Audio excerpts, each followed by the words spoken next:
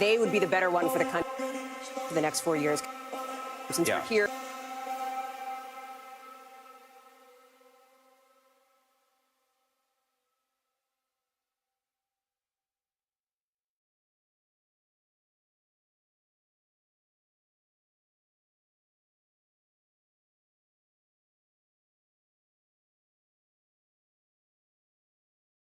Yeah.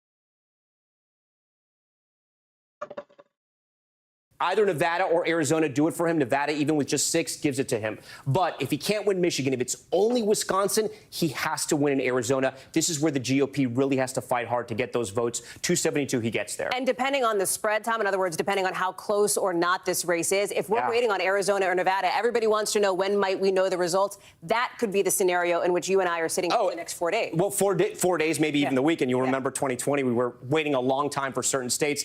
Arizona, look, everyone is telling us this time around, and again, take this with a grain of salt, that the states have improved, that the reporting has improved. We should get things sooner. We're hearing about states that took a long time in 2020. We may get them earlier tonight, which is going to make for a very exciting election night. It might make for an earlier election night, but you never know what can happen. Something else that would potentially be exciting and rare would be if this was a 269 to 269 tie. If nobody got to 270. People's political minds, if they're political fans, their minds would explode. So here's how it happens, the easiest way. She wins the blue wall, Wisconsin, Michigan, Pennsylvania. You'll say, Tom, 270, she goes to the White House. And I say, hold on, Hallie Jackson, hold on. And I give Trump the Sun Belt, Nevada, Arizona, Georgia, North Carolina. He's at 268, and you're like, Tom, did you go to school? Still not there, dude. Yeah, did you get that? No. But okay, so Nebraska, it's got that Where's Waldo status. And the reason why it has that Where's Waldo status is because it gives away electoral votes through popular vote, the whole state. If you win it, you get 2. Each congressional district, though, you each get 1. If Trump were to win that, like we said, if he wins it, it goes 269, 269. He won it in 2016, that congressional district. It could happen. It'd be very hard. But if this happened,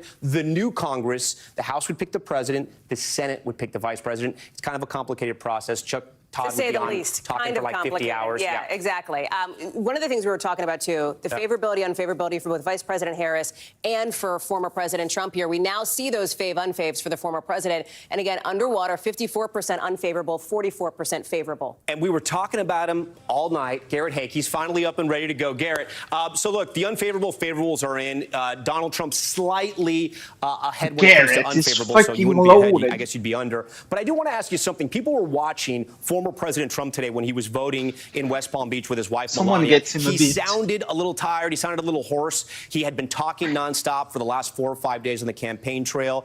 Should people misinterpret that? Because I know there was some sort of Monday morning quarterbacking saying, oh, he's tired. He doesn't look positive. Maybe it's the body language. What are you hearing from the Trump campaign? Look, Tom, the former is older than me. I was on that same overnight flight with him last night from Michigan back to Palm Beach. Landed about 6 o'clock in the morning, and I was tired too at that voting place. So I don't know that I would read too much into that as any particular signal. There was a brutal schedule here the last 24 hours of this campaign with Donald Trump trying to do something not about those unfavorability numbers, which Trump campaign is long understood are kind of baked in. There's not a person in this country who doesn't have sort of an already pretty well-established opinion of Donald Trump. They were trying to attack Kamala Harris on the issue sets rather than make him more popular, except I would say on the edges with some of these podcast interviews that they were trying to do, where they thought they might be able to introduce him to young men in particular who didn't already have fully formed opinions of Donald Trump, convince them that maybe he was a more normal guy, sort of a more laid-back guy than the public perception would be. They wanted to win on some specific issues, including immigration, which, as I dig through this poll data, I'm not convinced that they've done. In the early exits that we have seen on the question about what should happen with undocumented immigrants in this country, a significant majority of Americans saying they think they should be offered a pathway to citizenship, not deported back to the countries that they came from. Tom, this is a staple of every single Donald Trump rally, interview, press conference, appearance for the last 2 years. His idea of the world's largest mass deportation program. The voters are telling us in those exit polls they don't agree. Garrett, just before you go, give me one data point you're hearing from the Trump campaign that gives them hope tonight. It's rural voters, Tom. They think there's a landslide out there and rural voters coming out from. If that's true, we'll see it one tiny county at a time across the country tonight. It'll be a rural-urban divide tonight, all those battleground states pretty much. Garrett Hake, great reporting as always. Great work on the campaign trail. All right, Hallie, I'm going to send it over to you.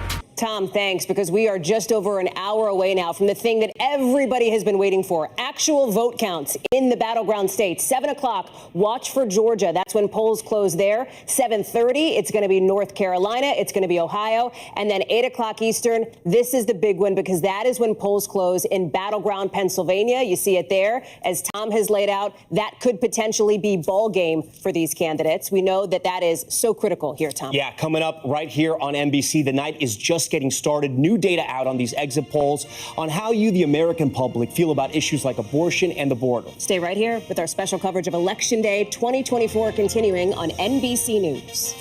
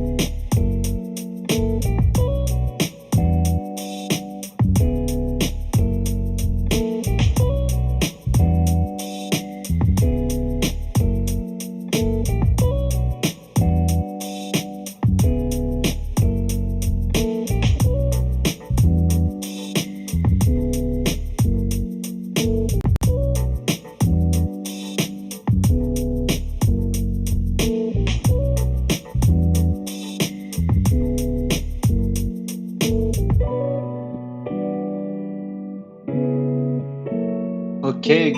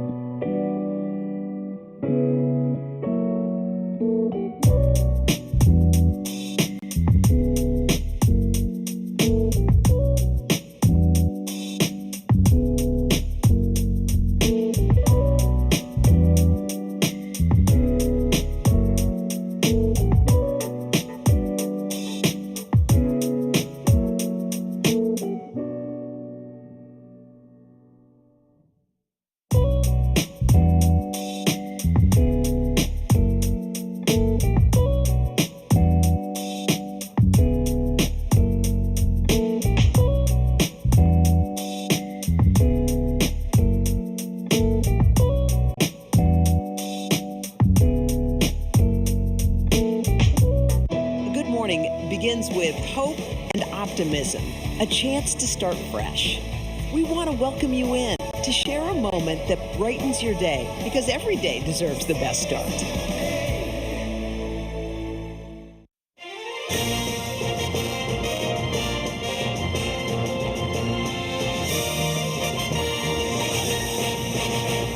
And welcome back. We are back now with our election coverage. The country in a lot of places still voting, but we have some breaking news, which is our first exit polls that have just come out. That's right. Remember, the first sense that we're getting, early sense of what the top issues are for voters. And you can see the pie chart here, right? 35% say the most important issue to them is the state of democracy, followed by the economy at 31%, then abortion, 14%, immigration, and foreign policy following. Interesting here because, remember, for months, that public polling had suggested that, in fact, the economy economy was the biggest and most important issue to voters, especially with those inflation numbers, Tom. Yeah, and also, we also have to tell our viewers, state of democracy can break both ways. That's It right. depends if you're a Republican or you're a Democrat and how you look at that issue. The president closed with the economy and immigration, and that was the second issue, the economy, but not as high as maybe Republicans wanted. That's exactly right. Of course, Vice President Harris, Tom, closing on abortion. Okay, yeah, and let's talk about abortion, right? And this is which comes closest to your position. Abortion should be illegal, 30%, legal, 66%. That's a huge number for Democrats. Nice. The vice president had made this a key part of her platform, especially in those last couple of months here, traveling to states like Texas, Georgia, Florida, where access to abortion is front and center after either controversial restrictive laws or the proposal. And it was somewhat a gamble, right? Because abortion wasn't necessarily in the news at the time because it was way past Roe v. Wade, but it was something Democrats knew would drive voters to the polls. Well, they saw it in the midterms in 2022, and they did better than expected, largely on the back of course, that decision that overturned Roe versus Wade. And we have been talking all night about these key battlegrounds. You are going to be talking about those key battlegrounds. One of them, of course, North Carolina. This is a state still reeling from Hurricane Helene, which has been the center of a major misinformation campaign, in part amplified by former President Trump. Our exit poll asked, is federal hurricane aid going to people who need it? And you can see the numbers here. 49% said yes. 46% said no. I want to get to Sam Brock, who's in North Carolina. And a question since that hurricane had hit, Sam, was going to be, will this affect people making it to the polls, getting their ballots in? What are you seeing and what are you hearing? Sure. Let me start with Part A, Hallie and Tom. Good to be with you. I'm in this tiny precinct right now, about 15 or 20 minutes outside of Ashland in Buncombe County. And what's amazing is they just celebrated 1,000 people voting just in this tiny precinct. Guys, the reason that it's relevant, as we see the last voters here that are lining up, we have about an hour and a half left, is the fact that you had another location where this was supposed to be that's still having helicopter supplies dropped in for victims of Hurricane Helene, as officials here are trying to coordinate and figure out where people will go to vote. And yet, despite all of that, you only had about a quarter of all the election sites in this entire county that were impacted in some way, whether it's combining with an existing polling site or having to move it all together. But folks seem to be finding where they need to go. The early voting numbers in Buncombe were at about 58%, which is outpacing the rest of the state. So we are, in fact, Hallie, to your question, seeing people come out and actually exercise their civic duty and be able to vote. As far as the misinformation component of this is concerned, though, I did have a conversation recently with a young couple that just voted for the first time. They are in many ways emblematic of how a lot of folks feel. It's not necessarily that they think that FEMA was only giving out $750, as was that first lie, frankly, that was out there for a couple of weeks, or that FEMA was redirecting funding from, disaster relief to the border, or any of the other things that were out there. They said that they didn't think that the community was doing a good job of disseminating water and food supplies to the people that need it. And that was a real tangible impact that affected their votes. And I'm hearing that not just from that young couple, but people who are voting across the county, guys. The state where you are, Sam, there's also another race that a lot of people in North Carolina and well beyond are watching, and that is NC1, the state's first congressional district, which could not only be a factor for the balance of power in the House of Representatives, but could also give us an early look at some of the trend lines as far as who is turning out and where, right? It could. So we're talking about Don Davis right now, who actually won that previous congressional election by about 5 percentage points. But there was a mid-cycle redistricting, Hallie, and the reality is that there were fewer black voters in his district now. More right-leaning parts of, say, the Outer Banks area of North Carolina were added. And suddenly he's in a dogfight with Lori Buckout, who's a businesswoman. And the question becomes, how does this speak reflectively to what's going on across the country? Well, certainly in terms of younger voters turning out, that's part of it. But also, North Carolina is a state where there are more registered Democrats by about 100,000 than Republicans, and yet redistricting, especially when you're talking about the House, matters a whole lot because there is a supermajority of Republicans in the state legislature. This, in some respects, is a reflection of that. Sam Brock, live for us there in North Carolina. Sam, thank you. North Carolina is going to be such a big story. We are tracking the latest exit polls as they come in, and the first polls in battleground Georgia are set to close soon. Stay with us for our NBC News special coverage of Election Night 2024 tonight, even into tomorrow morning. Savannah and Lester are going to take you all the way through right here on NBC News. Stay with us.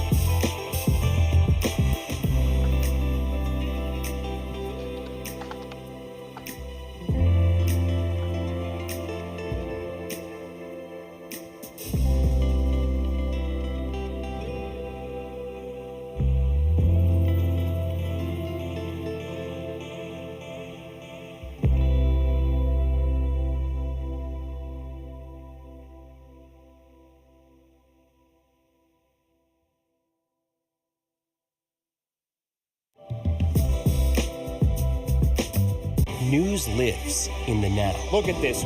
You can't even see anything anymore. Let's break down what we know. You gotta see this. News for the generation of now is NBC News Now.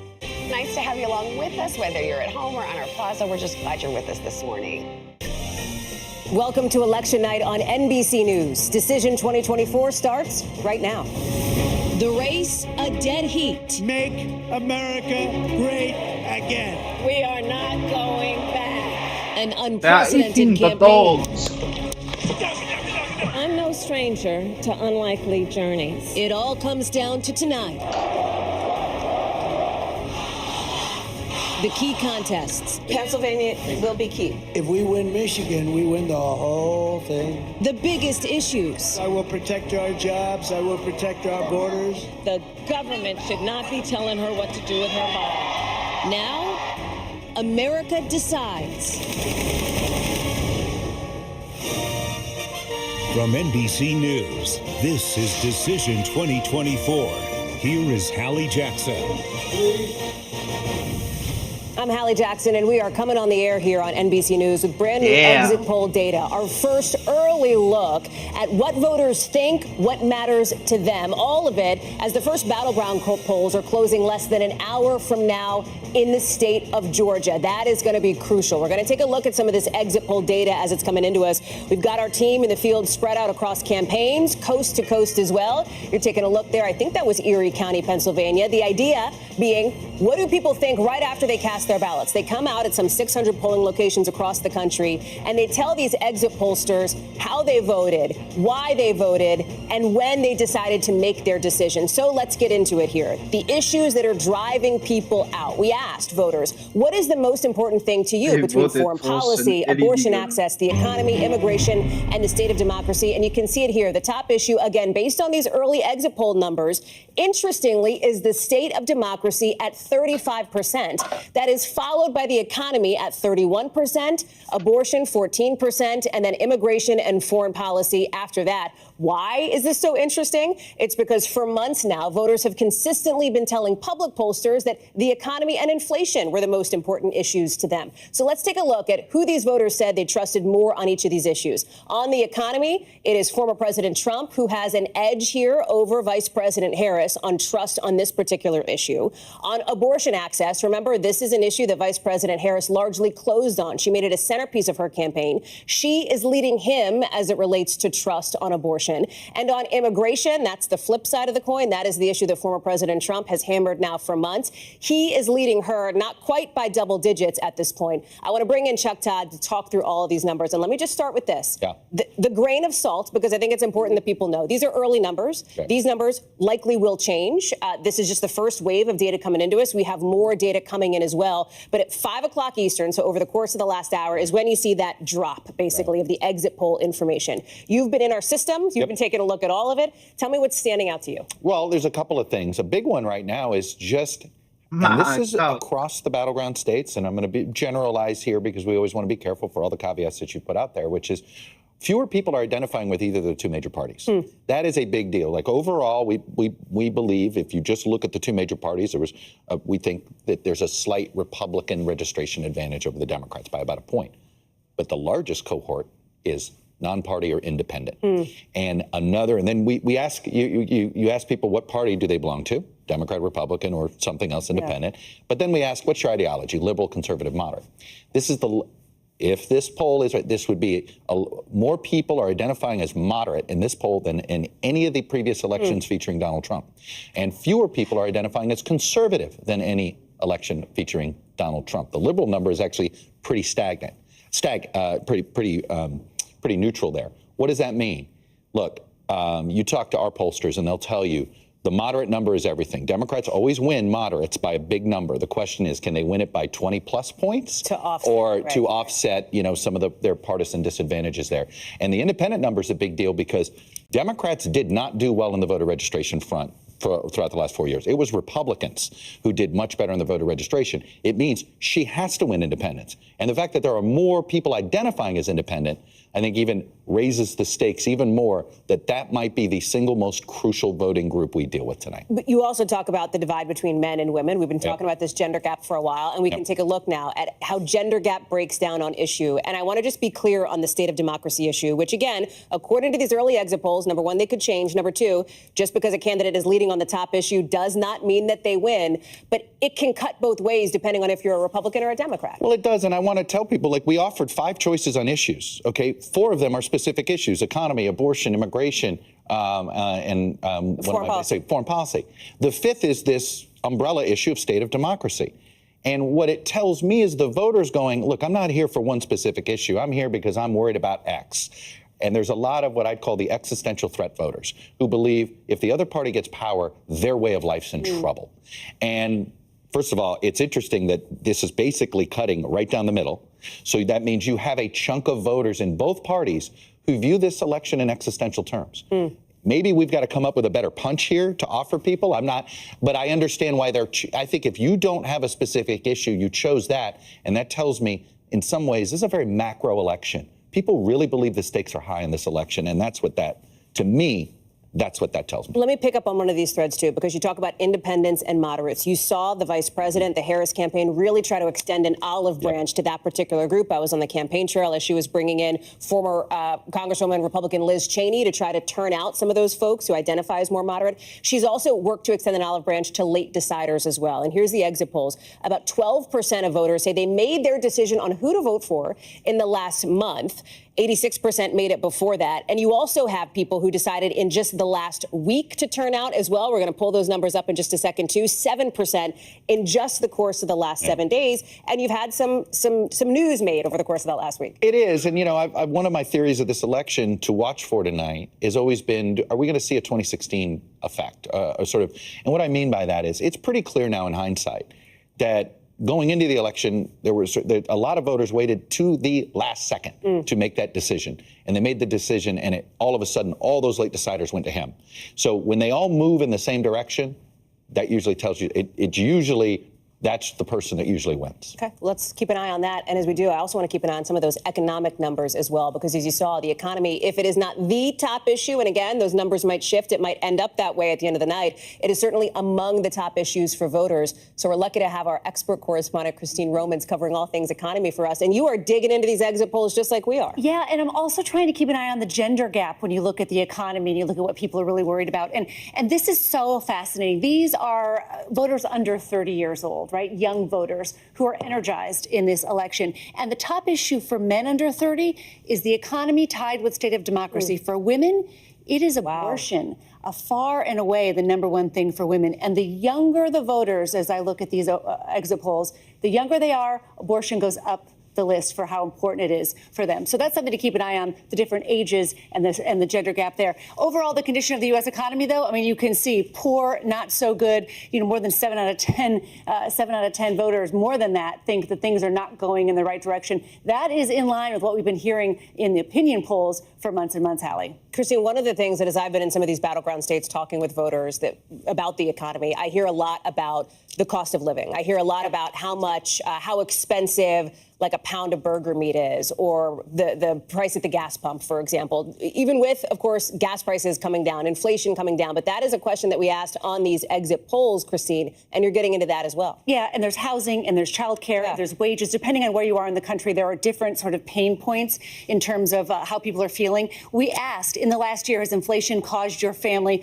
a severe hardship? 21%, a moderate hardship, 53%. That is a huge proportion of the electorate that thinks that inflation has been a hardship. No hardship at all, a surprising only 24%. Some might say they can't believe it's that high, considering how many people have been complaining about inflation. And by the way, this is a question we didn't even have to ask 4 years ago. 4 years ago, we were asking about the pandemic. Now so it's a reminder. I want to show you this one really quickly. Family finances, worse today, 45%. That is the highest worse family finances compared to 4 years ago in 5 presidential cycles. That's even a little bit higher than the great financial crisis, guys. That's so interesting. Christine Romans, thank you very much. Appreciate that. You know, the campaigns, the candidates are looking at this data too. Peter Alexander and Dasha Burns are covering both the Harris and the Trump campaigns, as we're just getting our look now at favorability ratings for each of the candidates. I want to show you here. Donald Trump will start here.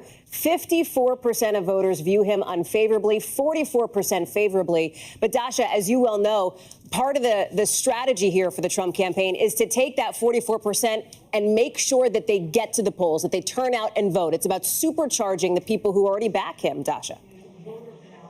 Yeah, that's exactly right. And a large focus for that base is men. You heard Christine Romans there just talk about the gender gap. I, from being out in the field, would almost call it like a gender chasm, a gender Grand Canyon. It is so stark, this divide, and it could be the defining factor for this election. And you can see that in just the closing messages that we watched from those candidates. Former President Trump last night got the endorsement of the nation's most popular podcaster, Joe Rogan. That is likely to maybe help him with men, especially young men. He's hugely influential. Not likely to help him with women. He did bring out conservative commentator Megyn Kelly, who was actually pretty critical of his approach with women, but she tried to help him make that closing pitch to female voters. But he's really, Hallie, been leaning into talking points that are more catering to men and platforms that cater more to men. The other thing that we're seeing from him just moments ago, he's already posting on Truth Social saying that there's a lot of talk about massive cheating in Philadelphia, saying law enforcement is coming. We got a response from D.A. Krasner saying that the only talk about massive cheating has come from one candidate, Donald J. Trump, and there is no factual basis whatsoever with law enforcement to support this wild allegation. We have seen him sowing seeds of doubt about this election with no evidence to support anything nefarious, Hallie. An important reality check there. Dasha Burns, live for us in South Florida. Thank you. Let's take a look now at the favorability for Vice President Harris, and you can see it here now. 50% of exit polled voters say that they have an unfavorable opinion of her versus 48% who say that they have a favorable opinion of her. In other words, that they like her, that they are into her, if you will. Let me bring in Peter Alexander, who's live for us just outside Howard University in Washington, where the vice president is holding her watch party. Peter, give us a sense of what you're hearing and seeing from the campaign at this moment. Well, I can tell you what I'm hearing right now is a lot of loud music as they get ready for a celebration here tonight. They are projecting confidence and hoping this night works out very well, but we'll save that for a little bit later. To the favorability numbers right now, I think particularly what is satisfying or is viewed as a good sign among Harris campaign officials with whom I'm speaking is the fact that Kamala Harris, the vice president's favorability, is at 48%. Joe Biden's is at 41%. She's well outperforming him right now. Of course, there have been real concerns that the sense that Americans thought the country was headed in the wrong direction. They had largely been dissatisfied with President Biden's handling of his time in office could have an impact on her. Ultimately, it's likely in part what led him to have to get out of this race. But she is not only outperforming President Biden, she's also outperforming former President Donald Trump at 44% right now. And what's also striking to me is in the NBC News poll, Hallie, as you know, that we put out only a matter of days ago, Americans had sort of a rosier view of Donald Trump's time in office now than they did at the time itself. 48% saying that they like the way he handled his time in office, which is notable because his favorability right now, according to these exit polls, early exit polls, is at 44%. So that number has come down a little bit as well. So those are some of the things we're going to keep close eyes on over the course of this evening. A couple other things that we're watching, campaign advisors are flagging to reporters like myself, reaching out and speaking to them. They are seeing large numbers among young voters, particularly on college campuses. We were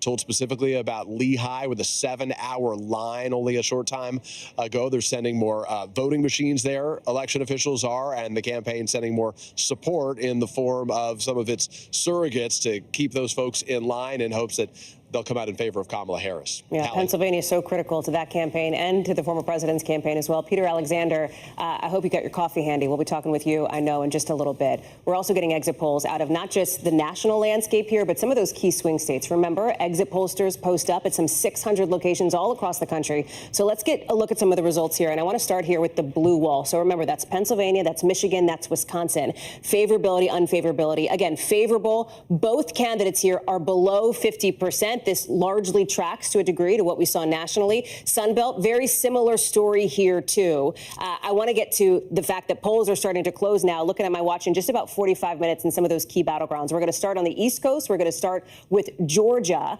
And you can see Indiana, Kentucky, Vermont, Virginia, South Carolina as well. But it's Georgia that we're going to be watching for, that you should be watching for as well. 30 minutes later, you've got North Carolina. This is one that is so fascinating here. Remember, former President Trump won this state twice, but it looks like it is, based on public polling, a very close race. And then at 8 o'clock, buckle up, because that's when it hits, right? Pennsylvania, the all-important battleground here, along with a slew of other states, including some with key Senate races, for example, like in Maryland. Ohio also has one. That'll be closed by 8 p.m. too. Polls close there at 7:30.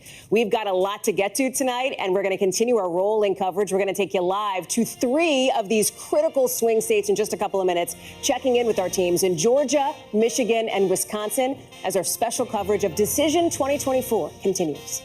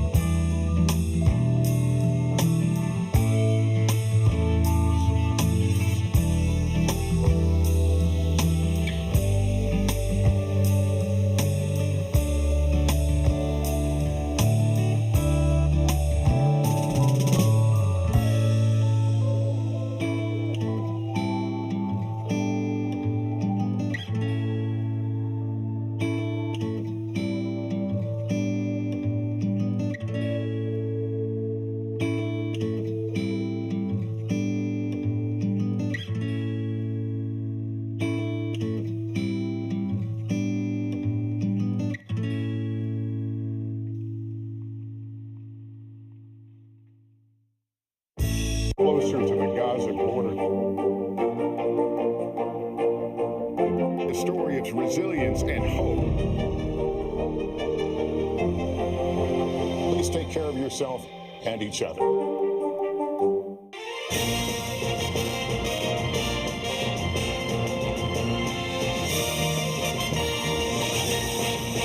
We are back now with our Decision 2024 election night coverage right here on NBC News. The country is still voting. Somebody you know may be out at the polls even now, but we are getting some data in from our exit polls here, like how voters feel about the way things are going in the country today. You see 72% of those polled say that they feel dissatisfied or angry. It's a negative view of where we are in America right now. 26% say they feel enthusiastic or satisfied. We've also been talking about what early exit polls, and again, these numbers could change throughout the course of the night and the course of the next couple of weeks as we get information in. But with the state of democracy as the top issue, 25% feel that it is secure, 73% feel that it is threatened. I want to bring in our political editor, Chuck Todd, to talk us through some of these numbers. Chuck, your takeaways. Look, this is a macro election. This is not one that's being decided by a single issue.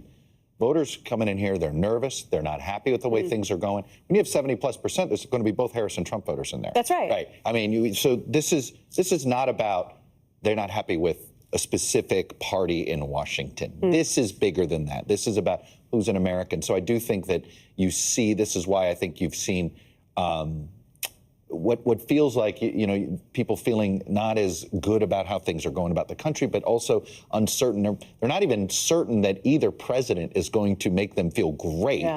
They're just clearly nervous about what the other side might do. Look, the other takeaway I have here is the fact that I think the makeup of this electorate, fewer people identifying with either major party.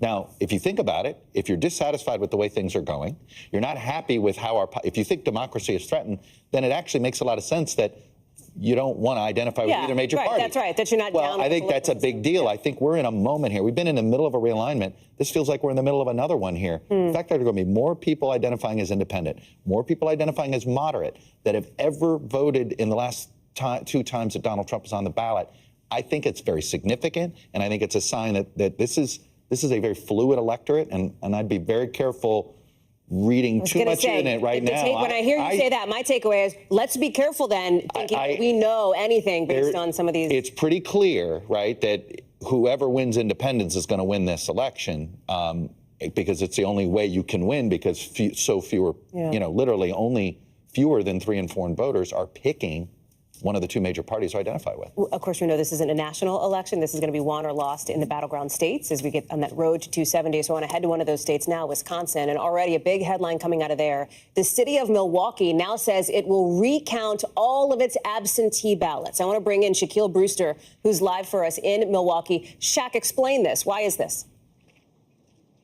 Yeah, Hallie, this is something that's not happening at polling locations, but instead happening downtown, where in Milwaukee they gather all of that early vote, people who voted early in person and those mail-in ballots, and they count them all at once, all in one location. And what they found is that the 13 high-speed tabulators there, while they were sealed, they weren't locked properly. So the clerk there went around, got the Republican observer, got the Democratic observer, and went through and relocked those tabulators. But they're saying out of an abundance of caution and to eliminate any doubt, and in order to be fully transparent, they went through and emptied.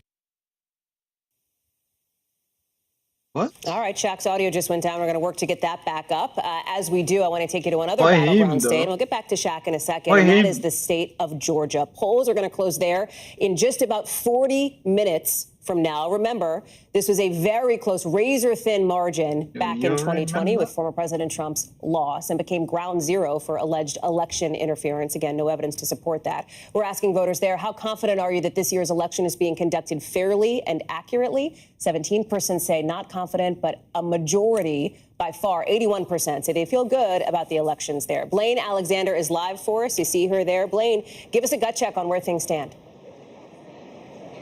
Well, where things stand is right now I'm standing in the Fulton County Elections Hub. You talked about polls closing here in Georgia in about 40 minutes. Once that happens, the activity here is going to start to pick up. Let me show you a little bit of what's happening over my shoulder. Right back there, those machines, that's where we are going to see the tabulations for the votes as they come in here to Fulton County, Georgia's most populous county. Of course, Hallie, you know it very well. We've talked about it plenty of times. It was kind of ground zero for all of those mini claims during 2020. I think what's interesting, Hallie, about this location, this building didn't exist back in 2020. This is something that was built new since the election last time. It's kind of a way to get all of the operations here under one roof, a way to streamline this process here in Fulton County. It's also a place that allows members of the public to come in and observe this process. We've already seen some people who are coming in to watch this tabulation from both parties, Republicans and Democrats, kind of here amongst the general population with us members of the media. So that's what's happening here. Now, just for a big picture of what's kind of happening around the state,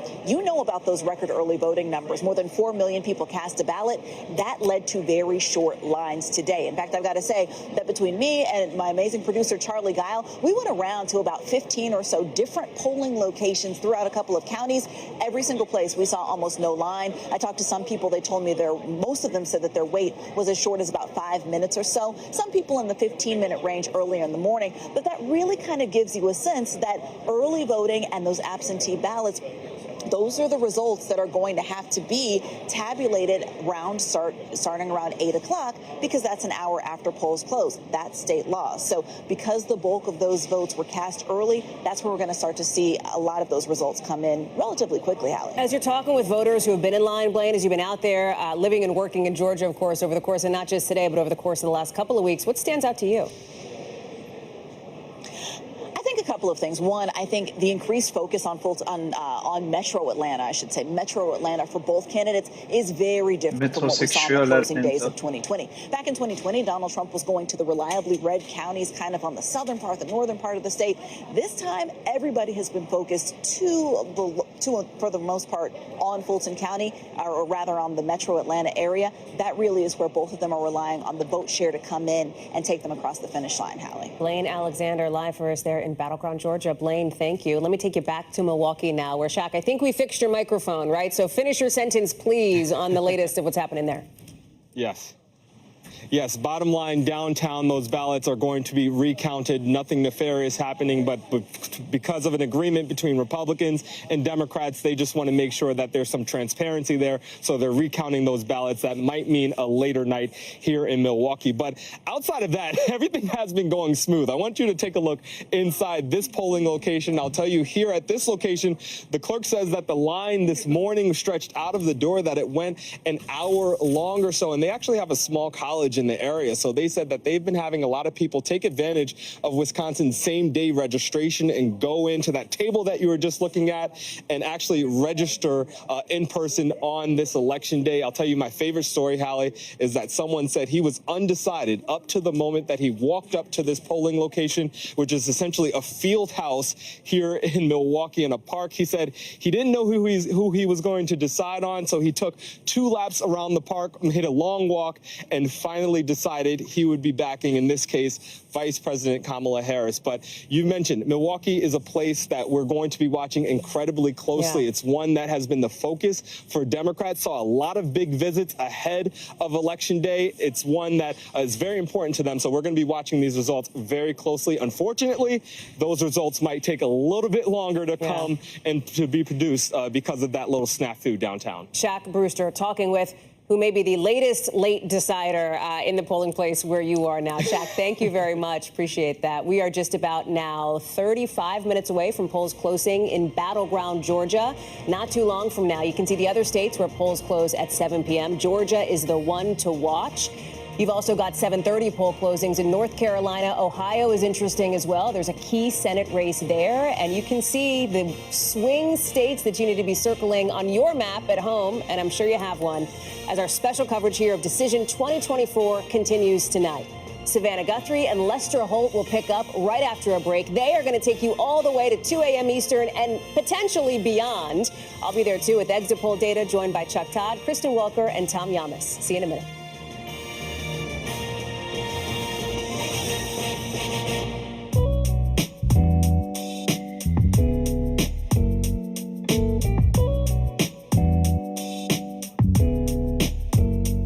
Stop the count!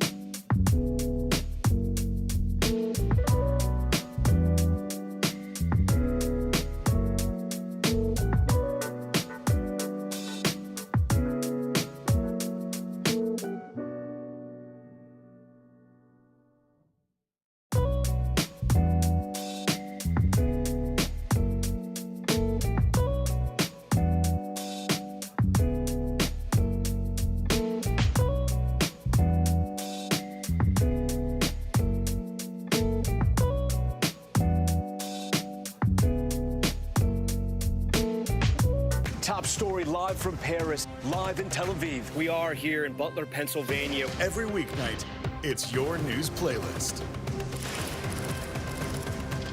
Top Story with Tom Yamas, streaming weeknights at 7 on NBC News Now.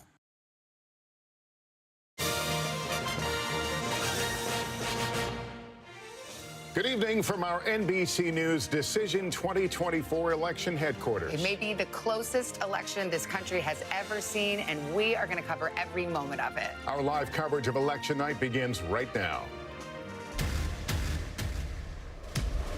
Tonight, it all comes down to this. One of the wildest elections ever finally reaches its end. Will Vice President Kamala Harris make history as the first female president? It is time to turn the page on the drama and the conflict. Or will it be a historic comeback for former President Trump? This will be America's new golden age. An election rocked by upheaval. It's been the honor of my life to serve as your president. And violence. Now in the hands of some 150 million Americans who headed to the polls to have their voices heard. Our correspondents live at campaign headquarters and with real-time updates from across the battleground states. Our decision desk ready to call the races. And our expert team here to break down all of it. We have brand new exit polls just in, with the first poll closings of the night just a half hour away. Who will control Congress? Who will be the next president of the United States? It's all decided beginning tonight.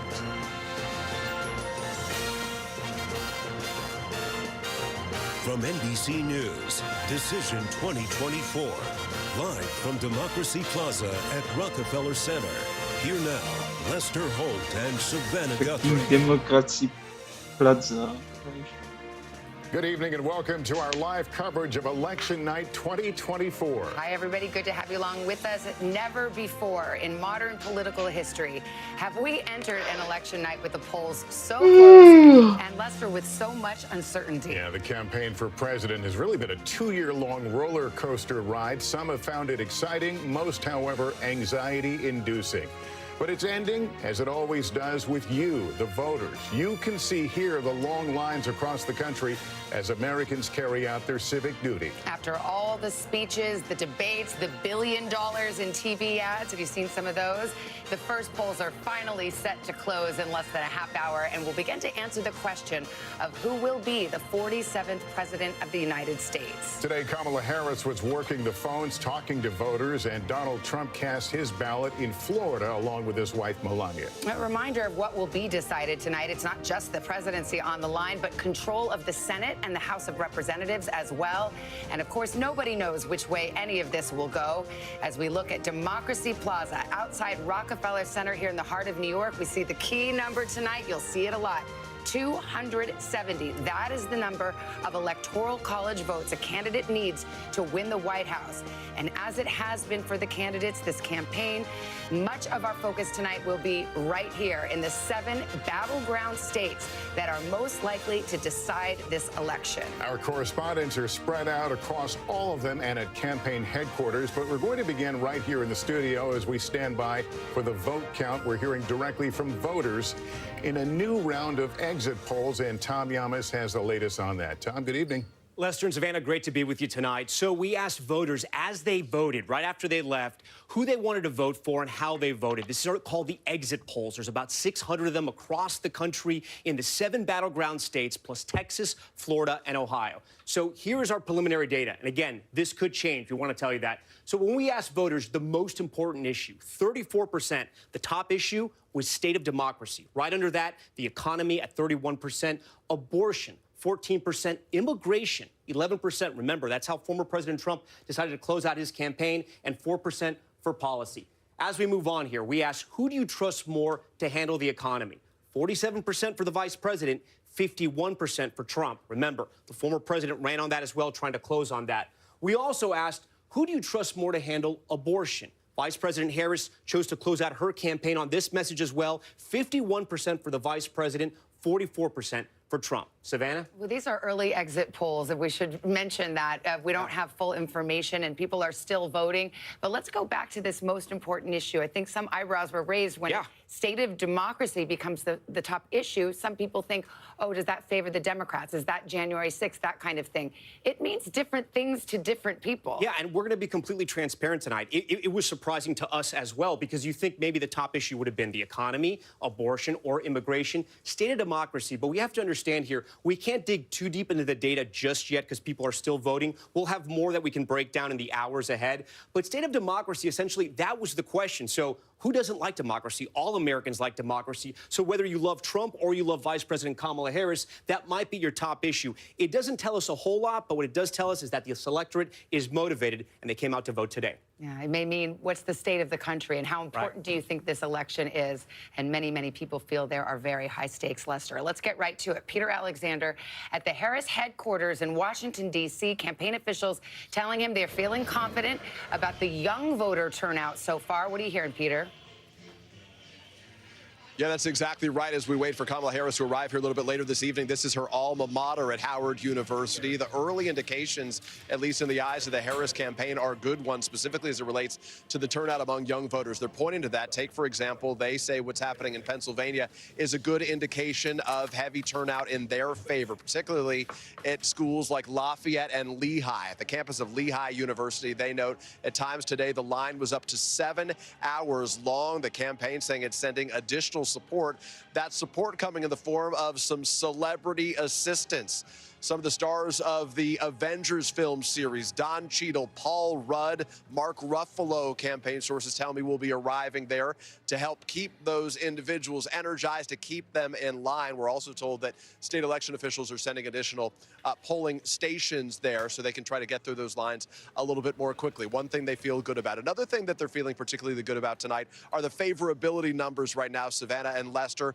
The numbers, according to early exit polls, show that Kamala Harris is at 48% in terms of her favorability. Compare that to 44% for former President Trump. But notably, Joe Biden, the current president, is at 41%. That means that Kamala Harris is outperforming the man along whom she ran in 2020, with whom she served for the last 4 years. There had been some real concerns that could have been an albatross for her, given so many Americans had indicated they thought the country was going in the wrong direction. Things we'll be watching over the course of this evening.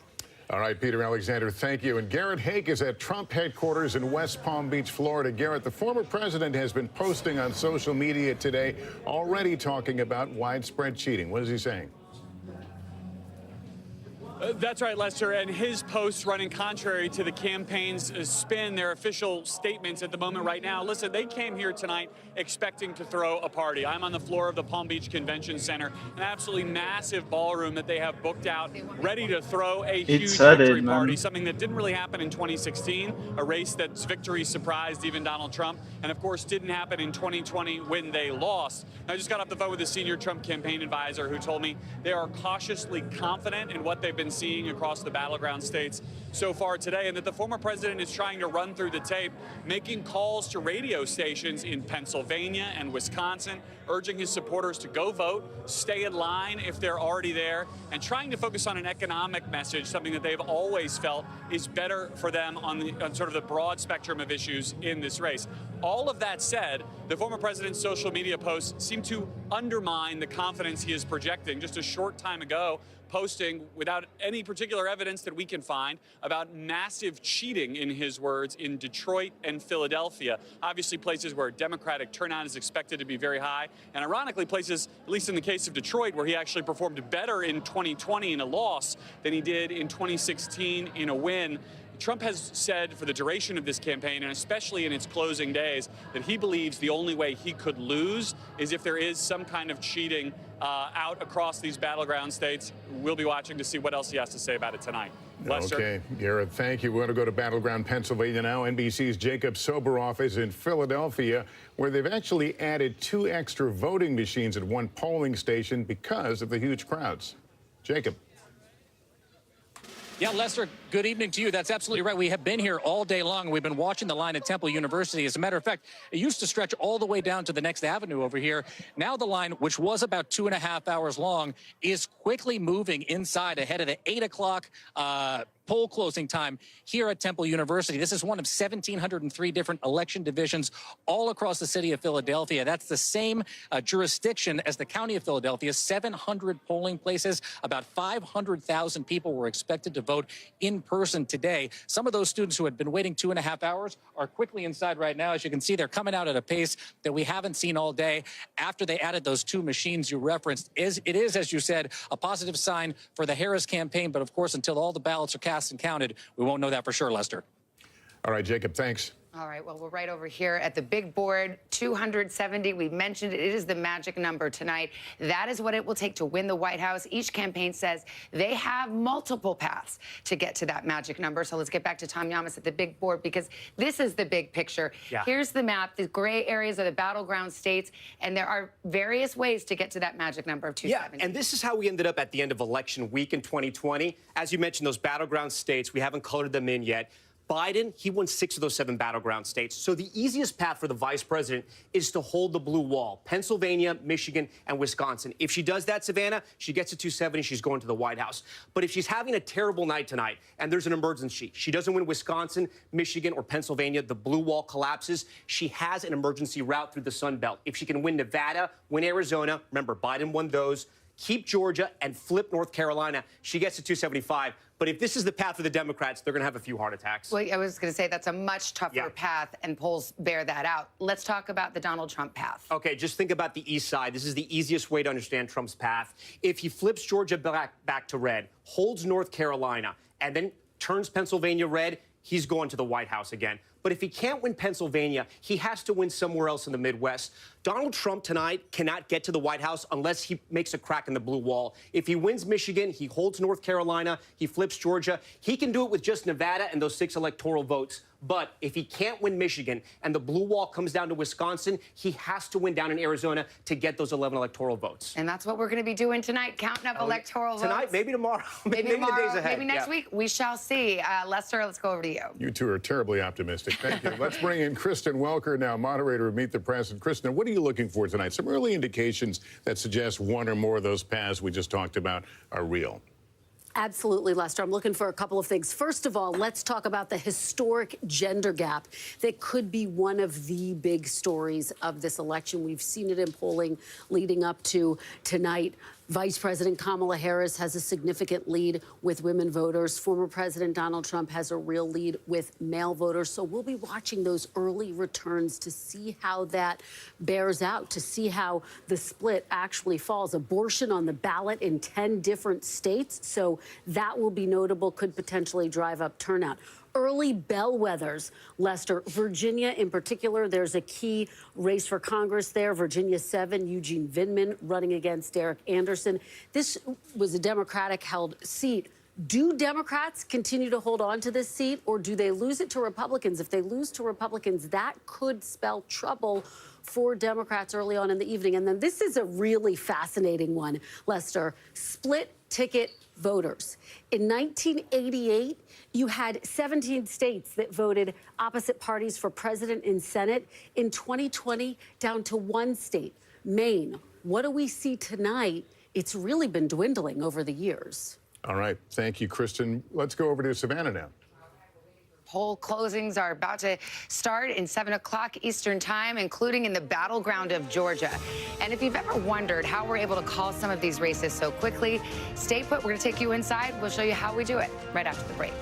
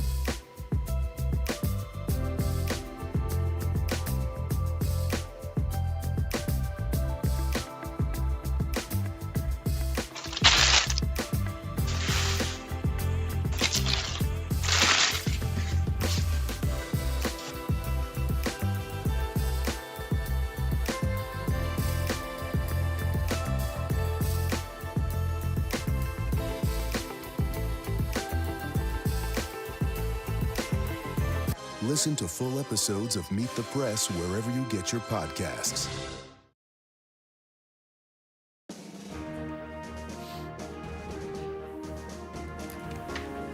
Welcome back to NBC News election night coverage. Vote tabulation centers across the country hard at work right now. You can see their election workers coast to coast counting ballots as they roll in on this historic night.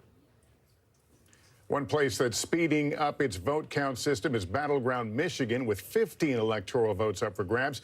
Jesse Kirsch is in Detroit, where people are still registering to vote. Jesse. That's right, Lester. Our colleague Julia Jester tells us in downtown Detroit there are still people lining up to register to vote or to deal with a registration issue like a change of address. So people continue to be going through that process. We are outside of a polling location right now, which will still be open for a little bit more than an hour. Of course, if people are in line by 8 p.m. Eastern time, the expectation is they will still be able to cast their ballot.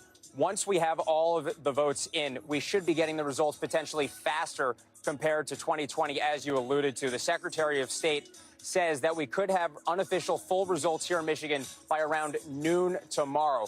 This time around for this presidential election, this is the first one where in Michigan, municipalities can pre-process absentee ballots. They're not releasing those results, but they can get those votes ready to be tabulated and be announced to the public. And in Detroit, obviously a massive city in this state, we are told by the Secretary of State that 95% of the absentee votes have been pre-processed already. And so that will potentially accelerate the timeline compared to 2020, where there was a vacuum of time that led to issues and misinformation and a lot of concern. And so that's something that we're going to be watching for, how that plays out. I got off the phone a short time ago with Congresswoman Haley Stevens from the Detroit area. She tells me, she's a Democrat, she tells me that if we see over 50% turnout in Detroit, that will be something that gives Democrats reason to smile. But there are multiple shifts potentially in the electorate we're watching for in this state. The war in Gaza, the situation in the Middle East, something that the substantial Arab American community in this state will be paying close attention to. We have a third-party candidate, Jill Stein, who has made a concerted effort to appeal to that community. That's one of several things we'll be watching for tonight. Savannah, back to you. All right, Jesse, we waited till Wednesday afternoon in 2020 to get Michigan's results. We'll see if they improve on that record. In about 10 minutes, the first polls will close, and our decision desk here at NBC will make the first projections of the night. We've got Tom Yamas here to pull back the curtain. I think a lot of people wonder, how do they do this, and how careful are we? And you're going to give us a sneak peek. Yeah, no, it's a great question, right? Because all through the night, you'll hear us projecting states, sometimes within minutes of polls closing, other times, as Savannah mentioned, days later. So tonight, we wanted to give you an inside look to show you how our team makes those calls. Tonight, election officials across the country on a mission to count millions of ballots. They then report out their tallies, where our decision desk pulls them in and gets to work. John Lipinski runs the decision desk. We have zero tolerance for errors. His job, project the winner in each race, often before all the votes are counted. Election night 2020. Calls like this one in 2020 came just seconds after the polls closed at 7 p.m. The president will easily carry Indiana. So when viewers tuned in 4 years ago, they saw we called Indiana with only 7% of the vote in. How's that possible? We leveraged exit poll data and actual real vote returns. That exit poll data comes from workers spread out across the country asking in-person and mail-in voters who they voted for. But that real-time vote count is also put through advanced computer models, which are then analyzed by data experts and political scientists at the decision desk. The only thing we care about is getting it right. The main factors: how big is the difference between the two candidates, and how much vote has yet to be counted. Think of it like a basketball game. If a team is up by 20 points at halftime, they're favored to win, but there's still a good chance the trailing team can catch up in the next half. But if a team is up by 20 points with only 2 minutes left in the fourth quarter, there's just not enough time to close the gap. That's how it is with the outstanding vote count. We're trying to figure out, are there enough votes for the second place candidate to overtake the first place candidate? And sometimes it's mathematically impossible. Lipinski and his team will also know where that outstanding vote is coming from. Is it from a very blue area or a red area, which adds to their formula? And if a race is really close, that could take days. You really need all of the vote in to be able to make a call, to be able to sort of be absolutely certain of who the winner will be. And the mantra of our decision desk is that they want to be right. They do not want to be first. And Savannah and Lester have had a lot of time to spend with the decision desk, getting me ready for the big board and for tonight's election night. I can tell you, they take their job so seriously. They're mathematicians, they're scientists, they're journalists. Thank God they do the math. We don't have to do it. And they are getting so much information from around the country. Sometimes the information is changing within the second.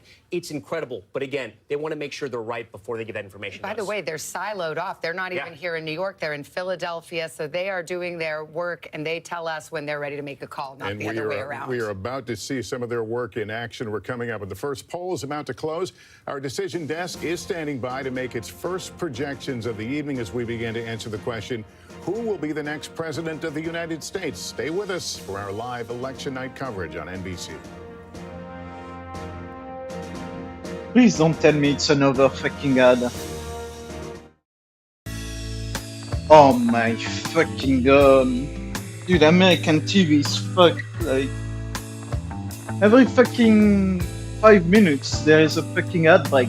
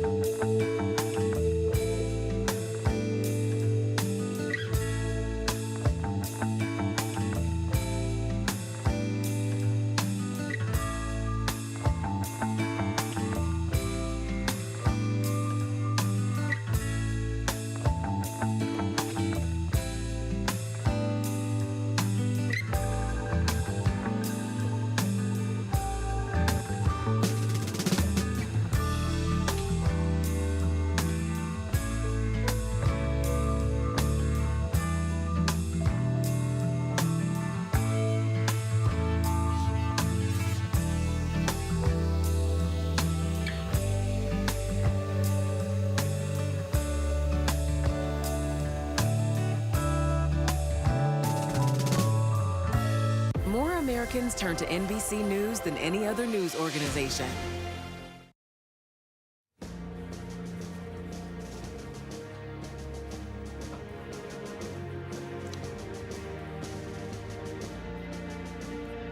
All right, we're back at 6:55 in the East. We are just minutes away from the first poll closings of the night. And that also means we are minutes away from our first calls of the night, including one of the biggest battlegrounds of all.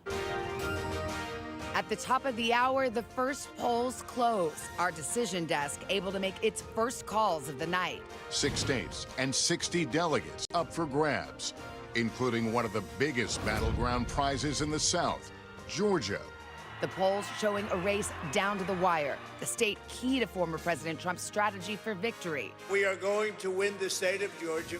And if Vice President Harris wins it, The path to the White House runs right through this state. she opens up another path to the 270 Electoral College votes needed to take the White House. We are standing by for the first vote count and new exit poll information from this critical battleground as our decision desk gets ready to make the first calls on the road to 270. So let's get to it. Who's ready to count some votes? Blaine Alexander is in Union City, Georgia for us tonight. Polls I've just never been about so to close freaking in ready. that battleground. Hi, Blaine. What are you seeing?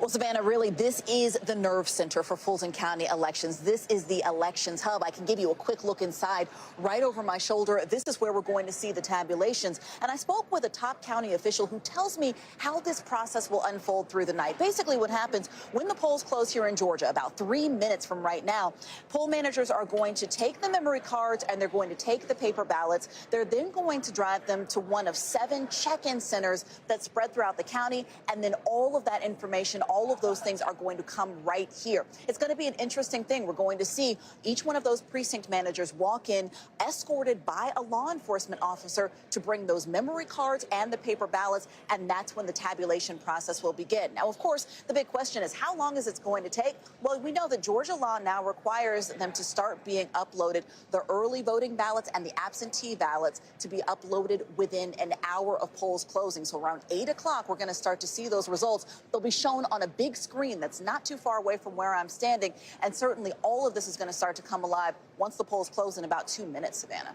All right, Blaine, thank you very much. Now to our panel. Hallie Jackson is our senior Washington correspondent. Kristen Welker is host and moderator of Meet the Press. Hallie, let me start with you. We're about to get our first characterization. Finally. What are you thinking? Listen, Georgia is going to be a critical state here. This is a place that had a very, very close razor-thin margin back in 2020. So what happens in Georgia is going to matter. A couple of things that I'm watching as I'm digging into those exit polls, which we'll get to after the polls close. Independents, who's doing well there? Non-white voters, Black and Latino voters, especially when you're looking at places like Metro Atlanta. We're always looking at young voters, and we are always looking at the gender gap, of course. We know that that is one of the dominant storylines of the night. Yeah, exactly. And so we'll see if it continues to be. I think a real tell for that is going to be after 8 o'clock when polls close and we can start to report out more. Georgia was one of those traditionally red states that Democrats had thought about and dreamed about for many years, and not until 2020 did they finally get it. It was the swingiest state of the 2020 election. Trump won it by 200,000, I think, in 2016, and then Biden barely eked by. So what do you expect tonight? Well, I think there has been so much focus on African-American voters and Black men in particular. I think about former President Barack Obama, who was out on the campaign trail with that very blunt message for Black male voters. Don't sit on the sidelines, get out and vote. So we will see if in a place like Georgia, the Atlanta suburbs, that paid off. All right, we are having an election alert now as we approach the top of the hour, and things are about to start getting interesting.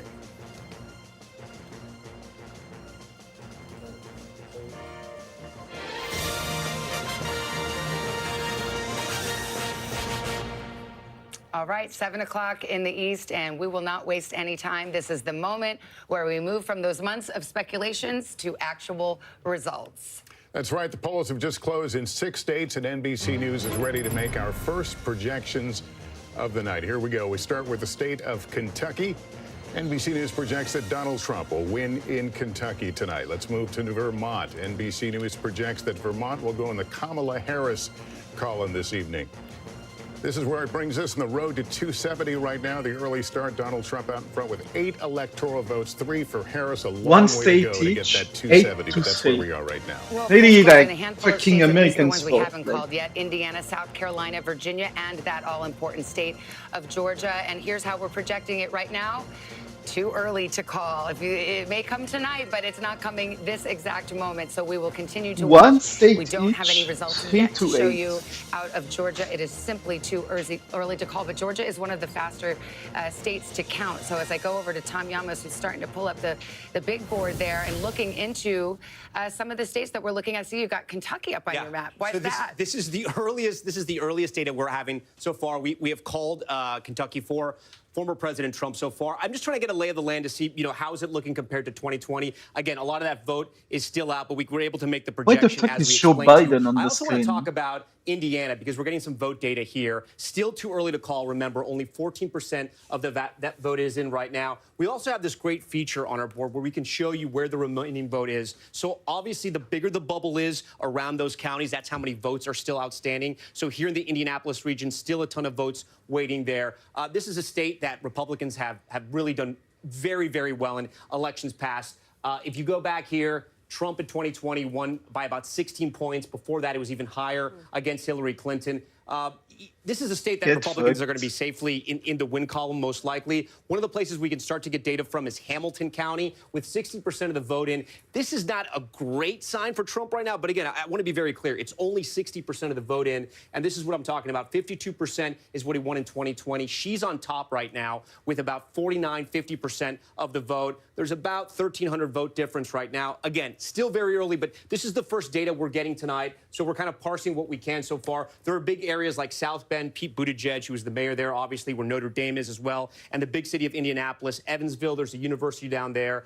A lot of if we look at the map in 2020, these are mostly rural counties, red counties where Trump can really run up the vote. But again, in some of these smaller counties, he wants to be 60, 70% to make sure he can overcome what she's going to get in Indianapolis. But still very early tonight, Savannah. We're going to get a lot of data as it's coming in, hot and heavy throughout the night. But right now, still very, very early. This is when we get the tea leaves out. This is the tea leaves portion of the night. And, you know, you have a red state. You know that Indiana's that Trump will prevail most likely. Same thing with Kentucky. But sometimes we can look into those counties and particularly the suburbs, because that is where we're starting to see a trend. Did I read your mind? Oh, Savannah, we're mind melding because I'm looking at Hamilton County and I'm going, okay, people at home are probably going, wait a second, Hamilton County, was I supposed to know about that one? Was that one of the big ones? Here's why it's so interesting. It's because of the tea leaves, Savannah, and because of the trend lines as well, right? This is a county where Republican margins have been shrinking over time. Democrats have been making inroads. It is a suburban county. It is something similar that we see in places like Georgia, right? In some of these places in Pennsylvania and elsewhere. And that is what's so interesting about Hamilton. Let's not over-index on it. It's early, so that's why we're interested in it, because it's at least some data that's coming into us. But that's part of the story here. You can see the importance of some of these places by how many times the candidates have visited. Donald Trump, 8 trips to Georgia, 7 for Kamala Harris. I mean, we cover it every night, them in this state and that state, but when you see it laid out, it's quite amazing. It really is. And when you think about the state of Georgia, we'll be looking at those Atlanta suburbs. What types of margins do we see there? That's how President Biden wound up eking out a victory. And then the exurbs, that's where Donald Trump does well. Forsyth, Cherokee, can he run up the margins there? If he's going to win the state of Georgia, he'll do it in those territories. Let's take it a step out, because these are themes that will run throughout the night. Kamala Harris has to get the turnout up in the cities. She has to get her margins even higher in the suburbs, and why she has to make up for the rural vote that is expected for Donald Trump. And he has been very good in past elections at finding these voters who aren't traditional voters who come and vote for the first time. Absolutely. That's where the ground game is so significant. And tonight will be, to some extent, a test not only of their campaigns, but of the ground games. Was the Trump campaign able to get out some of those voters who don't typically go out and vote? One note about Pennsylvania, one of the biggest states we're going to be watching throughout the course of the night. Joe Biden won it, not just by running up the margin in the Philadelphia county, but in the suburbs of Philadelphia, those collar counties that make all the difference. Hallie and I are both in Pennsylvania. That's our Bucks County in the House, folks. Yeah, what do the exit polls tell you? Okay, so let me disengage myself from the chair here, because we can start to get into some of the vote breaks here in Georgia. And here's what's really interesting. We've talked about people who identify as independents. This is a category, right, of voter that Vice President Harris really extended an olive branch to. She wanted to win them over. But look at this. Based on our exit poll data, it is Donald Trump winning independents, nearly a double-digit margin over Vice President Harris in the state of Georgia. Here's your grain of salt caveat. These are early numbers. They may shift a little bit throughout the night, but this is really interesting here. And if you're wondering, well, how does this compare to 2020? Let me pull that up here, because he is overperforming. Donald Trump is overperforming his numbers with independent voters in Georgia this cycle than he did last cycle by a significant margin, by about 10 points as well. The other piece of this, too, let's look at the gender gap in Georgia. The gender gap, it exists here, folks. We are seeing, and we'll pull up this board in a second here, Kamala Harris winning with women, Donald Trump winning with men. And I'll tell you, as I walk back over to the table here, that is something else we'll be watching here throughout the night. She's got to do really well with women. He wants to do really well with men. And in my conversations with campaign sources just in the last couple of hours, they're looking at that as well. We've called this election perhaps the battle of the sexes election, so we'll see how that plays out. I think we've got a winner to announce, key projection in the state of Indiana. And no surprise here, Donald Trump will win that state again. Here's the data that's just coming in. See if we can get some numbers. And you now know, because we've taken you inside the decision desk, how is it that we can project this with just 15% of the vote counted? It is because we are confident that the margin is sufficient to make that call. So let's go to the 270 map. We're going to see this a lot, and we start to fill in some of the gray. Indiana, red for Donald Trump. Let me go right over to Tom Yamas, who's actually looking at Florida. So Florida had a poll close, or is it about to poll close? Yeah, they've closed. We have some voting data. Okay.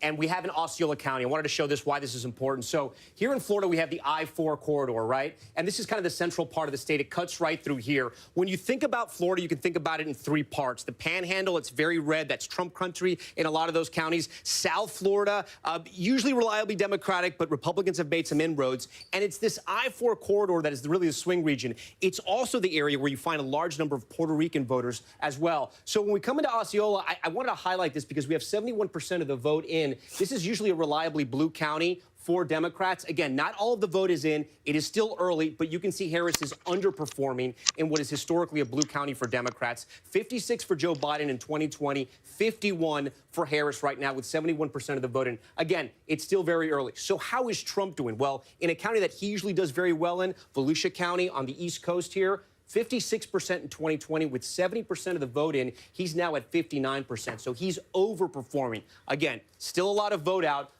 Still a lot to do here and kind of see where the vote is going. But those are good signs for the president. Listen, Florida has been trending red. Trump won it in 2016. He won it in 2020. Actually, in 2016, when that political earthquake happened, it really happened once we started calling Florida. 30 electoral votes. The map gets very, very hard for Trump if he doesn't win Florida. Without Florida, his sort of strategy in the blue wall and everywhere else kind of collapses. He needed this in the win column. Still very early. Right now, statewide, only 18% of the vote is in. We can find out where that remaining vote is tonight. So you can see in the major cities, Tampa, we're still going to find out how that hurricane, both Milton and Helene, affected voters there. Pinellas County, just to the west of that, a big swing county. Orlando, that's a hub for Democrats. Duval County, we actually have some vote in Duval County. I want to take a look at this. This is Governor Ron DeSantis' old district when he was a representative.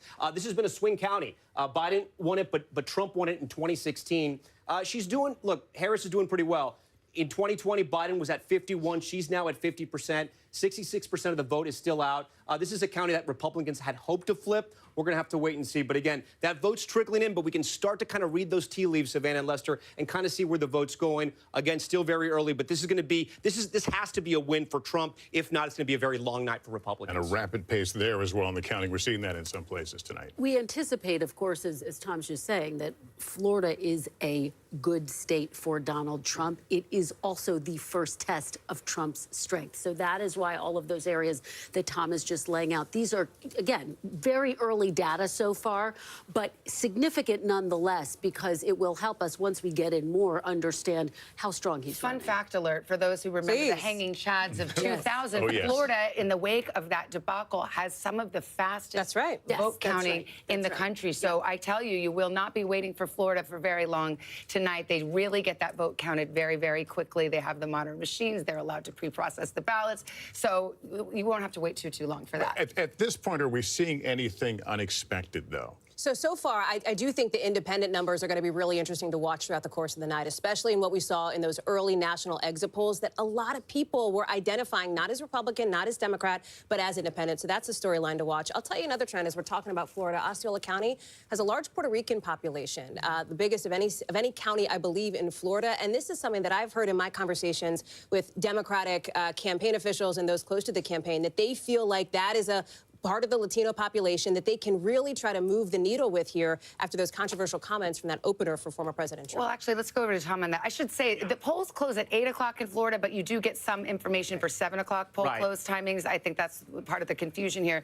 But we're talking about this Osceola County. It's a third Split Puerto poll Rican. close, right, yeah. Right. So it's interesting because you have the Latinos down in Miami-Dade. I know, go ahead and give your shout out. Miami-Dade is the greatest. Just the greatest county, greatest people. Yes. I mean, I could keep going. But obviously, this is, Latinos come from different backgrounds and have different voting patterns here. Yeah, it is not monolithic. Just like really every minority group, it is not monolithic. The Puerto Ricans have tended to vote more Democratic.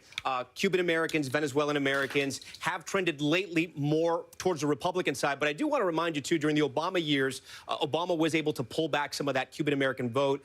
It has changed in recent years. We're getting more data. As you mentioned, Florida's very fast in putting in their data out. So we were talking about Osceola again, their big Puerto Rican population. The same with Orange. This is Orlando. This is a big Democratic stronghold here. Again, 60% in. Look, I don't want to draw too many inferences from this, but you have Biden at 61.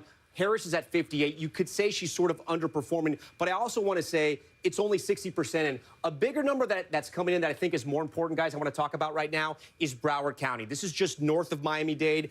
Think about Fort Lauderdale, think about Sunrise, all those areas and those big cities that have been growing over the years, especially post-pandemic. This needs to be a place where Democrats really drive up the vote, right? Hillary Clinton won big here, 66%. Biden did the same at 64. Tonight, Harris is at 60. Again, I always point to this number. All the votes not in. But if you were to call it right now, she is slightly underperforming. We'll wait for that it's vote 3 to to come 19. in. Guys, Tom, like thanks what? very much. We are just minutes away from polls closing in Ohio and battleground North Carolina. We're standing by to make some new calls in the race for the White House. Stay with us.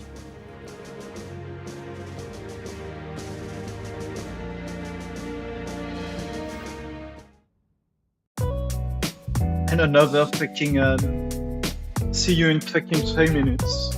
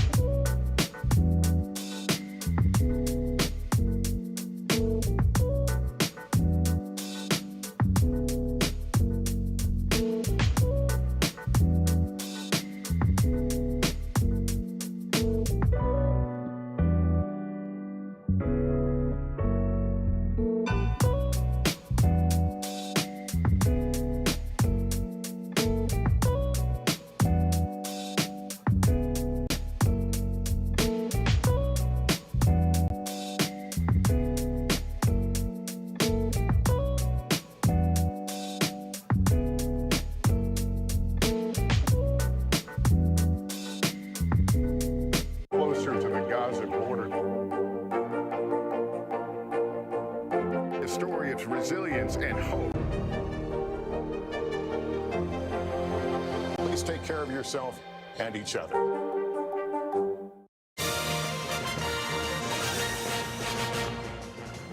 Welcome back. We're going to be taking you to this view and these numbers here as we continue throughout the evening on the road to 270. Donald Trump out to the early lead with 19, Harris with 3. Let's look at a couple of races that have uncalled so far. We will start with Virginia, 13 electoral votes, just 1% in there in Virginia, but you can see Donald Trump at a widespread right now in Georgia. That's, of course, the first big prize in the among the swing states right now. Donald Trump with 90,000 votes. Kamala Harris, 86,000, but that's too early to call. So we had some of our first poll closings. We await Arizona in a couple of hours from now. 11 electoral votes. We've got Gotti Schwartz there in Tempe, home to Arizona State University. Big lines there. A real split that you're seeing, that gender divide, Gotti. Absolutely. Big lines, big turnout here at ASU. This is the 75-foot line. That's where the line starts. And let's take a walk, because this line is about 77 minutes long if you're looking at the app. But the line extends all the way down, and you're seeing so many of these students turning out. You were just talking about that gender gap, and we've been talking to a lot of the students here, a lot of the female students. They say that they've been driven to the polls by the issue of abortion and the issue of how they think Donald Trump treats women. And then you see a lot of males in this line, young guys here at ASU, many of them wearing those MAGA hats that have been given out along this line from organizers here. And they have been telling us that the reason why they are turning out is because of the economy, because of masculine identity.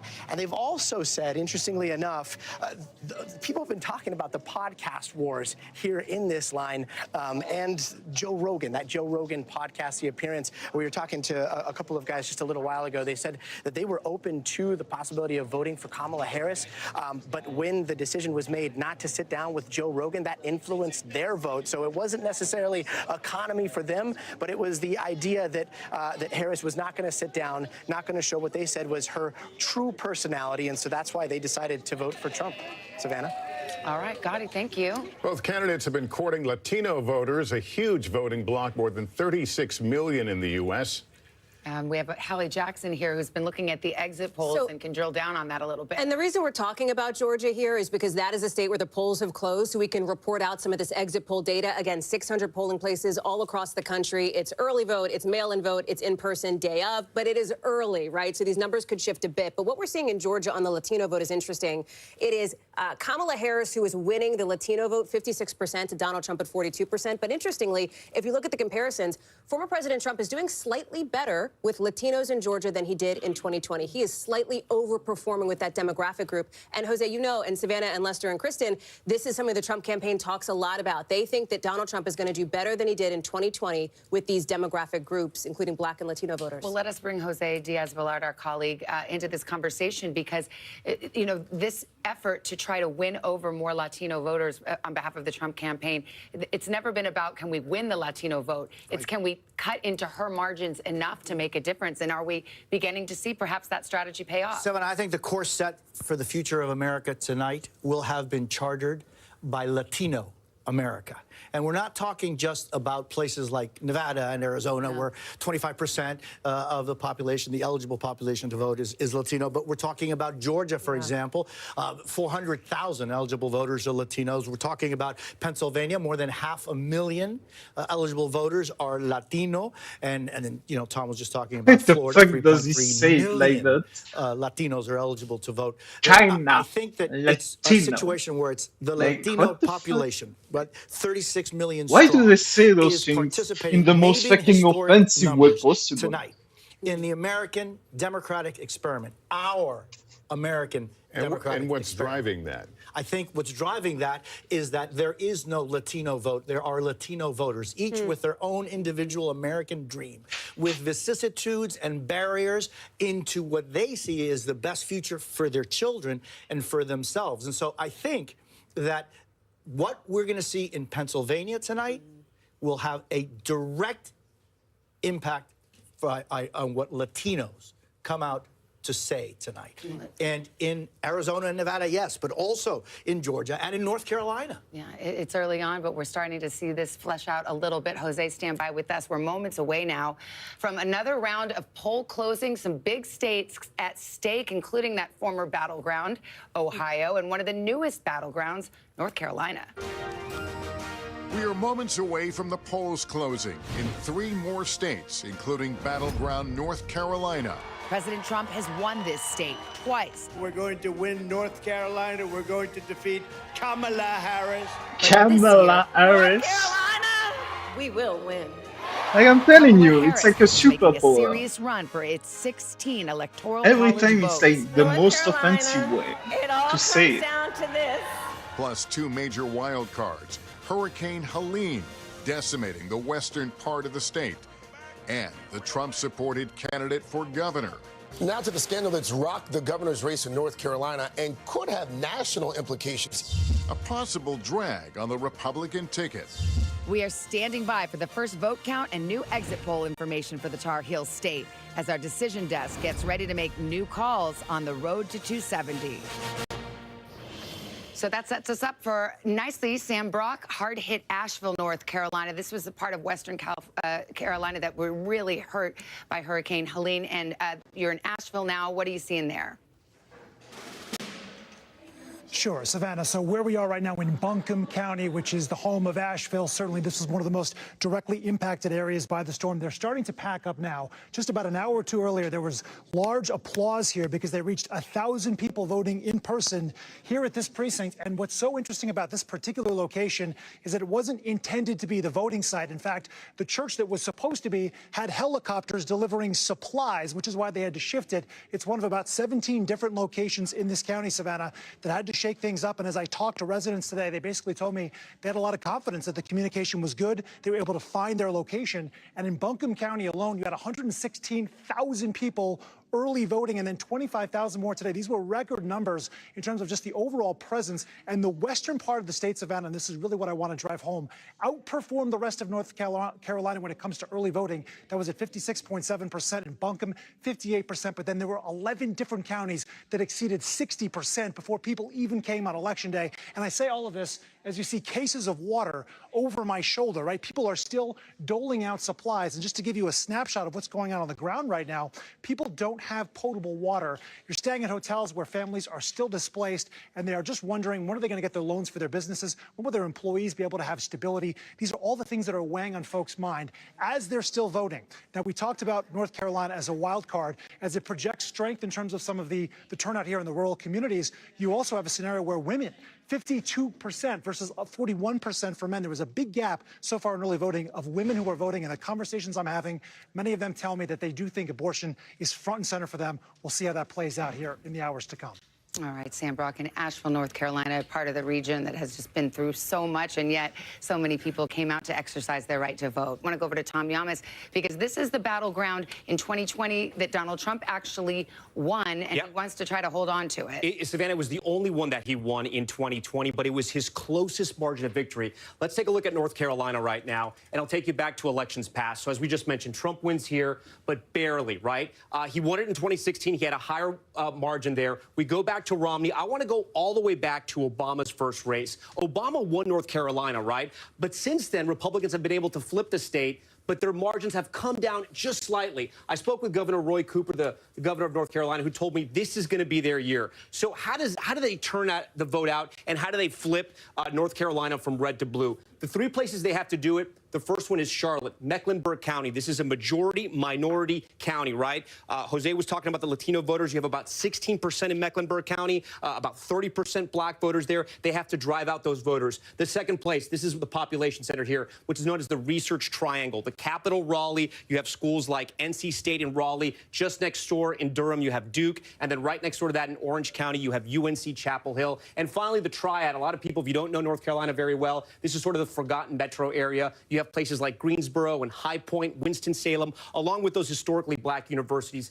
These are the areas, guys, where they have to run up the vote. How does Trump win? Well, look at the state. You see how red it is. And here's the issue. It's one of the most rural battleground states. So Trump has to run up that rural vote. And then you were just talking to Sam Brock about the issue of hurricanes. Those are the hurricane counties right there. A lot of them are Trump country, with the exception of Asheville, Buncombe, where you have Appalachian State over here, where Boone is.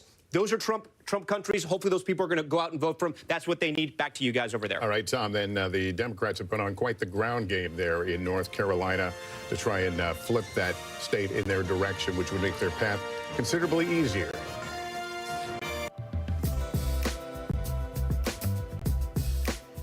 And another fucking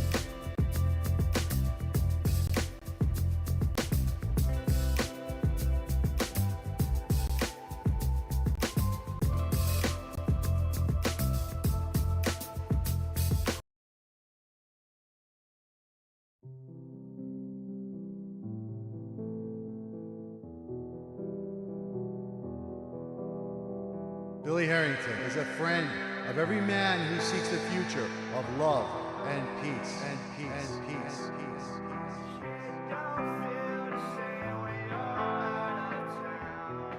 Yo, Fortune, what's up? It's Billy Harrington, Anarchy. I just got off a plane from Greece. That's why I'm a little suntan right now. I just wanted to wish you a happy birthday, buddy. Take care.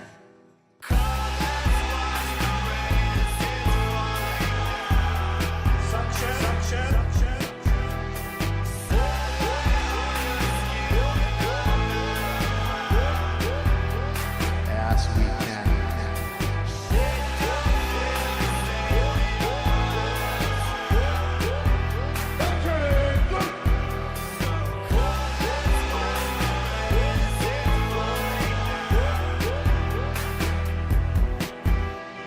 And that's stuff that I'm most proud of. That stuff, to be honest with you, as I grow older, I'll look back when I'm an old man in a rocking chair and really be able to appreciate that I was at one point a very magnificent, beautiful man.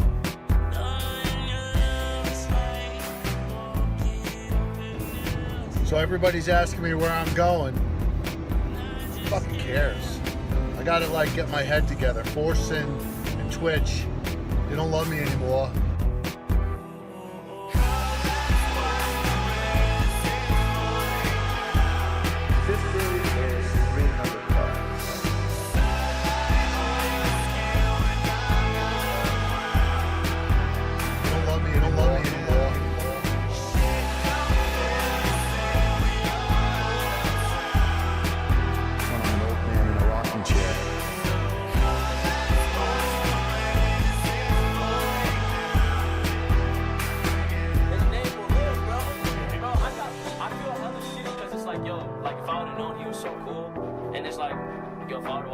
Sooner, but we were so alike.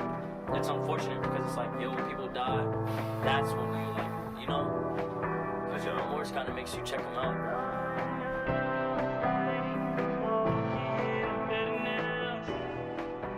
Without Billy, we wouldn't have been able to enjoy ourselves as we have on Twitch and all around the world.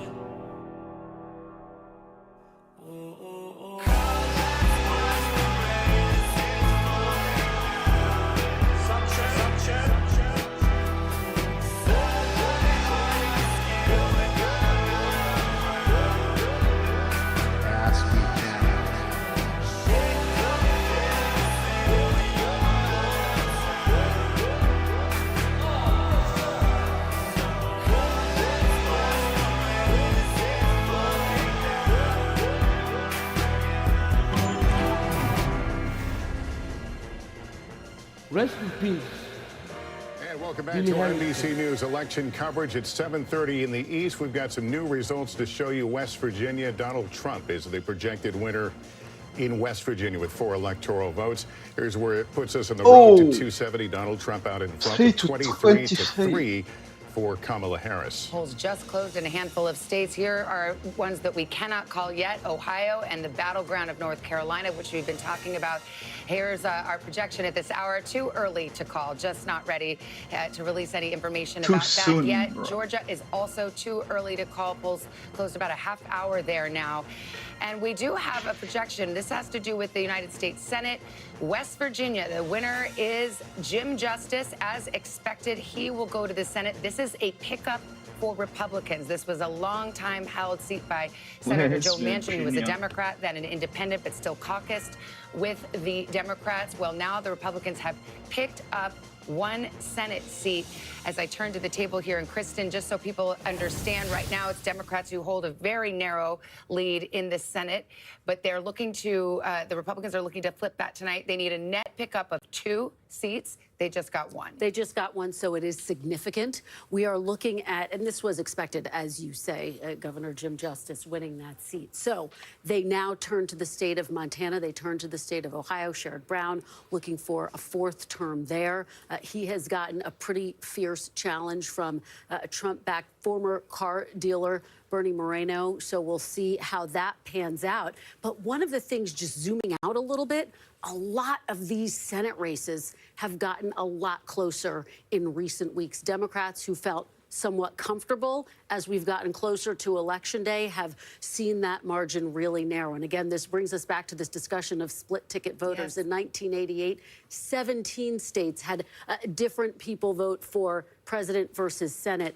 That was down to 1 state last year, the state of Maine, when Susan Collins won, but the state went for Joe Biden. So we'll have to watch that very closely. But again, we were expecting that result out of West Virginia. Ticket splitting has become more rare in the Trump era. However, it's making a comeback in some of these Senate races where people might vote for a different party for president than they do for the Senate. That's one of the things we'll be watching closely. And how are you doing some more exit duty on North Carolina? That's right. So now that North Carolina polls have closed, I want to talk you through some of what we're seeing from these exit polls numbers. And it is interesting here, right? First, we're going to take a look at the non-white vote in North Carolina. These are the black voters, include Latino voters that Tom was talking about in some of those key counties in North Carolina. As expected, Vice President Harris is winning non-white voters based on these early exit poll numbers. But take a look at Donald Trump here. He's got that 25% slice of the pie. Let me show you the comparison. He is outperforming where he was 4 years ago with non-white voters in North Carolina. He was at 19% in 2020. However, 2 things are also true here. Let me show you white voters here, and we can take a look at the comparison here. You can see that it is former President Trump winning with white voters at 61%,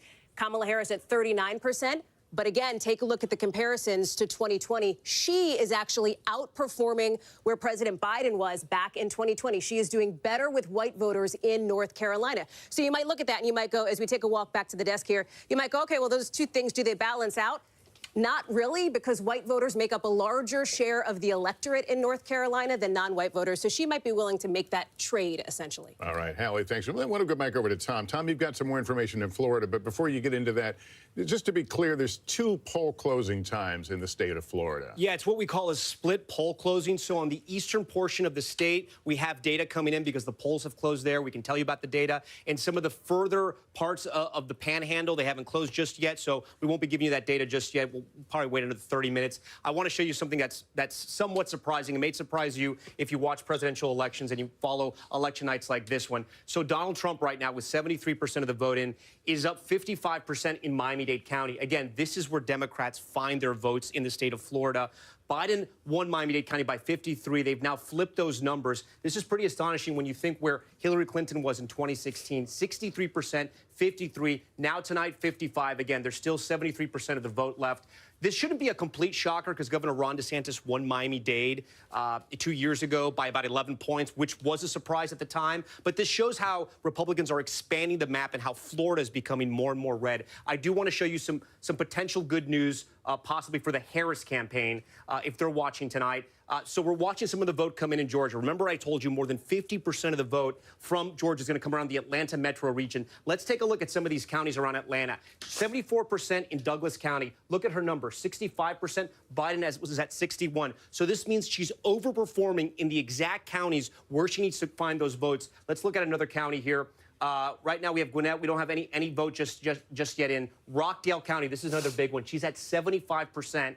Biden was at 69. So she's overperforming right now in some of these counties in the Atlanta metro region. Again, guys, this is where she has to drive up her vote. If she can expand the map, scale the Democratic vote there, they can hold Georgia. You remember this was such a close race 4 years ago. Any votes they can find in that Atlanta region is going to help them. Guys?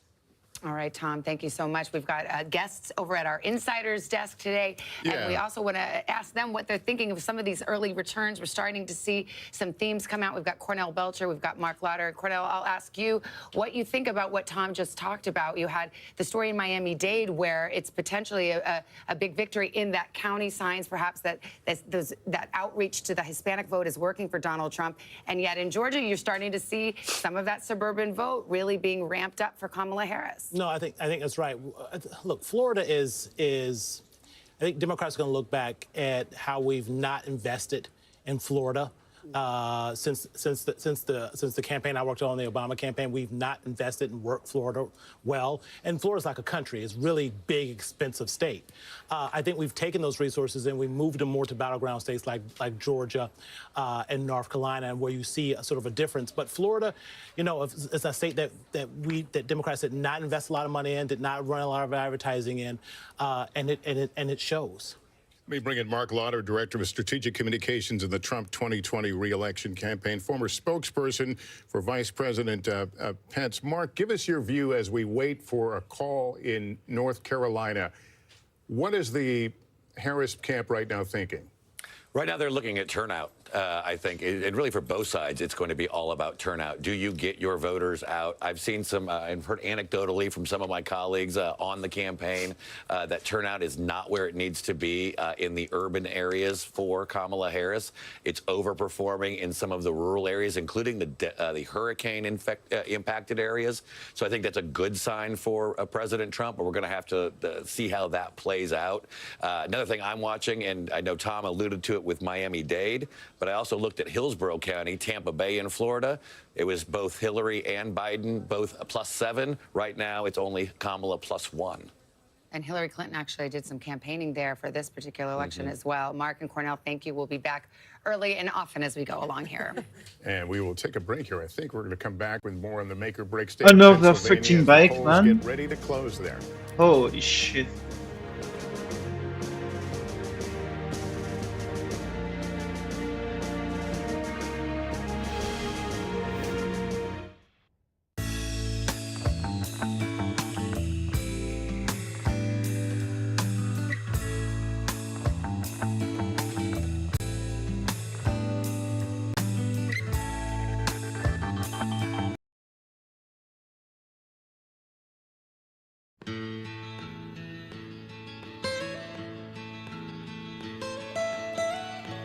Almost heaven, West Virginia, Blue Ridge Mountains, Shenandoah River.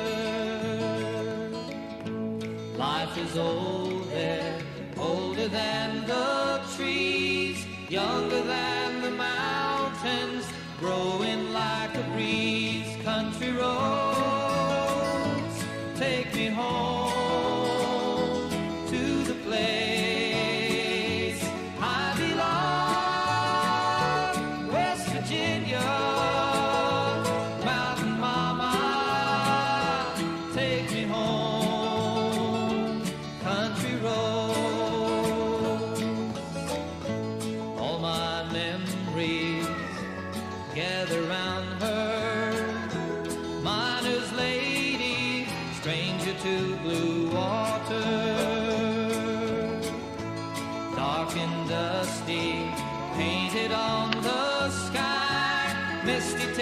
Moonshine, teardrop in my eye. Country roads, take me home to the place I belong.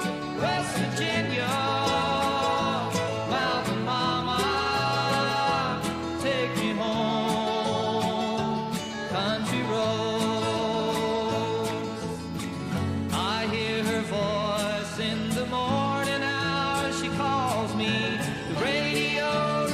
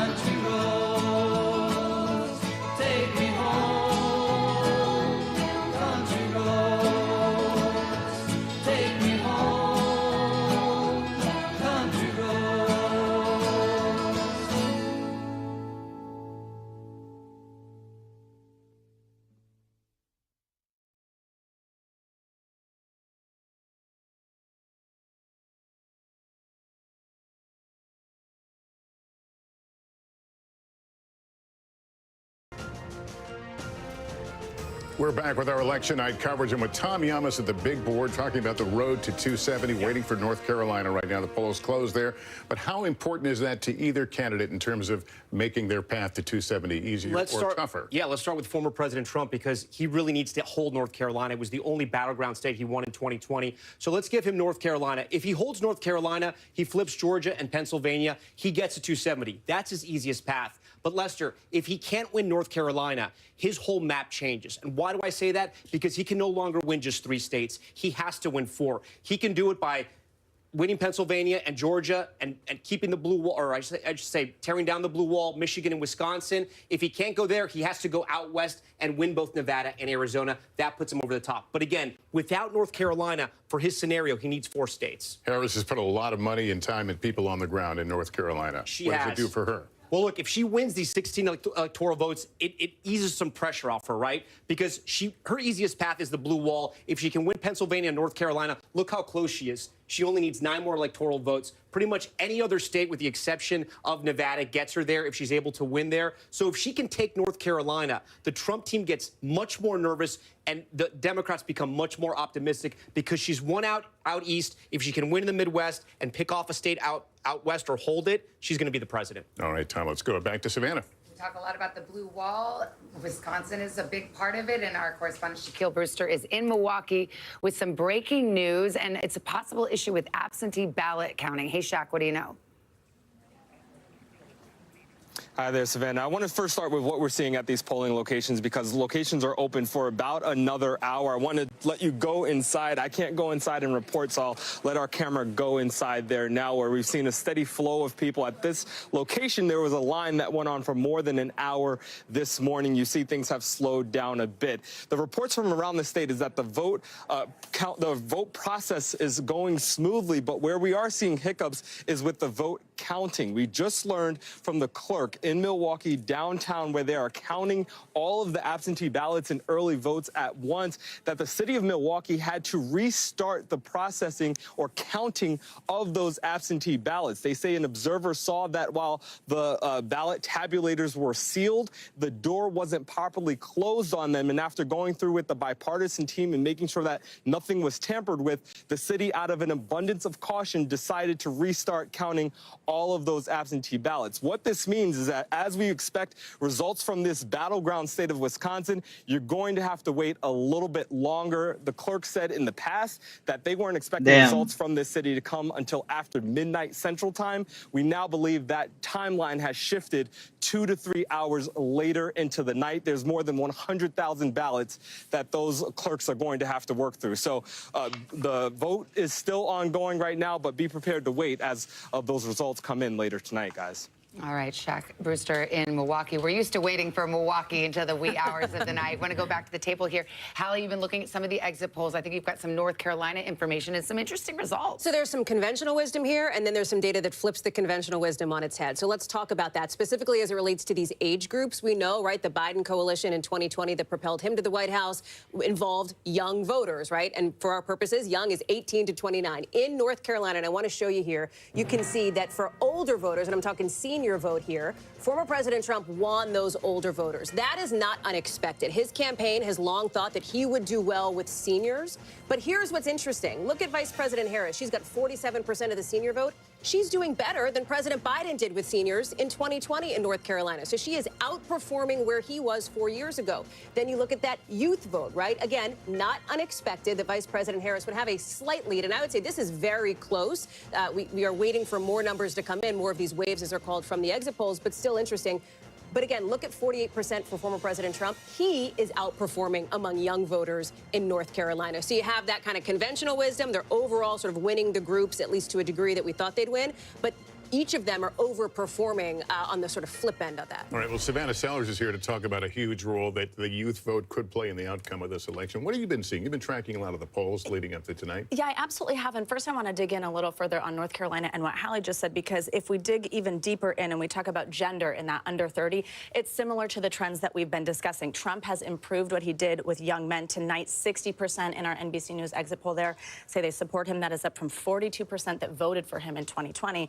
Whereas with Harris, she's performing even better than Biden did with women. 65% saying that they support Harris in this exit poll, when 58% actually supported Biden. Is that just North Carolina, or is that a national That's just poll? North Carolina. Okay. That's our North Carolina exit polling tonight. North Carolina is really interesting to me because I've been talking with college Democrat and Republican presidents on campuses there, but the college Democrats were so organized in this state. Like, what they did on these campuses was really amazing. They lobbied the state to have more polling places on campuses. They even had it be made that the student ID could be an acceptable form of ID on several campuses, which was not the case prior. We're also seeing this kind of play out to be right what we're seeing with that young men appeal for Trump seems to be working in some places. I'm interested to see if that continues throughout the night. We heard Gotti mention like those podcast appearances earlier in the night, Joe Rogan, Logan Paul, things like that. This seems to be where he is gaining that ground. I'm interested to see if it continues in other battlegrounds. And just underscoring how important the young vote is, the Harris campaign tonight touting the fact that they have Paul Rudd, for example, out trying to energize college voters in Pennsylvania. Jennifer Garner as well. Keep them in line. Stay in line. Mark Cuban is FaceTiming voters in a 4-hour line at UNC Chapel Hill right now. It speaks to how close this race continues to be as these results come in. On the other hand, you have the Trump campaign saying, hey, we're seeing good turnout in Philadelphia, yes, in the Trump areas. We'll have to see how that actually bears out when we start to get results in Philadelphia. But it does speak to the fact that there's a real focus on this epicenter and on young voters. And when we talk about young men in particular, and to the point that you're making here at the table, that the Trump campaign has really looked to turn those young men out, they're not typically the people who show up to the ballot box every 4 years. They're what's called those low propensity voters we've been talking about. I will tell you that the Trump campaign feels like they've been doing a pretty good job trying to turn those, not always voters into voters at least this cycle, because for them, that's one of the big keys. If they can get this demographic out to the ballot box to actually show up, whether that was early or whether that's now, they're feeling like they're going to have some wind at their back. It's, you take a step back, the story of this election is the gender gap. Yes. It's the battle of the sexes election, and whether you want to say it's young men or senior women, or it's men and women. If Trump turns out more men, he wins. If Kamala Harris turns out more women, she does. It's kind of as simple as that. No doubt about it. And what's so fascinating is that the Trump campaign tried this sort of unusual, unconventional tactic to get out the vote, which was to outsource it to Elon Musk, to other outside groups. And they were quite bullish heading into tonight, saying, look, we feel good about this decision. And remember, the Harris campaign was concerned about black men as well. That's I mean, they brought in President Obama to make the case.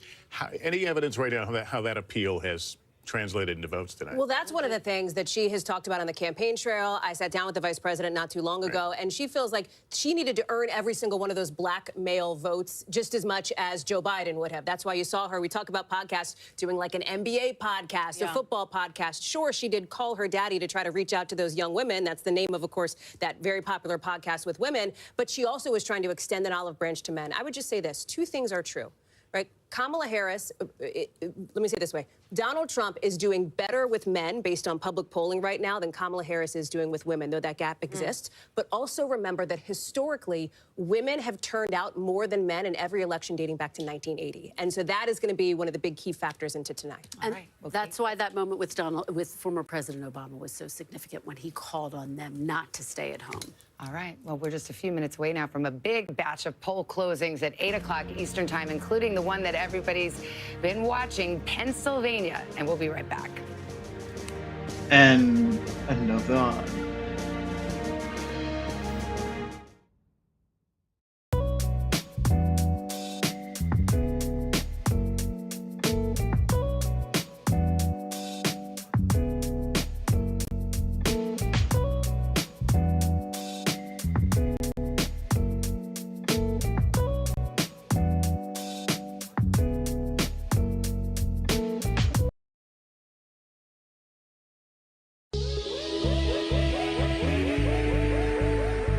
Listen, man, I gotta lay something on you. I want to talk to you. Something that's been bothering me. Here we go. What I'm trying to say is, bro, it's me. I want to talk to you about me, bro. You? What's wrong?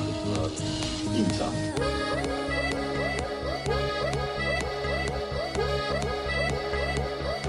Remember the time we were hanging out, got drunk, and I started telling you about about those feelings. What? The gay stuff? Well, to tell you the truth, it's these fantasies I was telling you about. I'm having them more and more, and they're really turning me on. The other day, I was in the shower, and I was fantasizing about everybody else in the shower, and we were all beating off together. Sex is sex. Guys, girls, hey, doesn't matter. It's good. Natural. Don't worry about it. Yesterday, I just had a model, telling me that this is like the best thing that he has ever done. And he said, "Wow, it's porn, but it's like art." And I go, "Wow, that's great, right? Why not have, your porn with a little bit of art?" So that was amazing, and I'm hoping that Man on Edge is the little site that could. Let's go. So thank you, everyone. Thank you. Ah, that's good. Don't stop. Oh, yeah. I'll come all over you.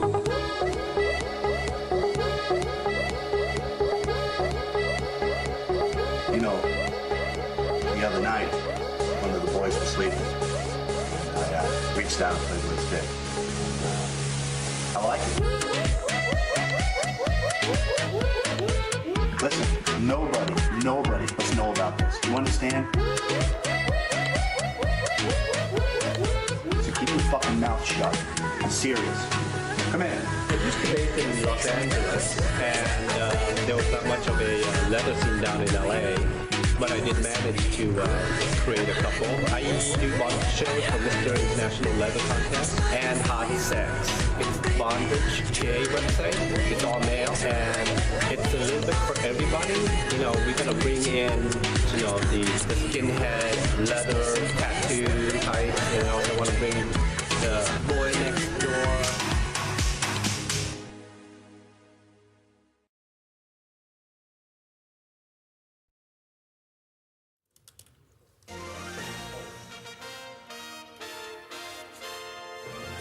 Welcome back to our live election night coverage. We're coming up on the 8 o'clock hour here in the East. You are looking at vote counting centers across the country in this historic election. Some polls have closed. In some places, people are still voting. They are indeed. And we're about 6 minutes to the next poll closing, where we'll get our first look at the real vote count from the biggest battleground of all, Pennsylvania, which we've been talking about, states that have been moving quickly. We are moments away from the polls closing in 16 states and the District of Columbia. 171 electoral votes up for grabs in the biggest haul of the night. Florida, with its 30 electoral votes, could be one of the first big calls of the evening. And we'll get our first results from what may be the most important prize this election, Pennsylvania. We love Pennsylvania. It is good to be back in Pennsylvania. The race could all come down to the Keystone State. Pennsylvania is extremely crucial. If Vice President Harris loses this state, Pennsylvania, it all comes down to this. her path to 270 narrows significantly. We're going to win Pennsylvania. So, Pennsylvania, are you ready to make your voices heard? We're standing by for the first vote count and new exit poll information from this critical battleground as our decision desk gets ready to make new calls on the road to 270. All right, getting ready for Pennsylvania. NBC's Stephanie Gosk is in Philadelphia. Stephanie, this is where the Harris campaign really needs to ramp up those turnout numbers. What are you seeing? Yeah, they really do. Well, it's calming down here in Northeast Philadelphia. This is kind of a working class, diverse community. People still getting in under the wire in these last few minutes. But the big question, Savannah, afterwards is how long is it going to take to call the state of Pennsylvania? 4 years ago, it took until Saturday. I was on the phone with the former Secretary of the Commonwealth talking about the challenges they faced back then. 2.6 million mail-in ballots. That was what slowed the process down. And it was a new process for people in this state. 4 years later, they haven't changed the laws, but things are a bit better. There are fewer mail-in ballots, just under 2 million. They have new machines to process them and more people. But the optimistic outlook from election officials we have spoken to is that the majority of those mail-in ballots won't be fully processed until Wednesday night into Thursday morning. And if this race is as tight as it was 4 years ago, when Joe Biden won by about 80,000 votes, those mail-in ballots will be crucial to make the call here. So we're still talking days, Savannah. Yeah, and in some of these big jurisdictions like Philadelphia, Stephanie, now they have election workers who are prepared to work all night and count all night, so perhaps it goes a little bit quicker. We'll check back with you a bunch. We have got Tom Yamas over at the big board, and you're still getting vote in from Georgia and North Carolina, two big pieces of the puzzle. Yeah, and I want to talk about Georgia right now because North Carolina, there's still only about 2% of votes in. Let's look at Georgia because I think what is happening here when we talk about Kamala Harris and her chances, she's overperforming Biden in some of these counties around the Atlanta metro area. I'm going to move the map over this way because I'm going to bounce around. Here on this side, the right side, this is where Biden was at 2020. Here's where Harris is tonight, 76% in. You can see she's overperforming there. We come to this other county, Clayton County. Again, these are the suburbs of Atlanta, those ring counties around Atlanta. 84% for Biden, 85% for her, so she's holding that high watermark. We move over to Rockdale. Look at this, 69% for Biden, 75% tonight for Harris. They're looking at these numbers tonight, and again, there's still a lot of vote out, but they're looking at these numbers tonight, and they're telling themselves this is the kind of rhythm they want for the rest of Georgia throughout the night. Only 25% of the vote is in. Trump is way on top, but again, 25% of the vote is in. Remember, we can show you guys where the vote is out. These giant bubbles, the bigger the bubble, that's how many votes still have to be counted. So you can see a lot of the rural counties, a lot of them are coming in. There's still some in the rural county that are out, but the big area, remember, 50% of the vote is going to come around the Atlanta metro region. Let's also talk about Pennsylvania, guys, because we're getting close to getting some information in Pennsylvania. And remember this, 2020, Joe Biden wins the state. It is going to be the keystone state and the key to the election tonight. Trump won it in 2016. The difference, about 40,000 votes. In 2020, he wins by about 80,000 votes. Biden does. The interesting that has happened, and we've learned a lot about Philadelphia, the counties around Philadelphia, places like Chester, places like Montgomery County. Those people in the know call it Munco. We'll talk to Hallie about that, as well as Kristen Welker as well. Delaware County, Delco, and Philadelphia County. This area right here, this makes up about 30% of the vote for Pennsylvania. We're going to be watching what happens here. What's interesting that happened here in 2020, so Biden actually underperformed Clinton, but he overperformed in those suburbs. So we'll be watching what happens there. You also have these swing counties here, the Lehigh Valley, Monroe County, part of the Poconos, Northampton, and Lehigh. Lots of Hispanics there. We're going to see what happens. And we are so honored to have both Kristen and Hallie, people who know about Wawa. They know about Eagles fans. They know about steaks. Come on. Yeah. How good is Wawa? Phillies.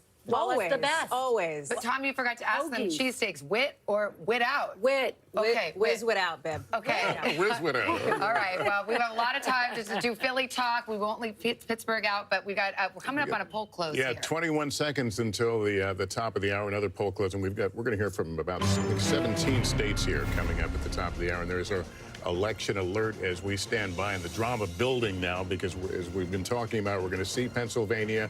Those are the other states that the poll closings are about to occur in fact about 1 second, and we'll be able to get some characterizations for you here in just a moment. We'll look at those 8 o'clock poll closings. Here's an NBC News projection. State of Florida, NBC News projects that Donald Trump will win Florida and take its 30 electoral votes. The state of Massachusetts, Kamala Harris, the projected winner tonight with 11 electoral votes. Donald Trump, the projected winner in Tennessee tonight, 11 electoral votes there. In the state of Maryland, NBC News projects that will go in the Kamala Harris column. We move on to the state of Missouri. NBC News projects that Donald Trump is the victor in Missouri when all the votes are counted. Here's what Alabama looks like. That will also go to Donald Trump. State of Oklahoma, this will be projected to go to Donald Trump. And in D.C., District of Columbia, 3 electoral votes at stake. NBC News projects that Kamala Harris will win there. So where does it leave us now in the road to 270? There it is, 90 for Trump right now, 27 for Harris, 270, of course, the magic number and the keys to the White House. But we await calls in those all-important battlegrounds, and there are still outstanding states. Just as polls closed at 8 o'clock, we will wait for New Jersey, Illinois, Connecticut, and, of course, Pennsylvania as well. Let's show you what we can right now in Pennsylvania. No surprise here. It is too early to call. North Carolina, same story. They do count fast there, but not fast enough to call it. It's still too early to call. Just 5% of the vote in. And in Georgia, we're seeing a lot more of the vote, but still too early to make a projection. Let's go to Tom, who's starting to look at some of the numbers here. And I see you've got Virginia up there, which is a potential bellwether, something that might give us some indication about how this night might go. Yeah, and it's a state that we can look at to see how the suburbs are going to perform across the country. I know a lot of you guys know the D.C. area very well. 30% of the vote is going to come from these northern suburbs. It's a good barometer to know also how Harris is doing with suburban women. So let's go to 2020 to compare here. So Prince William County, it looks like Harris is slightly down with 75% of the vote in. This one stood out to me. 95% of the vote is in Loudoun County right now. Biden was at 61%. Harris is now at 56%. Again, there's a difference of about 35,000 votes. 95% is in, and we can actually see how much of the vote is left. Only about 3,600 votes remain in Loudoun County. So she's underperforming a little bit there. As we keep going here, Fairfax County, 45% in. She's at 68%. Let's see how Biden was doing there. 69, about the same. Something else that's interesting that's happening in Virginia, Virginia Beach. This is a swing county. Trump won it in 2016. Biden was able to flip it. Tonight, Trump is on top, but only about 20% of the vote is in. A lot of the western part of the state, as we know, is going to be more rural. Some of that coal mining country, it's going to resemble West Virginia. We have some of the vote in a county like over here, Wise County. This is a good Trump barometer. He's at 78%. He was at 80% in 2020, but 41% of the vote is out. He's underperforming slightly. I guess the thing that sticks out to me, which it's too early to know if it's a red flag, but Loudoun County, again, you know, this is a place where Democrats want to run up those votes in Virginia. Not that Virginia is in danger for Democrats because they were able to run up the score in 2020, but Trump in 2016 got close. He got within 5 points. A number like this, it's going to worry them a little bit, but I know you guys know much more about that area than I do. Well, actually, we're honored to have a resident of the Commonwealth of Virginia with us, Chuck Todd. So, I mean, you look at that, you know those suburban collar counties around Washington, D.C. very well. Is that a warning light if Kamala Harris is not performing as well as Biden did in some of those suburban, exurban counties? It could be if we're going to see that if it's moving. You know, Virginia is sort of the gateway now to the north rather than being, I always joke, it's sort of seceded from the Confederacy, right? It is the one southern state that has been consistently a Democratic state, not even a swing state anymore. So if that is consistent, yes. One thing I've learned, though, with the Northern Virginia vote, you may have 95% of the vote in. That 5% can account for a lot more uncounted vote than people realize. So, and there is a sense. So that's a wait and see. Look, the bigger thing that I've taken away so far is we're in the middle. We've been in the middle of a political realignment for a decade, and every one of these presidential elections, we're like, hey, look at this. The fact of the matter is, Donald Trump's makeup of his electorate this time is much different than it was in 2016 or 2020. And I think we're seeing it both break on ethnicity and geographically. So it looks like that Donald Trump's going to be stronger in the Southeast. Why? Because he is doing better with Hispanics. That's right. And there is a larger population of Hispanics in the Southeast and the Southwest than any other part of this country. The exit polls indicate that she is going to do better with older white women. I've been messing around with Indiana. Indiana's not going to, it's a red state. Yeah. Donald Trump's underperforming about a point or two in almost, even in the rural counties. Indiana's a very white state. That's a tea leaf. Yeah, I just throw it out there. It's a tea leaf. They obviously border where those voters go. No, that she's performing a couple of points better. So clearly there are some it's the older whites, and we could really see this country divided by regions where she's stronger in the north because she's improving with white voters, and he's stronger in the south because he's improving with voters of color, in particular Hispanic voters. We're not seeing as much evidence among African-American voters, but definitely Hispanic voters. It's not just Florida. I think in Georgia we're seeing it as well. Well, we're seeing it nationally, too. When you look at some of the numbers here, he is plus 10 specifically with Latino men, according to our exit poll nationally, a demographic group that Joe Biden was plus 23 with 4 years ago. So it is definitely a shift, and it is definitely one of the headlines that we're watching as we're seeing these exit polls come in. And we see that, I mean, the Latino vote is not just concentrated in the Southwest. That's exactly right. It's not just the Southeast. It's also in Pennsylvania. There's a huge Latino population in Pennsylvania. We have been talking about the ground game quite a bit. It's been heavily focused in Pennsylvania on trying to energize Latinos on both sides, Kamala Harris and former President Donald Trump, really focusing on that in places like Allentown, in places like Reading, Pennsylvania, trying to make sure that they are getting them out to vote and flipping them if necessary. And let's to not their forget side. Kamala Harris wrapped up her campaign last night in Philadelphia, showing once again demonstrating the importance of that state, as we are going to find out here in the hours to come and perhaps days. And Hallie, you've got some more from your exit polls. You know, it's interesting. Chuck's talking about the graceful removal from the chair. Thank you all for bearing with me. Chuck's talking about the realignment here and where people are sort of politically. One of the things we're watching on that front is this idea of independent voters. We know that they are going to be potentially a crucial voting bloc here. Vice President Harris had made overtures to this group in the closing weeks of her campaign, really trying to win them over, to get them over to her side. Look at how they're breaking nationally here. She is winning independent voters nationally, 51%, Donald Trump, 44%. Here's the thing. Nationally is not how you win or lose the White House. You win the White House in the battleground states. And look at the state of states, Pennsylvania, right? The most key battleground this year. In Pennsylvania, it's the opposite. It's former President Trump who is actually leading with independents over Vice President Harris in this really important state where the margins could be really close here. You can see it here. He's at 50%. She's at 44%. Again, that's in Pennsylvania. So you might ask, okay, well, how does that compare to how he did 4 years ago? He is overperforming generally with independents now in Pennsylvania. You see in 2020, 44%. He's doing a bit better now in 2024, 50%. And Savannah, Lester, Chuck, Chris, and I'll toss it back to you at the table.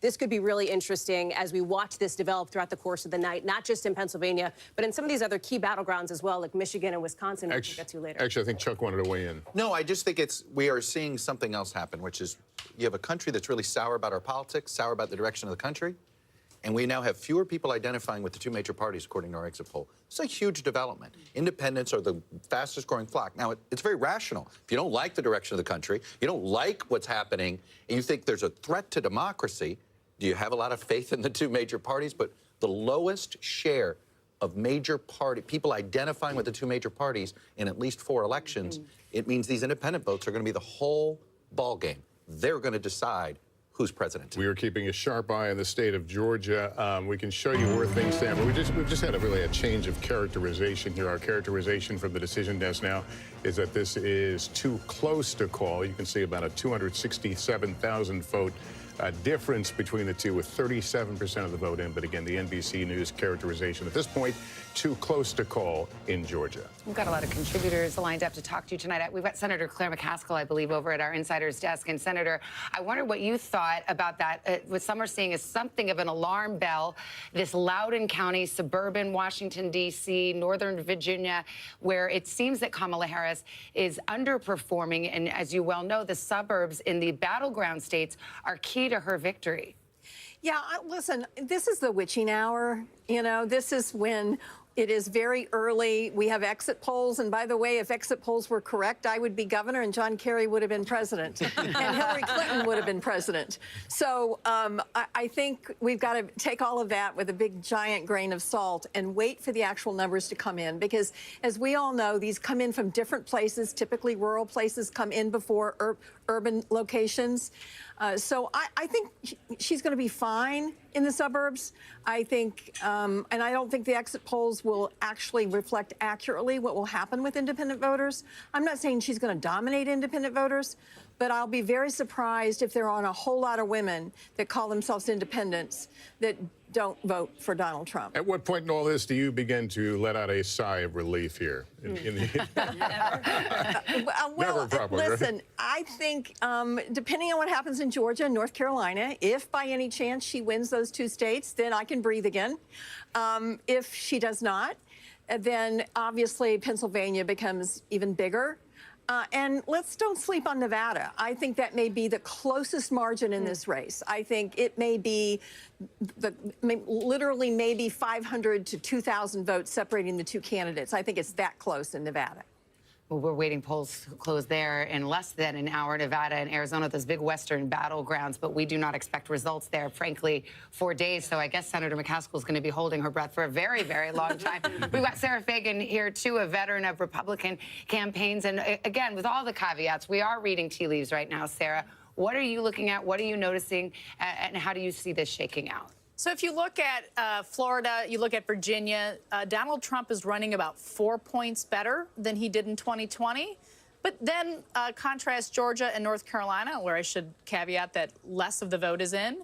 He's running 1 point ahead in Georgia. He's running a little behind in North Carolina, where he did in 2020. And that says to me, perhaps, that the Harris GOTV effort is quite strong, that she's pulling her votes out in places where the campaign organized. So she's holding that margin closer. And the GOTV, for those of you just joining us on Political Nerd Fest, get out the vote, the ground game, what we're talking about it. You know, this is about when you say, you pull the bus up and you say, let's go, we're going to hold you by the hand and take you to the polls. And organizing is the key to any successful campaign. Absolutely, and you have the Harris campaign touting the fact that, for example, they knocked on 3 million doors over the weekends. It winds up being numbers, though, until people actually go to the polls and vote. And I do think, just bouncing off something that Chuck said earlier, it's just to zoom out for a moment. Remember that one of the biggest issues of this campaign was change. What people really want is change. And so what you saw in both of their closing arguments was an attempt to argue they're the change candidate. And so what we are seeing, for example, with independents, I think is notable, because I think the person who winds up winning this race will be the person who ultimately voters say, that's the change candidate. And like everything in this election year, it's complicated because you have a former president, so there's a certain incumbency there, and a sitting vice president, and there's certain incumbency there as well. There's something baked into Donald Trump's call for a change here, because he was already in the White House for 4 years. Same thing for Vice President Harris, as you're looking at the popularity or favorability rating for President Biden, which is low. And so the question, is that going to be a drag on how she does? To your point on the get out the vote effort, this is why early vote was critical for both of these campaigns, with some 79 million people voting early. Better to bank those votes. What if somebody gets sick? What if somebody's kid has to stay out of school or whatever? Get those votes in now to get them locked and loaded. Let me just change the conversation just for a moment, because we do have another call to make, and it's an NBC News projection in the state of South Carolina. South Carolina will go to Donald Trump when all the votes are counted later. And here's where the breakdown right now, that Donald Trump, again, the projected winner. 24% of the vote in there, a vote difference of about 104,000. But again, Donald Trump will pick up South Carolina. Here's where it leaves us on the road to 270. Donald Trump out in front with 99. Kamala Harris, 27. We've got a few key battlegrounds where polls have closed. They're counting, but we don't have results yet. Still either too early to call or too close to call. Let's go to NBC's Garrett Haake. He's at Trump headquarters in West Palm Beach, Florida, at Mar-a-Lago. Tell us what the campaign is saying to you. Well, Savannah, what seems to be calming nerves down the street at Mar-a-Lago is what they're seeing out of Georgia right now, a state you were just discussing, where their key to victory was essentially blowing the doors off in rural turnout and improving their margins among minority voters, Latino voters, black voters. The campaign is seeing, in the same exit polls we're looking at, improvement among black voters, particularly black men, who the Trump campaign has spent heavily for months and months and months to try to win over, even just a few percentage points, the kind of thing that could make a difference in a state decided by fewer than 12,000 votes 4 years ago. The other thing that I think has accrued to Trump's favor in Georgia is the resumption of unity among Georgia Republicans. Remember, there was a huge fallout with Brian Kemp, the popular Republican governor there, after 2020. Trump and Kemp made amends, although they rarely appeared together on the campaign trail, the two singing from the same hymnal in the race's closing weeks, along with a lot of these other Trump candidates, could be helpful to Trump in that state. All right, Garrett, we have a call to make. This is North Carolina, the governor's race there. Josh Stein, the Democrat, takes the race there. He faced off against the Lieutenant Governor Mark Robinson, a very controversial candidate. And the polls had showed, well, we talked about ticket splitting, where perhaps the vote for the presidency might be different than the vote down ballot. This perhaps will be an indication of that. Josh Stein, the winner of the governor's race in North Carolina. Just a brief word about this controversial lieutenant governor candidate. You both are jumping to tell me who wants to take. Let me just say one we got small 9 thing. hours to go here. One small thing, which is this, because Kristen will get into, I think, how controversial this Republican gubernatorial candidate You're was. leaving that to me? But just remember, the ticket splitting piece, this is a state that has ticket split president, governor before. That's it, right? So this, I think... They have a Democratic governor right now, That's Roy exactly Cooper. right. So if somebody's looking at this going, well, the Democratic governor won in North Carolina, doesn't that mean maybe that Vice President Harris is a lock? It does not. And just to throw that out there, this is a state that where Republicans know how to check a Republican for president and a Democrat for governor. But this was a campaign on Mark Robinson's behalf. It was beset by problems. Beset by problems because he was determined that he posted some highly controversial comments on a an adult website. And so the backlash was What? massive. This result was expected. The question is, that was, by the way, one of the controversies. I'm giving you the biggest one. The question is, will he drag down support for former President Trump? We don't know the answer, but we do know that in 2020, President Biden was not able to win this state because there was, in part, it's believed, a controversial Democratic candidate for Senate. And that did sink his chances. Now, just to zoom out a little bit, a Democrat hasn't won the state of North Carolina since 2008, when Barack Obama did it. Trump added 3 campaign stops in these closing days of the race. Spent the whole weekend there, 3 days straight in North Carolina. How important this state is to his path. Also, a sense that it might have been slipping away and trying to shore up that. Absolutely. Well, North Carolina was very, very tight in 2022. Trump won it, but it was right up there in terms of narrow margins. Which is absolutely. And it's a good reminder that even if the electoral vote count ultimately has a pretty wide gap, these margins can be very tight, and those electoral votes, listen, they all go to the winner, right? So that's what matters here in a state like North Carolina. Well, we already talked to Garrett Haake, who was in West Palm at Trump headquarters. Let's go over to Peter Alexander. He's at the Harris headquarters in Washington. Hey, Savannah, you know, you just heard from Garrett a moment ago talking about how Donald Trump's team seems to be satisfied that he is doing a bit better with those Black and Latino voters right now. Similarly, the Harris campaign feels good that she is outperforming with white voters over Joe Biden's performance with them in some of our early exit poll indications in parts of the country right now. One thing they're keeping an eye on. Another thing I'm hearing from senior officials within the campaign as they get ready to start the program here is that they are seeing really good enthusiasm among those youngest voters, those college students in particular right now. They're talking about long lines. You know what? Let me do this. They're starting the Star Spangled Banner. I'll give it back to you with respect to our country. Then we'll come back in a moment. All right, Peter, that is Harris headquarters in Washington, D.C. We've got Tom Yamas over at the big board.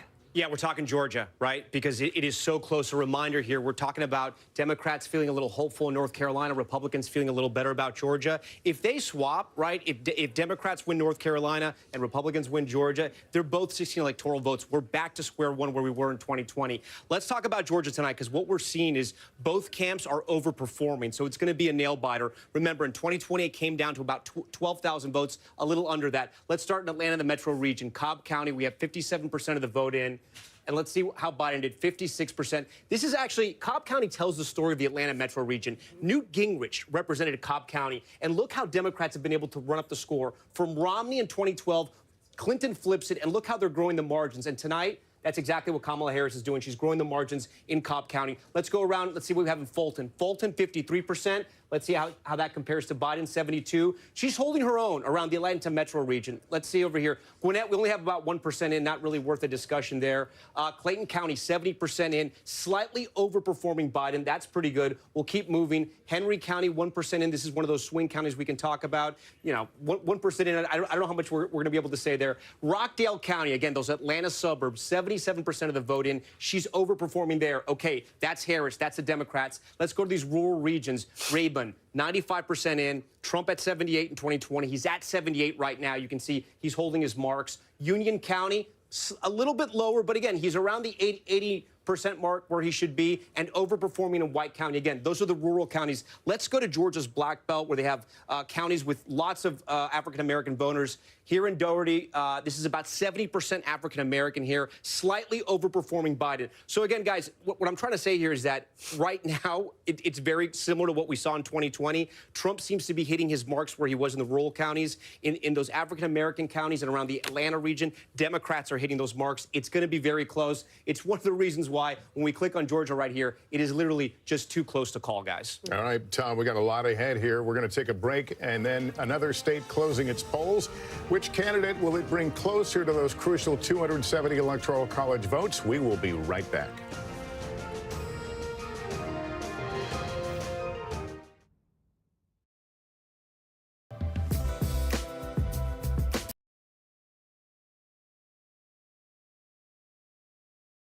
When you don't have brain, it's better you change. Fucking trash. Predota. Retard player. Yeah? Are you happy to steal my farm? Fucking trash. Predota. Retard player. Steal my farm, noob. Fucking trash, play Dota, retard player, report to your mom, retard big retard player. Fucking trash, play Dota, retard player, pick another prophet, griefing a game. When noob play mid, it's normal to lose a lane. 20 minutes, 10 century. Fucking trash, play Dota, retard player. That's a big problem when noob play Dota. Fucking trash, play Dota, retard player, big retard player, big retard. Fucking trash, play Dota, retard player, big retard player. Don't tap one time. Fucking trash, play Dota, retard player. A big problem with trash player. Fucking noob.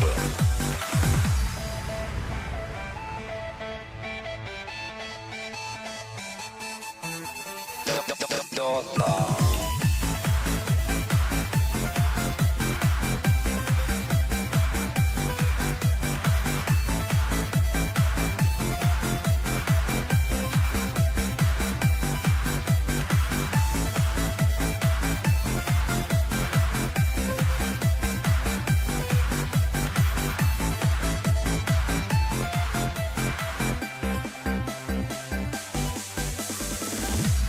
Fucking trash, play Dota, retard player, noob with glimmer. Fucking trash, play Dota, retard player, noob with glimmer mid. Fucking trash, play Dota, retard player, is a play Dota, retard, you can't play. Fucking trash, play Dota, retard player, look, how easy it's a play Dota. Stupid noob. Fucking trash. Play Dota.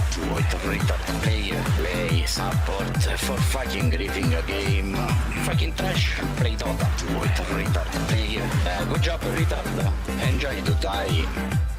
Fucking trash. Play Dota. Retard player. 20 minutes. Don't ward a single ward. Fucking trash. Play Dota. Retard player. But you are so stupid. Stupid player.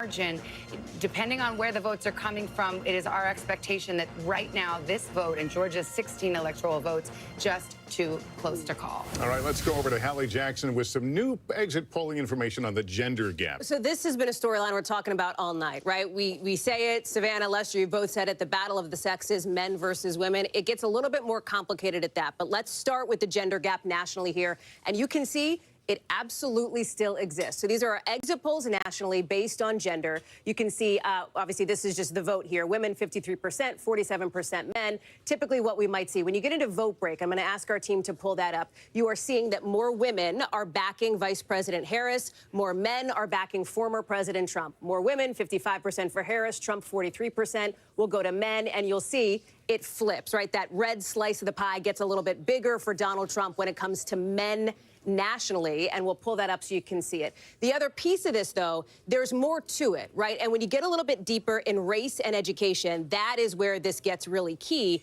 And for that, you look at white college-educated women. We've been talking about this demographic a lot here in some of these key swing states. She is doing better with white college-educated women. Donald Trump is doing better with non-college educated white women, and that is another piece of the gender gap dynamic that's at play here. Well, actually, we have a historic gender gap potentially, and we have a historic education gap potentially. And I want to bring in our panel. We've got Sarah Fagan, who is here. She was a veteran of the Bush White House, George W. Bush, the political director there, and Senator Claire McCaskill of the great state of Missouri that was once a swing state as well. You were a Democratic senator.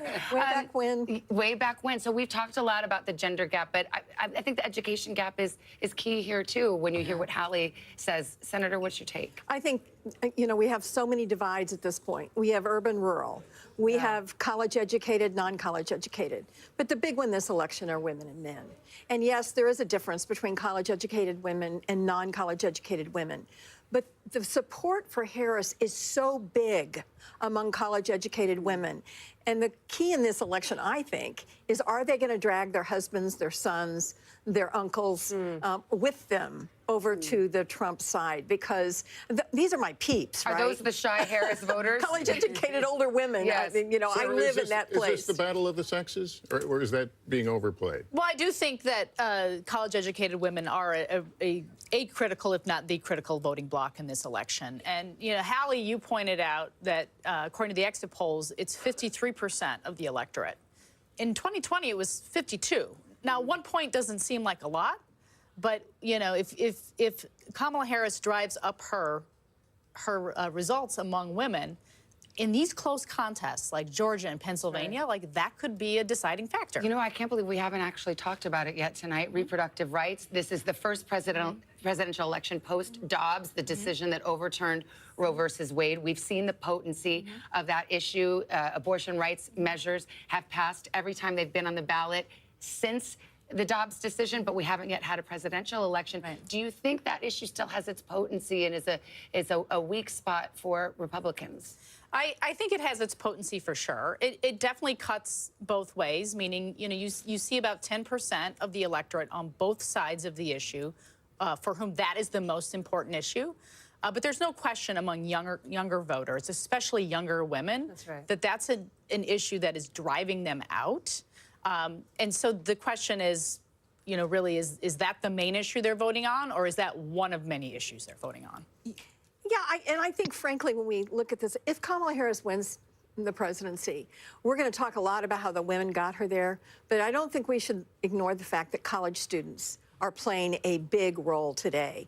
The lines, the overperformance at college campuses right now, whether you're in North Carolina or Pennsylvania or Wisconsin or Nevada, on the ground, I've talked to the team that's running the ground game in all of these states. They have never seen this kind of response on college campuses. So we may have a divide there between kids in college that are voting age and kids who aren't in college that are voting. Is that playing out just in a few states or across all states?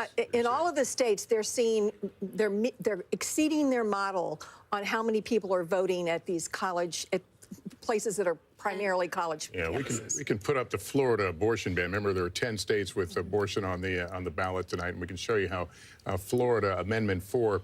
This, by the way, requires a 60% to reach the 60% level. So right now, not there yet. We're not making a call, but that's.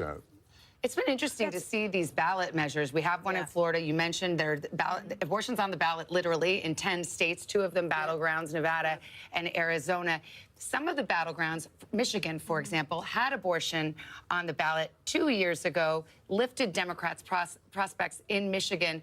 Now, is there a question in your mind, Senator McCaskill, whether or not that Democrats who might have been motivated to go to the polls on the abortion issue feel like, oh, well, it's already taken care of? People are kind of in the middle thinking, I can vote for Trump even because I think I've already taken care of this abortion question with regard to the ballot measure in a battleground like Michigan. I don't know. I think ProPublica has done such an amazing job of publicizing the deaths to women because of Trump really extreme abortion bans that are in many, many states.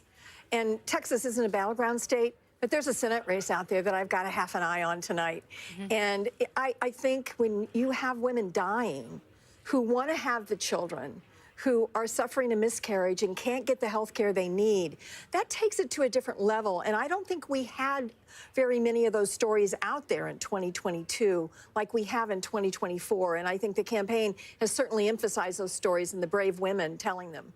And I also think that this is an issue that Republicans have struggled to find their footing on. Sarah and I have talked quite a bit. Let me just pick up that thought in a moment. We have an election alert now. This is a poll closing here at the 8:30 hour in the East. Arkansas will be closing here momentarily. We'll perhaps get a characterization.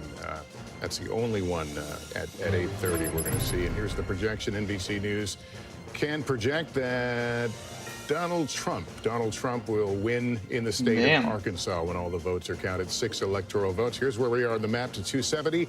That leaves Donald Trump at 99 electoral votes.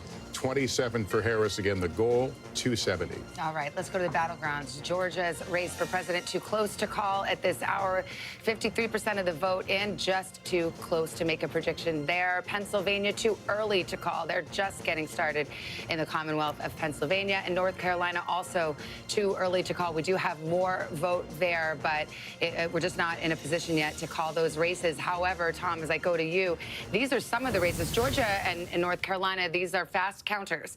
And we may be able to make a call by the middle of the night or in the early hours this morning, and that would be quite telling. Yeah, our decision desk guidance is that Georgia and North Carolina both improving the way they tabulate votes. We should have a projected winner some point tonight. Those will be the two first battlegrounds that we hope to project and we hope to call at some point earlier tonight. But we'll have to wait and see. We're ready for anything. We could be surprised by anything. I want to talk about Virginia for a little bit, and a caveat here, as Chuck Todd reminded us. Northern Virginia, the suburbs, they do sort of report late. That vote is still coming in, but we still see some troubling signs for Kamala Harris, at least in some of these counties. So Biden was at 61%. 95% of the vote is in, and I just want to highlight this. There's only about 2,800 votes remaining, so not a lot of votes going to come in. She's at 56%, 57%. 61% was where Biden was. As we keep going around, my team flagged another county. Fairfax County, she's doing fine. Prince William, though, underperforming here as well. 80% of the vote is in. Biden was at 62. She's at 58. Again, these are suburban women, highly educated, college degrees, sort of your establishment Democrats. These and a growing area of Virginia as well. A lot of people move here for the jobs, to work in government as well. Again, it's still very early. We're still waiting for all the votes to be called in Virginia. An area we watch, too, is Chesterfield. This is just south of Richmond. African Americans who originally lived in Richmond moved out to places like Chesterfield and Henrico as well. It's one of those swing counties. Biden won in 2020. Trump won it in 2016, so we're keeping an eye on it. And you see, this is where Biden was in 2020. This is where Kamala Harris is tonight, 49.4. But there's only 35% of the vote in, so still a lot of vote to be counted there. So we're going to stay and watch that. As we move further west, we have some counties out here, rural counties. This is County. This is Trump country near West Virginia. You can see 94% in. He was at 80.4 in 2020. He's at 81.6. Again, how does he win states like Virginia? They're going to run up the votes in the suburban areas, the Democrats. He runs up the votes in the rural areas, so that's going to be good there for the Republicans if they want to hold those marks. Virginia Beach, this is another area we're going to be watching. Again, an area that sometimes tends to swing. Trump with 48% in 2016. Biden was able to flip it, 30% in. Again, still early, but Trump is ahead there. So we're watching Virginia, guys, and we'll see what happens. We're still waiting for some of the vote to come in here, but some signs that, you know, maybe trouble Democrats, maybe they trouble Republicans as well. We're going to have to wait. Back to you guys. All right, we shall wait. We do have a key projection right now. The state of Delaware, the home state of the sitting president, Joe Biden, will go for Kamala Harris as expected. Here's how the vote shook out. Just 48% in, but this is an easy projection with the margins as they are expected to be. So here's where we fill out our map. At 8:30 on the East Coast, Delaware being added to the tally for Kamala Harris. Donald Trump leading as some of these big states in the South, which are expected to go his way, are starting to report in. Speaking of the South, we've got NBC News correspondent Allison Barber. She's in the key county of Gwinnett County, Georgia. First vote starting to come in there. And what are you hearing? We've got both campaigns really laser focused on this area. Yeah, they care a lot about this county, Savannah. And let me just show you, because we've just started to see precinct captains coming in with their memory cards, with the votes that happened in person on Election Day. You see this line that goes out the door around. What you're looking at are all of the precinct captains from Gwinnett County. Ultimately, what they're doing is they're coming in here. They have with them little bags that are secured with the official election seal on the top of the envelope and memory cards, and at least 2 from each precinct that have the total of votes for today. So they come in here, they check in with these folks, and then they ultimately take their memory cards to the different election workers that are sitting around here, and they open up, they look at those envelopes, make sure they're sealed properly, make sure it has everything necessary by Georgia law inside of it, and then they send them back into this room here, where we start to see those votes processed and then sent out to the public. In addition to all that's happening on here, back here, and come with me, we'll weave a little through everyone here, there's more counting going on in the back. You mentioned this county is really important to both political campaigns. I will tell you why. This is a rapidly growing county in the state of Georgia. It's also incredibly diverse. It leans blue, but back in 2020, Donald Trump carried about 40% of the vote in Gwinnett County. And ultimately, what Republicans in the Trump campaign were looking for tonight is to see if they could increase turnout just enough where they run up the margins by a few percentage points and hold on to Republican strongholds in the state, and then are maybe well positioned to carry this state. Democrats, the Harris campaign, they were also hoping to up their turnout here so they could create that blue wall Tom has been talking so much about in Metro Atlanta. And a lot of it has been happening in here tonight. Keep coming a little this way, because one of the most significant aspects of tonight that we've watched in here are the early votes, early in-person voting numbers in this county. Over 50% of active voters in Gwinnett County alone voted early. That's either by mail-in ballots or early in person.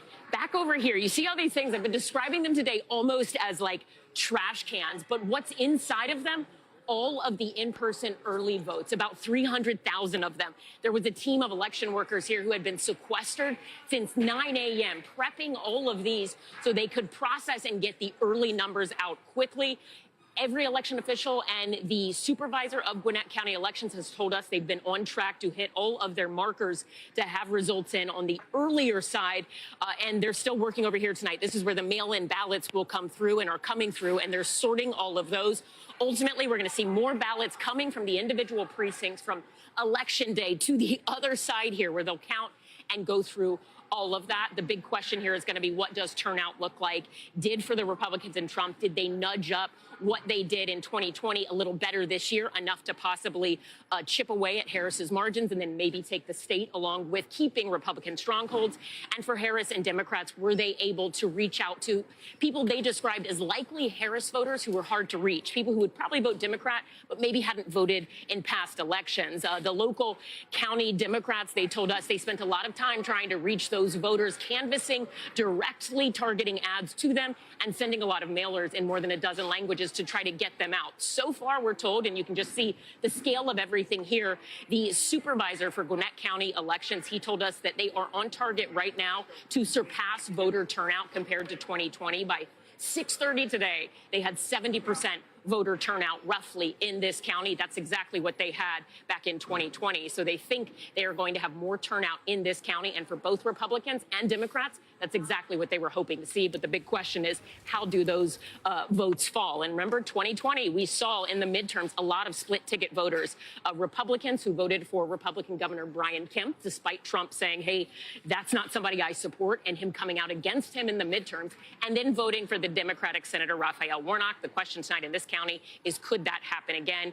And the numbers, at least in terms of the totality, are inching up past what both campaigns were hoping to see tonight. Savannah? All right, Ellison, thank you. Gwinnett County's late rallies by Donald Trump there in that county and neighboring Cobb County. And you got to hand it to the election workers. They're so focused. That's what I was thinking as I was watching that. She walks right by and they don't even look up. They don't even look up. They're counting the votes. It makes you feel good about democracy at work. These are the heroes of the night. Yes, absolutely. There's also a storyline in Georgia about election workers, of course, right? And the threats that election workers have faced in so many of these battleground states. And you look at Georgia, that is the home, of course, of Ruby Freeman and Shay Moss, who were two elections workers who came under fire, faced death threats, faced severe hardship in their lives because of those election fraud lies from former President Trump. So these election workers, man, are they doing a civic duty for everybody? My favorite part of voting is when I walk in and see the smiley faces. They've got this great task in front of them, and it's true. Hug an election worker if they consent. And it's part of the story of tonight, though, and tomorrow morning,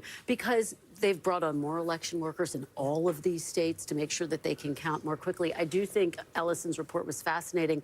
Gwinnett County, it went for Clinton by 6 points, for Biden by 18 points. So this is a county that Democrats have been increasingly eyeing, as have Republicans. Well, we talk about the gender gap as I go to Senator McCaskill and Sarah Fagan. I mean, I mentioned there were Trump rallies in Gwinnett County. One of them was the one where Tucker Carlson, the former Fox News host, talked about daddy's coming home and going to give a little girl a spanking, like, the sheriff's come into town, which was a message that, if you're trying to reach female voters, I don't know how the females on this panel feel about that, but that's where that happened. Not good. Don't feel good about that. Yeah.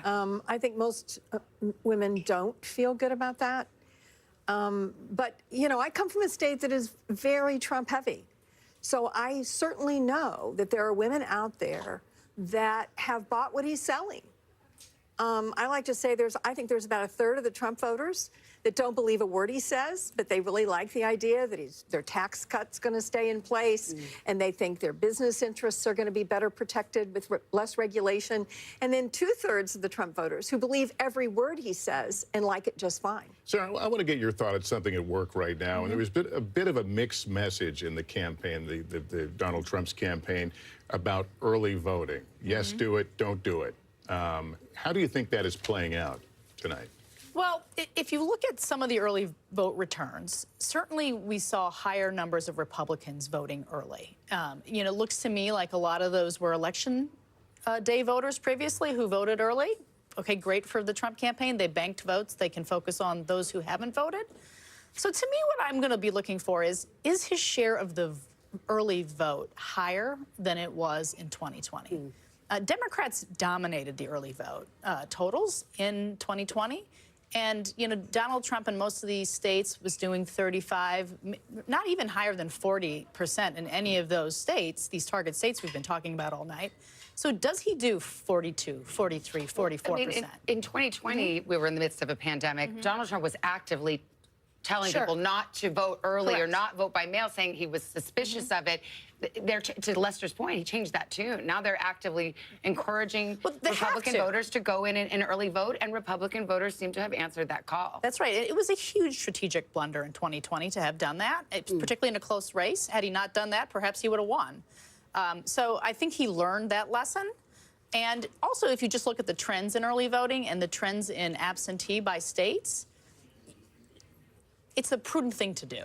To be clear, the Republican apparatus absolutely made a big push this cycle to get voters out to vote early. Donald Trump himself was all over the map on that. You see it at his rallies. He talks about at one rally, he would say, go out and do it. At another rally, he would cast doubt on the validity of ballots that were put in through the mail, et cetera. Some of that likely seeped down to some of his voters in some of these key battleground states, as we heard from talking to voters in some of these battlegrounds. Remember that this is a former president who, over the summer, you look at, let's say, 20 rallies. At 5 of them, he cast doubt on the results of the election even before votes were counted. That ramped up in just the last month. At 14 of 20 rallies, he did the same thing. So he has not been super consistent on this.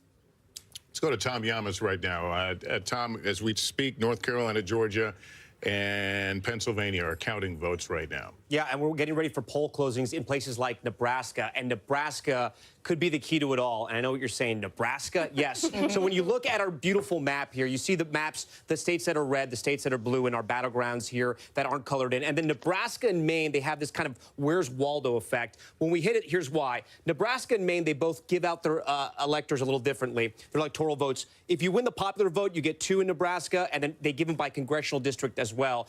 Trump is going to win 2 of the congressional districts, most likely, in the popular vote. But Congressional District 2, CD2 in Nebraska, is a battleground district. And the entire election, I say, could come down to this. Let me explain why. So let's take you to Nebraska and show you where CD2 is. It's essentially the city of Omaha, right? I'm going to draw it for you and then show you the congressional district. It's the city of Omaha, a little bit of Saunders, and then a little bit of Sarpy as well. I should say all of Saunders as well. That's essentially the way it looks, right? I'm going to give you the congressional map so we can cut it out a little more. So this right here, that's Congressional District 2. It's a swing district, as I said.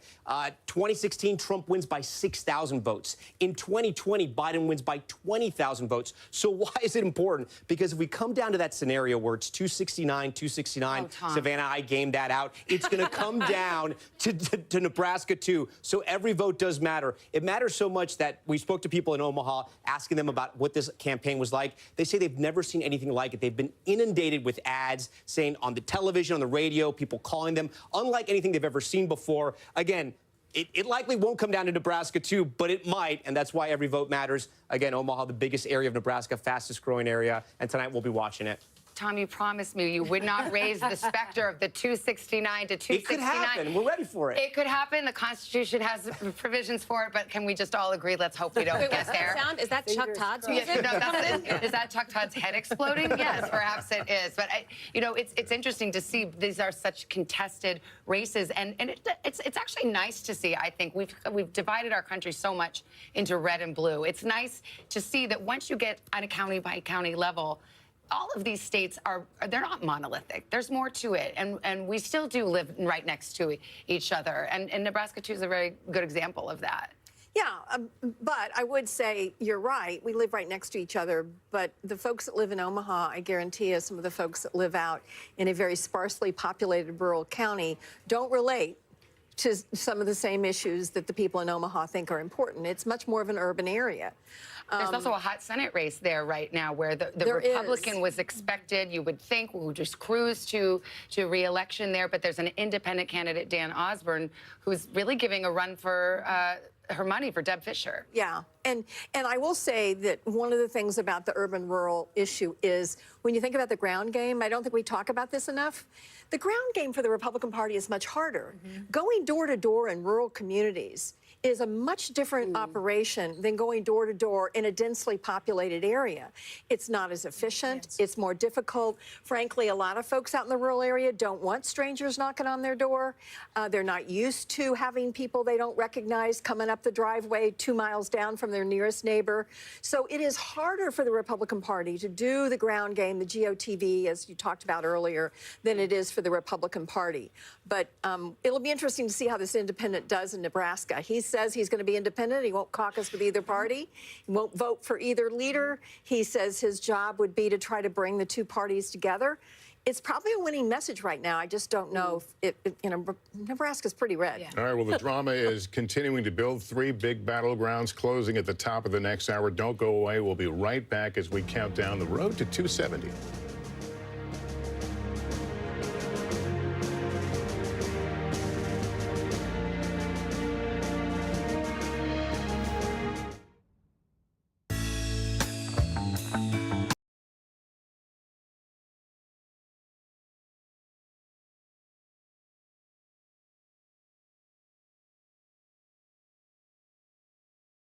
I'm chicken. Mods, ban this guy from my Reddit. No screamer. Ban medic. Anyone G. Permaban. Ban medic. Anyone G. Permaban. A mod, that's why everybody's coming here. All the old mods are coming here. Because a mod got banned, so they sent a message to all their fellow moderators, and we're like, oh, yo, dude, Tyler's banning everybody. Check this out. Are you still modded? That's what they're doing.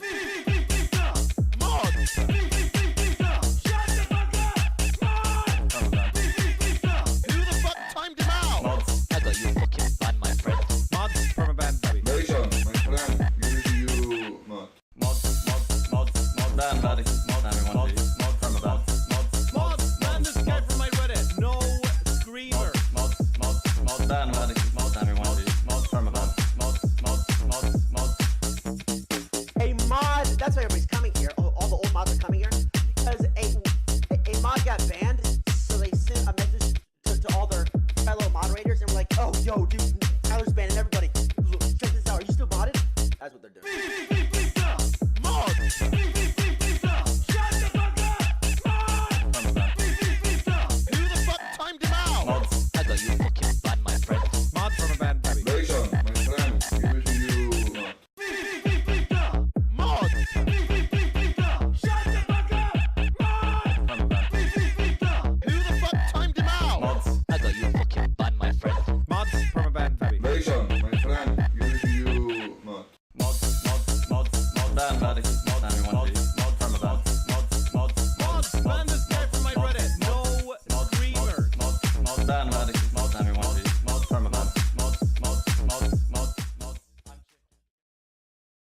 As I turn to Kristen Walker and Hallie Jackson, there is also hanging in the balance tonight the balance of power. Who controls Congress? Who controls the Senate? Who controls the House? And we've got some results there. That's right. And Republicans need 2 seats to win control of the Senate. So far, they have 1 pickup. So let's go to the board. We'll show you where things stand right now. In West Virginia, as we have already reported, Jim Justice has won this seat after Senator Joe Manchin, who was a Democrat, who then switched to an independent, announced he was not running for re-election. This is expected. It is the first Republican pickup, so that makes this significant. We can call that Rick Scott has held on to his Senate seat in Florida handily. He first won this seat back in 2018. This was one of these races where reproductive rights was a big issue Former Congresswoman Debbie McCarcel-Powell trying to make that the big focus of the race, but it was not enough to get her over the finish line. We're watching this very closely. The Senate race in Ohio, too early to call. Senator Sherrod Brown looking for a fourth term against former car dealer, Trump-backed businessman Bernie Moreno. So we'll watch that closely. Pennsylvania, another big battleground. Senator Bob Casey with 67% of the vote. Dave McCormick with 30.4% of the vote. Too early to call with just 13% in.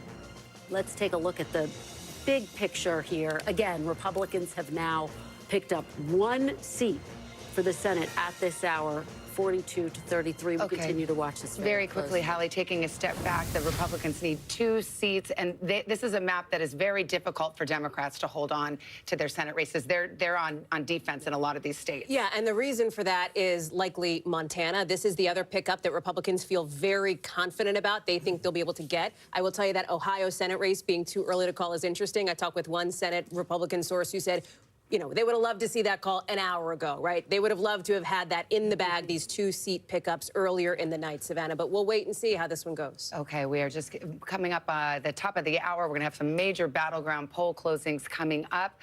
And we Michigan continue to come, and Wisconsin, Arizona, all coming up. So this is the drama beginning to clearly build right now. The votes are being counted, and again, we'll get those closings here very shortly. Let's check back into the presidential race and the road to 270.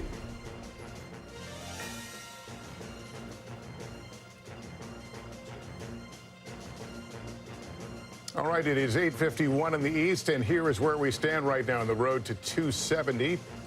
And it has been a night of big surprises so far, with more to come. We're now just minutes away from additional closings. Yeah, we are, and we see that map starting to fill out, so we will watch for those next poll closings. It's in all corners of the country now, almost at 9 o'clock in the East Coast, and they're some of the biggest states to close yet.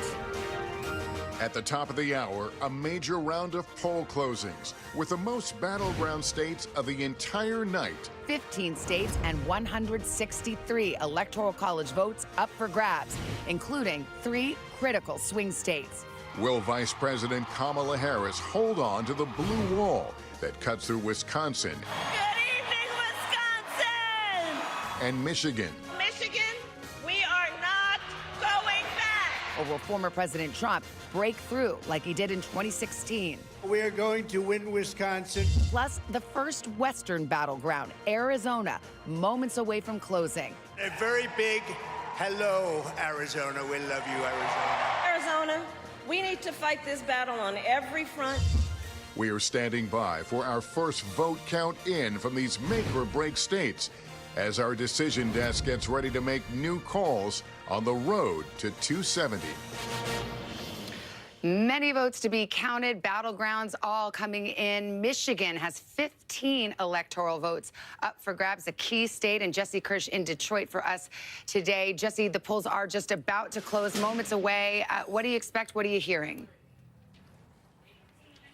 Yeah, so Savannah, statewide, they close at 9 p.m. Eastern, but here in Detroit, in the East Coast time zone, the polls have been closed for almost an hour. You can see this ballot drop box is sealed off here. However, despite all of that, we're going to move down the block here. This is the city elections office. And what we've got going on here is people who have been in line well past when the polls officially closed to continue registering to vote. And inside, it appears we do still have some people in that line. We had people telling us they'd waited in line for around 4 hours. One young woman told us that she almost got out of line because of that duration, dealing with logistics as well as just waiting to be able to register to vote, but was ultimately able to do so. Someone else told us that they got out of line because of the wait. If people got in line by 8 p.m. Eastern time and they closed the doors here at that time, people were going to be allowed to go through the registration process. And it seems people are still going through that at this hour. This is a traditional Democratic stronghold, the city of Detroit.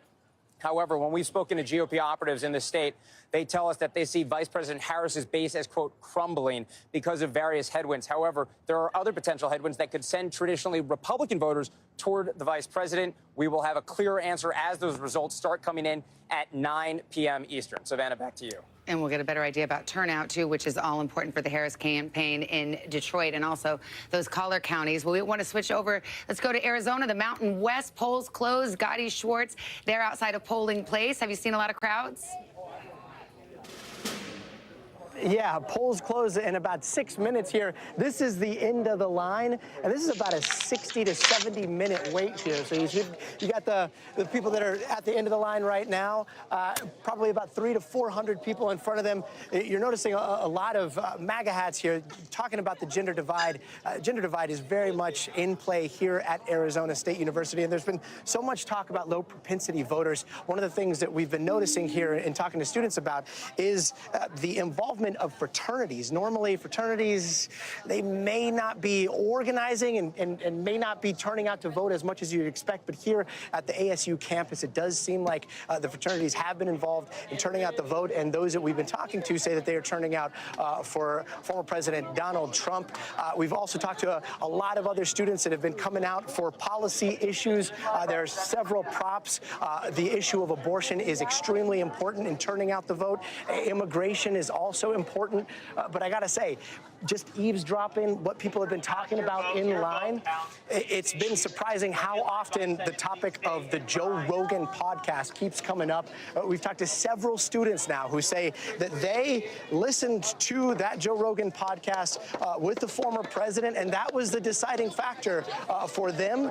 And they've also said that if the Kamala Harris, the vice president of the United States, would have appeared on that podcast, they may have had their vote skewed. It's really interesting because, you know, some people are talking about policy. Others are talking more about kind of like vibes. Well, I like the vibe of Trump, or I like the vibe of Kamala Harris, but it's not so policy specific. But that's just some of what we've seen. We're almost to the end of the line. We just wrap around this corner. But again, right now we're in Maricopa County. This is a county with 2 point something million voters.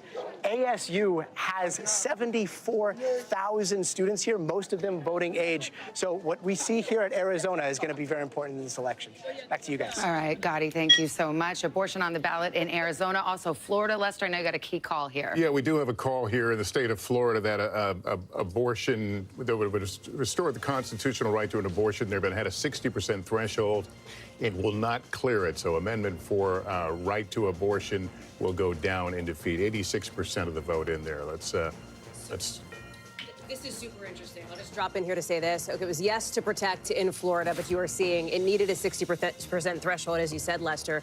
This would be the first ballot initiative that we've seen anywhere in the country since the overturning of Roe versus Wade that has failed. However, but it had a higher bar. Exactly. The other ballot initiatives were not this high of a threshold here. And I see you want to jump in. No, it's just the same number. Right, it was 57, 58 in Ohio, 57, right. 58 in Kansas. I mean, I think we know what the number is. Ironically, I've talked to some Florida Republicans who secretly had hoped this would pass, because now Florida elected officials in 2026, which is their big election year, Right.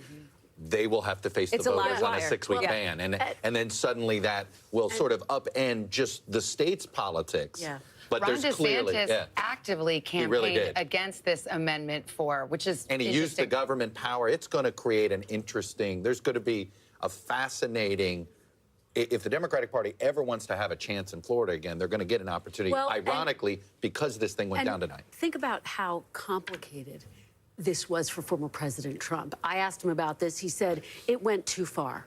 And then he was asked about it repeatedly throughout the course of this campaign. Well, how are you going to vote on this? And he was shifting his positions in the weeks leading up to this very vote. So it sort of underscores the point that Chuck's making. This is a very complicated This issue has Republicans in knots and Donald Trump in knots, and now it lives to see another day in Florida. And this is why the vice president and her team have been pushing on this issue. It is on the ballot as well in Arizona and Nevada. Trump orbit folks that I'm talking to think that there is a likelihood of perhaps ticket splitters in those states, people who will back these abortion ballot initiatives, but who will also back former President Trump. But you have seen the vice president hammer this in the state of Georgia. She went to the state of Texas, which nobody really thinks is going to flip blue on the presidential race, but she wanted to use it as a stage to highlight that state's controversial restrictive abortion law. She did it in Georgia with Amber Thurman, and in Florida, she talks about it as a place that she is concerned about. We don't have a ton of time because we're coming up on a poll closing, but in Iowa, whose polls are going to close, there was a late election poll. Iowa just had a very restrictive abortion ban passed, and this shock poll on the eve of the election had Kamala Harris carrying a red state. So it's just a very potent issue. Not to overread into it, but it is an indicator perhaps, and the pollster there, Gold Standard pollster, thought perhaps the abortion issue was motivating these older white women, right? A demographic we've been watching tonight. And Chuck, well, let's go to the election and we'll move right here. As we get some more poll closings here, we can give a few more characterizations. In just 3 seconds, all of these states will see their polls closed, and we'll begin counting the votes. Here is state of Texas. We were just talking about Donald Trump will win in the state of Texas when all the votes are counted. NBC News projects that Donald Trump will also win in North Dakota tonight. South Dakota, same story. That will also go into the Donald Trump column this evening. We move to the state of Wyoming. In 3 electoral votes at stake, Donald Trump, the projected winner in Wyoming. Here's the map. The road to 270 now getting interesting. 154 for Donald Trump, 30 for Kamala Harris.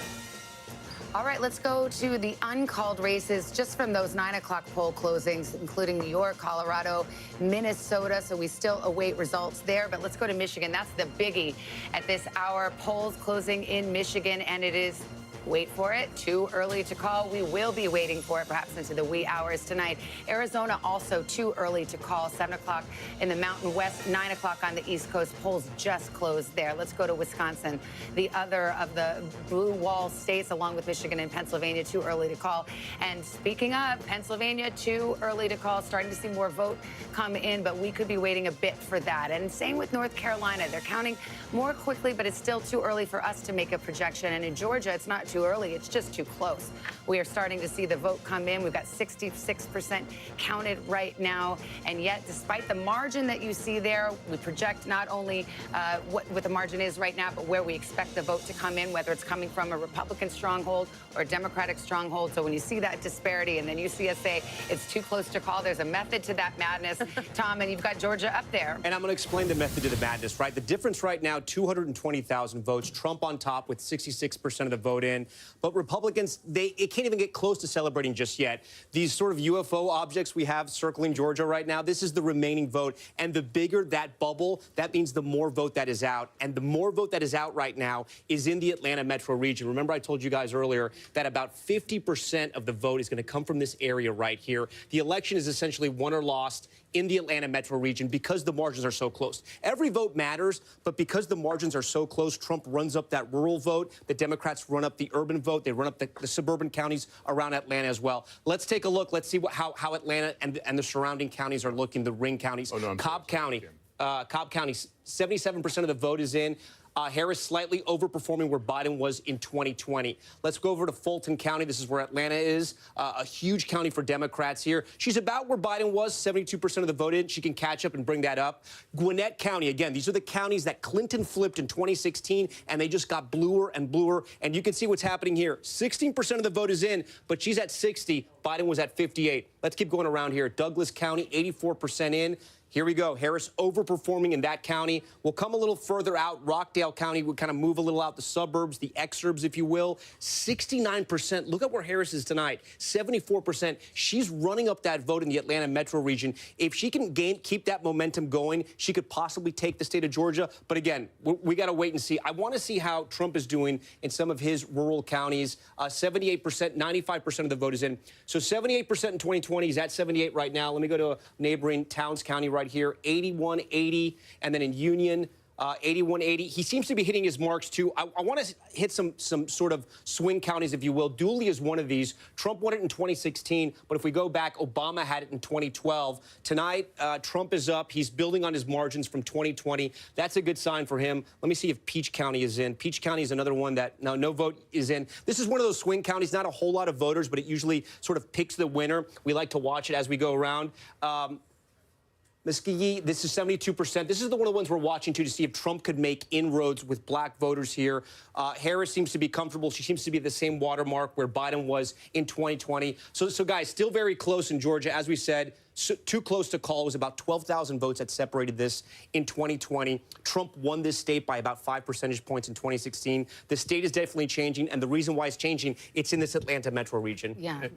Go for North Carolina. I'd love to see some North Carolina numbers. I mean, these numbers are coming in as we speak. Yeah, let's hit North Carolina. Again, we're going to look at all the state. I'm going to be looking at Mecklenburg County. This is where Democrats have to drive up the vote. Only 6% is in, but we can see how she's performing here. 6% in. I'm not going to really draw too much from there, but she's overperforming Biden. We go to the research triangle here. Wake County, 76% of the vote is in. We compare her to Biden, 62 to 63. She's doing better. I know a lot of the vote is in. Over here in Orange County. This is UNC, Chapel Hill, the research triangle. You have medical research jobs, high-tech research jobs, affluent suburbs, highly educated Democratic voters. 86% of the vote is in. Let's see how she compares to Biden. Slightly overperforming Biden, not by much, but look, any little increment makes a difference when you're talking about a 10,000 vote difference at the end of the day. Right now, the difference is about 41,000 in that county. Trump is on top right now. He's going to run up the rural vote. We can check out some of his counties over here in western North Carolina, Graham County. These are some of the counties that were affected by Hurricane Helene and all that devastating flooding. 95% and 81%. In 2020, he was at 79, so kind of overperforming. The big unknown was how many people were going to actually vote in here. And one of the great researchers, Dr. Chris Cooper of North Carolina, political scientist, pointed out to us. He said, listen, this is Trump's area that was affected by those floods. You can have 9 MAGA hats in your house. But if you no longer have a house, trying to get your vote, trying to get your voting location is going to be difficult. They were so concerned about this area that election officials actually changed the rules so you could actually vote in other counties if you couldn't vote in your own county. It looks like turnout's okay. We heard that from Sam Brock. Asheville is that blue dot in the sea of red in North Carolina. Again, affected by Hurricane Helene, 55% of the vote there in Buncombe County. Biden was at 59. Harris is overperforming. Again, any advantage she has in the counties where Biden was doing well or won, and she's hitting higher marks, Democrats are going to love that news. But there's still a lot of the vote is out, 76% in Wake, like we said. Let me see where else in the state that we're still waiting on vote, because there are a lot of rural counties. Listen, if right now, let me go to the entire state. So 41% of the vote is in. Look at this giant circle around Charlotte. I mean, Charlotte, a lot of that vote, Mecklenburg County, it's a county that is majority minority, right? Mostly black and Hispanic. And they're still waiting a lot of the vote there. That could be a very good sign for Democrats tonight. But some of the vote is out, like in these rural counties right here. If we check out Johnson County, just outside of Raleigh, connected to that, I'm actually kind of curious, even though only 8% is in here. This was a county that they were looking at to see if Democrats could make inroads there. It looks to be about the same, only 8% in, guys. But we're going to keep a close eye on North Carolina as more of this map gets filled out. All right, so here's where we are, 7 minutes after 9 o'clock in the East Coast.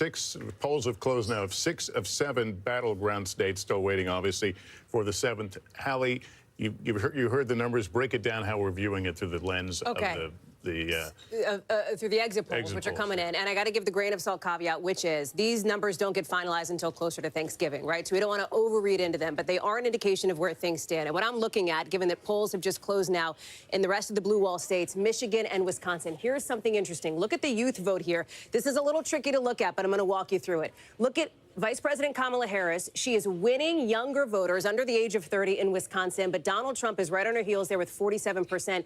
He is actually winning younger voters in Michigan, 51% to 46%. And if you take a look even further into this, you can see that he is overperforming where he was among young voters in the state of Wisconsin, 47% now. That's a double-digit increase from where he was 4 years ago. It's a similar story in Michigan, and I will also tell you it is a similar story in Pennsylvania as well. You see the Michigan numbers here. Similar story in Pennsylvania as well when it comes to young voters. Now, we've been doing a lot of counterpoint tonight, so let me fill you in as I walk back to the desk. One of the counterpoints here is in Michigan and Wisconsin, Vice President Harris is doing better with older voters than she was relative to 2020. So there's some interesting dynamics at play here. Well, it's interesting because we saw Gotti Schwartz in Arizona on the campus of Arizona State University, which gives me personal pain as a graduate of the University of Arizona. But I mean, he may be in ground zero of this very thing that exit poll is showing, which is young voters, young male voters, which the Trump campaign worked very hard to turn out, are responding accordingly. Some of them talking about this Joe Rogan podcast. Can't say I'm a regular listener to it, but he endorsed on the eve of the election, and that was extremely influential. It could be very influential. And remember, in some of these states, you have same-day voter registration. And who takes the most advantage of it? Younger voters. That's right. You know, it was interesting. A lot of Democrats were very optimistic about some of their chances in some of the big Midwestern states for House, Senate, and the presidency, because unlike 2020, the Ann Arbor kids are going to vote in Michigan this time. In 2020, they voted in their home state. the Iowa City kids in Iowa, the Madison kids, and that this time they were all going to actually be in the battleground states. Because of the pandemic, they were home. The pandemic, they were home and more dispersed. Obviously, a big chunk of Michigan voters are from Michigan, University of Michigan folks are from Michigan, but there's quite a few that aren't. And Democrats thought that could be a secret weapon for them. If the young men are pulling for Trump, then it's not as much of an impact. Still, there's a massive gender gap among young folks. Let's not. In fact, it may be bigger among young voters young than men any v. young other women. age group. And then we've seen as Laura Jarrett joins the table here, and I know you're looking into some of the legal issues, but also following these ballot referenda, including the abortion measure that needed a 60% approval, didn't quite get there, 57%, so it went down to defeat in Florida. But to carry on this conversation, young women have been highly motivated by this issue of reproductive rights. Women of all ages motivated, young and old, and obviously it didn't work in Florida, but the threshold was higher there, and we are still looking at a number of states, including places like Arizona, Missouri, Nebraska, South Dakota, all of which would change the right to an abortion to be enshrined in the Constitution, not something that you could take away easily. Once it's there, it can't just be wiped away when the change of legislature happens. And in those cases, it's a much different situation where you have to just get over a 50% threshold. And so it'll be interesting to see whether they can carry the ballot initiatives in those states, even if the former president is going to win in some of those states. We've seen these ballot measures, pro-abortion ballot measures, even in very red states, pass and sometimes pass with 56, 57% of the vote, which, by the way, is what they got in Florida. There has been a significant shift in the electorate, if these exit polls bear out to what we see right now, into how people feel about abortion rights and abortion access since 4 years ago. I would suspect it is entirely probably because of the overturning of Roe versus Wade. In 2020, 51% of people felt that abortion should be legal in all or most cases. You know what it is now? 66%. That is a significant jump. Let me just quickly interrupt. We go back to this in a second, but I believe we have another call to make, and this is in the state of Mississippi. NBC News now projects that Donald Trump will take all 6 electoral votes and will win in Mississippi.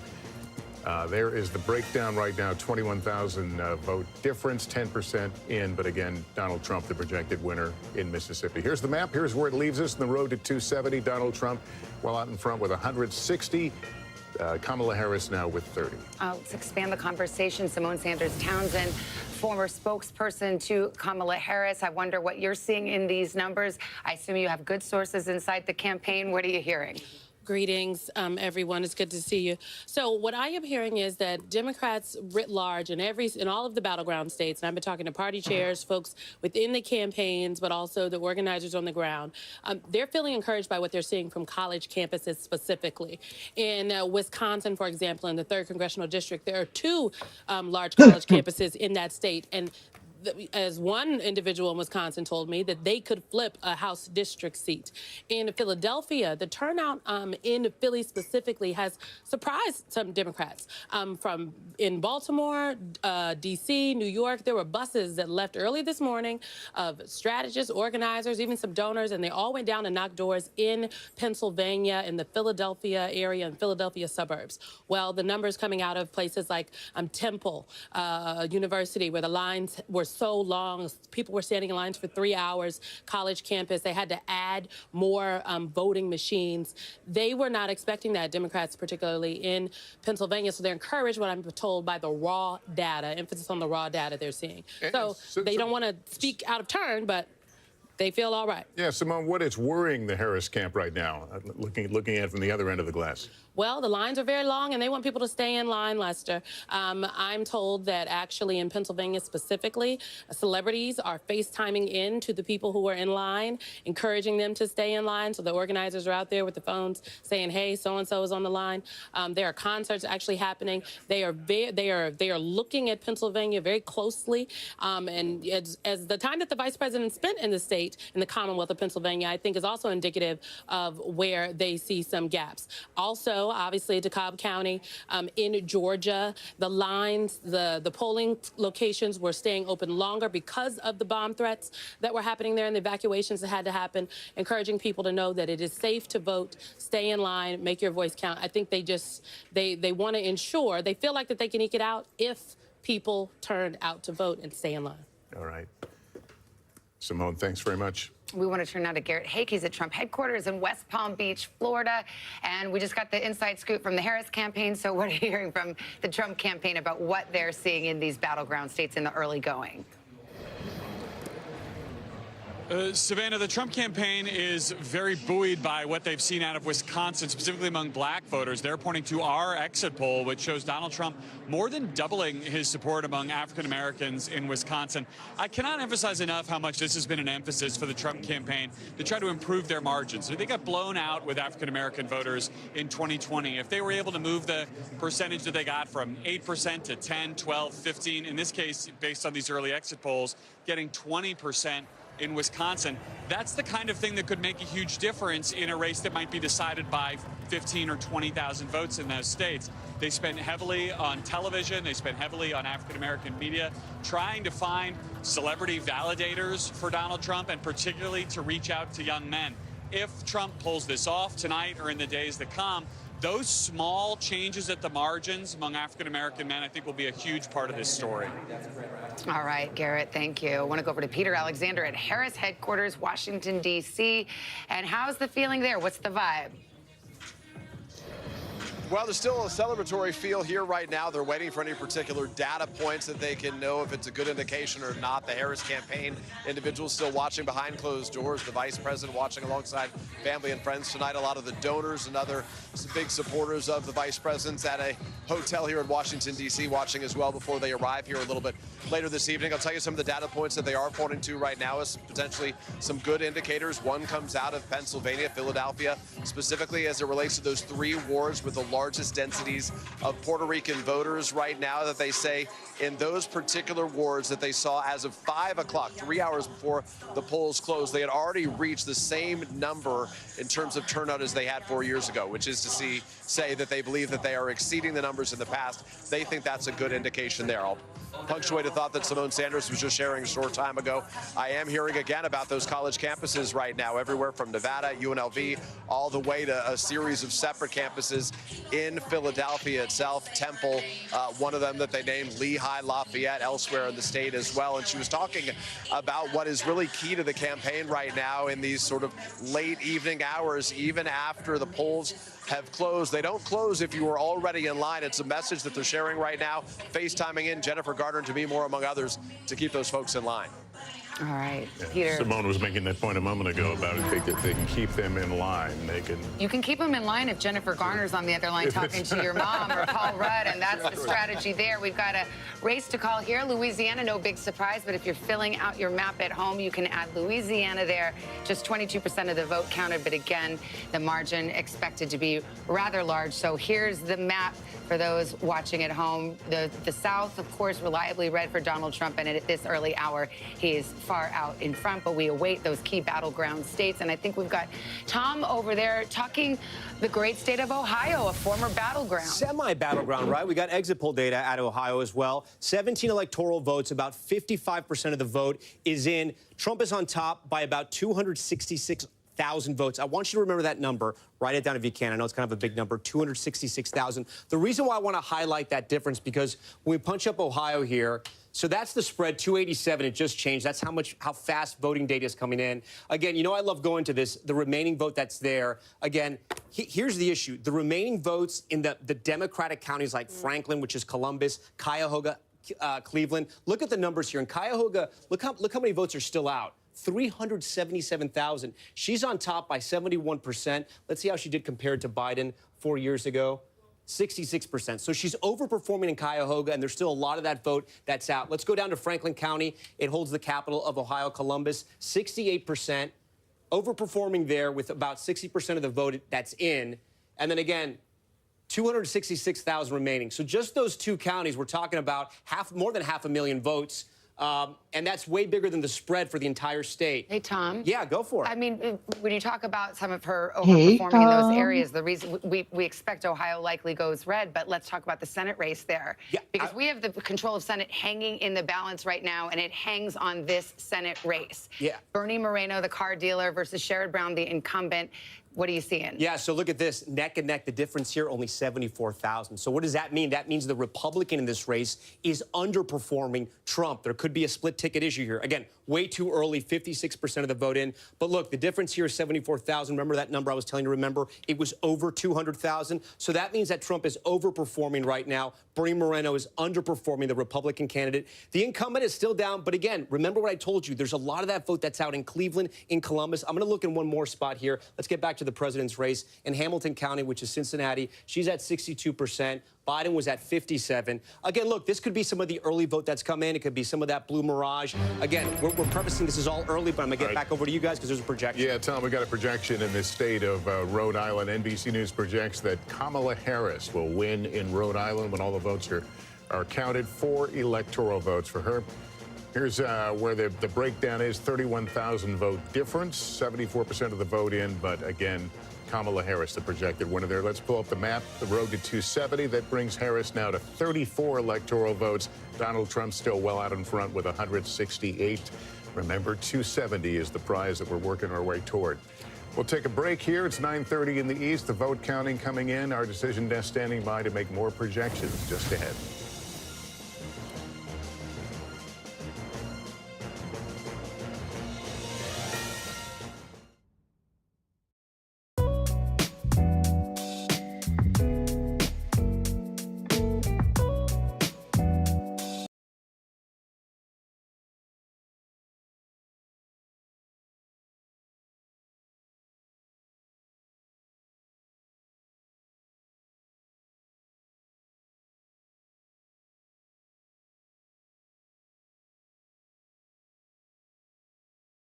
Welcome back to the bomb.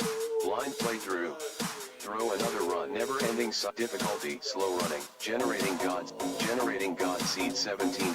Generating God seed 38. Generating God seed 55. Generating God seed 70. Generating God seed 100. Generated dream seed. Generating God seed. Throw another run. Never-ending cycle sash. Presenting again. Same 3 stones. Same 6 stones. Zoomers try to swim in lava. Banning bandicoots. Generating God seed. Throw another run. Never-ending cycle sash. Presenting again. Same 3 stones. Same 6 stones. Zoomers try to swim in lava. Banning bandicoots. Cosmetic she cosmetic game. What's hotter than being lost? Rapid getting melting on 90% some kind of one stone. Games frozen and setting again.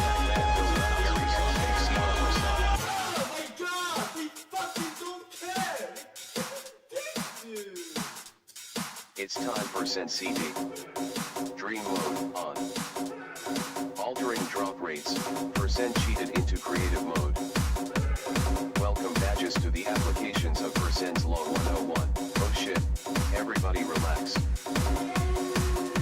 Juicers back to the fucking fridge.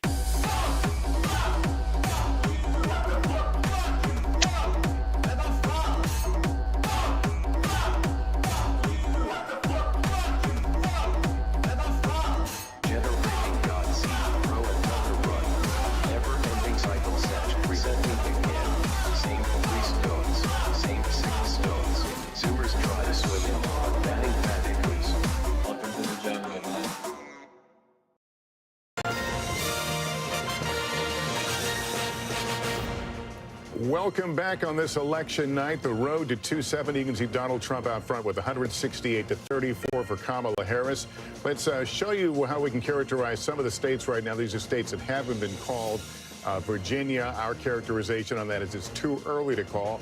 More than half the vote in there as well.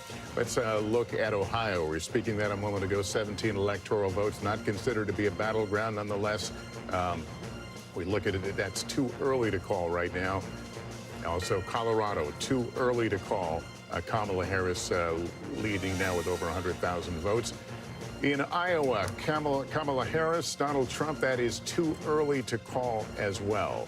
Let's go over to Tom Yamas right now, who can give us a little bit breakdown on the path to 270. Clearly, at this point, they're both wide open. Yeah, still very early so far. No big surprises. If you're watching at home, you can find your state here. We've already given some. We've projected some states for former President Trump, some for the vice president, and still so many, the bulk of states right there in the middle, and still so many people still voting along the West Coast in places like Hawaii and Alaska as well. Let's remind you and walk you through the paths that each candidate hopes to take to get to the White House. Let's start with Vice President Kamala Harris.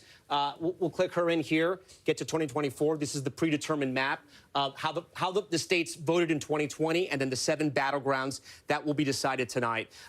So her easiest path is Pennsylvania, Michigan, Wisconsin. She holds that blue wall. If she can do that, she gets to 270. If she's having a very rough night and she loses Pennsylvania, loses Michigan, loses Wisconsin, she has other paths, but she does have a Sun Belt path where if she can flip North Carolina, hold Georgia, hold Arizona, and get Nevada, hold it once again, she gets there as well. That path, though, would give Democrats heart palpitations. As far as former President Trump, his easiest route, just think of the east side. He holds Pennsylvania. He flips Pennsylvania. He holds North Carolina. He flips Georgia back. He gets to 270. But if he can't win Pennsylvania, he has to win somewhere else in the blue wall. He has to break through the blue wall. That's the main difference between his path and the vice president's path. There's a path for her, even though she doesn't win any of these 3 big Midwest states. But for him, he has to win one of them.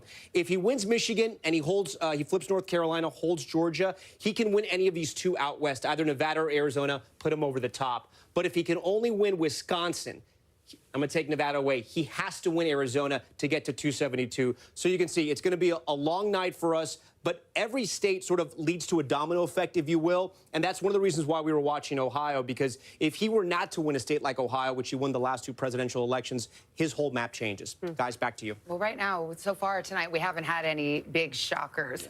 But let's talk about Pennsylvania. There's a reason that the campaigns spent more money there, spent more time there. It may well, at the end of this night, or perhaps it will be Saturday morning, like in 2020, it will all come down to Pennsylvania. It very well could come down to Pennsylvania. 19 electoral votes. It is the biggest battleground prize out there. And part of why we're watching states like Ohio so closely, like North Carolina as well, particularly in the suburbs, is to test how those counties, in those collar counties in Pennsylvania might go. Remember, President Biden won Pennsylvania not because he won the Philadelphia County area, but because he was able to really drive up the vote among white working class voters in those collar counties. One more point just to mention as we watch all of these returns come in. When President Biden was at the top of the ticket, a state like North Carolina was out of reach for Democrats. The fact that we're talking about it right now, the fact that there's been so much play in North Carolina, that former President Trump spent so much time there in recent days, underscores the fact that they have tried to open up more paths, and we'll have to see if that was effective at all. I want to ask a little bit about Michigan. We haven't really talked much about the Gaza war in Gaza and how that might affect the vote, in Detroit and in parts of Michigan. Are we getting any read there at all? Well, it's going to be something that matters, right? Because we saw that uncommitted vote. We know there's an Arab American population in largely Wayne County. It's only about 2% of the population, but it could be potentially significant here. You saw Vice President Harris, as she was on the campaign trail just in the last few days here, begin her rally speech, one of them in Michigan, by referencing, of course, Israel, Gaza, what was happening. She doesn't typically start off her campaign speeches, her stump speech that way. But she's been heckled at times. That's right. She has again and again, she has faced down protesters who heckle. She typically says something along the lines of, "You have a right to be heard, so do I," and I'm speaking now, which is a line that she's become sort of known for at this point. But the other piece of this, too, when you look at this, Michigan is a place that's going to be critical for her, as Tom has just laid out in the map. It is also the place where she started this shift in the last few days on her closing argument, moving away from this idea that Donald Trump was sort of looming large as this threat to democracy, this ominous shadow hanging over America, and shifting away from saying his name at all, calling him the other guy, trying to make him seem small, unserious, Lester. All right, we have another call to make, and this is a pretty big one. The state of New York, and not necessarily a surprise, but NBC News projects that New York Kamala Harris is the projected winner. I'll get this out, projected winner in New York. And there you see the vote difference, 845,000, 33% in. Here's the map to show us where we are on that road to 270. That puts Donald Trump out front with 168, Harris with 62 now. Let's continue this conversation about Michigan, about young voters, because this issue that you raised, Gaza, Israel, this is a very potent issue with young voters, with the many students. And we see Kamala Harris struggling with that. We've seen ads by third-party groups in Michigan trying to bring up that kind of dissent that is going on. It's very interesting. In the primary, there was an uncommitted vote, sort of a protest vote against President Biden. 100,000 people voted uncommitted in the primary. The margin in 2020 was 154,000. So this is a constituency that very much matters. Absolutely. And with young voters right now, we just had Hallie, you brought this up on the data wall a little bit ago. Trump is leading young voters. And again, that gender gap is playing out right here. It's large with voters under 30. Of men, 59% going for Trump, 39% going for Harris. Women, 54% Harris, 44% Trump. He's continuing to close those margins. The other thing that's interesting about Michigan, of course, there's a 52,000 person campus, University of Michigan. Back in 2016, Trump only won by about 11,000 votes. On that campus, I actually anecdotally heard students energizing other students by saying, if only a fifth more of this campus were to have come out, it could have made a difference. So what does that look like right now? Who does that mean did better on those campuses if we start to see those margins be eat away at? And you'll recall back in 2016, sorry, Hallie, you'll recall in 2016, Hillary Clinton, when she did the postmortem of her campaign, the criticism was she didn't spend enough time in Michigan. And so what we've seen from the Harris campaign is she has been there. And Trump has certainly been there as well. He closed out his campaign there. And so the Democrats have tried to learn from the mistakes of the past. Trump has been very focused on that area as well because he knows he's got to. Well, just to demonstrate how complicated politics is, Harris is on defense to a certain extent over her stance with Gaza and Israel, the Biden administration stance in Michigan, but then also losing some of the Jewish vote, for example, in Pennsylvania and Florida. We've heard about that anecdotally as well. It's about the bottom of the hour.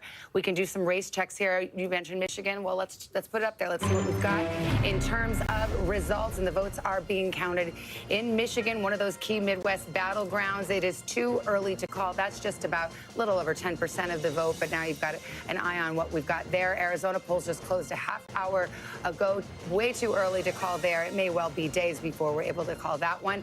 Wisconsin, another in the industrial Midwest, too early to call. Just starting to get the votes counted. Pennsylvania, stop me if you've heard it before. It may all come down to Pennsylvania, and it is too early to call, but we're about 30% of the vote there. North Carolina, also too early to call at this hour. And staying down south in the Sunbelt state of Georgia, which President Biden carried 4 years ago, and former President Trump badly wants to get back into that red column. That is too close to call at this hour. So here is the road to 270. That is the magic number that a candidate needs to win the White House, and that is where we are in the early going at this hour. I always wonder what it looks like from the other side, from the candidates, when they're doing the same thing we are, essentially, pulling up these numbers, trying to weed through them, trying to figure out where you can be optimistic, you know, when you don't have the pressure of people looking at you. You want a fun fact? Fun fact alert? We love it. The last election was decided in 4 states by approximately 80,000 voters. You could fit those voters into Cowboy Stadium. Wow. That's You've what we're done your talking homework, about. girl. Let me We're tell talking you, about margin. that is a good. That's My a good husband's nugget. going to be very mad at me that I didn't brought say up the Eagles Cowboys. Stadium, but it Exactly. wasn't the right number for the stadium. I tried. You stick with any stadium you want. Yeah, have you got exit polls? He's sad about the link. Yeah, I do. And this is a more broad look at the issues that voters say are important to them. As we're talking about some of these issues in these key battleground states, nationally, we saw something really interesting here, right? We saw consistently in public polling over the course of months, it's economy, inflation, cost of living that voters said over and over again was the most important issue to them. But look at this electorate. From our exit polls that we're seeing now, and again, this could shift a little bit. These numbers could still change a bit as more waves of information come in. But look at what's number one. 34% of voters say the state of democracy is the most important issue to them. Put a little asterisk next to that. We're going to talk about that more in just a second. Second here, 31% of voters say the economy is the most important issue to them. That is typically what we would see in other elections. It's what we've seen in the past. I would also note that just because a candidate leads on the top issue doesn't mean that they would win the election. Abortion is right there at 14%, immigration trailing at 11%. And why do I bring that up? That was key to former President Trump's close. When you look at the vote breaks for this, which just means who people supported when they said this was their top issue, on state of democracy, voters broke for Kamala Harris. So she leads on that issue. More people who said that democracy was their most important thing backed Kamala Harris than did Donald Trump. She is also leading on abortion as well. It's the flip when you look at economy and immigration. More people who said that the economy or immigration were their most important issue backed former President Trump. That is not altogether shocking, right? Those issues, economy, inflation, immigration, it largely tracks with what we had been seeing over the course of many months since Kamala Harris got into this race in public polling. But here's what's interesting, and let me walk back to the desk with you to talk through some of these democracy issues here. This is a funny question, state of democracy, because there are Republicans who believe that the state of democracy is an existential threat, largely because of the election fraud lies that Donald Trump talks about. There are Democrats who believe that the state of democracy is under threat because of former President Trump himself if he were to be back in office. So this is a tricky one. It's not like it cuts obviously one way or the other. So there's some unpacking to do. It's a Rorschach test. What is the state of democracy? That's exactly right. It would probably be better framed as, what do you think the state of the country is? Yeah. Do you think that this is a high-stakes election? Do you think it's a do or die? Is it existential? I think that's what people are responding to, and perhaps why we see that being the top issue. Well, and it's so mirrored in what we saw in the closing arguments of both of these campaigns. You saw Vice President Kamala Harris try to argue that Donald Trump was a threat to democracy. You saw Donald Trump make arguments that his political rivals were the quote-unquote enemy from within. And so it is a Rorschach test, and it also just speaks to why, as we watch these states come in, the battlegrounds seem to be very sharply divided, as our polls indicate. Right track, wrong track always kind of leaves you with that question: are we judging a president, or are we judging just the overall sense of life these days? Absolutely, and the fact that you have this significant majority saying that the country's headed in the wrong direction. You know what it is? A challenge. It's interesting because we haven't talked that much about that thing that happened this summer where Joe Biden had a terrible debate, and he was expected for 18 months to be the candidate, and then he wasn't. Do we have any indication in any of these early numbers how Kamala Harris is performing compared to how he may have performed? I mean, it's a hypothetical. I was going to say favorability is probably what gets us there most closely. I don't think we have those graphics ready to pull up, but Joe Biden, if my memory serves, is something at like 41% favorable. I'm based working on on the exit polls, graphics. which was a question that was asked. Do She not is at worry. something like, I want to say 48%. So she is, or 49%. She's outpacing where both Joe Biden and Donald Trump were. But Savannah, I'm so glad you brought this up. We called Delaware like an hour ago, right? Joe Biden's home state. And it made me think about what a different race this would look like, how different tonight would look if Joe Biden were still on the ticket. Vice President Harris has done this thing where she's tried to both distance herself from President Biden. She told me in our interview just a couple of weeks ago, Joe Biden is not on the ticket. Like, I am the one who is running on the Democratic ticket, which she's right. She is on the top of the ticket. But at the same time, she has not distanced herself in a super clear way from a lot of his various policies. She has said that she feels some loyalty to him, of course. Well, the ads that have been run to great effect in a lot of these battleground states tie Kamala Harris directly to Joe Biden. The Trump campaign thinks that Biden is a clear drag on the Harris ticket. It's been one of the biggest challenges of her entire campaign, including in her interview with Hallie, has been asked over and over again, how will you govern differently than President Joe Biden? She struggled to answer that, in part, I'm told, because personally she did not want to betray him, but it has been something that's been a challenge for her. She also cited, I think it was your interview, she cited history, the fact that typically vice presidents, don't. Yeah, that's right. That was our colleague, Peter Alexander, I think, if I'm remembering that one correctly, in a pull-aside with her several weeks ago. But she said, listen, typically vice presidents don't go after, their boss, if you will, their president. She talked about this issue of loyalty, but at the same time, she also says, my presidency will not be a continuation of the Biden administration. The problem that she had was when asked specifically, I believe on an ABC program, what would you do differently? She said nothing comes to mind. And boy, that Trump Keeping campaign. in mind, her campaign's been, 108? Well, right, but that's about, yeah. that question's coming when you have an unpopular incumbent. We want to go to NBC's Sam Brock. He's in Asheville, North Carolina, where I understand the counting is wrapping up. What are you hearing? Savannah, it's done. Look, I have it fresh off the presses right here from Buncombe County. The official results are in. First of all, they had a 73.69% turnout, which is almost their record high. It was 78 back in 2020. But considering everything that happened in Western North Carolina about a month ago, this is extraordinary. And the results are almost exactly the same as they were 4 years ago as well. It was 60-38 in favor of Kamala Harris for this county, which is about 140,000 votes. It was 59-38 back in 2020. This was not, however, your grandmother's democracy process. Being sort of a fly on the wall to watch all this happen walk with me here for a second. So these are the tabulations that came out. These receipts, guys, were so long, they were strewn across this entire table. I watched as the board went through line item by line item to authenticate it for the unofficial results. There's basically a caravan of cars that comes in. They're all holding from each of the 80 precincts these thick orange cases that have flash drives in them. Bobby, who I'm told has been here with Buncombe County for generations, a 70-something-year-old woman, takes the flash drive out, comes in here and brings it into this room. In the room, it's unencrypted, and so they actually get the data up there and they upload it directly to the county site and then to the state site from this room, and then all of the day of votes get tabulated over in these machines. Fascinating to watch. It is actually now done. Let me send it back to you. All right, Sam, thank you very much. We've got a projection to tell you about. The state of Illinois, Kamala Harris, as expected, takes it.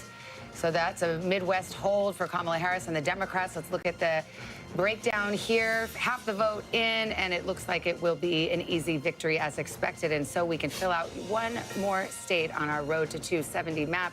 The state of Illinois going to Kamala Harris. Let's go to Tom Yamas. You're in North Carolina, where we just heard straight from the horse's mouth. Buncombe County right there, Asheville. It's been through so much with Hurricane Helene, and Sam Brock had the poll results in his hot little hands. But were you calling him a horse? That's like, I'm not sure if you were or not. Sam's a tall drink of water, but he's no horse. He's a handsome man.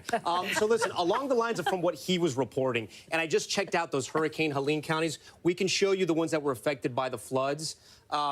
Let me go, hold on one second. Here we go. So these were all the counties, the 13 counties that were affected by the floods, where people could vote in other parts of the state if they weren't able to vote in their home county. It's interesting. I was going through the numbers. It doesn't look like there's any kind of drop-off there. That's actually better news for the president, because there are more Trump voters out there in the western part of the state, with the exception of the blue dots like Asheville, places like that. Here's where a lot of the vote is still out. Charlotte, Mecklenburg. Look, Trump is on top right now statewide. Mecklenburg is the place where Democrats, I'm going to keep going back to Mecklenburg when we talk about North Carolina. This is Charlotte and then the surrounding suburbs. They need to drive up the vote here. It is a majority-minority county. Hispanics and African Americans, they have to drive up the numbers here. When they lose races like Senate races, it's because the turnout is not where it needs to be in Charlotte. So not enough vote there. But the good news is there is vote in other places. Wake County, this is the capital. Raleigh, part of the Research Triangle. You can see Kamala Harris slightly overperforming President Biden with 76% of the vote. Whoops, that was a mistake. Let me go back to North Carolina here. Here we go. Okay. Right over here, Durham, this is where Duke University is. 85% of the vote is in. 81%. Let's see how she did compared to Biden. Slightly overperforming there, and just over where UNC Chapel Hill is. Slightly overperforming there. Here's one thing, though, that Republicans have something to possibly celebrate. Nash County. This is Governor Roy Cooper's county. This is where he's from. It's sandwiched between Raleigh, Wake County, and the North Carolina Black Belt, where you have those counties with high percentages of African-American voters. It usually, almost always in the last few elections, has picked the winner. 2012 Obama, Trump flips it. Biden it went with Biden in 2020. That wasn't a correct pick. But today, Trump is on top. And you can see that's good news for him, considering that Biden took it in 2020. We're also watching New Hanover. This is Wilmington. You have a lot of people who have moved to the east coast of North Carolina, the coastal communities here. Only 5% in, but this is also one of those counties that has always picked the winner in North Carolina. Not enough vote in to even compare it. I do want to talk about the Triad. This is, again, sometimes the forgotten metro area, but huge population center for North Carolina. A lot of the historically black universities are here as well. Greensboro, Guilford County, 55% in. Let's see how she's doing compared to Biden. Look, she's holding her marks, so this is pretty good. I want to see how Trump's doing, though, in some of the rural counties where he has to drive up the vote.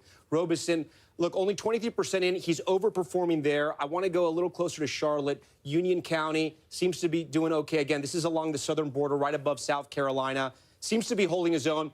Anson, 92% in. This is actually a big flip. Let me see what this looked like in 2016. So this is interesting. Clinton won in 16, Biden won in 2020 with 92% of the vote in.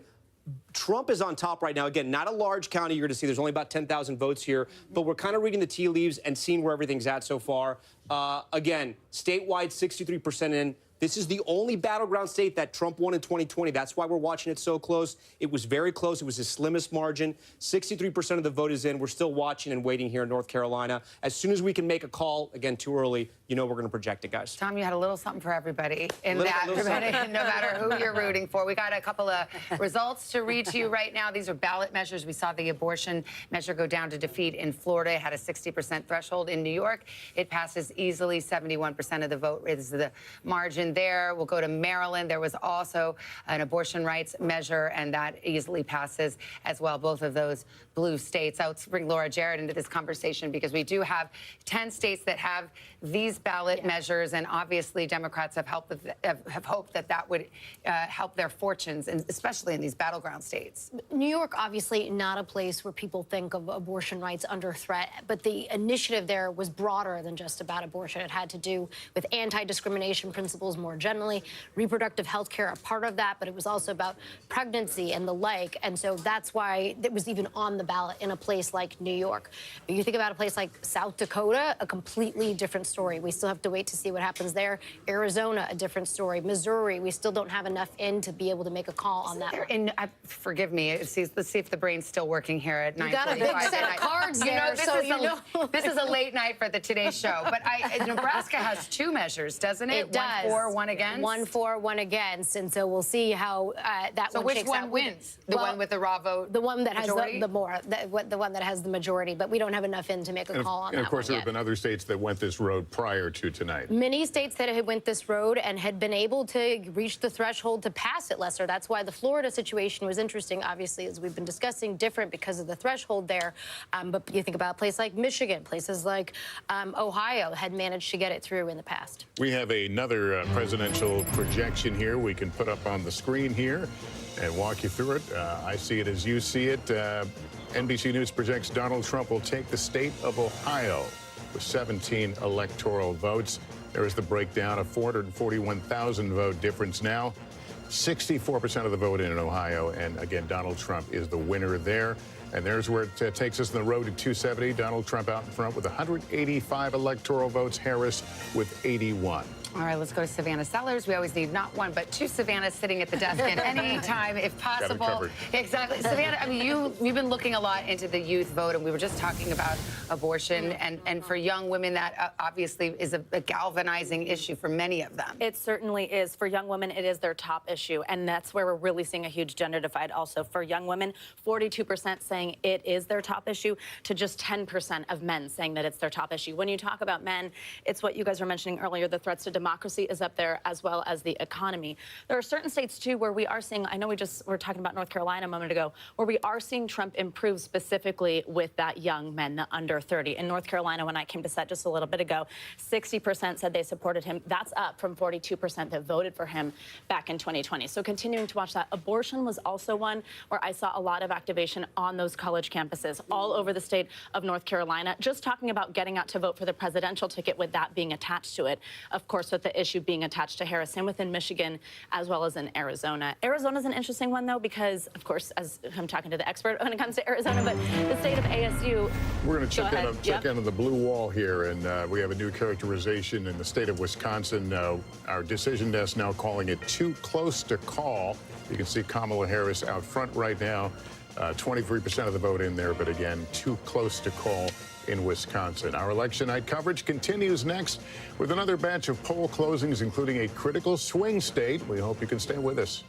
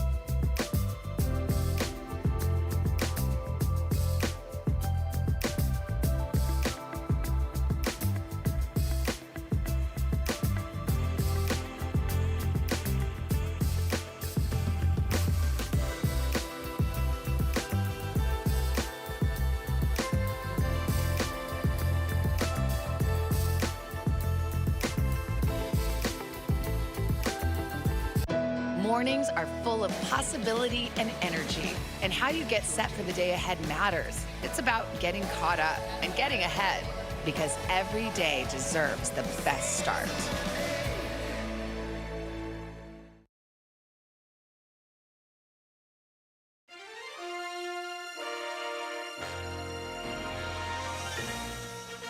All right, as we come out of the commercial break, a new characterization here in Pennsylvania. Our decision desk now calling this race too close to call. Kamala Harris leading right now with 34% in, but again, too close to call. We also have a new characterization on the state of Michigan with its 15 electoral votes. That will also go down in the too close to call column. These aren't surprises. These are states that we thought would keep us up late, and they will. They will. They'll live up to their billing. We're also watching key Senate races, key House races. The balance of power in both houses of Congress are hanging in the balance. We've got Kristen Walker keeping her eye on some of those results. Yeah, Savannah, and some of these races are incredibly close as well. Let's take a look. We're going to start in Wisconsin. This is one of those races where Senator Tammy Baldwin, looking for a third term, was out front several weeks ago, but the polls really narrowed, and here we are. This race, too close to call. She's running against Eric Hovde, who is a real estate executive and bank CEO. Let's go to Pennsylvania now. The Pennsylvania Senate race, incredibly competitive. Senator Bob Casey looking for a fourth term against Trump-backed businessman Dave McCormick. Again, this race still too close to call with 34% of the vote in. Let's head to Texas now. Colin Allred, former NFL star, making this a more competitive race than anticipated in red Texas. Senator Ted Cruz looking for re-election there. We'll continue to watch that. And the Senate race in Ohio, too early to call. Again, this is too early to call. Senator Sherrod Brown looking for a fourth term against Bernie Moreno. Let's take a look at how the spread is in the Senate. Republicans, again, have picked up one seat, with Governor Jim Justice winning that Senate seat there after Senator Joe Manchin announced he wasn't running for re-election. The Ohio Senate race, really significant, guys, and one to watch. All right, we've got a call in the Kansas presidential race. Donald Trump is the projected winner in Kansas now. NBC News can project. Let's see where that brings us. Here's the breakdown right now. 31,000 vote difference, but again, Donald Trump will win there. Let's take you to the map and see where we are on the road to 270. Donald Trump with 191, Kamala Harris 81 electoral votes. And we also want to go back and revisit, I think we have Michigan and Pennsylvania, I think, both too early to call. Too close to call, close to at call. this hour. There we go. Yeah, we'll pause there. Let some of our other stations catch up with us as we show you the road to 270. The map filling out, but we got a lot of work to do.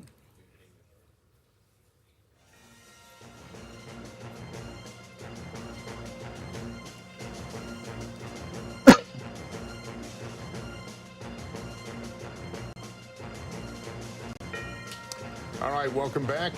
Here is where we stand right now on the road to 270. The map is slowly filling in. I think we're still at 6 of 7 battlegrounds. We've seen the polls close right now, so we are kind of in a waiting game. Actually, we have Kansas now. I believe we can make a call on.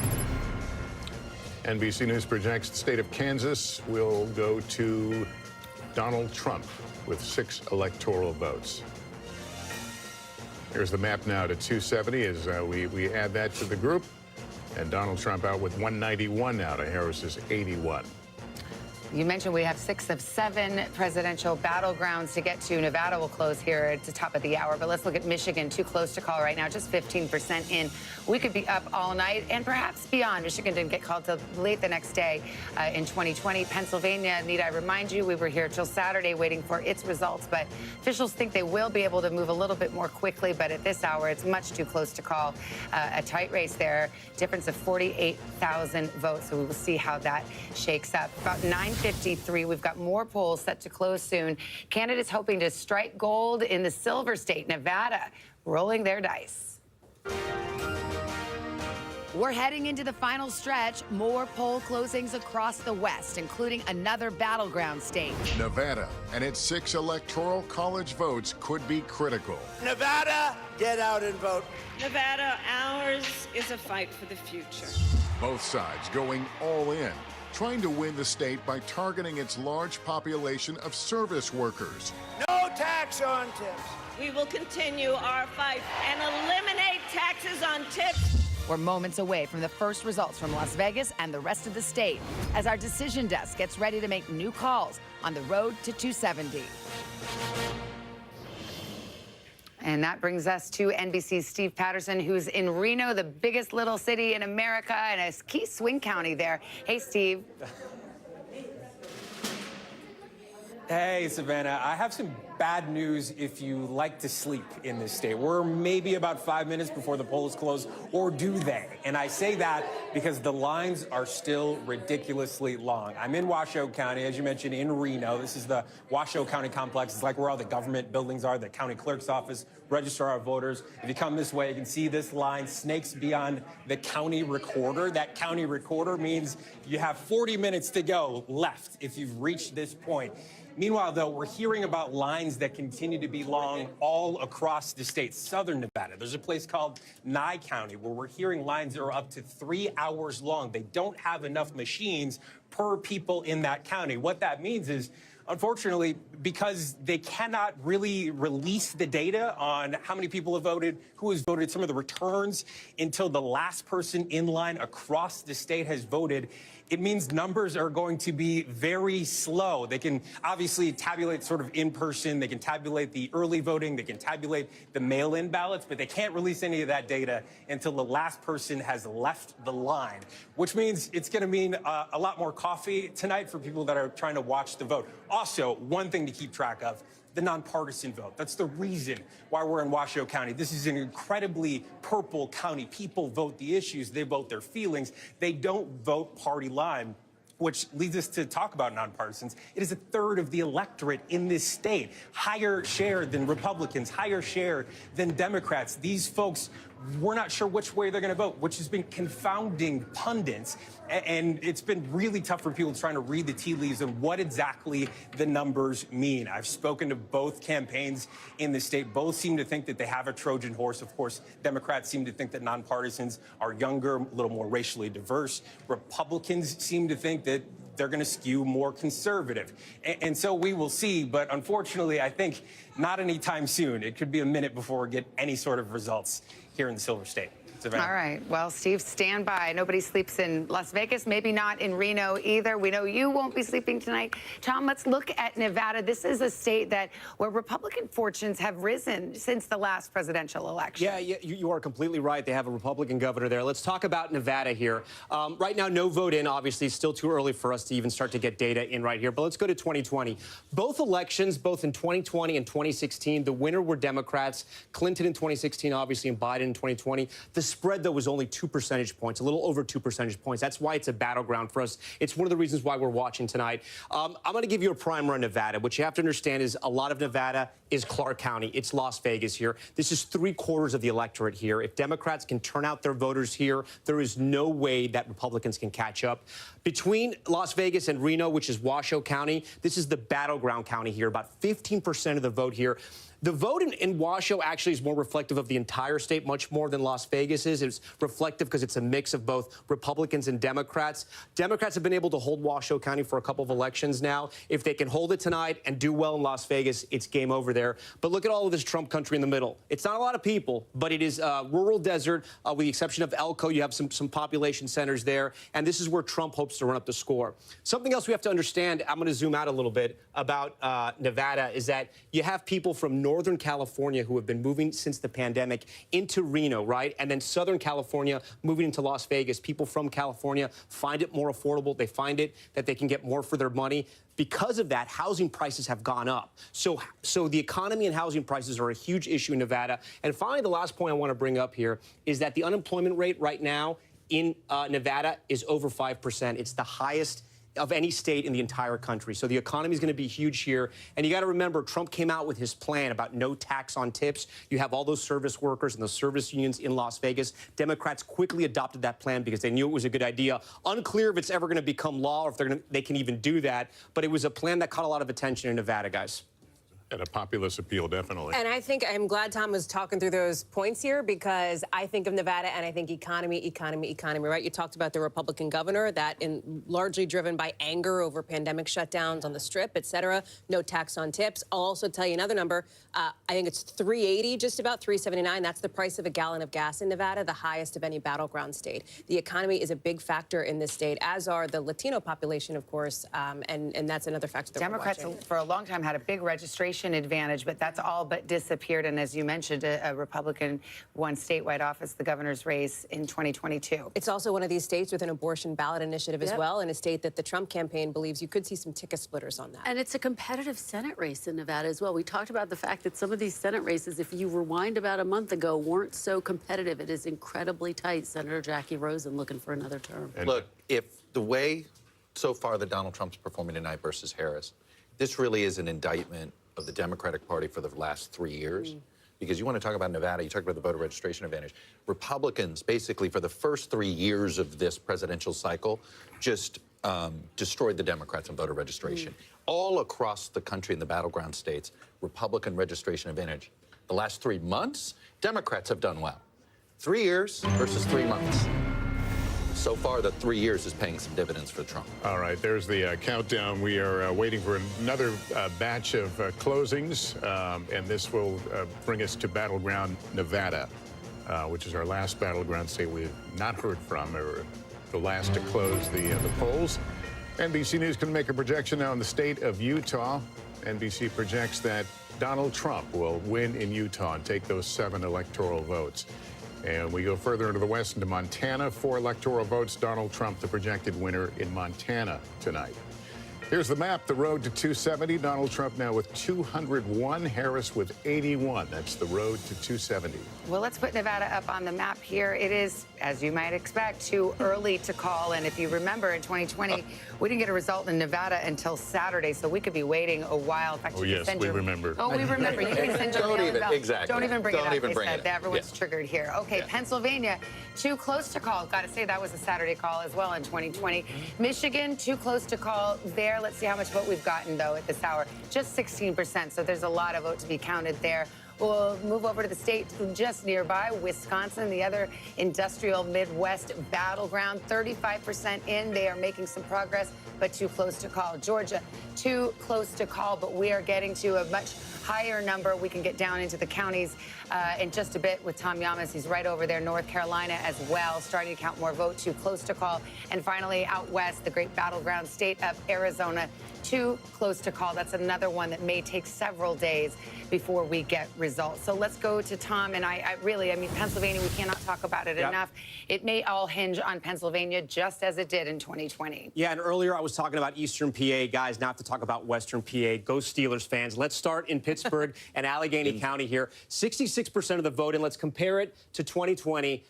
Slightly overperforming. That's good news for Harris, because that's what she needs to do there if she wants to win the state of Pennsylvania. And look at this. Butler County, you'll remember, that's where that first assassination attempt took place, just miles from Pittsburgh. Look what a different place this is. Trump is on top. 71% of the vote is in. He got 65 in 2020, 65%. He's now at 64. He's essentially performing where he needs to be. I also want to see how the vote is in these Western communities, Western PA communities, because fracking was a big issue here. Vice President Harris had to change her position on that.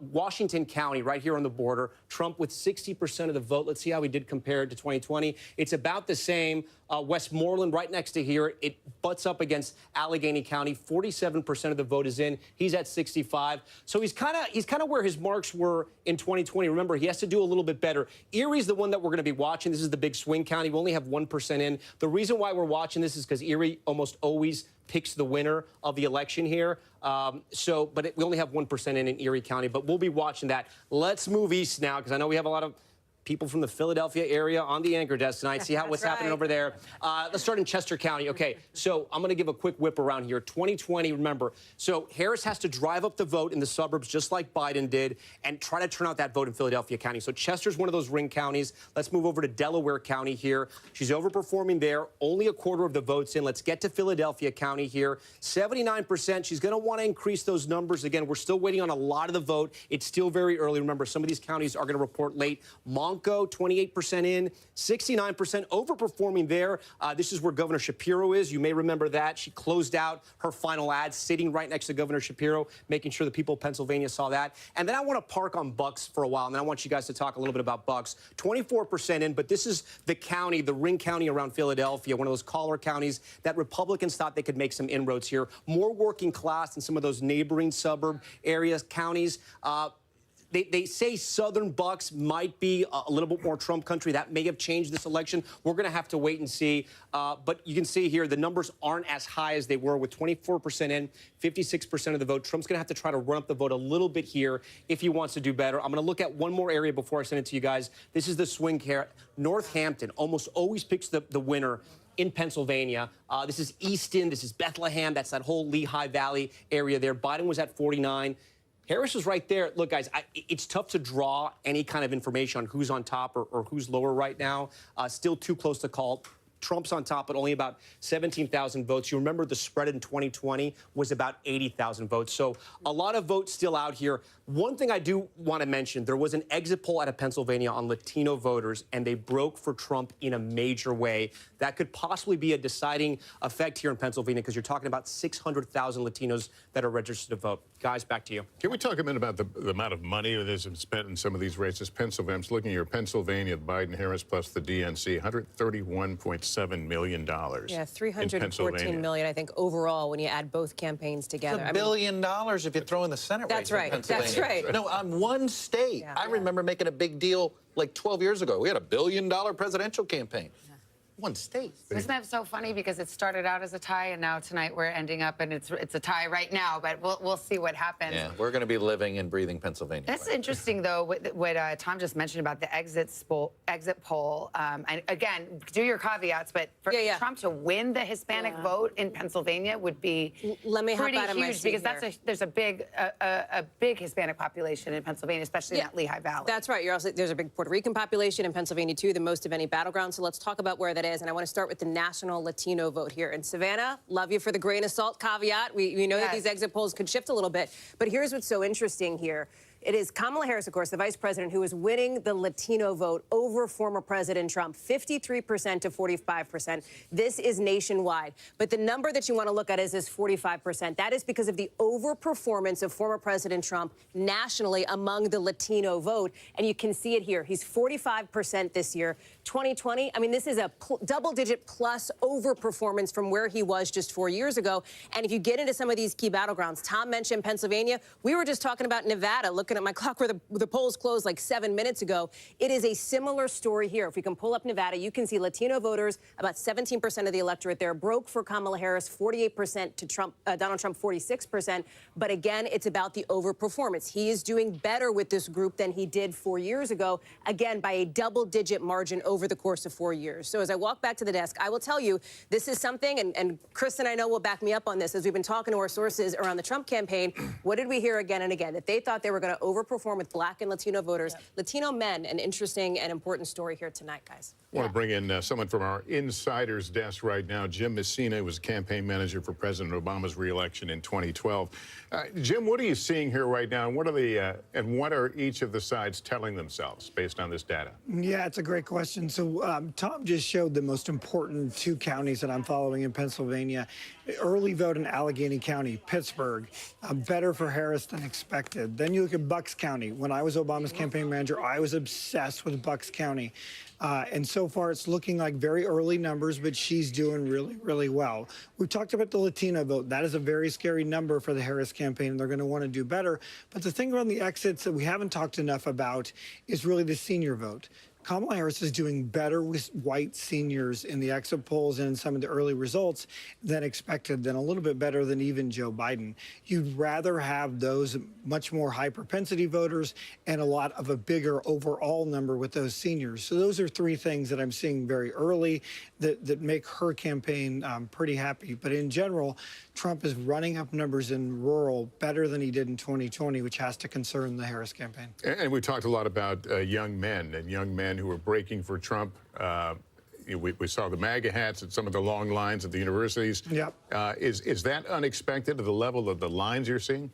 I think both sides have a little bit of excitement here. I've talked to Harris officials in the last hour who say, look at the lines in Penn State, look at the lines in Arizona, look at the lines in the Philly college campuses. They feel really good about their ground operation. They have the best ground operation person in American politics, and Jen O'Malley Dillon is the chair, who has built a billion-dollar field campaign for this moment, and they're really going for it on the college campuses, and they kind of need it right now. Jim Messina, good to see you. Thank you. All right, we've got a winner to announce.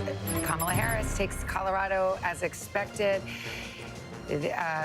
Used to be a battleground years and years ago, but has really trended to the Democrats in the last couple of presidential cycles. And here's how it shakes out. With 54% of the vote counted in Colorado, they vote by mail, and those ballots get to be counted quite quickly. So we see that Kamala Harris will take Colorado, so we can fill out the map just a little bit more as we lay out the road to 270, but those big battleground states, we have yet to call one of the battleground states for Kamala Harris. Right now, her best path remains those 3 industrial Midwest states, Pennsylvania, Michigan, Wisconsin. Donald Trump flirting with Georgia and North Carolina and perhaps Arizona and Nevada. It'll be a while before we get results there. We've got Garrett Hake, who is at Trump headquarters in West Palm. And Garrett, what's the mood there? What are you hearing? Savannah, I've been talking to Trump campaign officials, and look, we all know the cliche on election days where you hear campaign sources say they're feeling cautiously optimistic. What has happened in the last half hour is my sources have stopped using the word cautious to describe their optimism. They are feeling increasingly confident as more and more votes come in, despite the fact that no battlegrounds have been called, that their theory of the case is being proven correct. And what I mean by that is the Trump campaign set out at the beginning of this race to expand the Republican Party. They knew they couldn't win with their old coalition. They had to get more younger voters, more black voters, more Latino voters, even by small amounts, to join their coalition. In the battleground states, they are seeing that happen.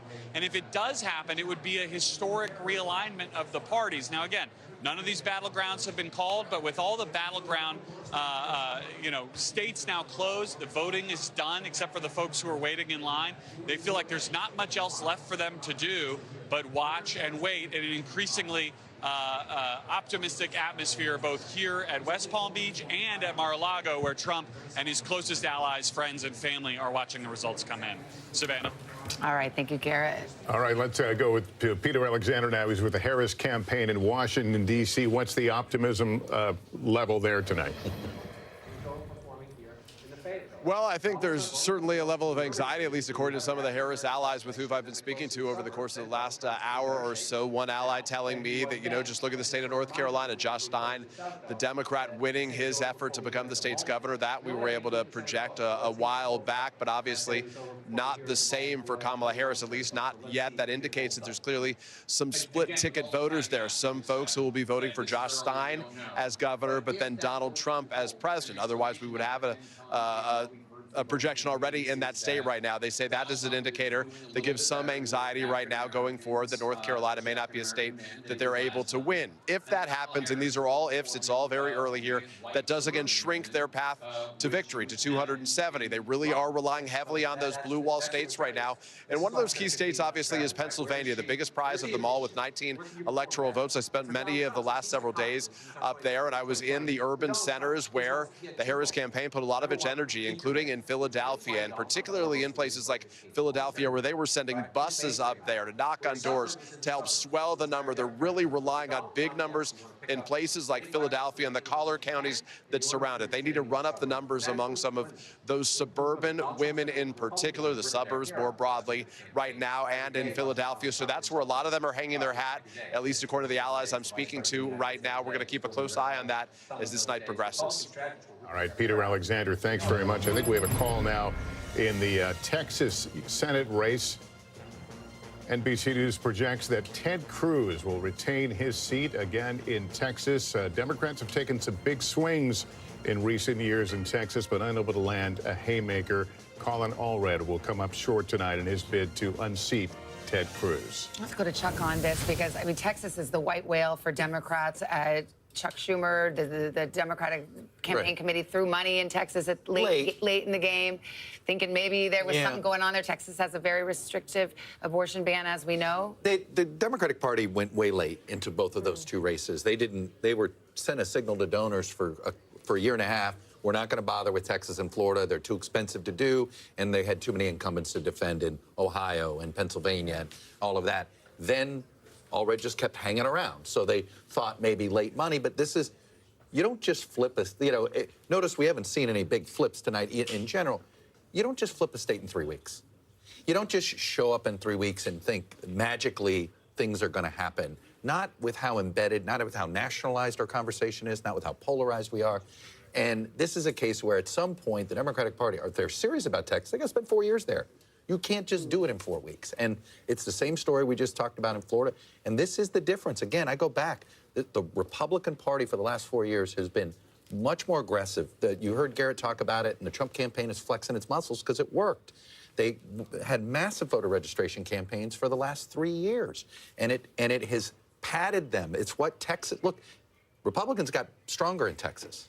I mean, that Latino vote in Texas, when you've got over 60% Latino men moving in Texas towards the Republicans, that's realignment.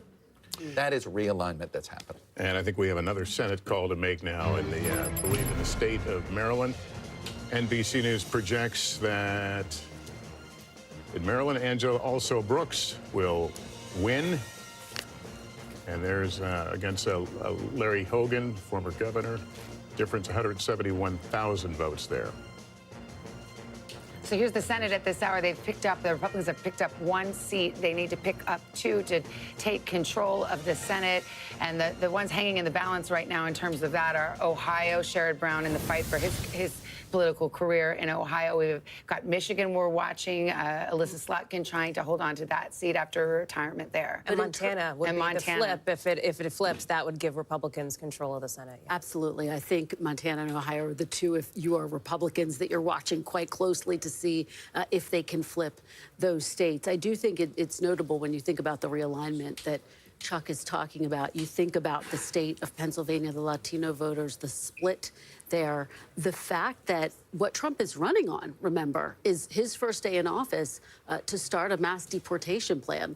A lot of folks have asked him for details about what would that actually look like. He has not given them, but it is notable that he's increased his support based on what we're seeing so far amongst Latino voters, that is something that has resonated with them. Democrats making that late play to try to win them back, and so far, based on what we're seeing, didn't work. And yet the exit polling also shows that more people do not want to see immigrants deported if they are here illegally here. They want to see a pathway to legal migration, legal immigration here, which is another nugget we got from the exit poll. So interesting dynamics at play on this issue. All right, let's go over to Tom Yamas. He's got the big board going, and the state of Iowa, which has been of intrigue since a Saturday night surprise at the poll. It was a huge question mark. If you woke up on Sunday and you watched Meet the Press with Kristen Welker, it was a huge headline, right? Yes. People woke up on Sunday, and according to the Des Moines Register poll, Harris was up by 3 points within the margin of error. The politics desk just pointed this out to me. Let's dig in because we have some voting data now. 45% of the vote is in, but let's look at Polk County. This is the biggest county, the most people. This is Des Moines, the capital here. So she's on top, 55% to 43%, 94% of the votes in.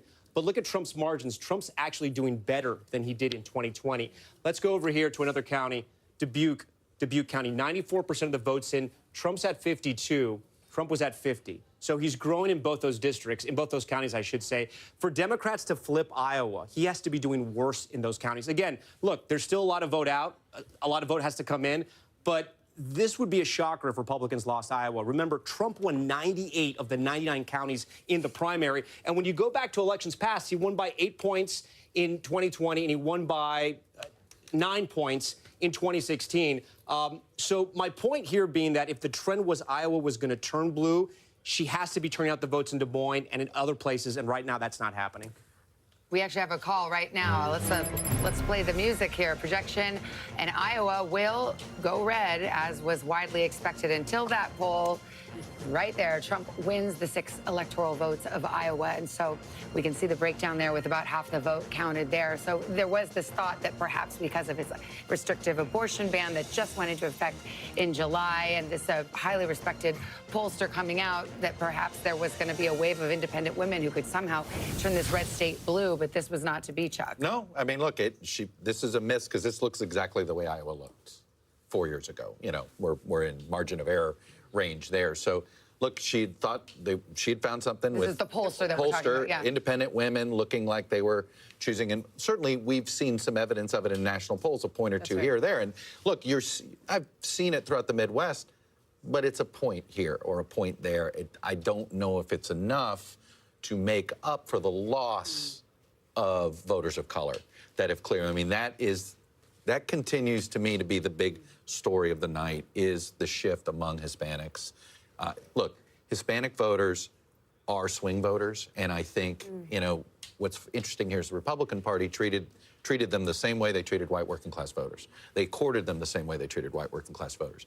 The Democratic Party has spent a lot of time treating it as an identity group, you know, and you know, whether it's Latinx, which sort of fell flat, and so there's been a lot of hand-wringing about this inside Democratic circles, a real split, like, you know, it was a total misread sort of by the coastal strategists when it comes to how to target working class voters of color. And I think we're starting to see sort of a working class coalition start to drift to the right. You know, before, Donald Trump had working class whites. Now he's adding working class Hispanics and working class, not necessarily seeing evidence of working class African Americans, but adding working class Hispanics. That becomes a very durable majority. Well, another way of saying that is the education gap. Well, it's the same thing. College educated or non-college educated. It doesn't matter your ethnicity. It matters your education. But is it Donald Trump or is it the Republican Party? Or is it the Democratic Party? Okay, meaning, like, I don't, you know, it's the Democrat. It is, first of all, Latino voters in many ways are driven by the same issues. And there's one issue in particular, actually, that Republicans align closer with Latino voters, or Latino voters align more closely with the Conservative Party, and that's school choice. And that has been, and you can't help but wonder, both Florida and Texas have been very aggressive about expanding school choice. Where have Republicans made the greatest gains among Hispanic voters? Florida and Texas. So education, the economy, those issues, bread and butter issues, and that is how they talk to them. I'm not saying Democrats weren't, but for the sort of the cultural issues don't play as well with Hispanic voters as they may with college-educated whites or even African Americans. And we saw the Trump campaign hammer some of those issues in ads over and over again. Take a break right here. Coming up next, things are heating up. The votes are rolling in. We've got the latest on the battleground states, and we're inching closer to that 270 mark. Stay with us. Election night rolls on.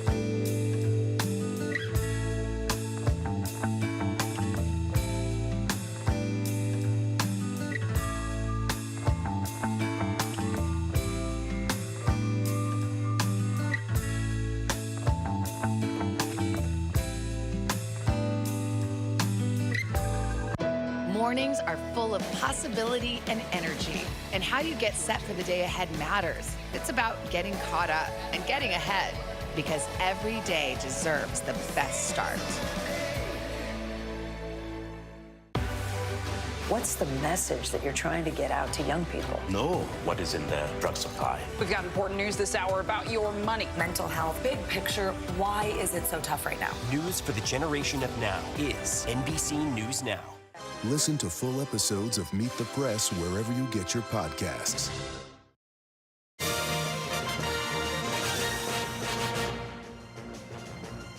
Welcome back to NBC News coverage of the road to 270 now. There's where things stand. Donald Trump out with 207. And we're able to make a projection characterization in Virginia. 13 electoral votes. They're too early to call that race in Virginia. We move to Nebraska right now. That race also too early to call. Less than half of the vote in, so still a ways to go there. We move to Minnesota. And Donald Trump and Kamala Harris right now, that's too early to call. Trump out to an early lead. In Pennsylvania, this is one of the big battleground states, could be the biggest, 19 electoral votes, too close to call, the characterization. Wisconsin, another battleground. Here's where it looks right now. Too close to call, a difference of fewer than 8,400 votes there right now, and 47% in, so more to count there as well. Brings us over to Tom Yamas, who's looking at Wisconsin. And what are you seeing in these early numbers? So a quick reminder, when you think about Wisconsin, think of 20,000. That was the vote difference in both 2016 and 2020. That's what decided the vote. Trump won in 2016. Biden flipped it in 2020. Right now, 47% of the votes in. We want to dive a little deeper and look at some of these counties. We're going to start with the biggest one, Milwaukee. Again, we're still waiting for a lot of the vote in Milwaukee. We're expecting this a little later in the night. 51% is in. Let's see how Harris is doing compared to Biden 4 years ago. She's down about 3 points, 3 or 4 points, 2 points, actually, we should say. But we're still waiting on the vote there. Let's go over to Madison. This is Dane County. This is where the University of Wisconsin is. This is one of the fastest growing areas of the state here. 75% for Biden in 2020. She's 2 points down, but again, 75% of the vote is still out. Let's talk about the Republicans now. We talk about the WOW counties. These are the counties around Milwaukee. The first one, Waukesha here. Trump's at 59.6. 77% of the vote is in. He's slightly underperforming by a percentage point or two. Let's go over here to the O and WOW, Ozaki, 55. He's at 54. So, a slight change, but almost around the same margins. And then Washington doing much better. 50% of the vote is in, 49. He was at 68 in 2020. He's now up to 70. The other part where they do well in the other part of the state, in Green Bay, it's called the BOW. So, yes, it's the BOW counties and the WOW. Bow wow. I know that's pretty funny, but maybe it's not that funny. Anyways, Brown is Green Bay. It'll pass. It'll pass. Trump is 52%. He's up big time here. But again, only 33% of the vote is in. And there are a lot of Democratic votes in Green Bay as well. We're going to come down here to the O and BOW, Outagamie, 54-57. Again, he's overperforming there. And then finally in Winnebago, 36%. I want to show 2 more counties you guys may have heard of, you may not have. Racine, these are suburbs of Milwaukee, getting closer to Chicago. These were counties that Trump flipped from Obama, and then he held them 4 years later. 15% in. Trump was at 51.68. That's a strong number for him. We go to Kenosha, which has been in the headlines, especially after the George Floyd protests. 50% in 2020, 73% in. He's overperforming there. So if you're looking at Wisconsin right now, I mean, the Republicans have some sort of positivity here that they're looking at. Sauk County is one of these counties that we watch that usually picks the winner of Wisconsin. Sauk is one, and Dorr is the other one. You've probably heard of Dorr if you've been following the political headlines lately. Our data out of Dorr is a little skewed right now, so we're going to wait till the numbers get corrected there for right now. But Sauk County we can look at. 48% is in. Biden won this in 2020. Trump won it in 2016. 47-50. You can see Trump's overperforming there. But again, still a lot of the vote is out. We're going to have to wait and see and what happens. And in case you're wondering, Sauk County, home of the International Clown Hall of Fame. So if you ever want to go down there and you're near Madison, drive over to Sauk. We're getting to the witching hour. We got the fact alert. Wow, fun fact alert from Tom. Welcome to the fun facts. Yes, exactly. Let's go to Stephanie Gosh. She's in Philadelphia and Pennsylvania. A lot of hopes riding on Pennsylvania for the Harris campaign. What do you know? Yeah, there certainly are, Savannah. We are here in Philadelphia at the tabulation center. This is where they're going through all those mail-in ballots. And, we've been noticing in recent weeks and months kind of a lessons learned category from 4 years ago. And this place is a perfect example of some of those lessons that have been learned. You may remember in 2020, the tabulation of the mail-in ballots in Philadelphia took place in downtown Philadelphia, and it was basically chaos. Now they're in this entirely new building. It is secured by a fence with barbed wire, and they are doing tabulation inside here. We're actually not allowed inside, but it's going on as we speak right now. And one of the unknowns back in 2020 at the end of the night was, well, just how many mail-in ballots are there out there? We don't know. Well, tonight, right before midnight, we're going to get a briefing here from the city commissioner, from Seth Bluestein. He's going to tell us how many of those mail-in ballots from Philadelphia have been processed and how many they have yet to process, to give an idea of how much more time it is going to take. All of that, more transparency, this more security, so things go much more smoothly. Savannah? All right. Thank you, Stephanie. Back with our panel and guests, former Missouri Democratic Senator Claire McCaskill and Mark Lauder, former Director of Strategic Communications for the Trump 2020 campaign. Good to have you both back. How's the blue wall looking right now, Senator? Well, you know what? I just got to say, with the exception of brave Ann Seltzer and her poll in Iowa, where clearly she did not get it right, it looks like the pollsters got it right in this election because I'm looking at these blue walls. If you look at Berks County, Harris is underperforming. You look at Lancaster County, she's overperforming. It's going to be razor close. I don't think there's any question. Now, what we're going to have to figure out is, do we have a country where an election can be close and people can accept the results? That's the question that I'm beginning to worry about, that if these are all really close and they go the way of Donald Trump, I don't think there'll be any problem. Well, Mark, we live in a 50-50 world. I mean, we do. I mean, we really do. And it's not going to stop after, Wednesday or beyond. No, and one of the things I'll tell you I'm looking at right now is Philadelphia itself, because while Kamala Harris has her margin, the numbers aren't there. She's about 2 points behind right now of where Joe Biden was, but there was a 471,000 vote difference to offset the rural areas. Right now, with 50% of the vote in, the last time I looked, she's on pace for maybe 390,000, maybe 400 or so thousand. That's if the current margins hold, and that's a projection. She needs to be above 450. Yeah. And if we're down there in that right, because right now it's about 190,000 vote difference with 50% in. It's early, but I mean, it seems like what we're gleaning from exit polls and other data is that the Trump campaign is overperforming, doing very well with Hispanic voters and young men. That Joe Rogan army appears to be real in a lot of these places. Is that what you're seeing, Mark? No, absolutely. I think they're very excited by that. And they also see that they're overperforming in rural areas. I think they're trying to cut their losses in the urban areas and in some of the suburbs. It's not always working, but I think in some of these key battleground states, it's panning out right now. Claire, what are you hearing from the Democratic side? Well, first of all, I think there's a lot of people on the Democratic side that are paying a lot of attention to what's happening with Sherrod Brown and John Tester right now. How about that? Yeah. Because the fact that it's been called for Trump in Montana and it hasn't been called for the Senate race gives you an indication. Same thing in Ohio. And I think everybody needs to remember what Lester just said is true. It's a 50-50 country.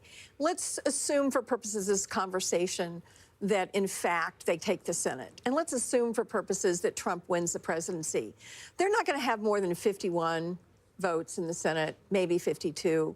And you have a couple of Republicans that are not all on board with some of the Trump stuff, like Susan Collins and Lisa Murkowski.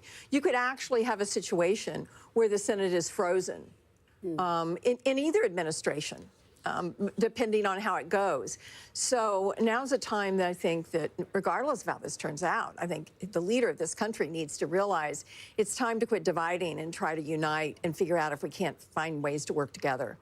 We have a divided Senate. I mean, already the status quo is, essentially tied with Democrats having control with the tie-breaking vote of Vice President Harris. We haven't even talked about the House, possibly because it will be weeks before we know. But Democrats are hoping to take back control of the House. They only need to net out 4 seats, so those races will go. But once again, I mean, you just look at a country, to Lester's point, that is very divided, and this is what the pollsters were showing. And right now, so far, that is what the results are bearing out. And I will say, we're sitting here, it's 10:30 Eastern time. This is kind of a little bit of a strange moment. We have some data in, but not all. We have a lot of exit poll data in, but not a ton of vote count yet. We still have a ways to go. We haven't called a single key battleground state yet. So this is an interesting moment in the evening, and I think it bears having this conversation, because when you look at the strategies from each of these campaigns, the vice president did something very specific. She looked to once she got into the race not too long ago, she looked to cast Donald Trump as a danger to democracy, but she also looked to make the positive case for herself and why she should get another 4 years. Her campaign spent so much time in places like Wisconsin. Think about that Ripon visit, the birthplace of the Republican Party, bringing out Liz Cheney, former congresswoman on the Republican side. I think everybody knows who the Cheney family is, trying to reach out to this tiny slice of people who aren't quite totally in their tribal corners. Former President Trump looked to supercharge his base. But it's so interesting because you say it's a tiny number, and it is, but these were Haley voters, a lot of them. I mean, Kamala Harris went around with Liz Cheney, and they went to these color counties. All these, yes. And in Arizona, we saw, Jimmy McCain and some of these big names, former Republicans, Jeff Flake, who are out there. She was trying to find those moms, those suburban women who just had enough with Donald Trump. Let me just pause the conversation very quickly because we have a call now, I believe, in Nebraska. Okay, this is NBC News projects that 3 of the 5 electoral votes will go to Donald Trump. 3 of 5, you ask? That takes me to Tom. I'll let you explain it. Yeah, no, I appreciate that. Again, so Nebraska, remember, they give out their electoral votes for the popular vote, whoever wins the state. They also give them by congressional district. From what you just reported there, projecting one of the congressional districts, it's going to be District 3. It's going to go to Trump. There are 2 other congressional districts, 1 and 2, that we're still watching. Nebraska District 2, this is the big one that we've been watching. It's the swing district. The other one, Nebraska 1, usually goes red. We're still waiting on some vote there. It hasn't been called yet. But again, Nebraska 2 is the big one, because if it came down to that 269 scenario, we would come here to Omaha. Nebraska District 2 is Omaha, which is Douglas County. It's also a neighboring conservative county, Saunders, and a little bit of Sarpy as well. I think we just can't call it. The difference is 22,000 votes. That's what the difference was in 2020 when Biden won the state. So Democrats are in good shape right now. It's unclear how much of the vote is out. Let me see if I can come back and see if we can get how much of the remaining vote is out in this state. We can't check it just yet. As soon as we have a call on Nebraska 2, we'll bring it to you. It's 1 electoral vote, but in a razor-tight election, each electoral vote is important, guys. All right, let's take a look at the battlegrounds. It's 10:35 in the east, 7:35 in the west, and we've got all battlegrounds closed right now and votes being counted. And too close to call is something you're going to hear me say a lot over these next few moments. That's the story in Pennsylvania, about 58% of the vote in there. In Michigan, also too close to call, the battleground state where both candidates spent a ton of time, alongside Wisconsin as well. Too close to call at this hour, still counting about half the vote in there. Let's go down south, the Sun Belt path. Georgia, too close to call. Biden won it by a hair in 2020. Donald Trump trying to get it back tonight, too close to call. In North Carolina, we're still calling it too early to call, so we're waiting for more vote there, even though 84% of the vote is in. In Arizona, too early to call, too. We just had the polls closed there about 90 minutes ago. They got to wait a little bit before they can even start counting votes there. And same thing in Nevada. It'll be a while there. And in fact, if you mail your vote in Nevada, I think you can mail it. It could be land there as late as Friday, actually, and still be counted. Those are the rules in that state. So here's the road to 270, and it's being filled out along the familiar lines that we've all become so familiar with over these last couple of presidential cycles, with those big question marks. Tom, let's go to Pennsylvania, because I think this is, we've often said this will be the ball game, and we're starting to get more vote, and maybe we could look at some of those bellwethers, like in Erie County, for example, or Lackawanna County. What are you seeing? Yeah, we're also seeing some outliers as well, Savannah. I want to show you what I'm talking about. Center County, it's in the center of the state. This is red right now. 68% of the vote is in. Biden won this in 2020. Hillary Clinton won this in 2016. Why am I highlighting this county? Let me move the map over again. Center County. This is Penn State. This is Happy Valley. This is a university county. The Democrats should be on top right now. Again, there's 68% of the vote in. They could still catch up, but Trump is on top right now. I want to go back to eastern PA again, which has changed because a lot of people from New York and New Jersey have moved to the eastern portion of the state. We're talking about Northampton. This is one of those bellwethers, Savannah, you were talking about. It almost always picks the winner going back to, like, the Kennedy years, I think. Trump won it in 2016. Biden won it in 2020. Right now, Trump's on top. 73% of the vote is in, so there's still vote out. Those things could change. Again, it's still early. We're not calling these counties as well. I want to zoom in here. This is Berks County. I'm going to zoom in. Reading, PA. This is a city where Hispanics are the majority here. 92% of the vote is in. Trump is up at 56. It's not a huge surprise, but what it shows is that he's overperforming. He won this county in 2016 and 2020, and tonight he's overperforming. Again, some of that vote is still out, but we're watching that. Finally, I want to look at Scranton right here, okay? Lackawanna County. Republicans thought they maybe had a chance in Scranton at least to peel away some of the votes there. Again, this is where Joe Biden was from. People wondered if he got the friends and family discount there with voters. She's underperforming tonight, 51% right now. Biden was at 53. In a state where it could be determined by 40,000 votes, 80,000 votes, every little bit matters. If they're looking at the map right now and you're a Republican, you're probably feeling a little bit better. But again, I just want to say it's still so early in the night, and there's still a lot of vote out. Philadelphia County, just because this was brought up on the set earlier, 62% of the vote is in. Biden was at 81. She's at 77. A lot of the vote is still out. But again, she wants to be in the same high watermarks where Biden is, guys. Yeah, Mark Lauder was just here. You know, you staffed Vice President Pence, and you're obviously a longtime Republican operative. You think there's not enough vote for her to make up that margin? Well, there's still a lot out there. I'm just saying, all of these things start to add up. It's like death by 1,000 cuts. And so if you drop 40,000 votes in this state, maybe 6,000 or county, this 6,000 in another, next thing you know, you run out of options. I'll leave it to the brilliant minds in the decision desk to figure it out when that happens. I'm not nearly that good at math, but it's starting to look a little more encouraging. And when you see the Latino vote come in, when you see some of the closing of the gap with the young voters, it's starting to add up. Well, let me just jump in on that, because there are several places, and we're starting to now at this point in the night get some trends across battlegrounds when it comes to exit polling, with all the necessary caveats that you have heard by now. And there's a few places where former President Trump is making improvements from his performance 4 years ago. It is Latino voters, as you talk about, Mark. It is voters under 30, as you talk about. It is independents. He doesn't mean he's winning them, but he's doing better than he was 4 years ago. Here's where her improvement is, and this is interesting. It's with seniors. It's with voters over the age of 65. And we're starting to see that trend for her. You pointed to me when you said no, seniors. no, oh my gosh, Savannah. And I just want to let everyone know that we noticed. It deflected off your shoulder.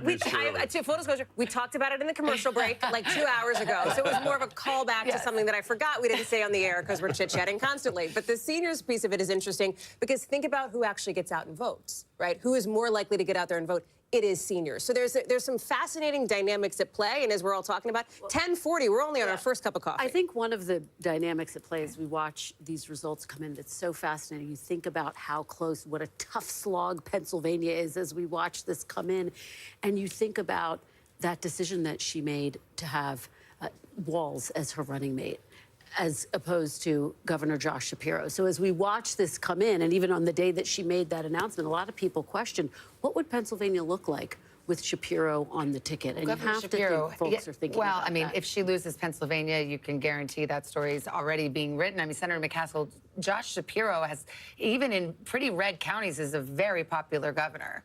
He is, but so is Tim Walz in the Midwest. And I think what her decision was, one of judgment, where she looked at somebody who had a resume just like hers, and she looked at someone who was much different. He wasn't Ivy League. He wasn't all smooth. He was relatable and a coach and somebody who really kind of oozed Midwestern relatability. And I think that's, she thought, was an add plus, as opposed to just a mirror of who she was. And, I don't know if it was the right call or not. I think they're both terrific people. Either way, they're going to be around. Shapiro's not going anywhere. You may see him on a ballot in the future. Yeah, I'm just going to call it out. You sound like you see the end here. I don't. I do think that, obviously we're disappointed about North Carolina and Georgia, because there was a real feeling that there was such a good ground game compared to what the Trump And to be team clear, was we doing. haven't called those. No, we haven't. But I'm looking internally at the numbers, and they're not as hopeful as I would like them to be. I still think we have a path, obviously, in the blue wall states, and I don't think anybody knows how Nevada is going to turn out. And I think that is another one. We could have 4 states that determine the presidency that are all decided by less than a half a point. Okay. Thanks for that. That's so 2024, Senator. How's that? Let's go to NBC News correspondent Allison Barber now in Gwinnett County, Georgia. Allison, how are things going there? Hey, Lester, so we're starting to get initial numbers from the early voting in this county. Initially, they were a little delayed in uploading some of those to the public because they said they were having difficulties with their software of getting a clear image. They were going line by line with a Republican watcher, a Democrat watcher, and other election officials getting those votes up. But now they have those reported, and based on the percent of early votes that are out, Harris is leading in the early votes that they have tabulated in this county so far, but still they haven't counted any of the precincts that reported today. That process still happening here. So you see these people coming in. They're all people who have come from the different precincts in this county. There are 156 precincts in Gwinnett County. What they're dropping off right now, you see these purple bags here. Those are provisional ballots, in addition to a lot of blue bags. And the blue bags, I'm told, have official election material that had to be returned. Pamphlets, things that sort of gave directions to the election workers, all of that stuff coming in now. It's coming in waves. The first wave of stuff that was brought in from precinct captains on were the memory cards with the vote. That's something that election workers tell me is a way, a thing that's changed over the years. They said they used to get everything, the election materials that had to be returned, provisional ballots, and the memory cards with the votes all at once. And because it took a while to clean up, it would take a little longer for those memory cards to come in. Now they get the memory cards first, then the rest of the materials. The memory cards, they're actually in all these little bags. You see them unzipping there. Those are from 156 different precincts. Each precinct has at least 2 memory cards that have the vote count from today on them. They go in here, they get processed, and they go out to the public. So they're still deep in that process right now. But let's go again to the back, because this is where we see a lot of activity happening on and off, whether it's the early votes being processed and scanned and tabulated, or mail-in ballots being opened and sorted, or provisional ballots being reviewed. So remember, the thing that we were watching in this county was what would the margins be like, because it leans Democrat. We expected Democrats to carry this county, but ultimately back in 2020, Donald Trump got 40% of the vote in Gwinnett County. And what Republicans were hoping was if they could notch that up by a couple percentage points, they could cut in to Harris's margins. And then if they also did well in Republican strongholds, could potentially carry the state. What we're seeing in turnout is turnout so far has exceeded the turnout numbers in 2020. And right now, based on what has been entered, Trump is holding at about 40%. So right now, those extra percentage points haven't come. Could that change? Yes, that's Tom Yamison's lane. We'll leave him on that. Over here, though, is where they're going through some of the different election material. And they've also been sorting provisional ballots. You can see them in the back here, Savannah and Lester. They're just busy working. They will be here late at night. They expected the last bit of stuff to come from the precinct to get here at 11:30. Savannah. All right, Allison, thank you so much. We're going to take a short break right here. Many more poll closings coming up at the top of this hour, including California and its whopping 54 electoral votes, and a look at who's ahead in the race to 270 on election night.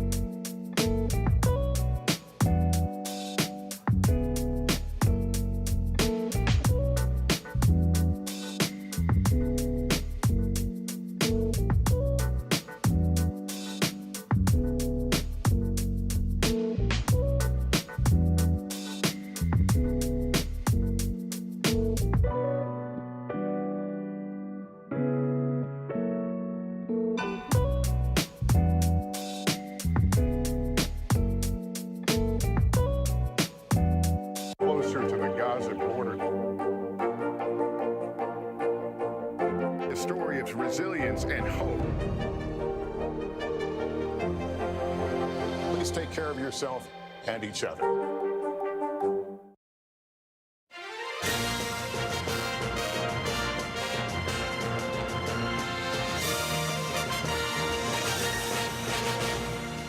So far, no calls in any of the battleground races as you see Rockefeller Plaza here on this election night. The big prize, of course, the presidency, but also the balance of power in Congress. Kristen Welker's here with more on that. Hey, Lester. Well, again, just to recap for everyone, Republicans do have one pickup so far tonight. That's in West Virginia. No surprise there. Let's take a look at Arizona. Ruben Gallego, Kari Lake, too early to call right now with 51% of the vote in. Let's head over to Pennsylvania now, one of the most competitive Senate races. This race, too close to call. Dave McCormick with 49% of the vote. Senator Casey trailing there at this current point. Too early to call right now in Montana, one of the biggest potential pickup opportunities for Republicans there, so we watch that closely. We're watching Ohio closely as well. This race too early to call. Senator Sherrod Brown looking for a fourth term against Bernie Moreno. Let's take a look at the Senate map now. Take a look at where things stand. Again, as you can see, Lester, Republicans with one pickup, but we continue to watch Montana and Ohio so closely. Again, could Ohio be a state where we see a split ticket? Split tickets, as we've been saying throughout the course of this evening, have been diminishing. Democrats came in with a tough map to defend. Very tough map to defend, bracing for potential losses. And again, Republicans don't need many pickups. They need 2 seats if Vice President Harris wins the White House. They really need 1 seat if Donald Trump wins. So right now we are looking at 1 pickup. Just put it this way, right? If Republicans don't end up winning control of the Senate based on how this map looks, it would be a shocker, right? That's a huge storyline of the night. I mean, it's a big storyline either way because control of the Senate matters for a lot of the reasons that we've talked about. But that's how the map has been looking, and so we're waiting on these 2 outstanding states. And they're already part of the way there. They already have this pickup in West Virginia. We cannot stress enough, if Vice President Harris were to win the White House, it would be incredibly challenging for her to get judicial nominees confirmed, to get her cabinet confirmed with the Republican Senate. So here we are, we're nearing the top of the hour, but we're still no calls in any of the battleground states. Are you surprised we are where we are right now? No, because as Claire McCaskill has said so accurately, what we are seeing has been reflected in the polls. The polls maybe were right. Leading up to this evening, it looks like the polls were right. This is a 50-50 race, and so this is going to go down to the wire in all of these battlegrounds. Close race means a long time. We can put it that way, right? I mean, I think that's generally the vibe. We'll see how it goes. I think everybody's looking towards Pennsylvania, just in chatting with. All right, well, let's check back into the presidential race, and we'll take a look at the road to 270.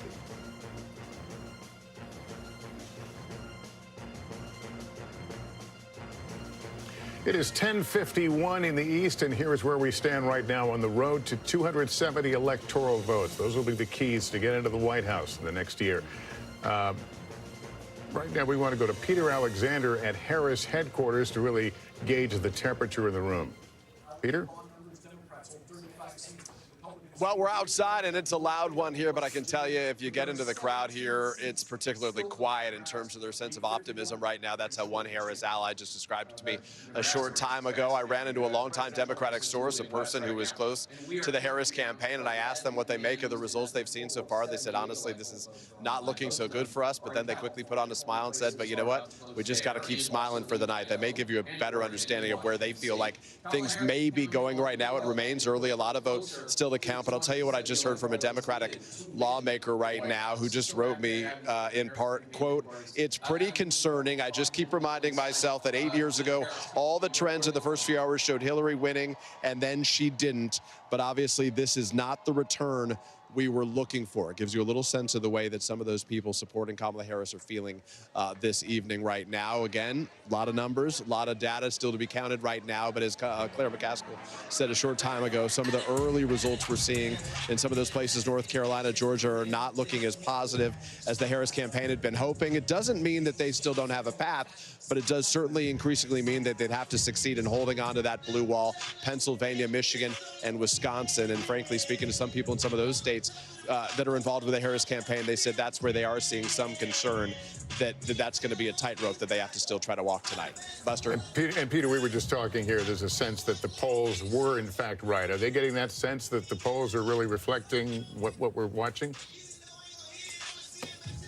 Well, I mean, nationally, this is basically an evenly divided country, right? So the idea that our last poll showed at 49-49 is sort of a overall popular vote, that may be pretty close to where this thing ends up. But remember, for the Democrats to win the Electoral College, they generally have to have a better advantage as it relates to the popular vote. So if the country's evenly divided in terms of a popular vote, that may not be enough for the Democrats. Still a long way to go. Obviously, nobody here is leaving. They're still waiting to hear from the vice president. They recognize this may be not just a matter of hours, but days right now, and they're still hopeful that people are waiting in line, including on those college campuses. They point to campuses in Pennsylvania in particular, some of the campuses out west in Nevada.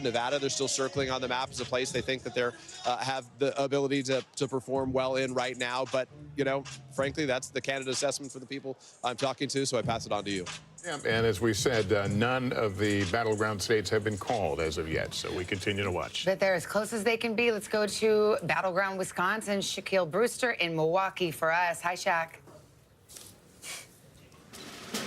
Hi there, Savannah. And, you know, one thing that we're hearing is that just heard from the Milwaukee elections clerk, and they're saying that they are processing these absentee ballots. All of the early vote, all of the mail-in vote is counted here in this warehouse. And this update is despite the fact that there was a little hiccup that we saw earlier today. I'll show you what happened. It was on these tabulators that we see. And if you look closely at that red sticker there, they say that that flap was not locked. The tabulator was sealed, but the actual flap there that opens up, it was not completely locked. So what they did is they got a bipartisan group together. They went through to all of the 13 tabulators, high-speed tabulators in this entire facility, and they went through and emptied them out and restarted the count of some 30,000 ballots. Now, despite that, they say that they're moving along fairly well. When you look around here, you see at each of these stations, the election workers, the election clerks are counting those ballots. And, you know, when you talk to operatives in the state,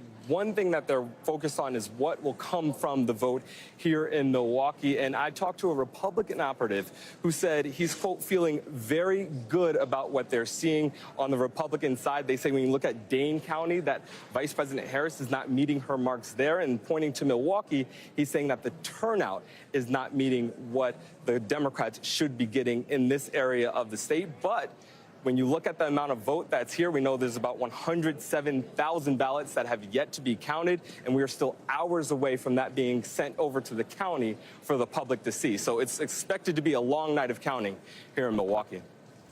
All right, Shaq, thanks very much. Let's go over to Tom Yamas, who's over at the big board. Couple of things. Let's look at North Carolina. You got it. Still too early to call. And how about Virginia? Yeah. It's a blue state. Haven't called it yet. We'll talk about both those because both states have interesting things happening. So first off, 85% of the voting, if you're asking yourself, why is it too early to call? Why hasn't NBC News projected this race just yet? Because listen, there are still 875,000 votes that are out. So we're going to wait till we can make a clear projection there. I do want to highlight some things. I've been talking about Charlotte, Mecklenburg County all night long. This is where Democrats had to turn out the vote. This is where races are won and lost in the state of North Carolina, is in Charlotte. Clinton at 62, Biden at 66.7. Harris is at 65. Remember, she has to win this state because they lost it 4 years ago. She has to be doing better than Biden. And now I want to take you to the Black Belt. Again, these are the counties that there's not a ton of people, but they're largely African-American counties. And I'm going to go to compare this to 2020. And I want you guys to watch these numbers. Remember, the number on the left, it has to be higher. The number on the left has to be higher. So we're going to lock this in. Let's go through here and just watch. Every county, she's underperforming. With a lot of the vote, there's still some vote out. But in almost every county, she's underperforming. Again, this is the Black Belt, high proportion of African-American voters here, and she's underperforming. Not a population center, but if she wants to win North Carolina, she has to be doing better there. I know you were asking about Virginia. Savannah, let's take a look at Virginia. We haven't called Virginia yet, you know, and if we, just to give you context, the last two elections, it came kind of close in 2016, about 4 percentage points, 4 or 5 percentage points. In 2020, Biden grew that lead much more. It was about 10 points there. Tonight, here's where it's at. 77% of the votes in. There's about a 2% spread. I'm being told by our politics desk, a lot of the vote that is out is still in the Northern Virginia suburbs. This is the Democrats' sort of their sweet spot where they're going to drive up the votes. Also, Richmond County, a lot of African-American voters there, too, that could possibly vote Democratic. But listen, Republicans have been making inroads in there as well. We can take a quick gander. How much time we have? About a minute? 2 minutes. Now we're going to say goodbye. We'll come back. We'll dig into those northern suburbs in just a minute, Savannah. Let's do, because, northern suburb resident Chuck Todd says you can't count. We're waiting on that vote. You're waiting on that vote. But I want to go to Mark Lauder on this. Also, I think a Washington, D.C. former area resident, so you get to weigh in on this, too, and you too, Senator. I mean, would you have expected that Virginia would take this long to call? I mean, is this concerning? Does it give you any other trend lines? No, I mean, I saw a lot of energy, and I live in Northern Virginia as well. I've seen a lot more Trump signs in people's yards where 4 years ago, 8 years ago, you would have never dared put one up there. So I think there was a little more of an emboldened activity, but you know you're not going to win that area. But I think this does point to what we were talking about we see going on in Philadelphia, which we see going on in some of the other Charlotte areas. She's underperforming in the metro areas, which is where she needs to overperform. I think when it's all counted, when everything comes in Northern Virginia, and Chuck's not here, so I'm a little nervous about that. But I think she'll end up winning Virginia by a comfortable margin. And I think when you actually analyze the data, what you're going to see is there was more enthusiasm in the rural areas of Virginia than there was for Biden. I mean, I think we need to start saying out loud that, what is different between Joe Biden and Kamala Harris. Everybody thinks they're exactly the same on policies, but one is a woman of color and the other is a white man that everybody was really comfortable with, that were moderates and knew him well and had known him for decades. So I think you're seeing more Trump support in some of the areas where Biden could cut in, and you're not, but Virginia's going to be fine. She's going to win Virginia. But you might see that maybe in like a Lackawanna County or something in Pennsylvania, that same dynamic that you're talking about. Yeah. We shall see. Okay. We want to pause just a moment. We've got a lot more to get to. Top of the hour, we're going to have the big poll closings in California. Got an election alert. Poll closing in about 20 seconds or now. So there'll be some biggies out there to talk about. Yeah, you see California, Idaho, Oregon, Washington. Those will all be closing here in about 10 seconds. And then, of course, we'll have the latest characterizations. We're going to pause for a moment while some of our East Coast stations go to their local news now.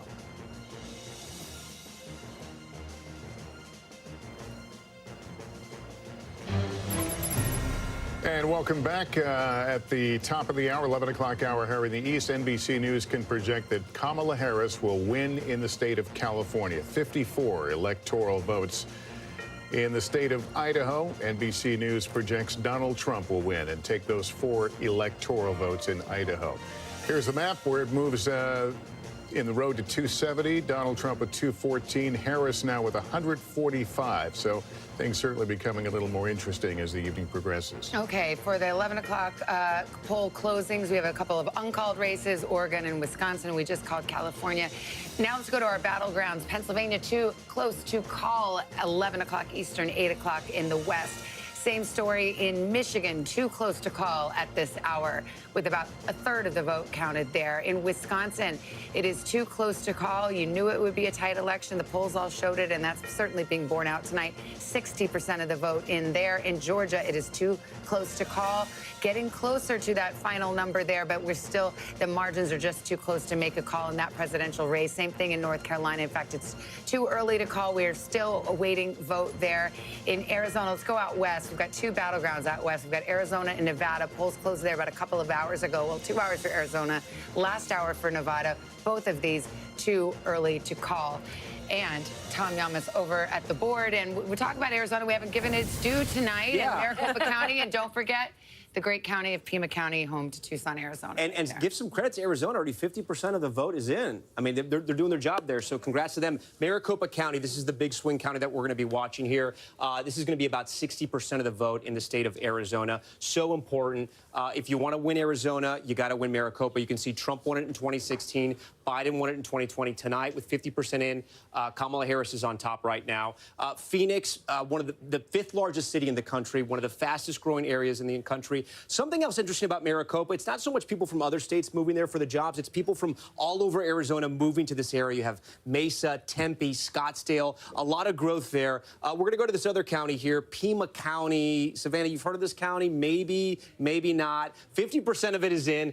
This is Tucson. This is a Democratic stronghold, but it's not like Cambridge, Massachusetts, right? It's not 60-40 split. It sometimes is, but not really. Tonight, she's doing well. She's turning out the vote there, about 30% Hispanic in Pima County as well. It's on the border. Just next door to Pima is Yuma. Now, this is majority Hispanic, an interesting county, but this is a place where Republicans can run up the score. Trump overperforming right now. Only 35% of the vote is in. Arizona, still very, very early, 11 electoral votes. As we get information, we'll sort of dissect it and figure it out, but it's going to be a while before we call Arizona, Savannah, as you know. All right. Thank you, Tom. We got our panel here. We got Chuck. We got Savannah Sellers over here. Chuck, what are you making of what we're seeing, what the trend lines are? There's a reason why there's anxiety in the Harris camp and growing enthusiasm and optimism. I mean, all the trend lines, this looks a lot more like 2016 to me than it does 2020. And you're seeing whether it's rural turnout surging up, but we've had to up our projection of total turnout in Georgia than what we saw. And as we'd been saying, and we'd seen this, higher turnout was always going to be better for Trump. Not, you know, there's always been this pre-Trump era conventional wisdom used to be Democrats would perform better, but he has the sort of the occasional voter. And it looks like, and we're actually even seeing evidence of what I call these shotgun Trump voters. They come in, they vote Trump, and they leave because there's about 100,000 vote gap. I mean, the Democratic Senate candidates in the blue wall are all in better shape right now than Harris. And did Republicans crack the code of early voting and finally glomming onto that, even though Donald Trump is sending a separate message? Well, one might argue now, if you look at the 3 Trump elections, 1, he obsessively made sure people didn't vote early. 2, he didn't. 1 was at 16, and then it's this one. So you may be onto something, but I do think the bigger story is their ability to expand the electorate. He used to have a ceiling of about 47, 48. That's not the case tonight. He expanded it another point or 2. That's significant. As we know, in a razor-thin environment, even if you're just adding 50,000 to your voter rolls, well, that's the difference between winning and losing. Half the blue wall. I heard your Dallas Cowboys thing. You know, I mean, there you go, right? Want me to do it again? Yeah, I mean, it also works for Lambeau Field. That the last 4, literally, the election. A better stadium to pick. You don't want to have a losing team. Yeah. Oh right? my God. The losing record. Here we go. No, just that our elections, our last election was decided by 80,000 voters in 4 states that would fill a football stadium. But can we also remember one other thing here? Because this is, she was trying to do something as a sitting vice president that had never been done before. Succeed an unpopular president. Okay? Hubert Humphrey tried to do this, and he came 1 percentage point short. It was a very close election. The electoral vote wasn't close, but it was a very close election. But he came up short. Al Gore tried to do this. While Bill Clinton's presidency was popular, Bill Clinton, the individual, was not. We all know he came up 537 votes short, as Lester will tell you over and over again. So the last sitting vice president to win was George H.W. Bush, with an outgoing president that had a 60-plus approval rating. He was at 41%. I mean, that is, you are asking somebody to overperform in a way that we may find out was politically impossible. This sounds a little bit like a postmortem, so I want to make sure we No, and I don't think we're there. We have not called. And let me give you the view from the Harris campaign. And by the way, they know if they win, it's going to be like this. Like, their path is razor thin. That's exactly what they're saying. There's this new memo that is out now from the chair of the Harris campaign that was sent to staffers, obtained by our Monica Alba and our team that covers the Harris camp. And this is exactly the point, right? Which is why I wanted to jump in here on this. She says, they say that the closeness of this race is what we prepared for all along. They still see data trickling in from Sunbelt, but all along they knew it was going to be blue wall. I mean, listen, to a degree, of course, this is what they're going to say, but they say they think they're still feeling good about Pennsylvania, overperforming turnout in Philadelphia and some of these areas. In Michigan, they say there's still a lot of vote to come in. In Wisconsin, there's still a lot of vote remaining. Jen O'Malley Dillon says in this memo, we've been saying for weeks this race may not be called tonight. I'm going to interrupt here because we do have an NBC News projection in the state of Oregon. NBC News projects that Kamala Harris will win in Oregon when the votes are counted.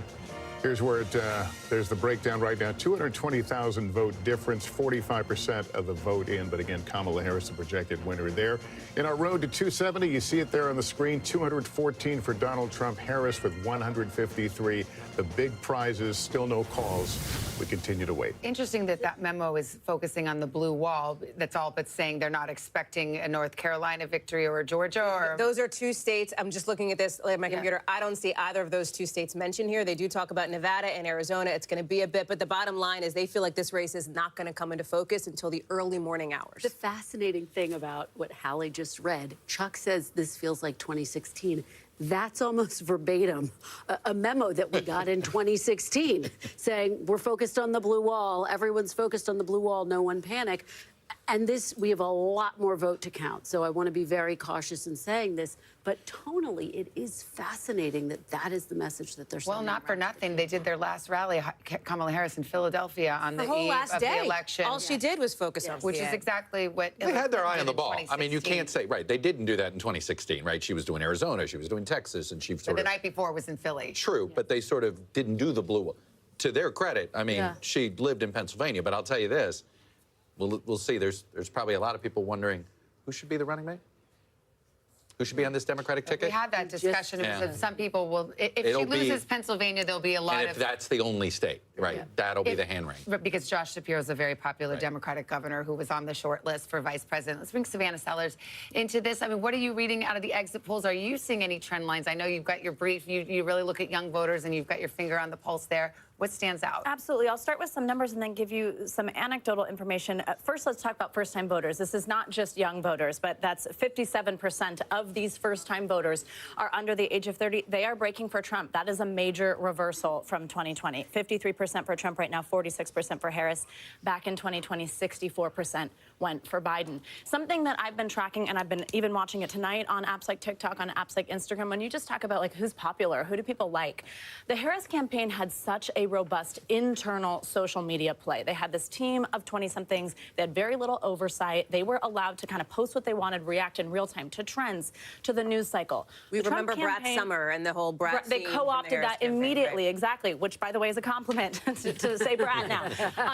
But for the former president, there wasn't so much going on internally. It was not as robust. He had this sort of grassroots organic catch-on TikTok. I heard so many young people say to me, in a positive way also, he is a meme. His things travel far. It's objectively funny when you see this information. So many young people, therefore, on these apps were served content straight from and straight about the former president. And we are hearing so much right now. I'm hearing that in lines in Arizona. Gotti was mentioning that earlier. It's so much. It was because I heard him on a podcast. It was because of this thing I saw on TikTok. I also heard from a voter in almost every single swing state and multiple in several of them, including Pennsylvania, voters who were eligible in this age group to vote in 2020 who did not. And they came out tonight to vote for the former president. I'd be so interested. He's winning the youth vote in these exit polls. I'd be fascinated to see what the gender breakdown is there too, because this poll with young men, and that was a concerted effort by the Trump campaign, and the Joe Rogan and the bro wave seems to be real. I have two Gen Zers, okay? I have one who votes and one who's going to be voting next year. One in each gender, and I see it with their friends. You see it. It's real. This gap, this is not about Trump and Harris. There is a growing cultural gap, if you will, between young men and young women. I have that number too, really if you want it. The gender gap on this: first-time men, Trump 62%, Harris 36%. First-time women, the gap is less here. Trump 46%, Harris 53%. So that young men turnout is real. Well, people who thought that young women would be voting in droves for Kamala Harris, especially because of reproductive rights, I mean, that exit poll does not suggest that. Absolutely. It doesn't, and this goes back to what Chuck has been saying, which is that the person who ultimately winds up winning this war of the sexes is the candidate who does a better job appealing to the weaker gender for them, whoever is weaker for them. And so we've seen Trump not only clearly energize, drive up young men of various different racial backdrops, but also chip away at Vice President Harris's lead. I mean, her lead among women continues to be, based on what we're seeing so far, less than his lead with men. The gender gap is interesting, but also, as we've alluded to here on the table, the education gap is also becoming such an interesting storyline here. As Chuck talks about kind of a realignment in this moment and where we are, that's another thing to be watching for tonight. Again, it is 11:11 Eastern time, but there's still plenty of vote to come in. I want to go to Tom right now. Tom, I'm looking at Wisconsin. Looks like 62% of the vote in there. You're picking up some things. Share them with us. Too close to call right now. Trump on top 50%. The difference is 39,000. Remember, the last two elections in Wisconsin, presidential elections, 20,000 votes was the difference between both candidates here. We want to go back to Madison, the capital of Wisconsin, Dane County. This is also the site of the University of Wisconsin as well. 92% of the vote in. Harris doing a little better than when we last checked in with her, but again, she's slightly underperforming Biden. She still has time to catch up. There's still 8% of the vote that's out. We can actually know exactly how much of the vote is out. About 30,000 votes remain there. So maybe she picks up the margins there. We also want to talk about Milwaukee. This is the biggest population center in the entire state of Wisconsin. Right now, 54% of the vote is in. So a lot of that vote is still out. It's probably going to be a little bit later till we can call Milwaukee by itself. Biden was at 69. She's down about 2 to 3 points. Again, this would be concerning for Democrats. But look, there's still a lot of vote out in Milwaukee. Door County, if you've been following the presidential race at all, everyone's been talking about Door County in Wisconsin. It's this peninsula that shoots out into Lake Michigan. The last 6 statewide elections, presidential elections, I should say, they've picked the winner. This is a good sign for Kamala Harris. She's on top there, overperforming Biden just slightly. 95% of the vote is in. Again, Door, if we bring it out to past elections, it almost always picks the winner in the state of Wisconsin. So that's a good sign for her because it's a bellwether. I do want to check in some of these Democratic strongholds. Eau Claire, 92% in, kind of performing at the same level as Biden. That's good news for her. She wants to keep it there. We don't have any data there. What else we have? I think here in La Crosse, this is another Democratic stronghold, 92% in. Biden was at 53. She's 55, I should say. She's slightly underperforming. So listen, still a lot of vote. Let me see how much vote is still out. Still about 40% of the vote. But here's what's tough for Democrats in Wisconsin. Of the battleground states, each of those blue wall states is different. But of all the battleground states, Wisconsin is the widest. So they can drive up the margins with at least African-American voters and some Latino voters that are going to stay loyal to the Democrats in this election. What they can do, there's about 100,000 college students in the state of Wisconsin, and they usually fare better, much better with those university students. We're going to have to wait and see, as we say right there, too close to call. All right, we got a big projection to give right here. This is the Ohio Senate race. It was a hotly contested race.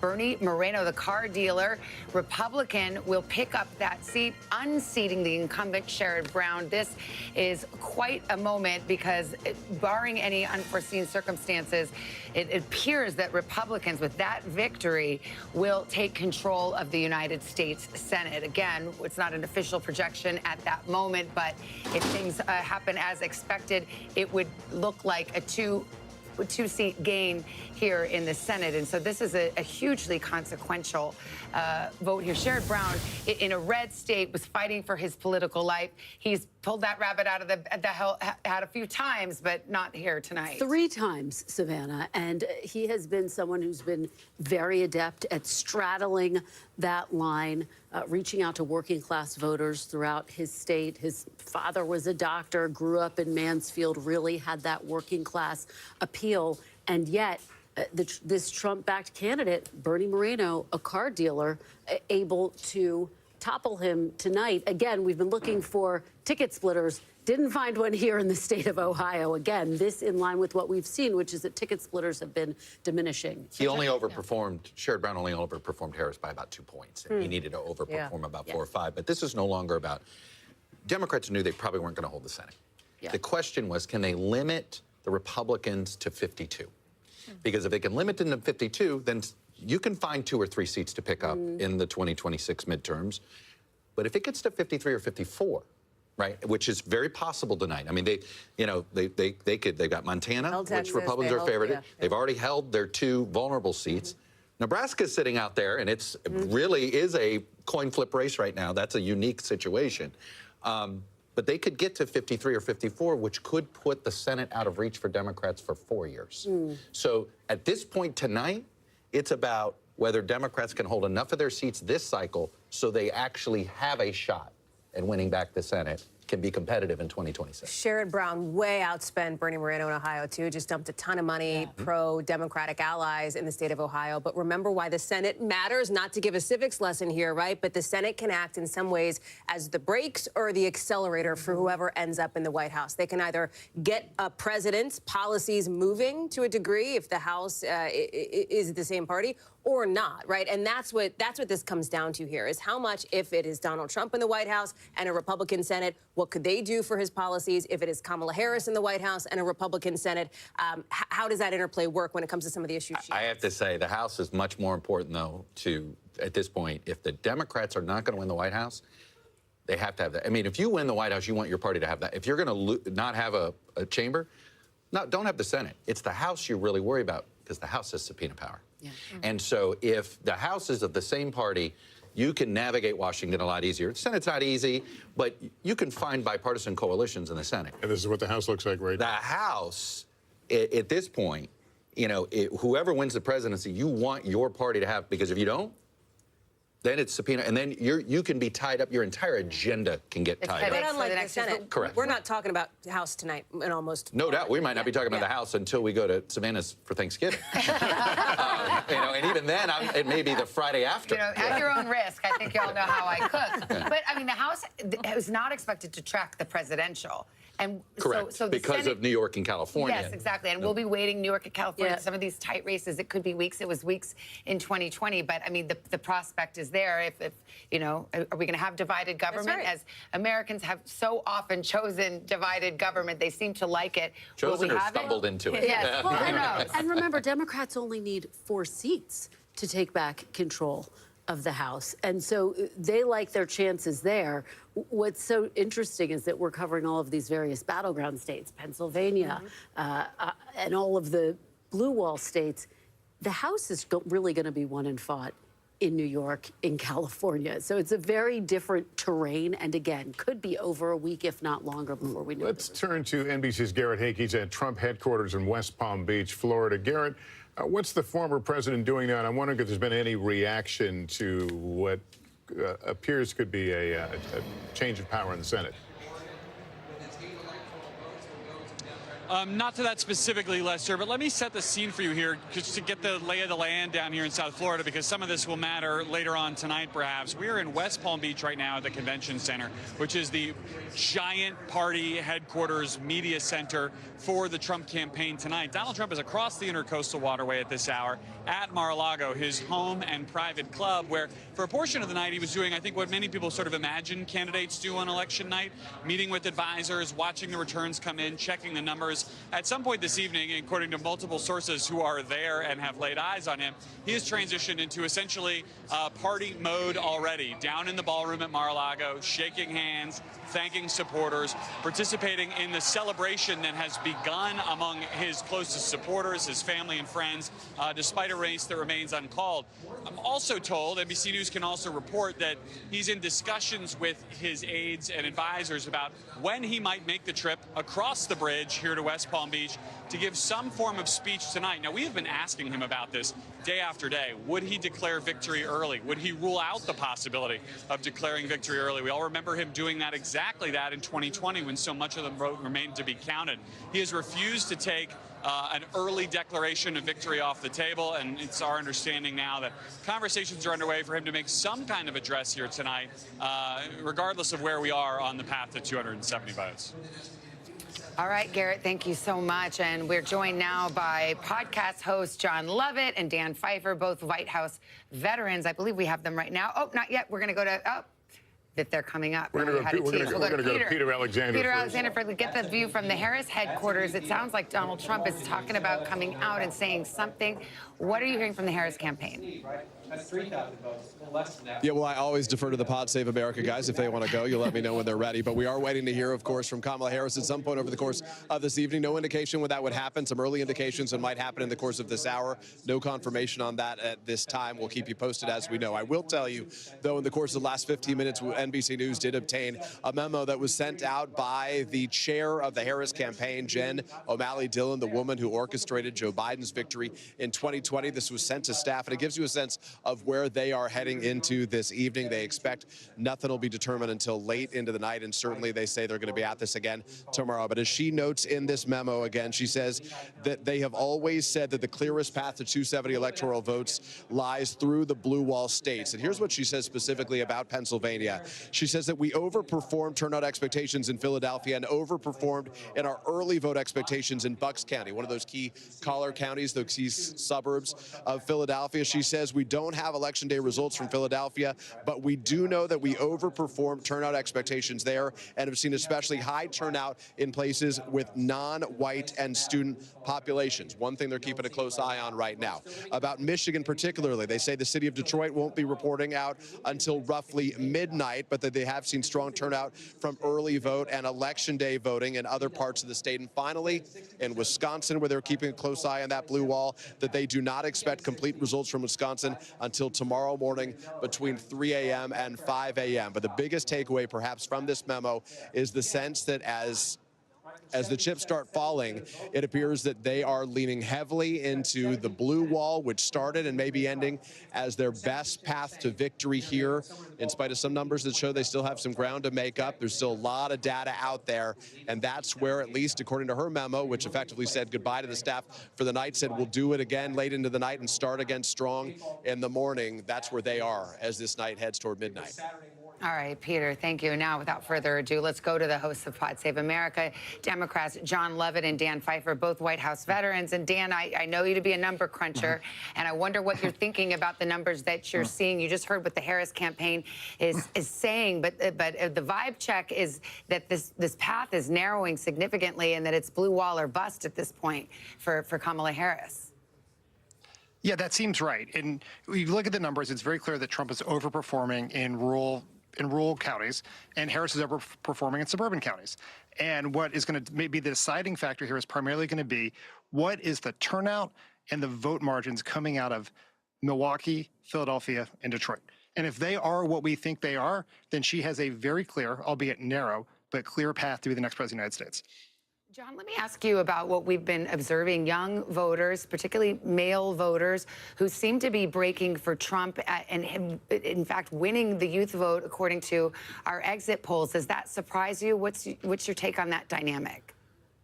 That would be surprising. I think that's another reason to drink. But I do think that I think drinking it's alone, pretty John. Early. I think that's fine. That's fine. I think it's pretty early to be drawing conclusions based on the exits and trying to figure out what happened with specific demographics. I think where we're at is this was always going to be close. It is close right now. I think there was some hope based on vibes that perhaps this wouldn't be as close based on some late polling and some late momentum and a terrible event at Madison Square Garden. Could we hope that maybe this night wouldn't be as long? And the answer is no. The polls largely were showing a very tight race, and that's what we're kind of living through. Dan, do you think it will ultimately come down to Pennsylvania? I mean, that certainly has been what's been telegraphed for all of these months. It is the essential state because if Georgia and North Carolina, she does not win, and there's still a lot of outstanding vote in Georgia. It's once again a narrow path. But if those do not end up in her column, there is no math without Pennsylvania. You can replace Wisconsin with Arizona. You can replace Michigan with Arizona and Wisconsin, but you need Pennsylvania, and so it will come down to Pennsylvania. All right, Dan Pfeiffer, John Lovett, thanks for your time. We'll talk to you soon. Thank you. And we have another call to make. I believe we're going to get a state of Washington presidential call. Let's see where we are. NBC News now projecting that Kamala Harris will win the 12 electoral votes in the state of Washington. Here's how it breaks down right now, a difference of about 472,000, 473,000 votes. In the road to 270, that leaves Harris with 165, 214 for Donald Trump now.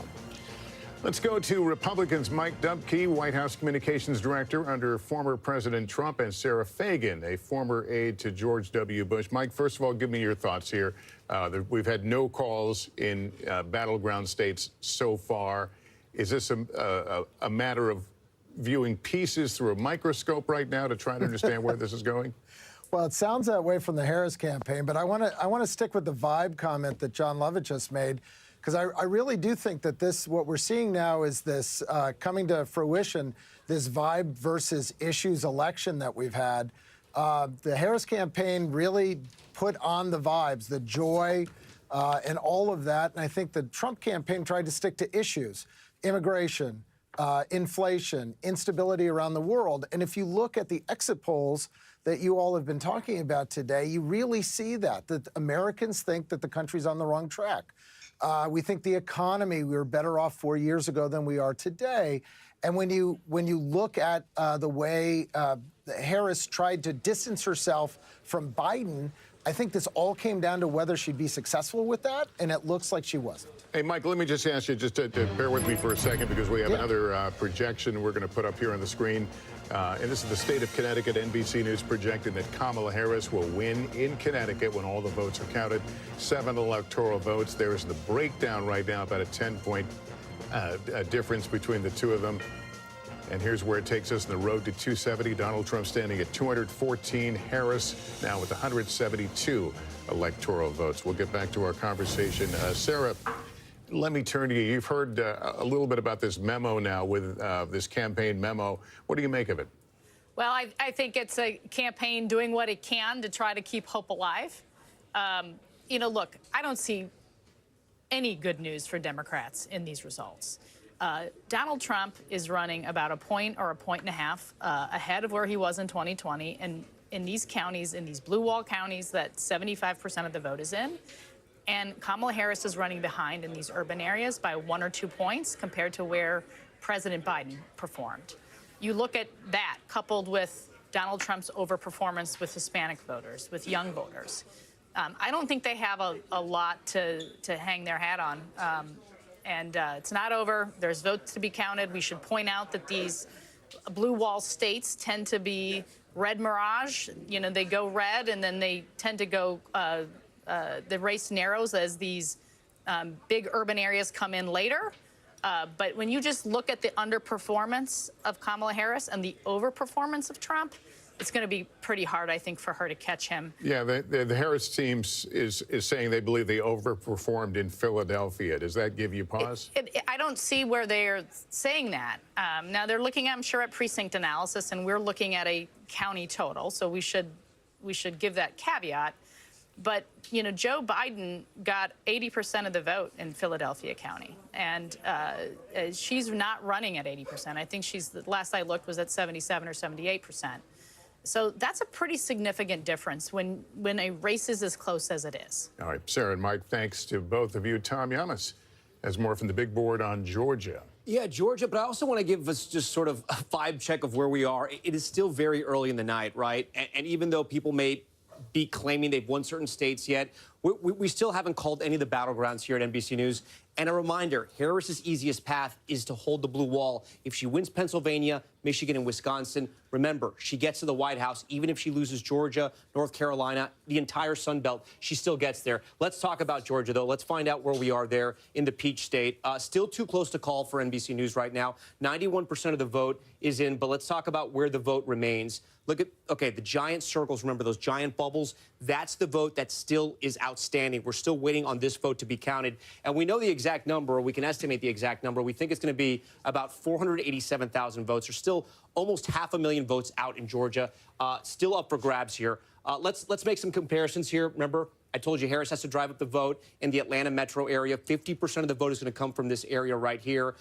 First County, Cobb County, she's performing just like where Biden is, slightly better. Fulton County, performing a little bit lower, but slightly, and there's still 7% of the vote out in Fulton, where Atlanta is exactly. Gwinnett County, 80%'s in. Look, she's holding the same marks of where Biden was. She's overperforming in Douglas County as we move further south. Look, she's almost exactly where Biden was all around the ring counties of Atlanta. That's good news and overperforming in Rockdale County. But if Democrats wanted to expand the map, we're not seeing that tonight. A place like Cherokee, we're going to see if they could make inroads there just north of Atlanta. It touches those ring counties. Trump was at 68% in 2020. Tonight he's at 69%, and they've almost got all the vote counted there. I want to move down, though, because there is something interesting happening in the Black Belt of Georgia. I was talking to you guys about the Black Belt of North Carolina earlier and how she was underperforming there. Remember, this was Biden's number. This is her number tonight. Watch as we go around here, okay? These are counties where it's a majority African American, 52%, 50% for Kamala Harris. This is a rural county. Trump is overperforming here. We go to another rural red county, overperforming here. We come down here to Doherty County. She's slightly overperforming Biden there. But again, if she wants to win the state of Georgia, she's got to be doing better than Biden. It seems like she could be doing that in Atlanta. The numbers are good for her right now in the metro region, but it's still really too close for us to call here in Georgia. Guys, I'm going to send it back to you. Okay, Tom, thank you so much. I want to go to Chuck because, Chuck, we were talking about Donald Trump getting new voters, people that didn't vote in 2020, and those voters breaking for him. And you're seeing some pretty astounding numbers. Well, you are. You know, it's interesting. Well, first of all, look, Georgia is going to shrink. You got about all of this vote is going to be Democratic vote. She's got to win the remaining probably 2-1. That's like a reasonable thing. I mean, Georgia's probably going to be decided by 4 or 5 digits. And where the vote is outstanding, exactly. You think there's a shot? I think we will be. I think we might be sticking around Georgia for a little while. Just it does. If you're them, you can't totally write it off. There's a path there. But our pollsters did some noted some comparisons to 2020. Just simply Trump margins. These are not in the battleground states, but it gives you a hint of the possibility Donald Trump could actually win the popular vote if he wins the Electoral College tonight. So, for instance, in Texas, he only won Texas by a little over 5 points in 2020. He's won it by 14 points tonight. In Iowa, it was 8 points. It's nearly 15 points tonight. In Florida, it was 3 points. It's nearly 13 points tonight for Trump. Not only gave you some blue states, Virginia, it was a 10-point Biden victory. It looks like it's going to be somewhere between 2 and 4 this time in Virginia. New Jersey, 15 points Biden. Right now, it's 5 for Harris.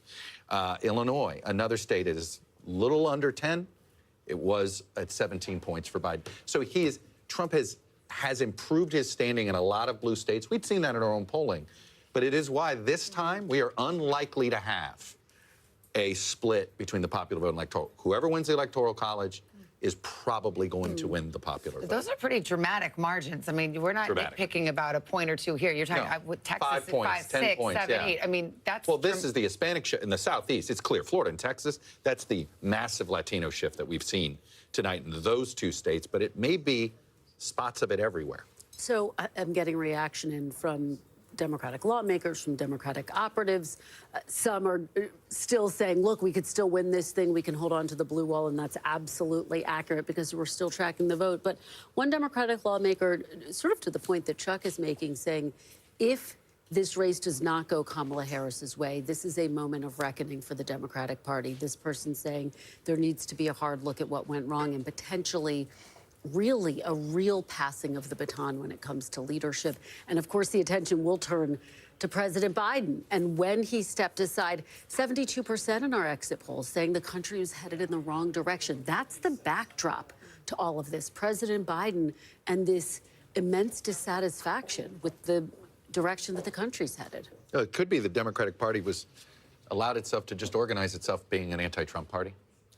And in some ways, so focused on creating an anti-Trump coalition, they stopped being a political party, right? To come up with a basic agenda and again, right now, I get what that lawmaker is telling you because if you look at Biden wasn't a pick of the future. It was a whatever you can do for Trump.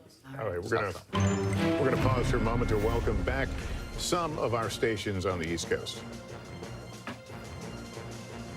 It is just past 11:30 here in the East. Welcome back to those viewers rejoining us on this exciting night. I'm Lester Holt. And I'm Savannah Guthrie. Glad you're along with us. This is NBC's election night coverage, and we've started to fill in that map, but those all-important 7 battlegrounds still in gray. We have not called them yet. We've been getting minute-by-minute projections, all leading up to this road to 270, which is the magic number needed to win the White House. So let's go through some of the boards here.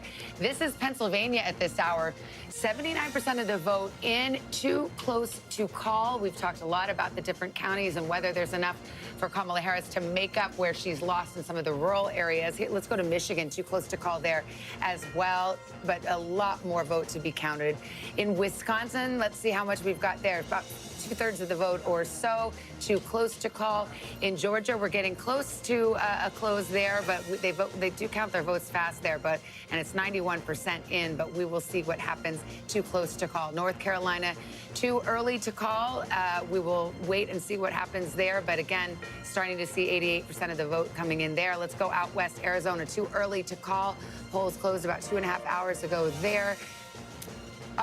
What looks like we have a projected winner. This just came in right now. Okay, North Carolina, Donald Trump is the projected winner. You see the margin there, 136,000. So Donald Trump improved on his margin by back of the envelope math, 50,000 votes there in North Carolina. That's going to be a real disappointment for the Kamala Harris campaign. They had hoped that if North Carolina could be clawed back into the blue column, perhaps that would open up other paths for them out west, a Sunbelt path.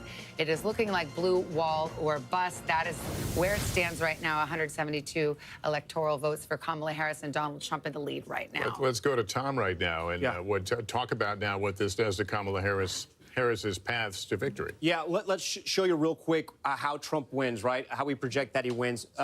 Robinson right now, 64.9%, 30% in. You can see how Trump's overperforming here. As we go along these rural counties, you can see Trump's numbers are increasing. 63 4 years ago, 66 tonight. We'll keep moving along here. 50%, 53%. So, Lester, you asked, how does this affect him in the race for president? Let's go back out to our big board here, the road to 270. When we started out tonight, right, the paths to victory here, Trump had 10, Harris has 9. That's because we just called North Carolina. We can't even remove it anymore. This number before we called North Carolina, Harris had more paths than Trump did. But this is essentially where we started the night. This is the way it ended in 2020, right? He won North Carolina. President Biden had won the rest of the battleground states. But this gives the Republicans and former President Trump some hope. We now move to Georgia. We're going to be looking at the vote in Georgia. But as Chuck mentioned, very, very close in Georgia. And we're going to be waiting on that vote, the full vote to come out of Atlanta in those ring counties right now. But a big win for former President Trump. It's the first battleground we're calling tonight. All right, Tom, thanks very much. Remember, there was some late polling in the state that came just over the weekend that suggested that perhaps Kamala Harris was surging in North Carolina, that maybe she was making gains among some of these voters. That is clearly not turning out to be the case. That said, you've seen the reporting from her campaign that they are looking at the all-important blue wall. Of course, the question is, if Georgia goes, and you and Chuck were just talking about Georgia, but if Georgia does end up in the red column, it is Pennsylvania, Pennsylvania, Pennsylvania. Well, to that point, the Secretary of State in Georgia, Brad Raffensperger, who people are familiar with from the last election, has said on the record that Trump has an insurmountable lead in Georgia with the number of votes outstanding. So he's the Secretary of State. I think he knows what he's speaking of, but we will continue to watch. We've got another race to call, another presidential call. This is in the state of Virginia. This call coming a little later than many people might have expected, but Kamala Harris will win the 13 electoral votes in Virginia. There's the breakdown right now, 134,000 vote difference, 84% of the vote in. That, of course, goes into the Harris column. Here's where that leaves us, the road to 270. Trump with 230 now, 40 from his goal. Harris with 185 electoral votes. Okay, let's bring Jen Psaki in, former Biden White House press secretary, and Mark Lauder, who was joining us earlier. Jen, we haven't had a chance to talk to you. I mean, look, it's getting to be a narrower path for Kamala Harris, no question about it. It's the blue wall or bust at this point. It's math. Yeah, it's math. Ultimately, look, I think that Jen O'Malley-Dillon email that NBC News obtained that you've talked about a little bit tells you a lot about where the heads are of the people on the campaign. This is the chair of the campaign. The chair of the campaign. She was also the campaign manager when Biden won in 2020. And basically, they did not talk about it. I know NBC has not made a call in Georgia, but they did not mention that Georgia is not a part of that email. Neither is North Carolina. You just made a call on that. It's about the blue wall states, and she warns that Arizona and Nevada will take some time. What does become challenging, I think part of the purpose of an email like that is also to buck up the troops inside, the team who's been working so hard for months, that's part of it, and also to send that note to supporters. But yes, it becomes, as the path becomes narrower, there's no more margin for error.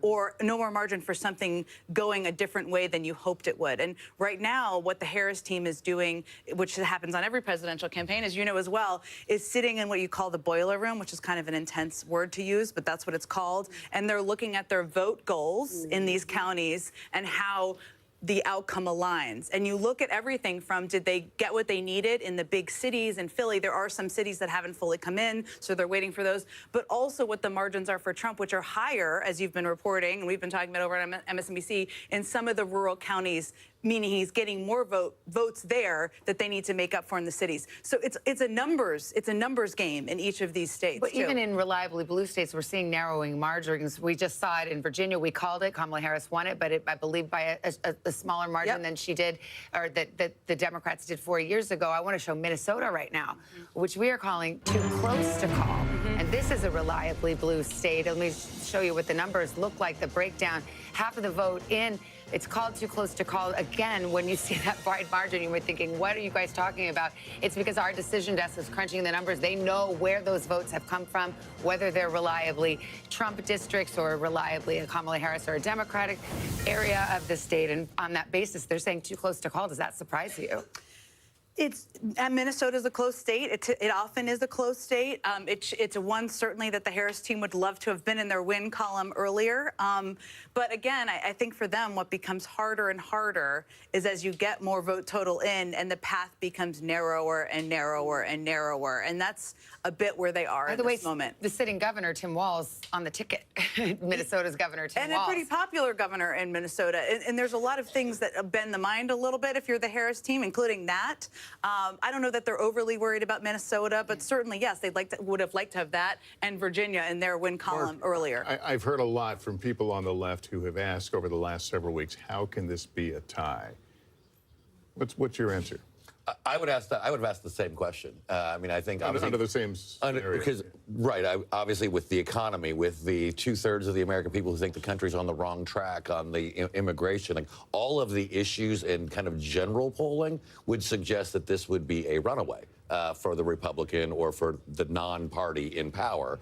The fact that it's not, I think there's obviously a lot of. Do you think if any other Republican were on the ticket, you'd have much greater margins in terms of a Republican victory? That's difficult to answer because Donald Trump brings out such a passionate base where you might have a problem getting that overperformance in rural areas because he is so animating, especially on the right. Now, he's equally animating on the left, which turns out that opposition. Or you might get suburban women on the side of a different kind of Republican. Jen, has the conversation begun yet about Joe Biden and about the decision to ask him to step aside? It will begin. It will begin depending on the outcome. And obviously, there hasn't been a race called yet. If this is not a Harris win, that will certainly be part of the discussion. She's run a campaign over the course of 107 days. That is not something we've seen in history, and there'll be lots of questions about exactly that, the timing and the impact of that. Well, Chuck was bringing up the history. I mean, in terms of vice presidents trying to win the presidency with a unpopular president, he said it's bordering on politically impossible. And this gets back to something that we talked about. The favorability rating for President Biden is low, and you look at some of these numbers on how people feel about the country right now, and about 3 in 4 Americans in the exit polling say they feel angry or dissatisfied. And that is something that may end up being critical in this race as well. And one of the things that I think is so notable heading into tonight, I think one of the big questions, would the economy be the top issue, as Mark is talking about, or would reproductive rights, given that abortion is on the ballot in 10 different states, would that be the biggest energizing factor tonight? What we are seeing is that right now it seems like the economy and immigration continue to be the most motivating factors for people. And I'm almost interested to see, though, because we did see, especially using Florida as the example, it was not close in Florida, whether at the presidential level or with the Senate, but at the same time, they're sending Rick Scott and Donald Trump. Obviously, they barely defeated a constitutional amendment on abortion. So they almost, like we would say split ticket voting with Senate and Congress and president. They kind of split their ticket going, no, I don't like this, but I do like them. And that's not something that is captured necessarily, because polling doesn't function this way in polling about abortion rights, right? That there are people who could vote for Trump and also vote for protecting abortion rights. Arizona is another interesting state to watch on that front, as you know, Arizona native, because I talked to Senator, or maybe we'll see, Congressman Gallego the other night, and there are people who could be Gallego, Trump, abortion rights voters, which bends the mind a little bit. But that's where maybe we don't entirely understand how the electorate comes down on these issues. Well, It maybe feels people conflicting, but aren't maybe it's so not for them. neatly categorized as political journalists would like to believe. Yes, that's true. Well, we're just moments away from midnight here on the East Coast. What are you guys doing tomorrow? I'll tell you what you're doing. Right the here, battleground caffeinating. states, they have not been called yet. Stay with us. We will be right back after a quick break.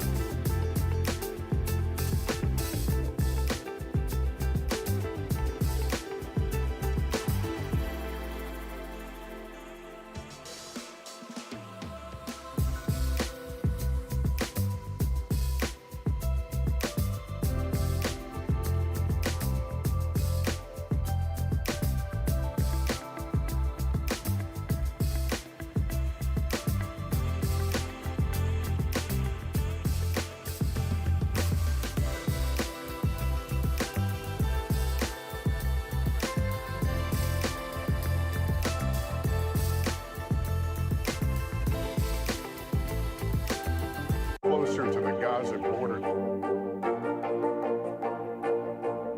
A story of resilience and hope.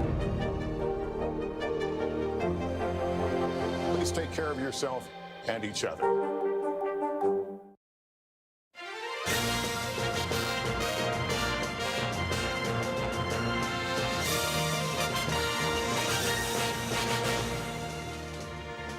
Well, election night is about to be election morning as we creep up on midnight on the East Coast. Glad you're with us.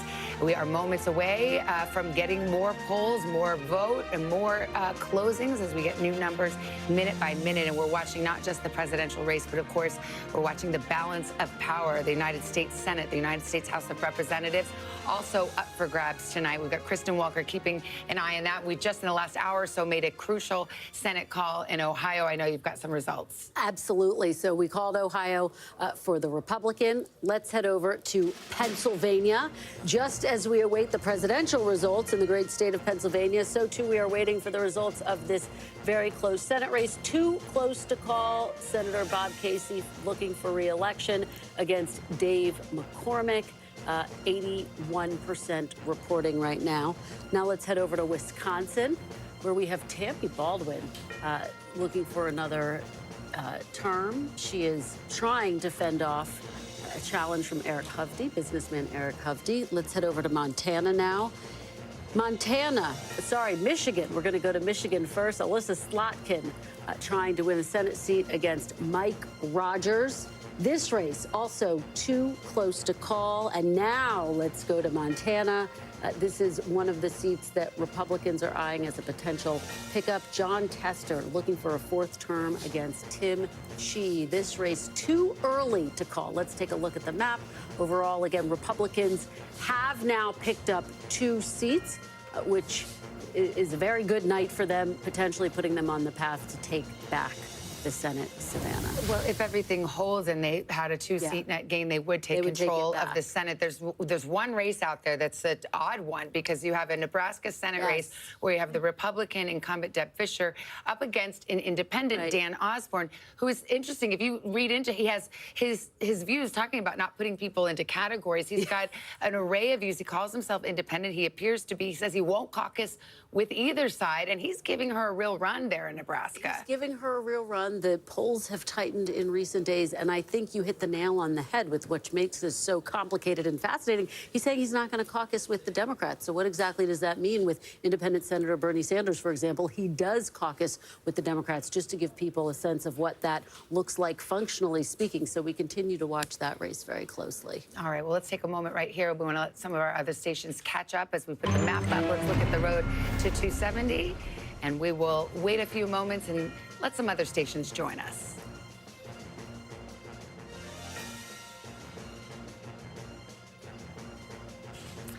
That is where the map stands at this hour, about 10 minutes till midnight here on the East Coast. And we've got a lot to get to. We want to go to Sam Brock in Asheville, North Carolina. Of course, the western part of North Carolina, hard hit by Hurricane Helene. We've got, if you're just joining us, we've made a projection in North Carolina. Donald Trump will keep North Carolina in the win column, which significantly narrows the potential paths for Kamala Harris to take the presidency. We've also had a governor's race decided there. Sam, what you got? Yeah, that's very apropos, actually, Savannah. I'm going to talk about the governor's race in a second, but a few reflections here. First, the Democratic strongholds in North Carolina, Buncombe County and Asheville being one of them, Mecklenburg with Charlotte, of course, and Wake and Raleigh were almost identical in terms of the splits. 60-38 for Democrat versus Republican here, 66%, I believe, in Mecklenburg and Charlotte, 63% in Wake. That's almost identical to what it was 4 years ago, but it's the margins in the rural parts of the state that really drove this victory, at least by a couple of percentage points for Trump, which sounds pretty familiar. Tom was talking about that a second ago. That's thought one. Thought two is the Democratic race, the governor's race, excuse me. There was a lot of thoughts about split tickets and whether Mark Robinson would be potentially dragging down President Trump or even affecting the down ballot races. We have updates here, and it's not just Mark Robinson losing convincingly to Josh Stein, 55 to 39% with 85% or so of the votes in so far, but it's also the lieutenant governor's race. The Democrat up a couple percentage points there, Rachel Hunt.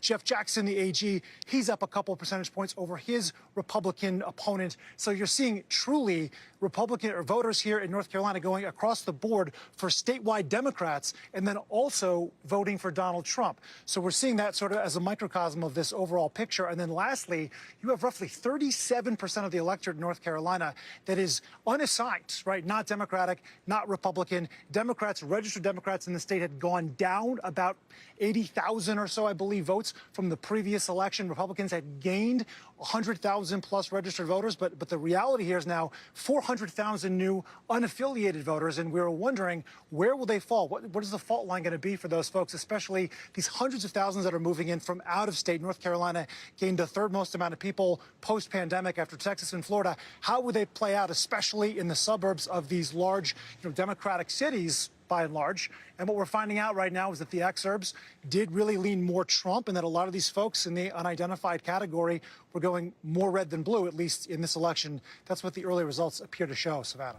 All right, Sam Brock in Asheville for us. Thank you. Let's go over to Tom Yamas, who's looking at Minnesota. We were just talking about Governor Walz, the sitting governor, on the top of the ticket here, and it's too close to call. Too close to call right now. Democrats, though, are okay with this margin right now. About 50% of the vote is still out. This is how it ended up in 2020. You can see Harris is overperforming slightly. Biden right here. I wanted to look at Minneapolis, Hennepin County. This is the largest county in all of Minnesota. She's doing fine. She's tracking just like Biden did. So this is not really a worry for them. I did want to show you something, though. Blue Earth County, okay? So this is a county that Trump is on top right now. Biden won it in 2020. Why do I want to show you Blue Earth County? Well, besides having the coolest name in the entire country for a county, this is where Governor Tim Walz is from. This is where he taught with his wife. This is where Coach Walz is from. Right now, Republicans are winning his county. It just goes to show when you talk about how Trump may or may not win this election, he's driving up votes in rural areas. I'll show you another one, Stearns County, which actually has a large Somali-American population. 95% of the vote in, he's overperforming there. So again, Minnesota, it doesn't look like it's in trouble for Democrats right now. Still 50% of the vote is out. But when we look at those rural counties, he's overperforming even in a place where Governor Tim Walz is from. Guys? All right, Tom, thanks very much. Let's bring in NBC's Blaine Alexander, who was in the Atlanta area tonight with some developing news. Yeah, we have heard some notable remarks from the Georgia Secretary of State, Brad Raffensperger, concerning the race here in Georgia. Now, before I say them, I want to make it clear, NBC News is still characterizing Georgia as too close to call. But I want to let you know what Raffensperger said not too long ago in a news conference. He said that he believes, looking at the numbers, Donald J. Trump has a, quote, insurmountable lead with the number of votes outstanding. He later goes on to say, it looks like this is pretty much done, and then says, quote, I think the results are pretty well baked in based on where the leads are right now. He's talking about the state of Georgia. Now, again, NBC News still characterizing this as too close to call, but we're talking with Brad Raffensperger. Of course, he is in the control center in his Secretary of State's office, watching those results come in, watching the numbers, and also where those votes are coming in as well. Now, I've spent the evening talking to some of my Republican sources throughout the state, and I asked them the question. I said, you know, one, how are they feeling? They were all optimistic. But I said, if there is a lead from Donald Trump winning here in Georgia, what would be different from 2020? Of course, we all know that Georgia kind of shocked so many people around the country 4 years ago by flipping blue and helping send Joe Biden to the White House. But they said, again, across the board this time, that it was the push toward early voting by Republicans that they believe has really made a difference in the Peach State this time around. You remember 4 years ago, Donald Trump was really waving people off from voting early, telling them to go on Election Day. This time we've seen a very different message. His surrogates have been preaching a very different message. Even Governor Brian Kemp and other top Republicans in the state have been pushing that early voting message. When I spoke with one Republican source earlier tonight, he said, looking at early voting, he was optimistic. Also, the fact that Republicans tend to turn out more on Election Day, he was feeling good about the way things were going here in the state as well. So several sources telling me they believe that early voting did make a difference, guys. All right, Blaine Alexander, thanks very much. You know, I was going down, as we bring the panel back, I was going down the most important issues from the exit polls. Yeah. Immigration was number 4. That's right. And that was Donald Trump's closing message, right? I mean, it was his message since he's been in the race. Think about his biggest day one policy priority, mass deportations. He's talked again and again with very few specifics on how that would be implemented, about deporting people who have come into this country illegally here. It's always been a big issue for him, dating back something like 8 years now, 4th on the exit poll list. But look what was up there at number 2, the economy. And remember, just because a candidate were to win on the top issue, which this year, based on the exit polls now, is state of democracy, doesn't mean they're going to win overall. And state of democracy is complicated as the top issue because Republicans and Democrats see it different ways. Yeah, both sides think there's a threat to democracy for different reasons. Can we go over to Tom Yamas? He's been pacing over there by the Georgia map. Because it's interesting. I mean, we have the Secretary of State, Brad Raffensperger, a Republican, but who has certainly shown his independence, saying that Trump has an insurmountable lead. I believe you and Chuck have said there's still some vote out there. It's not over yet. What do you see? I'm going to give you point counterpoint. First off, let's see where that remaining vote is so far. Again, the giant bubbles, that's where the vote still needs to be counted. It's all over the Atlanta metro region. This is where Democrats are going to run up the score. This is where their base is, where they've been able to expand. So I'm going to click on a county here like Cobb County. I'm going to bring it out to compare to Joe Biden in 2020. Remember, she wants to perform over or at where Biden is right now to kind of see where her watermarks are. I'm going to highlight this so you guys can see the numbers to follow. Remember, on the left-hand side, she wants to be at where he is or higher. So let's see where we're at here. Fulton County, 71-72, slightly under. We move over to Gwinnett, a little bit under, 73. She's overperforming in Rockdale County. We come to DeKalb here, a little bit under. We come over to Douglas County. She's overperforming. But here's the flip side of all this. Let's throw a dart to the east side of Georgia. Any county, I'm going to pick a random county. Look how Trump's overperforming, 68% to 71. Again, I'm going to just touch random counties here, 65, 69. These aren't big counties, but any county I touch, he's going, except for that one, any other county. Well, actually, no, he flipped it. Actually, any county you come here in rural Georgia, he's flipping all these counties. And like Jen Psaki just said, it's math. Can they run up the score here? Is this what the Secretary of State is talking about, that the numbers are so high in the rural counties, Democrats won't catch them in the Atlanta metro region, but there's still a lot of vote out in this area. So that's one of the reasons why we can't call Georgia just yet. Let me go, election alert. Okay, where you have polls closing at the top of the hour and the beginning of the morning. It'll be midnight in the East Coast, and we await the results from Hawaii. The polls close there in about 10 seconds from now, so we'll take a pause here so our other stations can join us or head to their local news.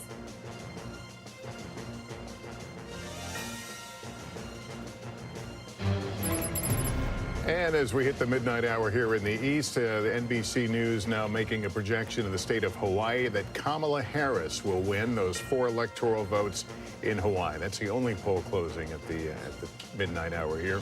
The road to 270, Harris now with 189, Donald Trump still leading with 230 electoral votes. All right, we've got quite a few battlegrounds still pending tonight. Pennsylvania, the biggest prize, 84% of the vote in. It is too close to call. In Wisconsin, same story. Here we go. 75% of the vote in, a difference of 87,000 votes. Michigan, too close to call at this hour as well. Midnight on the East Coast. 15 votes up for grabs. They're too close. Arizona, too early to call. Just been counting for about 3 hours now. Out west in Nevada, also too early to call. And in Minnesota, we have too close to call. Democrats still feeling very good about their prospects there, but the margins are not at a place where we are ready to call that. Georgia, too close to call at this hour, too. We just discussed that. So that might be a ray of light for Kamala Harris, or perhaps a narrowing of her path to victory. We should mention, Tom, we have called North Carolina. That was the first battleground to call, and it stays in the red column for Donald Trump. Yeah, and I want to go through Pennsylvania now because we're starting to get more vote in Pennsylvania, and I want to focus on the east side of Pennsylvania here. This is 2024 right now. Look, a lot of the vote is still out, but let me show you 2020. You can see how much of this section was blue in 2020. Again, Biden won these counties. Now this is 2024. He's flipping counties like Monroe. Again, it's about a 200 vote difference there, so we can't really put too much in that, but he's ahead. Northampton County, remember, this is the one that has picked the president, or at least picked the winner of Pennsylvania, going back to the Kennedy years. This is Easton. This is a fast-growing area, suburbs. It used to be the people that used to work at Bethlehem Steel. It's now changing. Again, fast-growing suburbs in south-central Pennsylvania. 52%, he's on top. Again, a reminder here, this is a county that Biden won in 2020. And this is new right now. This is Bucks County.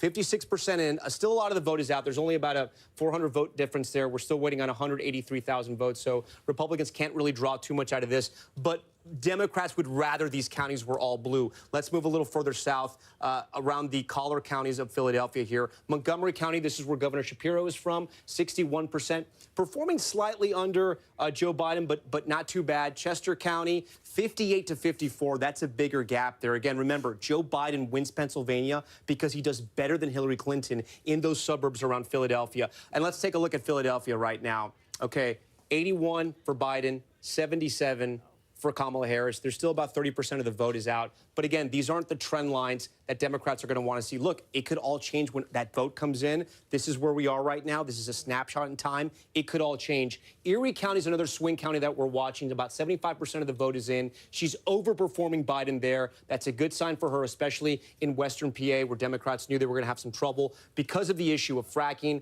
And let's look at Allegheny County real quick. This is Pittsburgh. 94% of the vote is in, and she's about at the same mark where Biden is. That's where we stand right now, guys, in Pennsylvania. How about Wisconsin? Can you do Door County? Because as you well know, fun fact alert, Door County has, do you like the fun fact alert? Fun fact number 7. It's picked the president the last 6 elections. Yeah, so right now, if that's what you're betting on, Door County is blue. Democrats are on top there. But look, guys, this is a very small number. Door County is not a big county, but it's one that all the political watchers look at because it usually picks the winner almost always of the statewide race in Wisconsin. Right now it's blue. That's a great sign for Democrats. I'm going to look at another one like I mentioned, Sauk County. This is another one that usually picks the winner. Trump is on top here. Biden won it in 2020, so he's really overperforming, going from 48 to 52.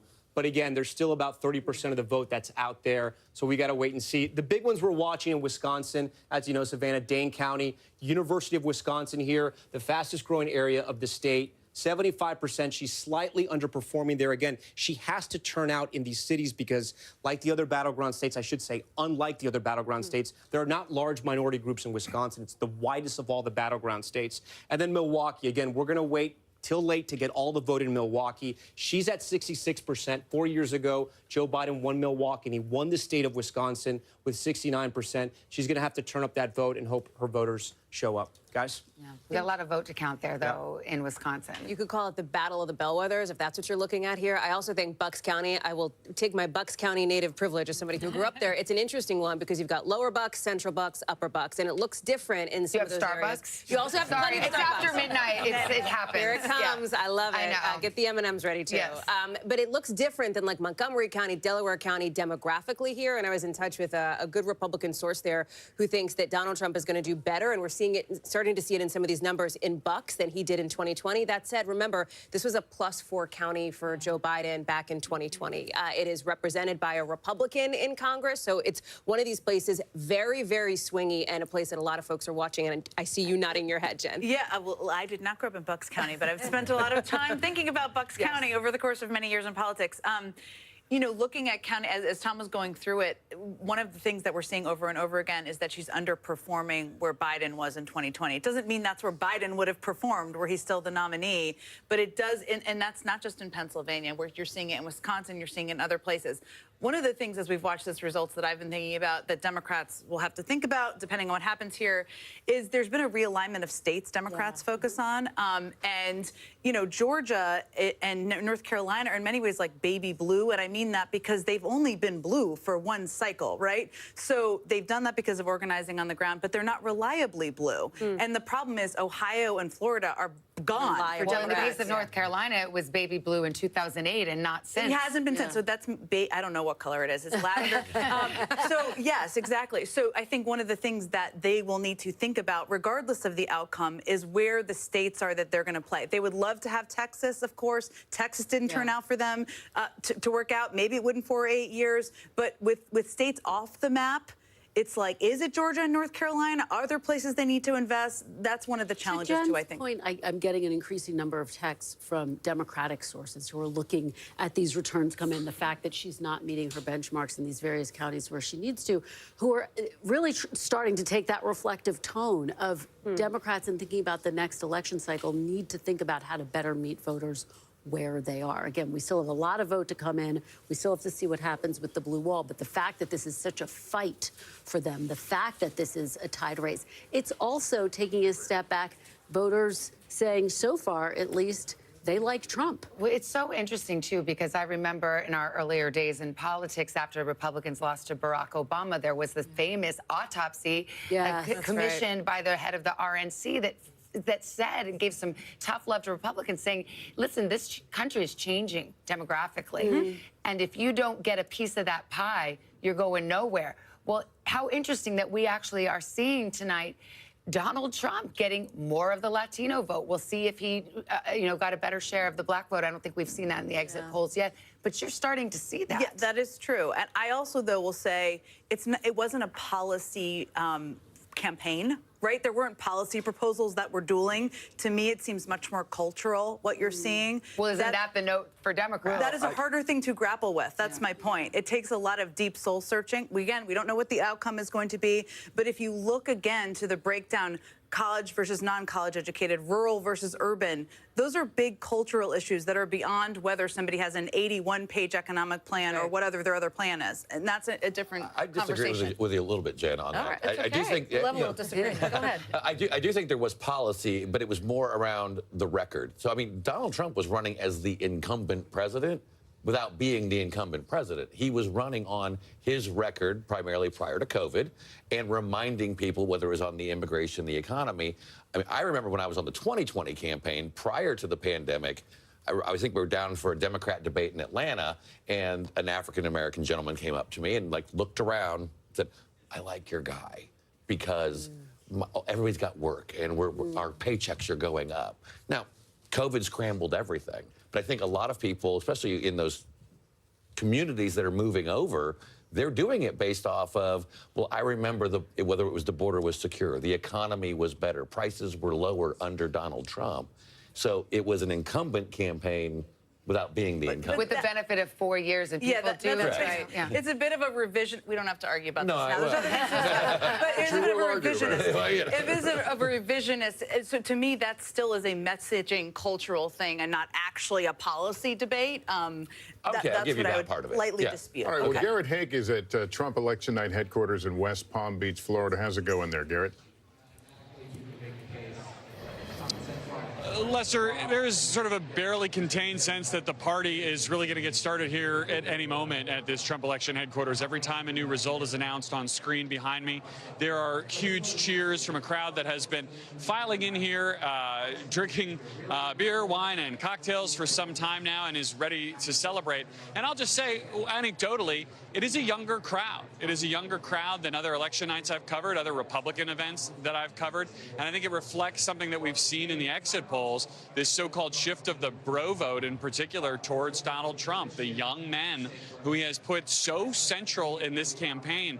You know, I think about the fact that just today when he was voting, he was asked by another reporter about what he thought one of the most important moments of this campaign was, and he mentioned Joe Rogan, the podcaster, and the fact that he did that podcast interview and then subsequently got Rogan's endorsement, which he made a big part of his closing remarks just last night. Feels like a week ago now.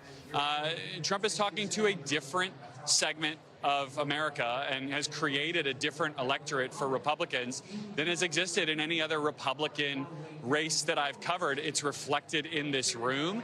I think we're seeing it reflected in the states he's putting together, just as you guys were just discussing about kind of what states are in play, what the map is going to look like now, and potentially for cycles in the future. All right, Garrett, thank you. I want to go over to Peter Alexander, your counterpart over at Kamala Harris headquarters in Washington, D.C. So what is the mood there? Well, you can hear the music blaring, but within the crowd right now, it's pretty silent. A lot of glum looks on the faces here over the course of this evening. They've been playing as the returns were coming in on one of the cable channels, and frankly, they weren't the returns that most of the people here in the room wanted. So you start hearing several dozen people start chanting, "Music, music." They muted the TV and blasted some music so they could sort of lift the spirits of some of the folks here this evening. I'll tell you, based on an attendee who was at one of the Harris events taking place at a hotel not far from here, the situation there, the scene was described as that of a funeral right now. Now, that doesn't mean this thing is over, but it does give you a sense of the way people are feeling right now. I was with Kamala Harris just yesterday as she was traveling through Pennsylvania at that late night event. Actually, it was just 24 hours ago that she was with Lady Gaga, Ricky Martin, Oprah Winfrey, and she said to the tens of thousands gathered that momentum is on our side, but clearly there was a different message being communicated now in the form of that document that was obtained by NBC News, the statement sent by the campaign chair, Jen O'Malley Dillon, saying basically that we always knew this race was going to be tight, and increasingly it appears that they believe the blue wall states are their best path going forward at this time. That's what it seems to be the way this night is going to go for most folks here. It's not the end of the road. Jen O'Malley Dillon also saying we're going to keep at it tomorrow, but we wait to hear from Kamala Harris, of course, in the course of the next couple of hours, and we'll let you know. Jen, how important are notes like that, not for our consumption, but for the consumption of the campaign? Hugely important. I think people forget. I've been on winning presidential campaigns, and losing ones feels better when you win, just to state the obvious. But, I agree. you know, there you go, we can agree. But, you know, this is a team that has been, many of them through a massive transition just 107 days ago, where many of them signed up to work for somebody slightly different, and Joe Biden. You know, it's been... They've been working 20 hours a day. They've been eating bad pizza, drinking bad beer, all of the things, and it's just to keep them rolling, but at a keep moment them like going. this, but a moment like this, now we know earlier in the evening they were trying to keep them in line and all this, but now you're at a point where you have no control. You don't, but you need to keep the campaign team's spirits up, because they're continuing to talk to voters and counsel people who may have questions, and they're still a part of this big team that's been working to elect Kamala Harris. They don't have control, but the end has not happened yet, and so they need to keep them all, their spirits up. That's the goal. You say the end hasn't happened yet. I mean, do you still hold out hope that there's a path? I mean, a reasonable path? Well, look, I think it becomes, as I said earlier, more and more challenging as more results come in, and you see that the blue wall looks like the primary possible path, and as you see her underperforming Biden in a number of these counties, that makes it more challenging. Now, there are still, if you talk to Democrats, which I have, they believe there are votes that are still coming in Philadelphia. There are still votes coming in cities. That's often how these nights go. So I'm a believer you got to wait until you know. That's what happens internally here as well. But yes, if you're on the campaign right now, you're feeling pretty down because there are places you wanted to have in your win column to give you more space and breathing room, and you don't have them in this moment. As we talk about this idea of the Democratic brand, Jen, and as you've been having this conversation here, I just want to throw out a data point to the table here, because there is a ballot initiative that has just passed in a state that enshrines a right to paid sick leave and a higher minimum wage, and it passed with 59% support. If I were to say that, maybe you'd say blue state probably, right? California, right? Missouri, right? A state that we called almost right away for former President Trump here, which I think speaks to what you're getting at here, this idea of a realignment in this moment. You've talked about it. Chuck's talked about it. We've had that conversation here at the table. I also think Hallie had the opportunity to interview Vice President Kamala Harris, and you asked her a fascinating question. Do you think the country is ready for a black woman president? And she said yes. And depending on how this night goes, I think that will be one of the questions that gets asked as well. This is the piece that, and again, we don't know what the outcome is yet, but I think when Hillary Clinton lost, a lot of people felt like, a lot of women, a lot of Democrats felt like there's never going to be a woman in my lifetime, right? And I think one of the things that is going to be a challenge if Harris loses is that there will be Democrats who will not want to take a risk on a woman, on someone who's diverse, because they'll think, I like that person, but the country's not ready. Here's the thing. The country's not ready until the country is ready with Barack Obama. Yeah. There's a range of factors that lead to the win or loss of anyone, and we don't know what's happened yet, that will all have to be delved into, but I do worry about that if she loses. We do know it is something that she leaned out of in her campaign, unlike Hillary Clinton in 2016. It was not something, she didn't open her stump speeches with that idea. I mean, she talks about it, and she talked about it with me. She's talked about it with all of you here, too, that it would be the president for all Americans, and that she is sort of putting her head down and grinding it out. But if she loses, it won't be because women didn't turn out. It won't be because of women, right? It won't be because she pulled back a lot of the Democratic base that had gone away and were, double haters, as we called them for a long time, before there was a switch at the top of the ticket.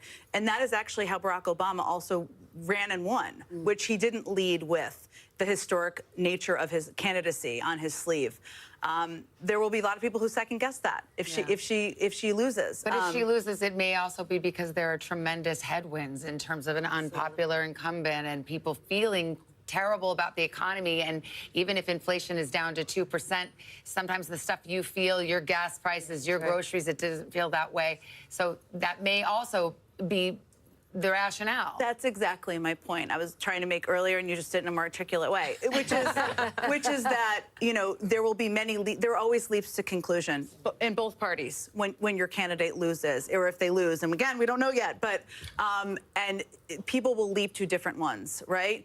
The country isn't ready for a woman. The country isn't ready for a black woman, all of these things.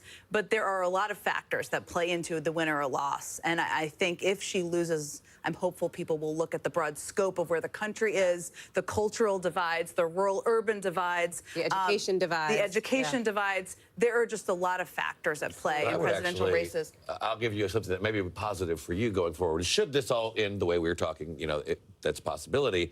You still have a very young, good bench in Governor Shapiro, the governor of North Carolina, the Gretchen Whitmer, who could possibly bridge that gap, and as opposed to saddling them with the L, if they would have joined the ticket with the vice president, or if they had replaced the vice president and become the nominee with 100 and some days out in a very difficult situation, I think you would have been weaker as a party for it. Well, yeah. I mean, look, I think that if she loses and Donald Trump wins, there will be millions of people in this country who voted for her who will feel like we're in the state of an emergency. And I think that is how people will respond and feel. And they will be looking for hope, a resistance, an opposition. And there are a lot of people on the Democratic bench. You mentioned some of them were in the Veep stakes we all lived through this summer. Some of them were not, who I would expect would all be out there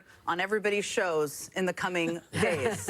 Well, and that's what makes the timing, I think, of President Biden's decision to step down after the debate something that, if she does in fact lose, will be under a microscope, because, of course, there was so much discussion, even over the summer, about potentially having an open primary and having that fight play out within the Democratic Party. So I think it's one of the big questions moving forward. And you mentioned debate. We haven't really talked about that. There was no second debate. And you have to wonder how that affected the trajectory of this race, because by most accounts, he didn't perform well in his first debate with Harris. True. And I also think that it throws into question a lot of things. I mean, I think anybody who watched that debate objectively felt she outperformed him in that debate.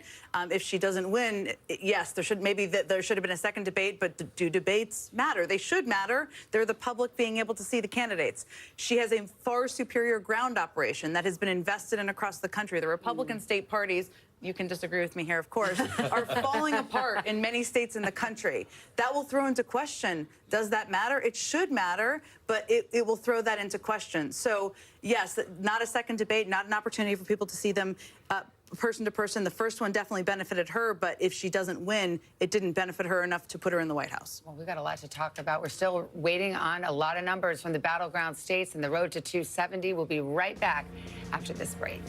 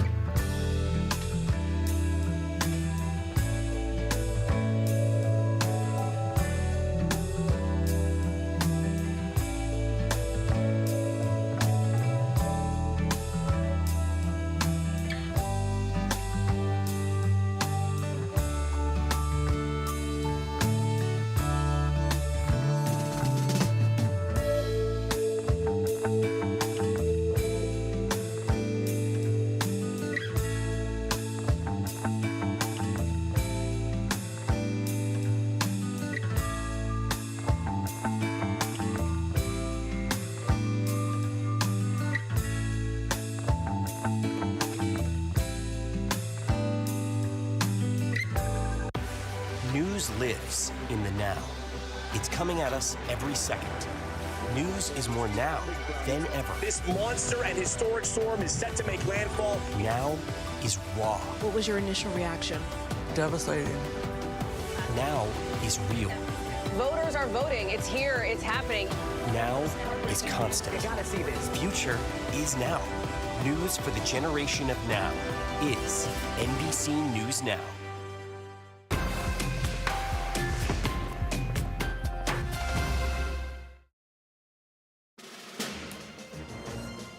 Welcome back. If you have stepped away or heard parts of the conversation, know that this race is not over. This is the road to 270. That, of course, the magic number. Donald Trump right now leading with 230, Harris with 189. All right, here's what we have from the state of Nevada. It's 6 electoral votes. It's too early to call. That's NBC News characterization of the race. You can see Donald Trump appears to be well out in front right now, but again, too close to call. Georgia. That is also too close to call, a 118,000 vote difference. Let's look at the other battleground. Michigan, 15 electoral votes in play, too close to call. Donald Trump with a narrow lead of Kamala Harris as we continue to watch this one unfold. Let's zoom in on Michigan with Tom Yamas. What you got? Hey, guys. OK, so we have now more than 50% of the vote is in Michigan, as you mentioned, Lester, 15 electoral votes. This was Biden's largest margin of victory in 2020 when it came to the battleground states. Almost the whole game is Wayne County. It's Detroit. Not enough vote there. About a quarter of the vote is in. We can't really make any projections or calls here because so much of that vote is out. But just to give you an idea of where Biden was in 2020, again, a lot of this vote is out, so I don't want to spend too much time on this. But 68% tonight, right now, Harris at this point in time is at 58%. Not a great number for her. It is a tale of two suburbs in Michigan, right? You have Oakland County. This is where Kamala Harris did that rally, or I should say that town hall with Oprah Winfrey. This is one of the wealthiest counties in all of Michigan. Pontiac, Michigan is here, the suburbs of Detroit.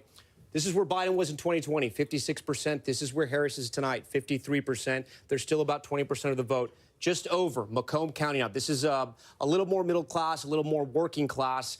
It is a suburb of Detroit as well. Republicans do very well here. Trump was at 53%. There's, only about a third of the vote in. He's at 57, so he's overperforming there. Some of the other areas we want to watch, Grand Rapids, Kent County. This is the last place where Trump held a rally last night. And, or I should say, on Monday. Sorry, getting my days confused here. Biden was at 52. She's overperforming there. That's good news for the Democrats. I also want to talk about Washtenaw. This is the University of Michigan. Go Big Blue if you're a fan out there. 71% of the vote is in. Remember, this is a college county. Democrats have to do very well here. Biden, 72%. Tonight, Harris is underperforming right now with almost three quarters of the vote in. Ingham County, again, another college county. This is where Michigan State is. Half the vote is in. Biden was at 65. Harris is at 56.9. I want to see some Trump barometers right now. Cass County, Trump's at 66%. 4 years ago, he was at 63. So again, the story of Trump overperforming in those rural counties, we're seeing it as well in Michigan. Still, a lot of the vote is out, though. Look, we still need half the vote to come in. A lot of that's going to be Detroit, as we know. I'm going to look at Saginaw. This is a battleground county. This is where she toured that semiconductor plant. We don't see much there. There's only 1% of the vote in. I don't want to draw anything from there. We're going to check Kalamazoo. She appeared here with Michelle Obama. It was the Harris and Michelle Obama appearance. Only 13% of the vote in, and she's slightly underperforming. Guys, a lot of the vote is still out in Michigan, but the trend lines we've been seeing in the other states, we're sort of seeing in Michigan as well. But again, I don't want to draw too much from that because there's a lot of that vote that's out. So interesting to see you do those university towns because it's shocking. Well, because there was a lot of turnout and Democrats early in the day were kind of giddy about that. But I think this might be a function of what we've been seeing, which is young men turning out for Donald Trump and maybe skewing what you normally would expect from a university town. And something we haven't mentioned just yet, because so much of the vote is out in Wayne County. You have Detroit and you have Dearborn. That makes up Wayne County, that Arab-American Muslim vote. We're talking about more than 200,000 voters there. Again, it's probably not going to be monolithic, but they're uncommitted votes as well. The question is what happens. Do they not show up? Do they vote third party? Do they vote for Trump? Or do they stick with Harris? We still don't know. Okay, Tom, hang tight there. We want to go right to Detroit, actually. NBC's Jesse Kirsch on duty there. Hey, Jesse. Hey, Savannah, I know we're wondering when we're going to have those votes from Wayne County, specifically Detroit, where I am right now, as Tom was just mentioning. Here's what we know from officials. Here in Detroit, city officials had expected around midnight that the full tabulation would be completed. So we haven't received word that that has been finalized, but that was the estimate earlier in the evening. We know that absentee ballots, around 95% of that had been pre-processed before Election Day. So the overwhelming bulk of the absentee ballots were ready to be tabulated before Election Day. So that was what was the expectation heading into tonight. Just a short time ago, we heard from the Secretary of State here in Michigan herself, and she says that they are further along in tabulation, including for here in Detroit, than was anticipated. Her initial estimate before Election Day was by midday Wednesday. So today we would have an answer on the unofficial results. She says it could be sooner now. There is a caveat. Remember, in 2016, former President Trump won this state by around 10,000 votes. We are told there are around 6,000 ballots outstanding from military and overseas. If they're postmarked by Tuesday, they can be counted if they're received by a week from yesterday, which would be Tuesday, the 12th. Back to you guys. All right, thanks, Jesse. And in battleground Georgia, Ellison Barber is in Gwinnett County. Ellison, what's it looking like there? Hey, Lester, it's starting to get a lot quieter in this tabulation center, and that's because for the most part, they're almost done here. We're told by election officials in this county, there is one precinct that is still out of the 156, 155 have been counted. They're still counting one final precinct and a few absentee ballots, but voter turnout here has surpassed what we saw in 2020. That's something both Democrats and Republicans were hoping for. But what Republicans were hoping for specifically was that Trump could maybe get a couple percentage points above the 40% that he had in this state back in 2020, and that it would be enough to chip into Harris's margins and the Democrats' margins here and then carry the state. And right now, he's a little over 41% of the vote in this county. So it looks like what they were hoping would happen here in terms of those couple extra percentage points might have happened. I will remind you, when we're talking about Georgia, think of what happened here back in 2022 in the midterms, where you had Trump endorsing candidates in the Senate race, in the gubernatorial race, and in the Secretary of State race.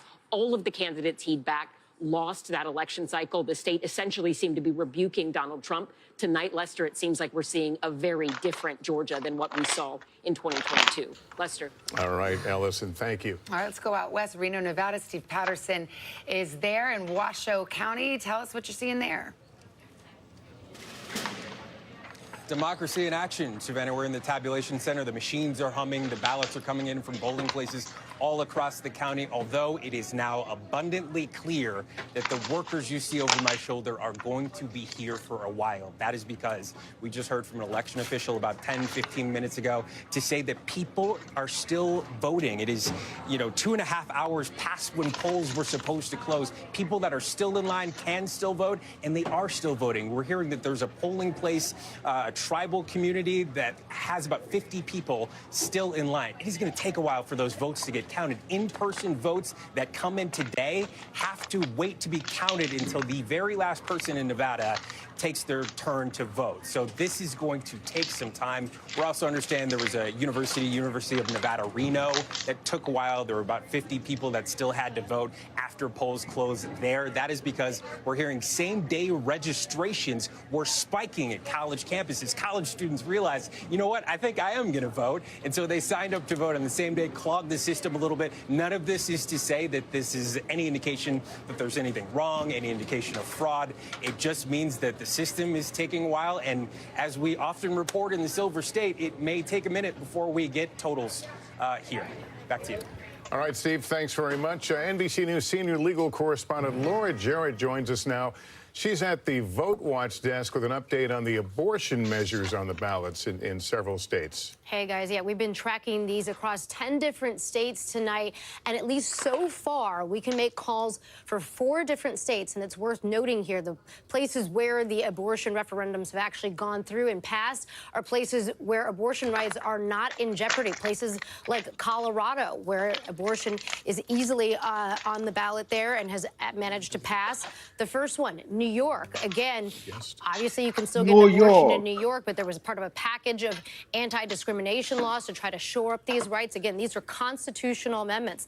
The next one, in Maryland, you can get an abortion up to the point of viability, around 24 weeks of pregnancy now, and it, again, will be enshrined in the Constitution. The big exception here, guys, Florida. That one was different because it required a supermajority to pass, 60% of voters, and it did not meet that threshold, falling just above it, just short of it, around 58%. So that one, the abortion referendum failed. It will not enshrine constitutional rights to abortion in the state of Florida, and the 6-week ban will stand there. Guys, we're going to keep watching other states like South Dakota, also Missouri, Nebraska. The referendums are still on the ballot there, and they're not yet at a point where we can project those. Send it back to you guys. All right, Laura, thanks very much. We've got a new guest on our panel. We've got former Housing and Urban Development Secretary, Democrat Julian Castro, and Republican Mark Lauder remains with us. He was the communications director for Trump's 2020 campaign. Nice to have you both with us. Congressman, I have to ask you about the Latino vote, because we're looking at an exit poll that shows Latino men broke for Trump by 10 points. They went for Biden by 23. That's a 33-point swing. How do you make sense of that? Yeah, I think all of us are trying to make sense of that. Look, this is one exit poll, so I'm not prepared to draw complete conclusions from this, but I think it's safe to say, right? We've seen enough evidence that there was a significant shift among Latinos. I attribute that to several things. I think that you were talking about divides earlier, right? There's this, in this Trump era, the rural-urban divide, also around educational background. I think that's true in the Latino community, too. If you notice, particularly in these places that are more small town and rural, he has picked up significant Latino support. I think we're seeing that in places like Pennsylvania. In addition to that, from what I could gather, the economic message really resonated. You have to remember, this is a working class community by and large, and all of those messages he stuck to about we had the greatest economy and, look how bad inflation is and so forth. I think that played well this year. I'll be interested to see whether there's a difference in Nevada and Arizona. Those are states where the Latino community is much more organized and has been by Democrats for longer than in places like Pennsylvania or some of the other battleground states. We've got to make a call here, Secretary. This is NBC News projection in the state of Georgia.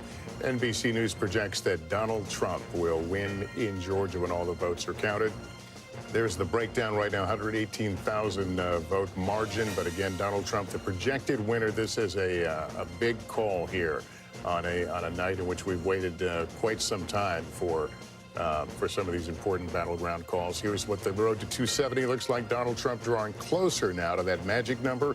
He's at 246, Harris at 189. Well, this means it's boo wall or bust for Kamala Harris. It's Pennsylvania, Wisconsin, and Michigan, or there is no path to 270 for her. So we'll continue to keep an eye on this as we await results in those big industrial Midwest states, as well as the battlegrounds out west. We're going to pause a moment. We want to let the local stations hit their local news, and we'll be back in a moment.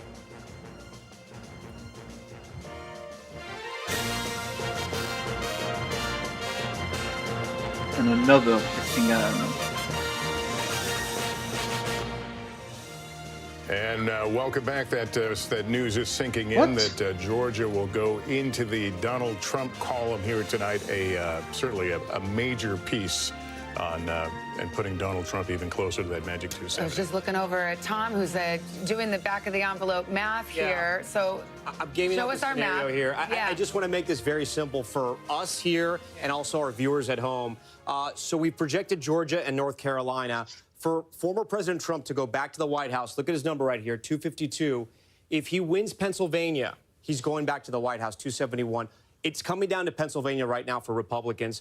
What the math changes now for Kamala Harris, right? Because now she no longer has a Sun Belt strategy. She's lost Georgia. She's lost North Carolina. If she wins Nevada and Arizona, she's still going to have to pick off 2 states in the blue wall. She no longer has that path. Listen, if she wins the entire blue wall, yes, she'll go back to the White House. That is still an option for her. Listen, Wisconsin, Michigan, and Pennsylvania. She has to win all 3. But it looks like this is the entire game for her right now, guys. By losing North Carolina, losing Georgia, things have just gotten much easier for former President Trump. We're going to be watching Pennsylvania more than ever before right now because those 19 electoral votes will put him over the top if we project that state for him. Guys? All right, Tom, thanks very much. So we'll turn to Secretary Castro here. Your thoughts on, at this point, where we are and where this is going to go? It feels like 2016. Honestly, it feels like 2016. And just the path becoming smaller and smaller. There are still votes to be counted, and we saw a lot of enthusiasm today. And so it's possible that you have significant election day voting that could change this. But what I've noticed is just in county after county in Pennsylvania that he's been overperforming and that she's been underperforming what Biden and Trump did in 2020. And that's, for Democrats has to be worrisome. What do you attribute that to? I mean, it's early. I mean, but when you look at that, you can't say they didn't park in Pennsylvania. They did, and they have this superior organization, most analysts think. What do you think was the difference maker? I think she was put in a very difficult position by President Biden. I hate to interrupt you, I'm sorry, but we have a call in the U.S. Senate that will change the balance of power in the U.S. Senate. NBC News now calling GOP control of the Senate. That's with the victory of Deb Fischer, the incumbent in Nebraska, who was given quite the run for her money from an independent there, Dan Osborne, who said he wouldn't caucus with either side. But it went down to the wire. But in the end, the Nebraska Senate goes back to the Republicans, and that gives a leg up to Republicans and the gains they need to take control of the Senate. They should have won it based on how the map looks, and obviously we are now projecting that they have it here. You've got that Nebraska pickup. Montana is still hanging out there. I'm also looking at some of these other races that are very, very close where there are Democratic incumbents in the Senate. So this is significant, obviously, for the balance of power in Congress and for whoever ends up in the White House, especially if it is former President Trump. A lot of eyes are going to be on what the House does, where the House goes here, with that landscape looking very different, of course, those critical races. Why don't we ask Ryan Nobles, our colleague who is here somewhere? He covers it. The He covers Capitol Hill. There you are. Right, what we know now is the Republicans have control of the Senate. What we don't know is the margin, and you still have a very vulnerable Democratic seat out west in Montana we wait for. We wait for Michigan. We wait for Wisconsin. What are you hearing? Yeah, Savannah, I think of all the outcomes that happened here tonight, this is probably the least surprising. Republicans felt very confident about their chances of winning back the Senate, just given the map. There were 10 competitive Senate races across the country. 8 of them were held by incumbent Democrats. And the places where they were battling out these races were in places where the elections were expected to be very competitive. And we see that playing out here in a big way tonight.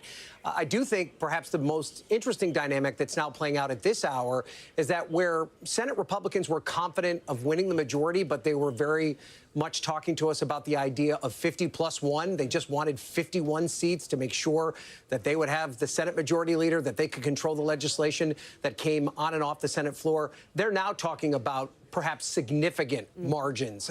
They are now looking at that blue wall the same way that we are looking at the blue wall in terms of the race for president and seeing real opportunities for pickups in places like Wisconsin, in places like Michigan, in places like Pennsylvania. These were areas where Democrats were hopeful because they had strong incumbents there or they had strong challengers, people running in open seats like in Michigan, who they thought they'd be able to run ahead of Kamala Harris even if the race was close at the presidential level.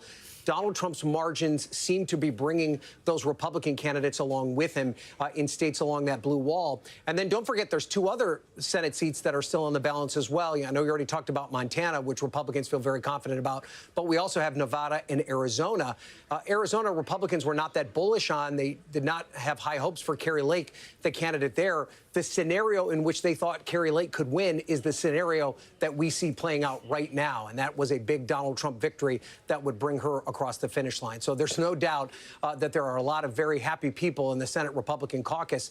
And this is going to be a very different looking Senate Republican caucus, one that might look a lot more like the House Republican caucus that we've covered over the past couple of election cycles. So there's no doubt that there's going to be a lot of change in Washington as a result of what we see playing out here. Yeah, different leadership, too. Senator McConnell stepping aside there. Let's go to Kelly O'Donnell, who's also there, certainly is a veteran of the Hill. We await who will control the House of Representatives, and we may be waiting for weeks for that one. But, Kelly, what's your takeaway here? Well, certainly if the Senate Republicans have this way of reshaping themselves, and it is without Mitch McConnell, who's decided he's not going to be in leadership. And so it will be more in the form of Donald Trump. And if Donald Trump becomes president again, then you have that kind of partnership where he will have more of an opportunity to drive the agenda. Now, if the House goes to the Democrats, then they have the counterweight and they have the power of subpoena and the power to be an agitation to a Donald Trump if he returns to the White House. For Republicans, as Ryan mentioned and as we've talked about tonight, the expectation was that this was likely because there's a third of the Senate that is up every 2 years, 34 seats this time, and it was favorable territory for Republicans. But for the partnership between a White House and at least one chamber of the Senate, of the Congress, it makes such a difference. Now, Donald Trump has not always courted those Republicans. He has such a grasp over his party, not always wanting to work with them in terms of governing and getting things done. But he has infused his brand, his personality into this Republican caucus, and that will mean sort of a Trump-style reflection in the Senate, perhaps more than we saw in his first term, because you won't have Mitch McConnell in a leadership position. All right, we want to go to Harris headquarters. Cedric Richmond, who is, of course, the head of the DNC, about to address the crowd there. Let's listen in.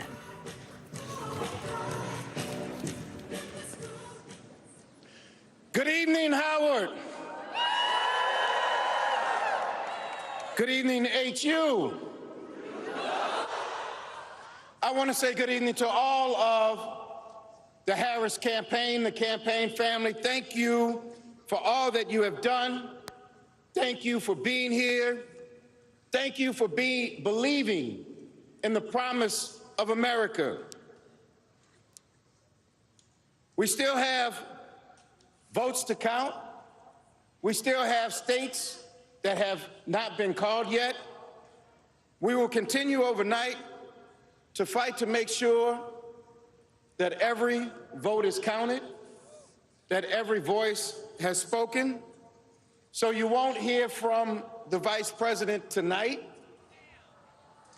but you will hear from her tomorrow. She will be back here tomorrow to address not only the HU family, not only to address her supporters, but to address the nation. So thank you. We believe in you. May God bless you. May God keep you. And go HU and go Harris. Thank you all. Richmond, who is, of course, the co-chair of the Harris campaign, and misspoke earlier, apologies for that, saying that we will not hear from Kamala Harris tonight, but we will hear from her tomorrow. We've got Julian Castro here. What do you make of that? What are your tea leaves showing you? I mean, it reminds me of John Podesta coming out at the Jacob Javits Center around the same time. Maybe that was a little bit later in 2016. If I recall, the race hadn't been called. Had not been. When he first came out. It was called probably an hour and a half later, if I remember correctly. Look, I think it's important to note that this is a different year. There are still votes to be counted. You know, none of those battleground states have been counted, but it feels eerily similar to 2016. The parallels are really striking. If you were there at the Javits Center, which I was, to see not the candidate herself come out, but to see, in this case, Cedric Richmond, just as John Podesta came out. And again, I think the themes, one of the questions that we were looking at in 2016 was the fact that Hillary Clinton didn't visit Michigan, for example. This was very different. Vice President Kamala Harris went everywhere. She showed up in Wisconsin. Of the She showed up in battleground those states. blue wall But states. again, her messaging, and we all noted this at the time, her closing messaging really focused on the issue of democracy, when polls showed issues like the economy, like reproductive rights, are really the top issues for voters. So that's undoubtedly one although thing in our exit polls, threat to democracy is the number one issue. It's just that it's in the eye of the beholder, and it means different things. I mean, Mark Lauder's here, a veteran of Republican campaigns and the Trump campaign in 2020. I mean, a threat to democracy, I think, is, you know, the pollsters, we're going to all have to come and workshop a different way of putting it, because for some, for Democrats, it certainly means January 6th and some of those, you know, extra legal, not legal moves to try to hold on to power in 2020.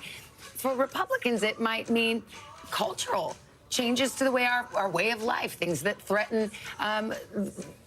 It could be a number of cultural issues that they think are just as existential, and it's really about the direction of the country. Yeah, well, obviously I don't speak for every Republican. I do think there are a lot, though, that believe the threat to democracy also is packing the Supreme Court. It is the use of the lawfare, whether it was in New York, whether it was the special counsel, for things that really, like, as we often describe it, the New York case was about accounting and a paperwork issue.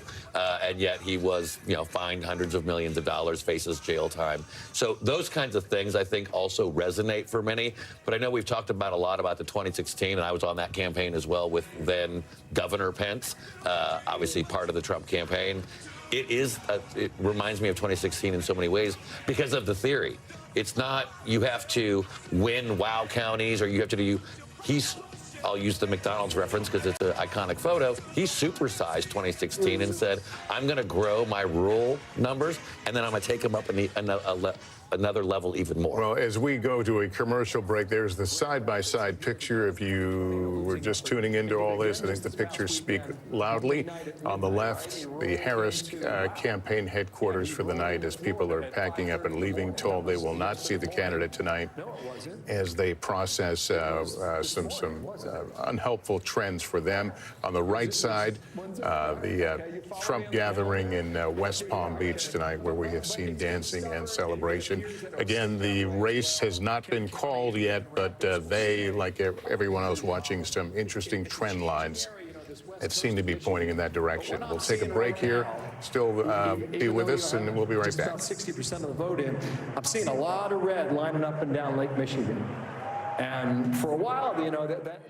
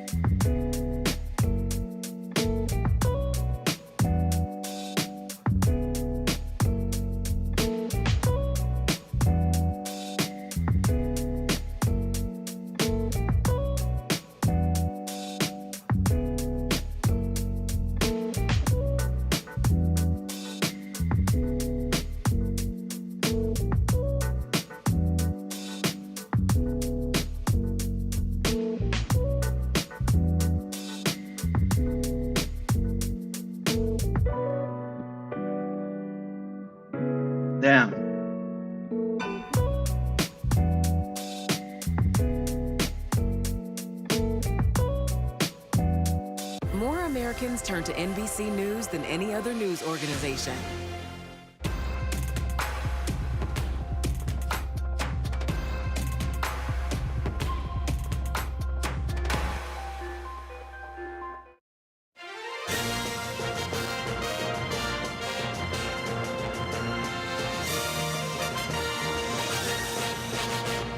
Welcome back to NBC's election night coverage. It is almost 1 a.m. here in the East with another poll about to close as we wait on numbers from some of the critical battleground states in the race for president. We're covering not just the presidential race, though, but also both houses of Congress just made a big call in the Senate. Kristen Welker on the balance of power there, and Republicans have officially regained control of the United States Senate. They've regained control of the United States Senate, which is a significant development, one that was expected. And now the question that we are asking is just how big will their margins be in the Senate? So right now it's 51 to 41. We're still waiting for a number of results. But among the top states that we're looking for, now that they have these pickups, which have given them control, Arizona, Ruben Gallego, and Kari Lake, we still haven't called that race. The Montana race is such a fascinating one. Senator Jon Tester trying to win re-election against Tim Sheehy.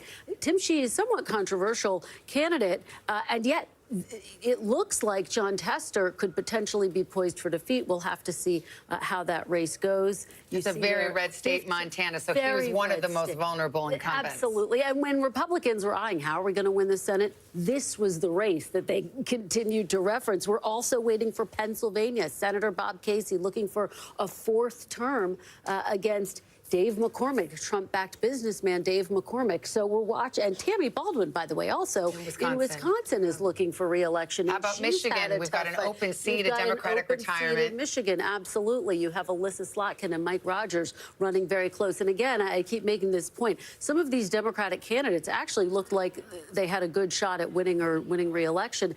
And then the polls have just completely narrowed, which is what we've seen at the top of the ticket as well. And we continue to ask this question, will we see any ticket splitters in this ticket splitter, which just brings me right to Hallie. I think we were wondering if you might see, a Trump Slotkin in Michigan or right. Trump Baldwin in Wisconsin. We don't see a lot of ticket splitting in the modern political That's era. exactly right, because might people are divided. Let's see how this goes, though, because we haven't called some of these races, right, where these Democrats are vulnerable in some of these. I mean, listen, we're talking about the blue wall in some of these blue wall states. And remember why the margin matters in the Senate. Not just for funsies. It's because there's a couple of Republicans in the Senate who would be potentially likely to buck Donald Trump if he were to win the White House on some issues. I'm thinking Susan Collins, Lisa Murkowski. If Republicans can build up that margin, that won't matter quite as much. Yeah.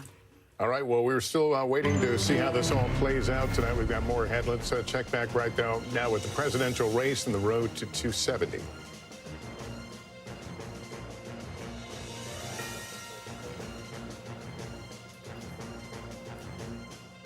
Coming up on 1 o'clock in the morning in the East, that's the road to 270. The map filling out 6 of 7 battleground states have been called. And we just got word from Harris headquarters and the co-chair of the campaign, Cedric Richmond, that we will not be seeing Kamala Harris tonight, but we will see her tomorrow. Let's go to Harris headquarters. Peter Alexander, our correspondent, right there. So what are you hearing? What is the decision-making process there? The fucking music, dude. Savannah, we did just hear from Cedric Richmond making the announcement to the thousands who had gathered here. Frankly, many of them had already left as we approached 1 o'clock, saying that they would not hear from the Vice President Kamala Harris tonight, instead saying that she would speak to her supporters, not just here at Howard University, her alma mater, but to the nation as well, in an address that would take place at some point tomorrow. No specifics on when that would occur. For those who have kept track of the Trump era, you'll remember in 2016, a very similar circumstance there at the Javits Center in New York City at Hillary Clinton headquarters, where one of her top aides, John Podesta, came out and spoke to the crowd saying she wouldn't be speaking. Ultimately, she conceded the next morning, Wednesday morning. So a lot of votes still out there. No plans for any concessions, certainly at this point. But I can tell you in conversations we've had with a series of individuals, including a Democrat who was attending a donor event that was taking place at one of the glitzy hotels not far from where we are here in Washington, D.C. They say the atmosphere there was like a funeral. Another person said that the situation, in their words, was just, quote, not good right now. We did hear earlier from Jen O'Malley Dillon. She is the campaign share. She had what was in effect a sort of pep talk for the forces, the campaign staff, telling them all to get some sleep and that they would come back and finish this off strong tomorrow. So that's effectively where things are at the end of the evening. But I got to tell you, Savannah, on a day when so many those close to Kamala Harris really felt like they had the momentum, they felt like the vibes were on their side, it quickly appeared clear that, you know, despite her effort to say that we're not going back, that they may be returning to the figures that haunted Democrats back in 2016, where they just didn't have enough to defeat Donald Trump that go around. So many blank stares, glum faces, people not so much holding back tears, but certainly unable to crack a smile here. They had been handing out American flags early on. As some of the early numbers were out, they were cheering and waving those flags. But as the night progressed and they watched the returns come in, no more waving flags. In fact, they asked for the television to be muted here with the returns, with the exception of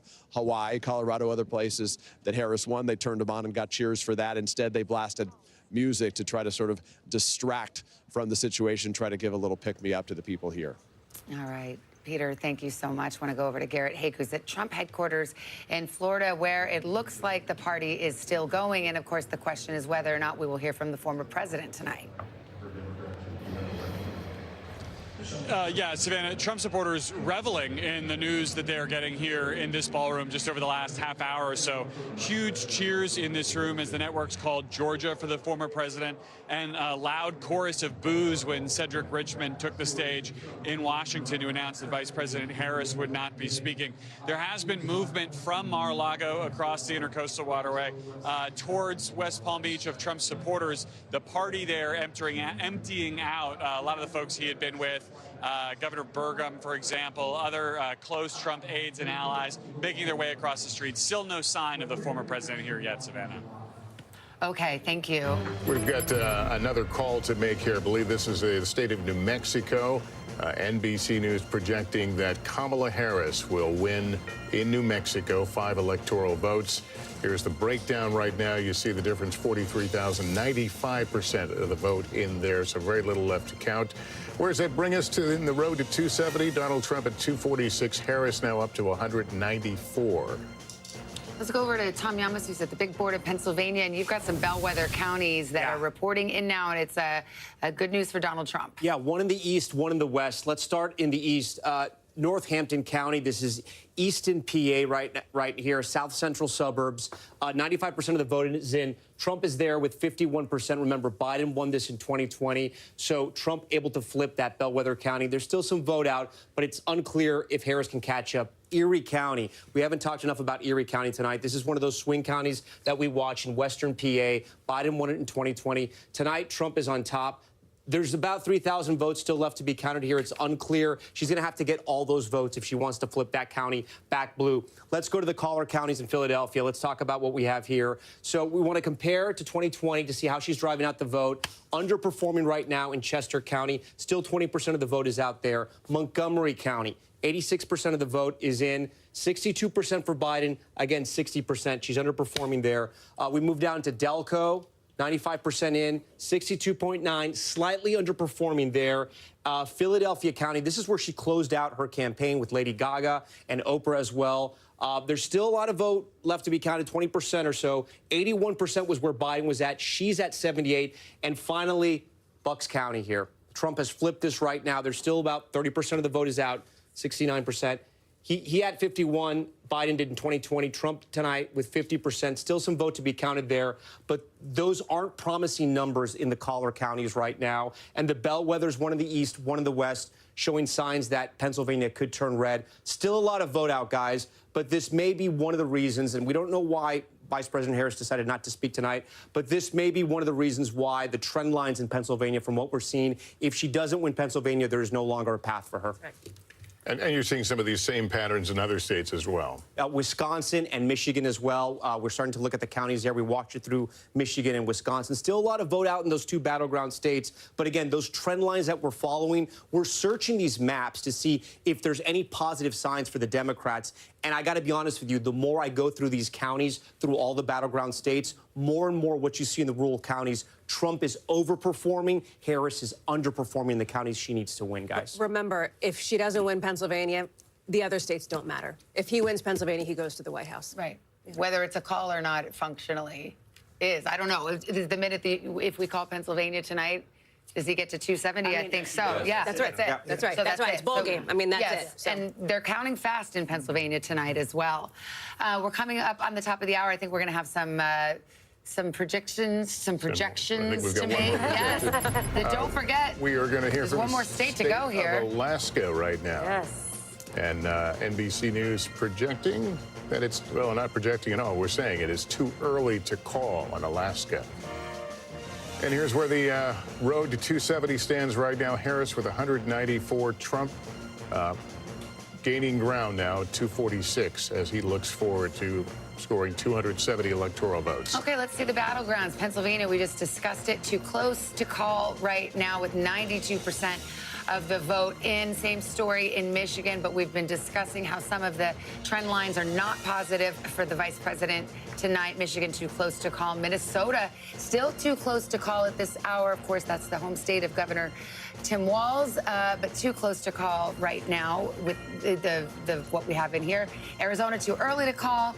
And in Wisconsin, too close to call. So I think, Tom, you've got Wisconsin. Yeah. We'll give you a chance to do the bow and the wow counties again. Bow, wow, wow, yippee-yo, yippee-yay. Okay, Madison, this is Dane County. Nice. For Democrats right now, she's doing just fine here. 75% is where Biden was in 2020. With 95% of the vote, and she's at 75%. That's fine for her. Milwaukee, we're going to be waiting on the biggest city and the biggest county in Wisconsin for a few more hours, I would say, maybe more than that. She's at 66%, but again, 40% of the vote in Milwaukee is not in. This is a big Democratic county, so maybe she can run her numbers up there. But then when we look at the wow counties here, Ozaki, this is the O in the wow, 81%. Trump was at 55.2. He's almost matching where he was 4 years ago. Let's go over to Washington County, 68, overperforming there. Let's go down to Waukesha. Slightly underperforming, still some of the votes out there. But these two counties just south of Milwaukee, they're still part of the Milwaukee media market. Racine, 51%. He's overperforming there, but still half the vote is out there. And then Kenosha, 95% in, overperforming there as well. These are counties that were blue under Obama. Trump was able to flip them over and then hold them as well. We can go to the bow counties now. This is around Green Bay.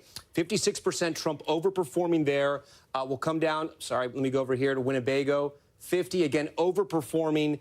And we go to Outagamie, again, slightly overperforming. Guys, so as we study this map, let me go to some of the Democratic strongholds, see how she's doing. La Crosse, 95%. So, look, it's a slight drop. But, again, when we're talking about a margin of 20,000 votes, that's what it was in 2016 and 2020. You want to be on top. You want to be overperforming everywhere you look. She's about at the same mark, slightly higher, but not by much, in Eau Claire. And then another one we're watching, Sauk. This is one of those bellwethers, 50%, matching Biden 4 years ago. 95% of the vote is in. And we'll look at Dorr. That's one we're watching. She's on top, but only by about 466 votes. It's unclear if he'll catch her. She may take Dorr County. It's still unclear in Wisconsin what's going to happen, guys. All right, well, back with our panel now, including our guest, Jim Messina, former White House Deputy Chief of Staff under President Obama. Mark Lauder remains with us. He was part of the 2020 campaign for Donald Trump. Great to have you both here.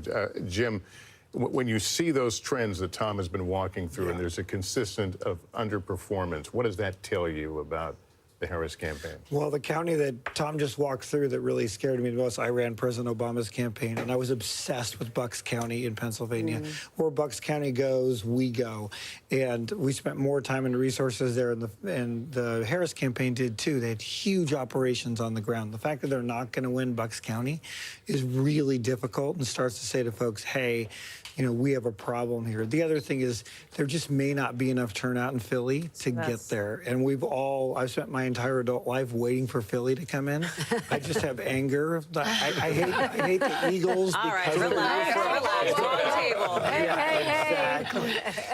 But, you know, every 4 years we're having this discussion. Usually it's enough. 6 out of the last 7 elections, Democrats have won Pennsylvania. Tonight, we're not sure there's enough out there. But we were having the discussion several times this evening about, you know, has there been a failure to recognize that the electorate is changing, that everything you think you may have known doesn't represent what we see today? Well, what those numbers show me tonight is Democrats have a rural problem. We are absolutely bleeding votes in historic numbers. Barack Obama did very well in rural America. It started with Hillary. Biden did a little bit better. But when you look at the numbers, what's happening tonight, the gender gap is there. Women are performing in the suburbs. That's not the problem. The problem is we're just doing 2 to 4 points worse in rural, and we're not getting the big turnout in the cities because we're bleeding some of the young voters you guys have been talking about. But also, Donald Trump keeps finding more voters in these rural areas. I mean, I think there's, you often hear in these political shows that you all host, you hear about the ceiling that Donald Trump has. Oh, he can't get over 48. He can't get over 49%. He's found more voters, and we're seeing it tonight when he's overperforming in some of these ruby red rural districts. Which, by the way, for the third time you run for president, that just never happens. And I really do think that his campaign has figured out a way to do this and really target some of these demographics. Obviously, the young white male was the right thing to do. Getting into minority communities was the right thing to do. Democrats need an entire autopsy if it goes the way it looks like to say, what do we need to do here? But does Trump transcend politics as we know it? I mean, that he was been able to be as successful as he had by sticking his finger in the eye of the political establishment, of going where no other candidate could or had gone before.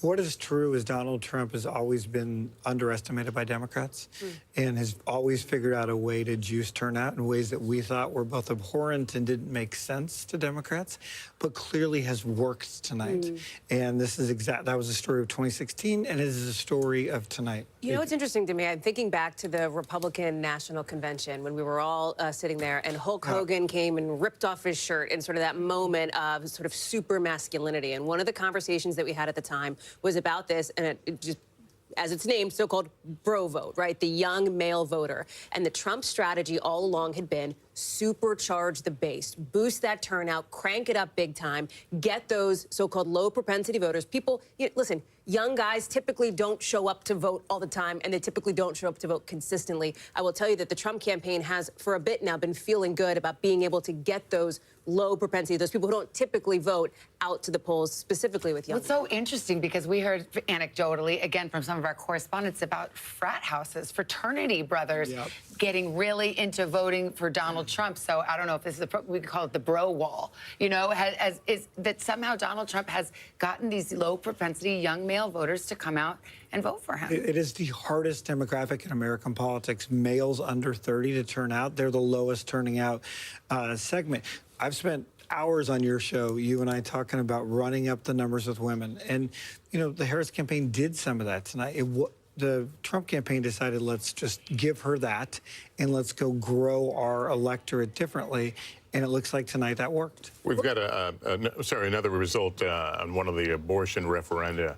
Well, let's go to Laura Jarrett in the newsroom. Laura, what do you have? Yeah, Lester, this was another ballot measure, this one in Arizona, where overwhelmingly by a vote of 62%, that ballot amendment has now passed. Again, this ballot amendment we can project has passed there, Lester. All right, Laura, thanks very much. And what's interesting on that front, there's also another ballot initiative in Arizona that has to do with immigration. And the thinking was that maybe that would turn out, if people were going to turn out based on this abortion ballot initiative, maybe they would also turn out based on the immigration ballot initiative, that those would maybe lean Trump. But the Trump campaign has thought that there would be, quote unquote, ticket splitters or ballot initiative splitters, people who would back former President Trump in Arizona, but also back this ballot initiative that, as Laura reports, has just passed. One of the things that I think is so interesting is we're talking about expanding the amount of voters who came out to vote for Donald Trump is this decision that he made not to campaign with Nikki Haley. And a lot of people thought, oh, that's going to be a big misstep. To your point, Jim, it was his way of calculating, I'm going to focus on driving out the male vote, because a lot of people thought, boy, that's a risky strategy. Why wouldn't you have Nikki Haley? But he also never made any overtures to Nikki Haley voters. When Nikki Haley dropped out of the race, there was never a sense of, here's an olive branch, come into my tent. But there were a million people that voted for Nikki Haley in battleground states. And I mean, that's a real gutsy move to say, you know what, I'm not interested. But the true answer is you could have done both. Like, he could have done both, like a good presidential campaign usually would. In a race where 70-some% of Americans say we're on the wrong track, this race was really close because Donald Trump couldn't ever grow his vote past these young voters we're talking about. Had he been able to do both those things, to your point, 1 million people voted. They were just sitting out there. I remember Nikki on one of your shows this week saying, no one's called me, no one's asked. Because they decided, to your point, they were going to go jack up low propensity white males, and it may have worked. Let's go check in on Battleground Michigan. NBC's Jesse Kirsch is in Detroit. Are they still counting into the night there, Jesse? Yeah, Lester, we're trying to get some clarity. As I mentioned earlier, we were hoping we would have the tabulation from the city of Detroit around midnight. We have not gotten any confirmation at this point if that has been completed, but I do want to emphasize something that we're seeing coming out of the surrounding areas. Dearborn, Michigan. That is a community that has a large population of Arab Americans. And what we've been watching for is the potential impact of the war in Gaza, the situation in the Middle East that has been going on for months, and how that might impact the vote here. And we're starting to get some early indicators. At this point, this is not the complete data. Of course, we're still waiting for more votes to come in, including the absentee for Dearborn. But when we look at what we know so far, the breakdown we're seeing is former President Trump has 47% of the vote in Dearborn. Vice President Harris has 27.5% of the vote so far. And third-party candidate, Green Party candidate Jill Stein has 22%. The warning signs around this issue go back to the Democratic primary. President Joe Biden, when he was still at the top of the ticket for the Democrats, he had over 100,000 people vote uncommitted in protest of his administration's stance on the war in Gaza back in the primary. We've seen both campaigns make a concerted effort to make outreach to this community on this issue. Vice President Harris over the weekend at a rally in East Lansing, Michigan at Michigan State University on the campus singled out the war in Gaza at the top of her remarks. We saw President Trump in his final campaign rally of this cycle, potentially his last ever as a presidential candidate in Grand Rapids, Michigan, on Monday night, really into early Tuesday morning. At that event, he had a Muslim mayor, a Muslim American mayor from a community in Michigan speaking there. Both campaigns have been making a push there, but we also know Jill Stein has made a very concerted effort to reach out to that community. In fact, she had planned to be in Dearborn tonight, and we have confirmation from a group known as Abandon Harris that she did, in fact, spend the night, the election night celebration, with that organization. And they are, we're told, happy about what they're seeing from the results. And I just want to read part of some comments that someone gave to me when I interviewed them after they voted, or around voting, I should say, in Dearborn over the weekend. And he said that as it comes to both major party candidates, he hopes that they will, quote, recognize that we don't have these people in our pockets. My vote is up for grabs. It's a wake-up call. And it certainly seems at this point that the positions of both major party candidates, or the lack thereof of a reach out in the way that some people wanted, may be influencing the vote here. And again, in a state that was so razor thin back in 2016, only around 10,000 vote margin in favor of former President Trump. We'll see if this could be the difference maker in this state with 15 electoral votes up for grabs. All right, Jesse, thank you. And we've got an alert here. This is Nevada, moving from too early to call to too close to call. And they're counting fast. They're 70% of the vote in. Too close to call in the western battleground of Nevada. And Tom, let's zero in on what you're seeing there. Yeah, some interesting things happening in the Silver State. If the trend is your friend in Las Vegas, the trend is your friend if you're a Republican tonight. Here's why. Look, a lot of the vote is still out in Clark County. There's still about 23% of the vote that's out in Clark County. But this margin right here at this point in the night is way too close. This is how Clark County, Vegas ended up 4 years ago. You can see it was almost a 10-point split here. It was a 10-point split there. And now we're talking about 2 percentage points tonight in Clark County. Again, a lot of the vote is out. That vote could come in and those numbers could change. Reno, Washoe County, more reflective of the entire state vote. This is the battleground county. Biden won this in 2020. Tonight, Trump is on top. Still, a lot of the vote is out. He's only on top by about 200 votes, so not much to say there. But what we can point out, in the Trump counties, like Elko County here, 64% in. Trump is overperforming tonight. He was at 76. He's almost at 80% right now. And Democrats aren't going to find votes here. I mean, these numbers aren't going to swing a lot in the Democrats' way. This is Trump country here in the middle of Nevada. Douglas County is another, I should say, come right down here, Douglas County. This is another Trump barometer that we watch. Again, overperforming. 66% of the vote is in. He was at 63 in 2020. He's now at 66. But the big story for me right now, and a lot of the vote is out. Clark County, I mean, this is 3/4 of Nevada right here. If Democrats hit certain margins where they're 50,000 or 60,000 votes ahead of Republicans, Republicans will never catch up in Nevada. Again, there's a lot of vote that's still out. We can find out exactly how much is out. 223,000 votes, so still a lot out there. Democrats won't get all of those, but they'll get a large chunk. Again, this is still a little too close this early in the night. Guys? All right, Tom, thanks very much. I want to go out to Steve Patterson. He is in Reno, Nevada, where they had long lines into the night. How are things going there now? You know, Lester, really an experience, a process that is sort of winding down in most counties across the country is only just spooling up here in Nevada. As you mentioned, you know, voting really ended just a few minutes ago with some of these counties sort of ending the process. People were still in line hours after polls closed. And so the count couldn't really start until that happened, which is why Tom Yamas reporting, obviously, that it's still too close to call, too early to call at this point.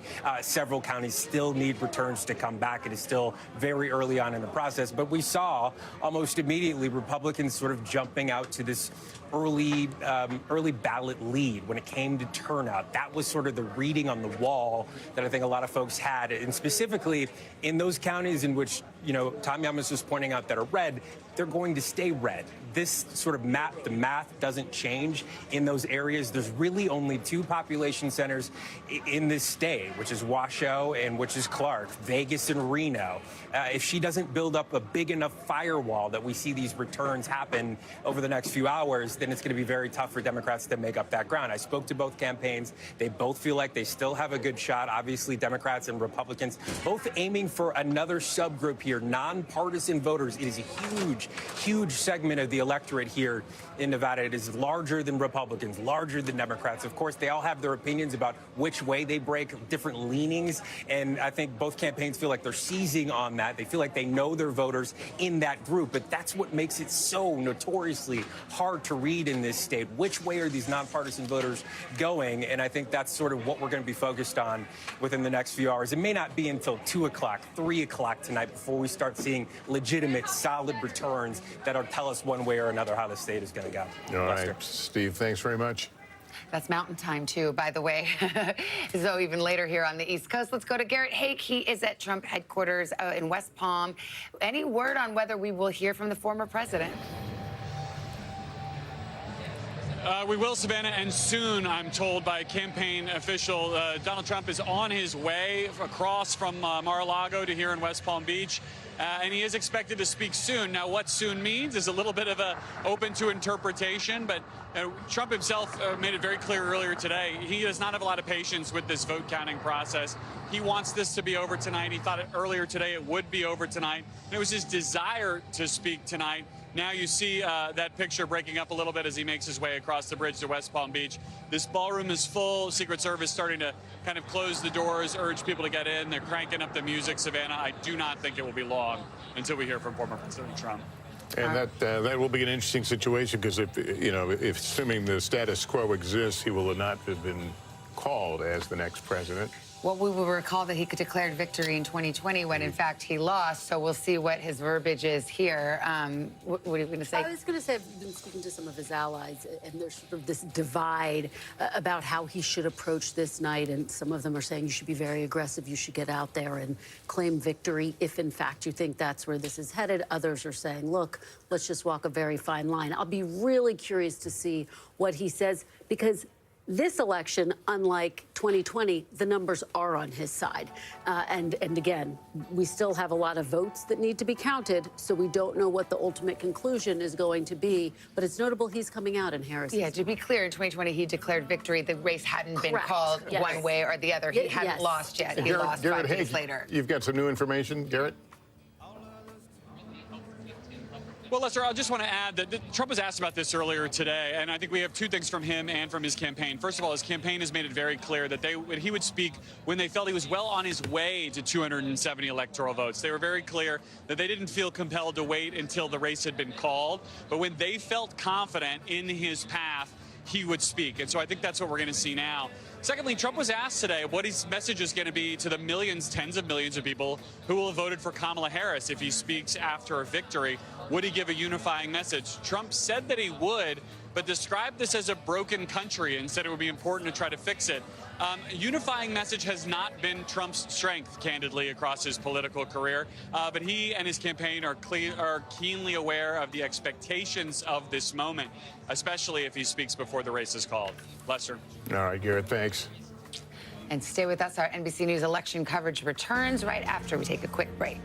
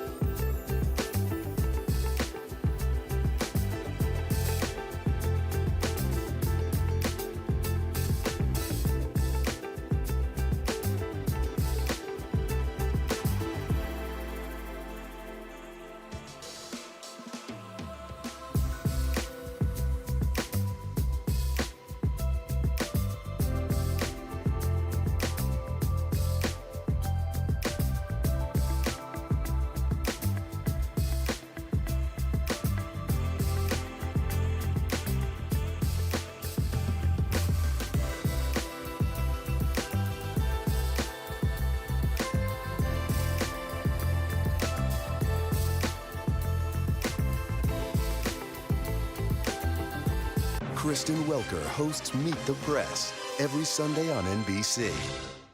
NBC News Daily is #1 for afternoon news across all of television. I'm Morgan Radford. I'm Vicki Wynn. I'm Kate Snow. And I'm Zinklea Samwat. What's happening around the world? Israel's military is building up there along the border. And what matters here at home? New numbers are out today showing more encouraging signs for our economy. Let's zero in on exercise. We know we're supposed to be doing it. What does it do for our health? What needs to change for social media to be a safer place? NBC News Daily, weekdays from 12 to 4 on NBC News Now.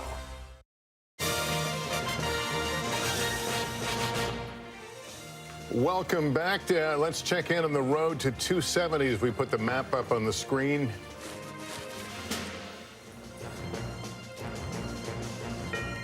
All right, there's the road to 270. Donald Trump inching closer to the magic 270. Harris with 194. Let's take a look at Pennsylvania, the important battleground state, maybe the most important. Donald Trump with a narrow lead there. That is still too close to call. 93% of the vote in Pennsylvania. This is what it looks like in Michigan right now. Trump out with a lead over Kamala Harris and a 225,000 vote difference. 67% of the vote in. That's too close to call.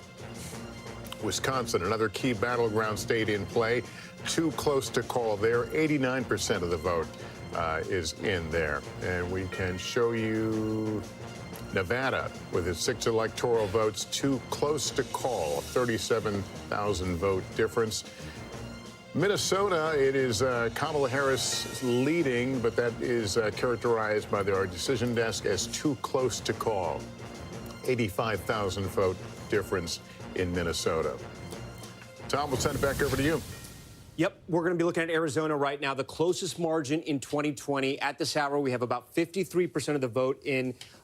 It's really tied up. It's pretty much 50-50 right now. Trump's slightly ahead by 16,000 votes, but it's still very early. Maricopa County, 60% of the vote. This is sort of, you want to win here to win the state. Harris is on top right now. We can compare her to 4 years ago. But again, half the vote is out in Maricopa County. But she's kind of where she wants to be. She's doing a little better in Pima County. Again, half the vote is out, but she's overperforming there than where Biden was 4 years ago. But when we go to the Trump counties, okay, places like Yuma, Trump is overperforming. 52% in 2020. Again, there's only 35% of the vote in, but he's at 64%.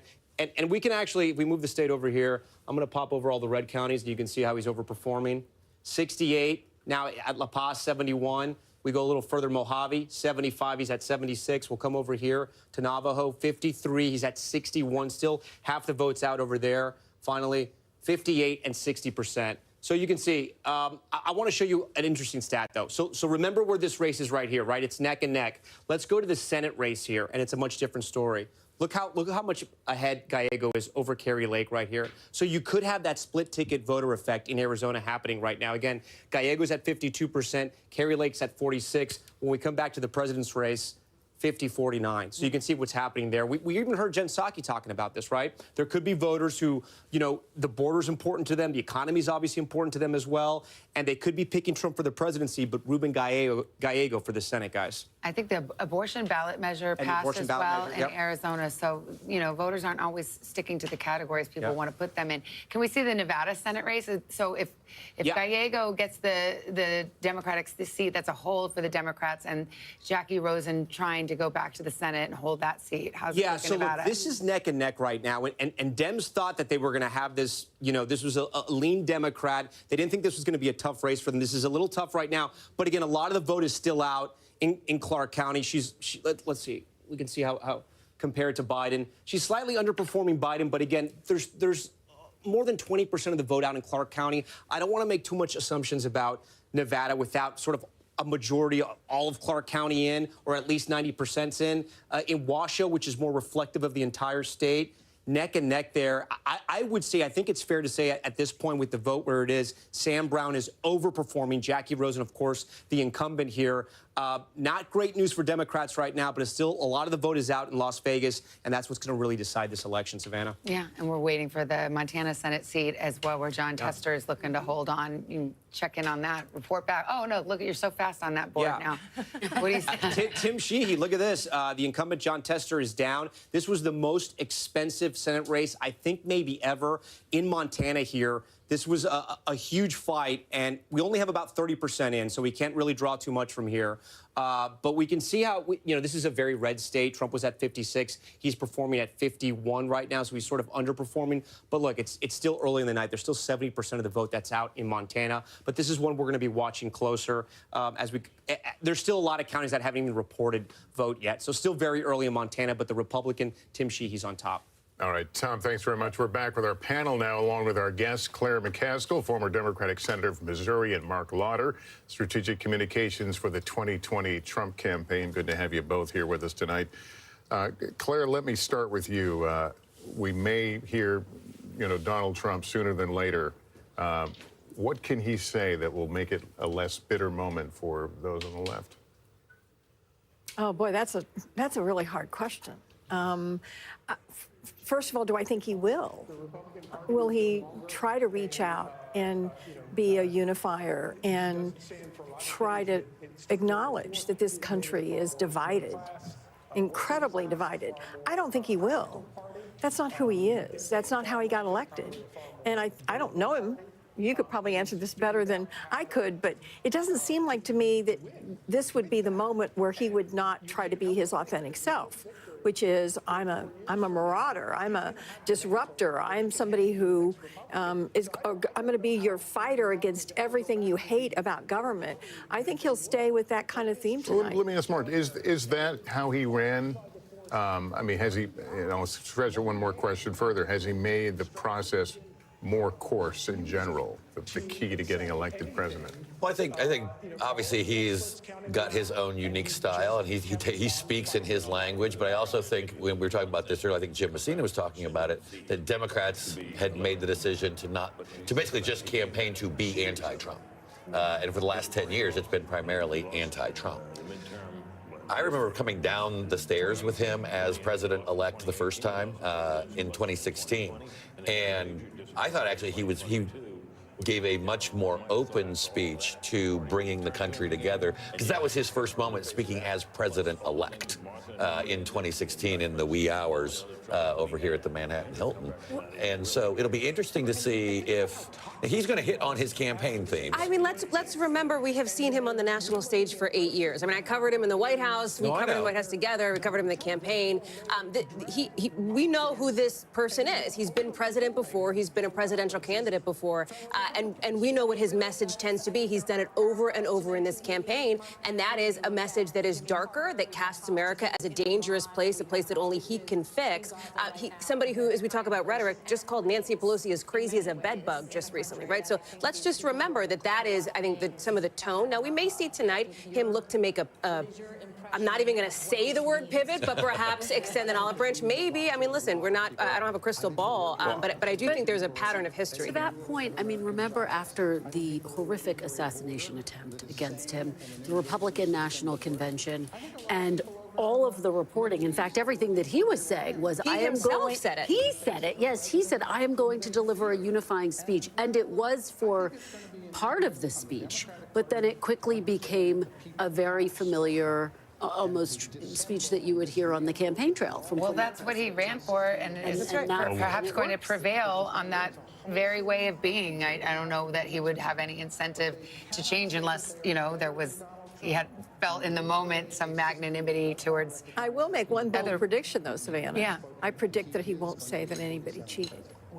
Well, but remember, though, even after he won election in 2016, he still made unfounded claims of voter fraud. So win or lose, it is something that he has a pattern of doing. I remember in days after the 2016 election, he and his staff summoned network anchors, executives for an off-the-record meeting at Trump Tower, and it was off the record, so I won't go deeply into it, but to say we were under the impression it was going to be a reset meeting, it was not.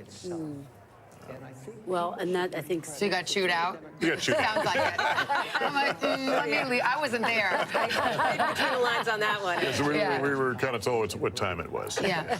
Well, just to speak to that, I mean, again, we don't have to rehash all of it here, and we're still waiting for Pennsylvania to be called, but he is somebody who has called journalists the enemies of the people. Just at a rally recently, he talked about being surrounded by bulletproof glass, and that if somebody wanted to come after him in a attempted assassination, again, they'd have to shoot through the media first, and he'd be okay with that. that. His campaign tried to suggest that's not what he said, but that is the kind of language that we have heard from him consistently. And remember how he launched his campaign vowing retribution. And in recent weeks and days, we've heard him talk about his political rivals as being the enemy from within. His vice presidential nominee, J.D. Vance, has spent a lot of time answering for that in interviews that he has done. Well, just to bring everybody up to date, 1:30 on the East Coast, and we are awaiting Donald Trump, who's expected to speak at the Trump headquarters in West Palm Beach, Florida.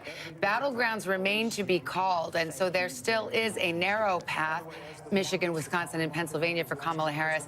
But the trend lines and the reason you're hearing this tone from Democrats and Republicans alike is the trend lines are indicating that it will be a Trump victory, but this has not been called yet. So you have the audience there waiting to hear from the former president. These are the uncalled battleground states. Those are the trend lines that we're talking about. Pennsylvania, a healthy Trump margin there with 94% of the vote in. Those states out west, Arizona and Nevada, we may not know about those for several hours now, and we are waiting. Wisconsin and Michigan kind of bringing up the rear there in terms of these Midwest, East Coast time zones. So we will continue to follow this, but Kamala Harris, I should mention, has gone home for the night. Cedric Richmond, who is the co-chair of the Harris campaign, came out and addressed the crowd at Howard University in Washington, D.C., letting them know that she would address them and address the country, he said, tomorrow morning, Wednesday morning. Well, it is Wednesday morning here on the East Coast, but in a few hours from now. Yeah, and we should, it's worth noting in 2016, after his victory, he appeared in the 2 a.m. hour to make his remarks, and we are in the 1 a.m. hour, and we saw that motorcade a bit earlier crossing the bridge in West Palm. But we don't have any timing as to when we may hear. Well, we know we won't hit traffic because of the hour and also the motorcade. But we are expecting him. And we've been talking about, what tone he might strike. And also, Mark Lauder, you were there. You know him. Let's just pretend he listens to his advisors. What would you advise him to say tonight? I would outline what we have to get done. And first off, we have 74 days, if I'm going off my quick math, before you actually take the oath of office. So I would obviously want to get right to work. You would obviously praise your staff. Unlike what you would normally do in a traditional speech this way, you will have not talked to your opponent unless something strange happens between now and then, and she calls, they reach out and call. So you're not going to be able to say anything along those lines. And then ultimately, I think, especially if it looks right now, may not hold, but you're leading in the national popular vote. That's something that you have not done. It's something only one Republican president, has done this century. You have a mandate. And what is the mandate? Because he didn't run to the center. He ran to the base, and the base, it seems poised to elect him. So what would the mandate be if you're him? Is it the mass deportation? Is it, the tariffs, for example? He's been very clear about his policies. I think first and foremost, it'll be energy, the economy, extending the tax cuts, and then I think you will get into illegal immigration. I think you will get into in some of those other areas. But ultimately, I think that's first where you go. Also will depend on if you have the House. If you have the House and the House comes with you on this, then you have obviously both chambers. You'll have unified control. And that changes a lot. He will effectively be a one-term president. What does that mean in terms of how he would govern? You have, 8 months to get something done before they start running for re-election? No, in reality, you obviously you're going to have your 4 years, but as we both know, you get that 100 days, maybe that 6 months before Congress goes and starts acting in their interest for their re-election, their campaign interests. You're going to have what I assume would be a primary to be your successor, and then obviously the Democrats will have their primary. Claire, how would you see that? How would you see that rolling out? Well, I think it depends on whether or not the House is controlled by the Democrats. Remember, when Trump got elected last time, he had the House and the Senate. He had all three, and there was, he struggled. He got the tax cuts done, but that was really the only, he didn't repeal Obamacare. He didn't build the wall. He didn't do a lot of the things he had promised to do, even though he had all three houses. So I worry that if the Democrats get the House, then whatever he doesn't get done will be Hakeem Jeffries' fault. as opposed to his inability to produce on the promises he's made. But if we don't take the House, then I think he's got a tall order, and I think he's got to do the tariffs. I don't, and he doesn't need Congress for that. He can do the tariffs right away. I've been hearing from my friends that are in Europe. They're very worried about the lines of those countries being redrawn fairly quickly. You mean Ukraine? Yes, and more. You know, Orban and other autocrats that now will feel this is a green light. I think NATO will be greatly diminished. I think our European allies will be very, very nervous. The fuck is gonna so Orban that's do? another whole piece of this. So I think it really is important for us to know whether the Democrats take the House before we start speculating too much. And part of me, you know, I want the Democrats to take the House because I think there'll be a check.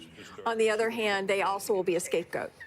Well, let's be clear. If the Republicans hold on to the House, they have the Senate. If they win the White House, you have an ideological 6-3 Supreme Court. You will have the Republicans in charge of every branch of government in this country. And not to raise this specter, but it is possible that if Donald Trump wins another term, if that happens, and we have not called Pennsylvania or the race yet, so big ifs here, but if that happens, you could maybe see some court retirements if there is a Republican Senate, Republican House, Republican in the White House as well, and then the court could become even more conservative. Again, potentially, I don't want to go too far down that road. Let's see how the night shakes out, but since you brought it up, Savannah, just to throw that in. Well, that brings us to Tom Yamas and the Commonwealth of Pennsylvania. We've been talking so much about those collar counties. I want to talk about the I-222 corridor, and I know we have some PA homies in the house tonight. I'm sorry if my highway is not exact, but it kind of cuts through here. And I want to talk about this because when we look at the counties and how Trump's doing here, this is where the Hispanics are. This is the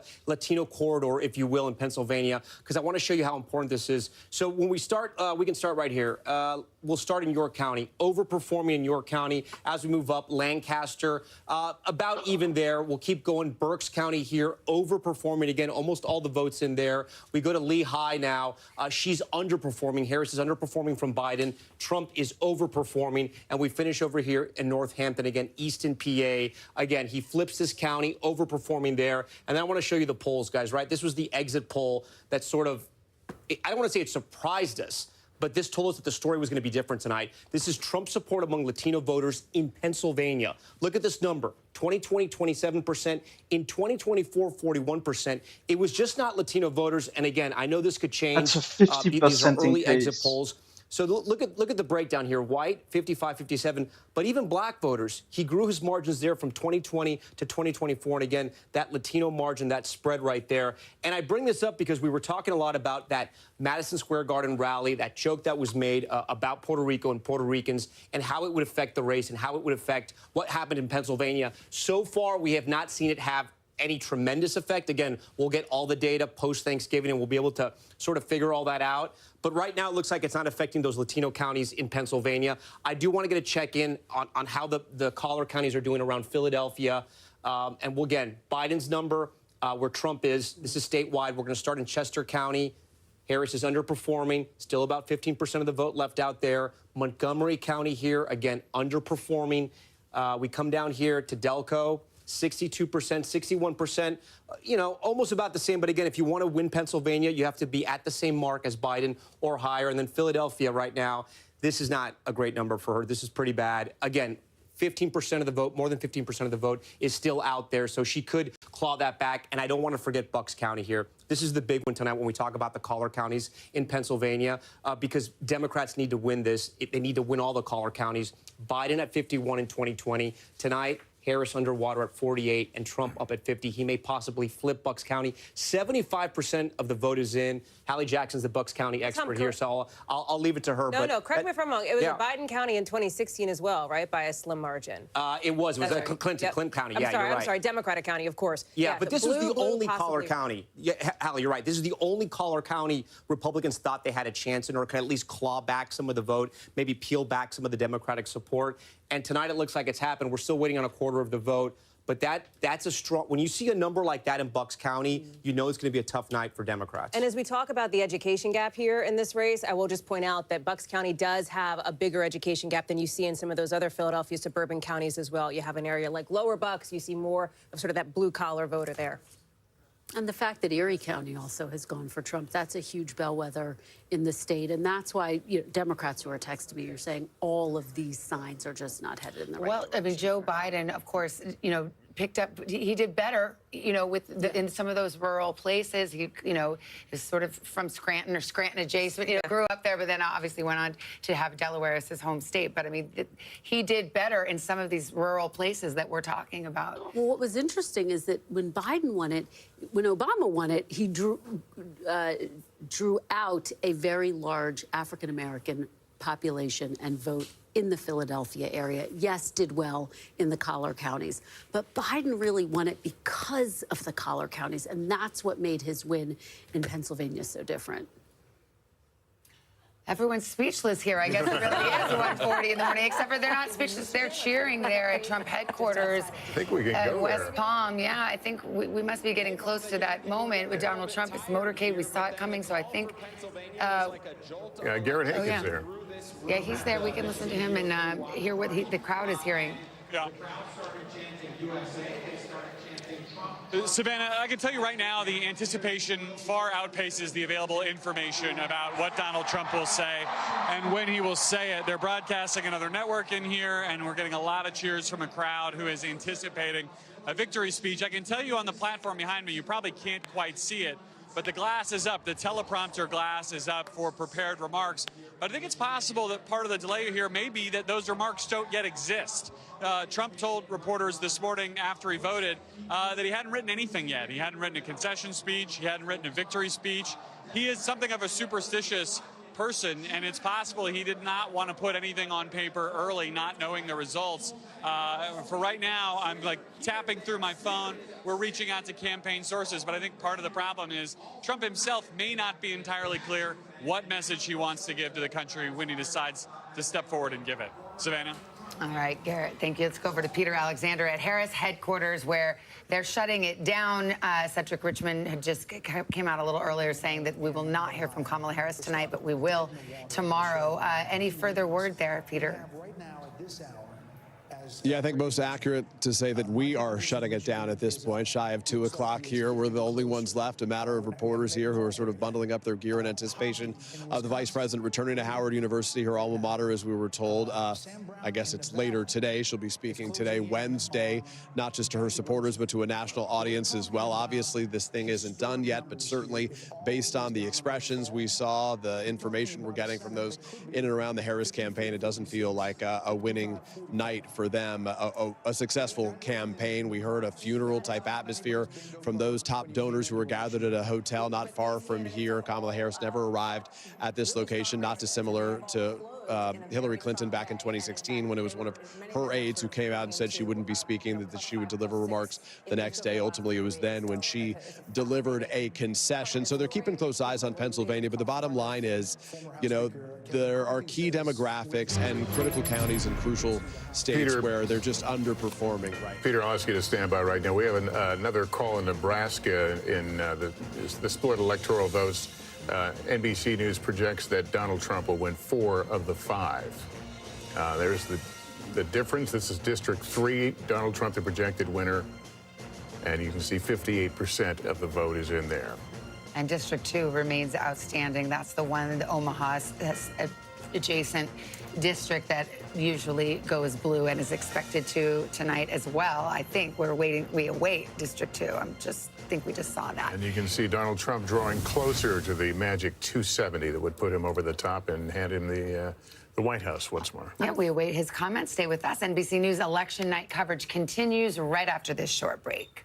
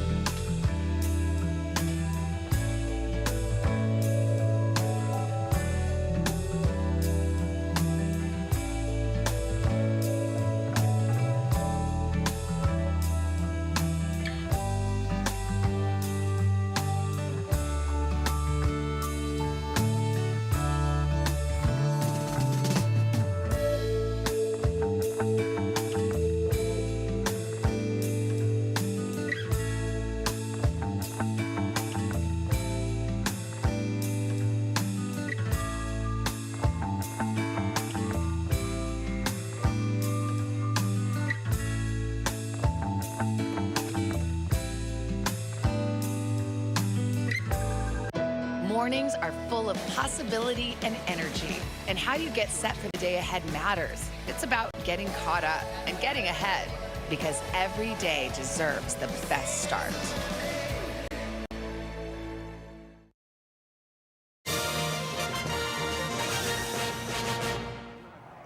Welcome back to NBC News Election Night coverage. It's nearly 2 a.m. in the East. We're looking at the scene in West Palm Beach, Florida, where supporters of former President Donald Trump are celebrating. Early celebration. The race has not been called yet, but there is anticipation that the former president will speak here tonight, and so there is great excitement. Let me hand it over to Kristen Welker right now, who can talk about the other big headline of the night, and that's the balance of power. Yeah, Lester, Republicans cheering for this as well, because NBC News has projected that Republicans will take control of the Senate after claiming 2 seats. Let's take a look at some of the races, though, that we're still watching. Let's start in Pennsylvania. Senator Bob Casey looking for his 4th term in the Senate. This race too close to call. His challenger is McCormick, and let's look, you can see right there, 51 to 41 so far. So there you have Senator Bob Casey trying to fend off a challenge from Dave McCormick. Let's go to Wisconsin now. Tammy Baldwin looking for another term in the Senate. She is getting a real run for her money from real estate and CEO executive Eric Hovde. Let's go over to Nevada now. Jackie Rosen. A couple of months ago, it looked like this was going to be safe for her. This race now too close to call as she is trying to fend off a challenge from Sam Brown. Let's go to Michigan now, this open seat, Alyssa Slotkin and Mike Rogers fighting for this Senate seat in the great state of Michigan as we wait for a call at the top of the ticket in that state. So we already know that the Senate is in Republican hands, and now where the question is of the margins, and the remaining incumbents holding on to Democratic seats have always been on defense there, but those are very tight races, and in the case of Nevada, tighter than I think was expected. Way tighter than expected in Nevada, and quite frankly, in Michigan, in Wisconsin. All of these races have gotten much tighter in these recent weeks. But look, if former President Donald Trump does, in fact, win the White House, having a Republican Senate undoubtedly would pave the way for him to clear at least part of his agenda potentially more easily. Now, of course, he might be dealing with the Democratic House. And I'll tell you, the Republican, I just got a text from a source, Republican Senate source, they're feeling pretty darn good about tonight. Well, we have a few seconds here. We await the appearance of Donald Trump in that hall in West Palm Beach, Florida. We see a celebratory atmosphere there. People, cheering and hugging, and it looks like a victory party. And when the former president steps out, perhaps that's exactly what it will be. However, NBC News has not projected or made those final calls. Let's take a pause right here and give a chance to other stations to join. In the second administration, your thoughts, 30,000 feet of this win. Indictments, 2 assassination attempts. Welcome back to NBC News Election Night coverage, 2024 election. This is the scene at Trump headquarters in West Palm Beach. Celebration has broken out. The crowd now eagerly awaiting what they hope and believe will be an appearance by Donald Trump. The stage is set. We understand the glass teleprompter has been installed around the podium, so all seems to be in readiness. By the way, we saw the crowds cheering a few moments ago. Another network has called the race for Trump, which explains the cheers inside the headquarters. We have not. Just a reminder, our decision desk, which is in Philadelphia, crunches those numbers. And the motto there is they don't need to be first, they need to be right. And we really do exercise an abundance of caution. Somebody I'm looking for here, and I don't know if he's in this convention center or if he's still at Mar-a-Lago with former President Trump, is Elon Musk, because he potentially may have ended up being a factor in this race if, in fact, we do call Pennsylvania for former President Trump. He created this super PAC, put a ton of money behind Donald Trump in this state, did that very controversial $1 million a day giveaway to people who would sign a petition arguing for, First and Second Amendment rights, et cetera. I think it was something like $118 million that he poured into this race behind former President Trump, and has become a very close ally of his. It speaks to what we've been talking about. Young men, there's this picture, Mar-a-Lago, Elon Musk, Dana White, UFC NBC guy, out there with Donald By the way, Trump. speaking of, I mean, first of all, Elon Musk hours ago tweeted or X'd or whatever you call it now, game, set, match. So he's already been feeling that victory. But let's talk about RFK. Robert F. Kennedy Jr. Has stated that Donald Trump promised to give him everything having to do with health care in the government. So we'll see if he keeps that promise. And he is, again, a very controversial figure here, talking about children's health. He's big in the sort of anti-vaccine movement. Former President Trump has said just recently that he would be in favor of him sort of being in position. Remember, there's also this interesting dynamic where RFK ended up on the ballot in one of these blue wall states. So you saw former President Trump traveling with him to Michigan and Wisconsin. It seems like to remind people, no, he's with me, right? Put my name at the top of the ticket, not RFK Jr.'s, but he has been brought into the Trump fold as well. Well, Elon Musk is so fascinating because he was actually in charge of part of the Get Out the Vote effort. And Trump campaign officials, and I interviewed Caroline Levitt today and asked her about this. She said, look, it's unconventional. This is what we're doing. The campaign is also involved. But the bottom line, it seems to have worked, at least in some of these states that we've called so far. We just saw the actor John Voight among those gathered waiting to hear from President Trump. I think we have former President Trump, Garrett Haake, at Trump headquarters in West Palm. Are you getting any guidance on the timing? Savannah, I've got nothing but bad news for you. I have no guidance, and in fact, Trump campaign officials who are texting me back have no guidance. So we're all in a bit of a waiting period here for the former president, I think, to make the decision to come speak. You mentioned another network having called this race. Obviously, not a decision we have made. NBC News not making any projection, but I do think that will weigh on Trump's thinking now that his audience here in the room believes he has won. I've not laid eyes on Elon Musk yet, but I have seen Tucker Carlson, who was part of the sort of core group of folks at the Mar-a-Lago party earlier this evening. Everyone who was there has decamped for the convention center. So really, the stage is set for Donald Trump's moment whenever he chooses to take it. And this crowd is ready. I've been watching people who in many cases have been here for hours and enjoying the cash bar quite thoroughly, hugging and smiling and dancing along to the program, ready for a victory celebration that for them has been a very long time coming. So hey, Garrett, let me ask you, we've been reporting for weeks that this is going to be a tie, and we've seen, what Democrats now see. Was there any expression of pessimism? Was there concern that, there but for the grace of God go I, Republicans could have gone in the same direction as the Dems? When I talked to people within the Trump campaign the last couple days, there were a lot of nerves because what they were trying to do was very much unproven. They had a theory that they could expand the electorate, they could turn out all these new voters, they could convince young men to show up and vote, and it was totally unproven. And, the Trump campaign ethos in general, from the top down, is to be confident, borderline cocky, until you are proven wrong. And so that's mostly what they projected. But in these last couple days, they saw the same polls we did. They saw, I think, the vice president's closing message. They saw Donald Trump at a lot of his rallies kind of failing to deliver the knockout blow with his own closing message. And they did get a little nervous. But their theory of the case was always that this electorate existed and they needed to prove it to be true. And I can tell you I have gotten several text messages from Trump campaign staffers and major donors basically saying, see, we told you so. I mean, for them, it was always going to be either a close Kamala Harris victory in their view or a sweep, potentially, of the battleground states if their theory was right. They have felt minute by minute and hour by hour tonight that the evidence is pointing towards their theory being right. And we won't know till all the votes are counted, but certainly it's starting to look that way as we approach 1:30, 2 o'clock in the morning. Yeah, we are approaching 2 o'clock in the morning and waiting to hear from the former president, or some words when we might hear from him.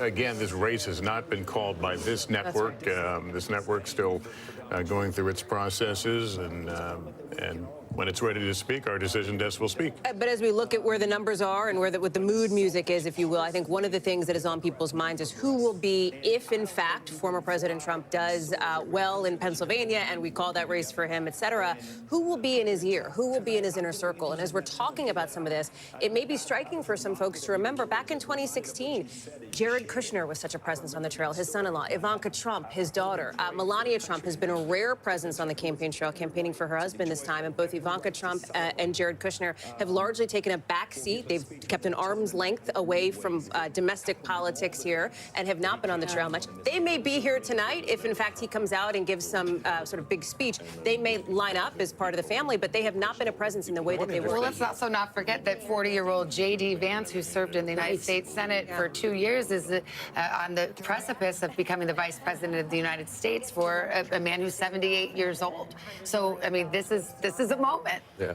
The one thing I'd say about the who would serve in the administration, I think this is actually a better opportunity for him coming back after the 4 years in between, because normally when you have the second term, you just shuffle the chairs on the deck. You've got the number 2 person was really good, so we'll move them up to number 1, and maybe I'll move you over to another. He's cleaning house. I mean, the house got cleaned, and now he's able to rebuild the entire thing. I think he will put, for example, Robert F. Kennedy Jr. Do you think he says, you know what, I'll give you the FDA or the health department? Or HHS. Yes, exactly. Those are Senate confirmed, and so unless you went with an acting role, Which he would be. himself has said he doesn't mind having acting heads in there. I mean, I'll leave that to him. But what I'm also going to say, though, is that when it comes to, whether it's in the national security space, in all the other spaces, he's learned from that.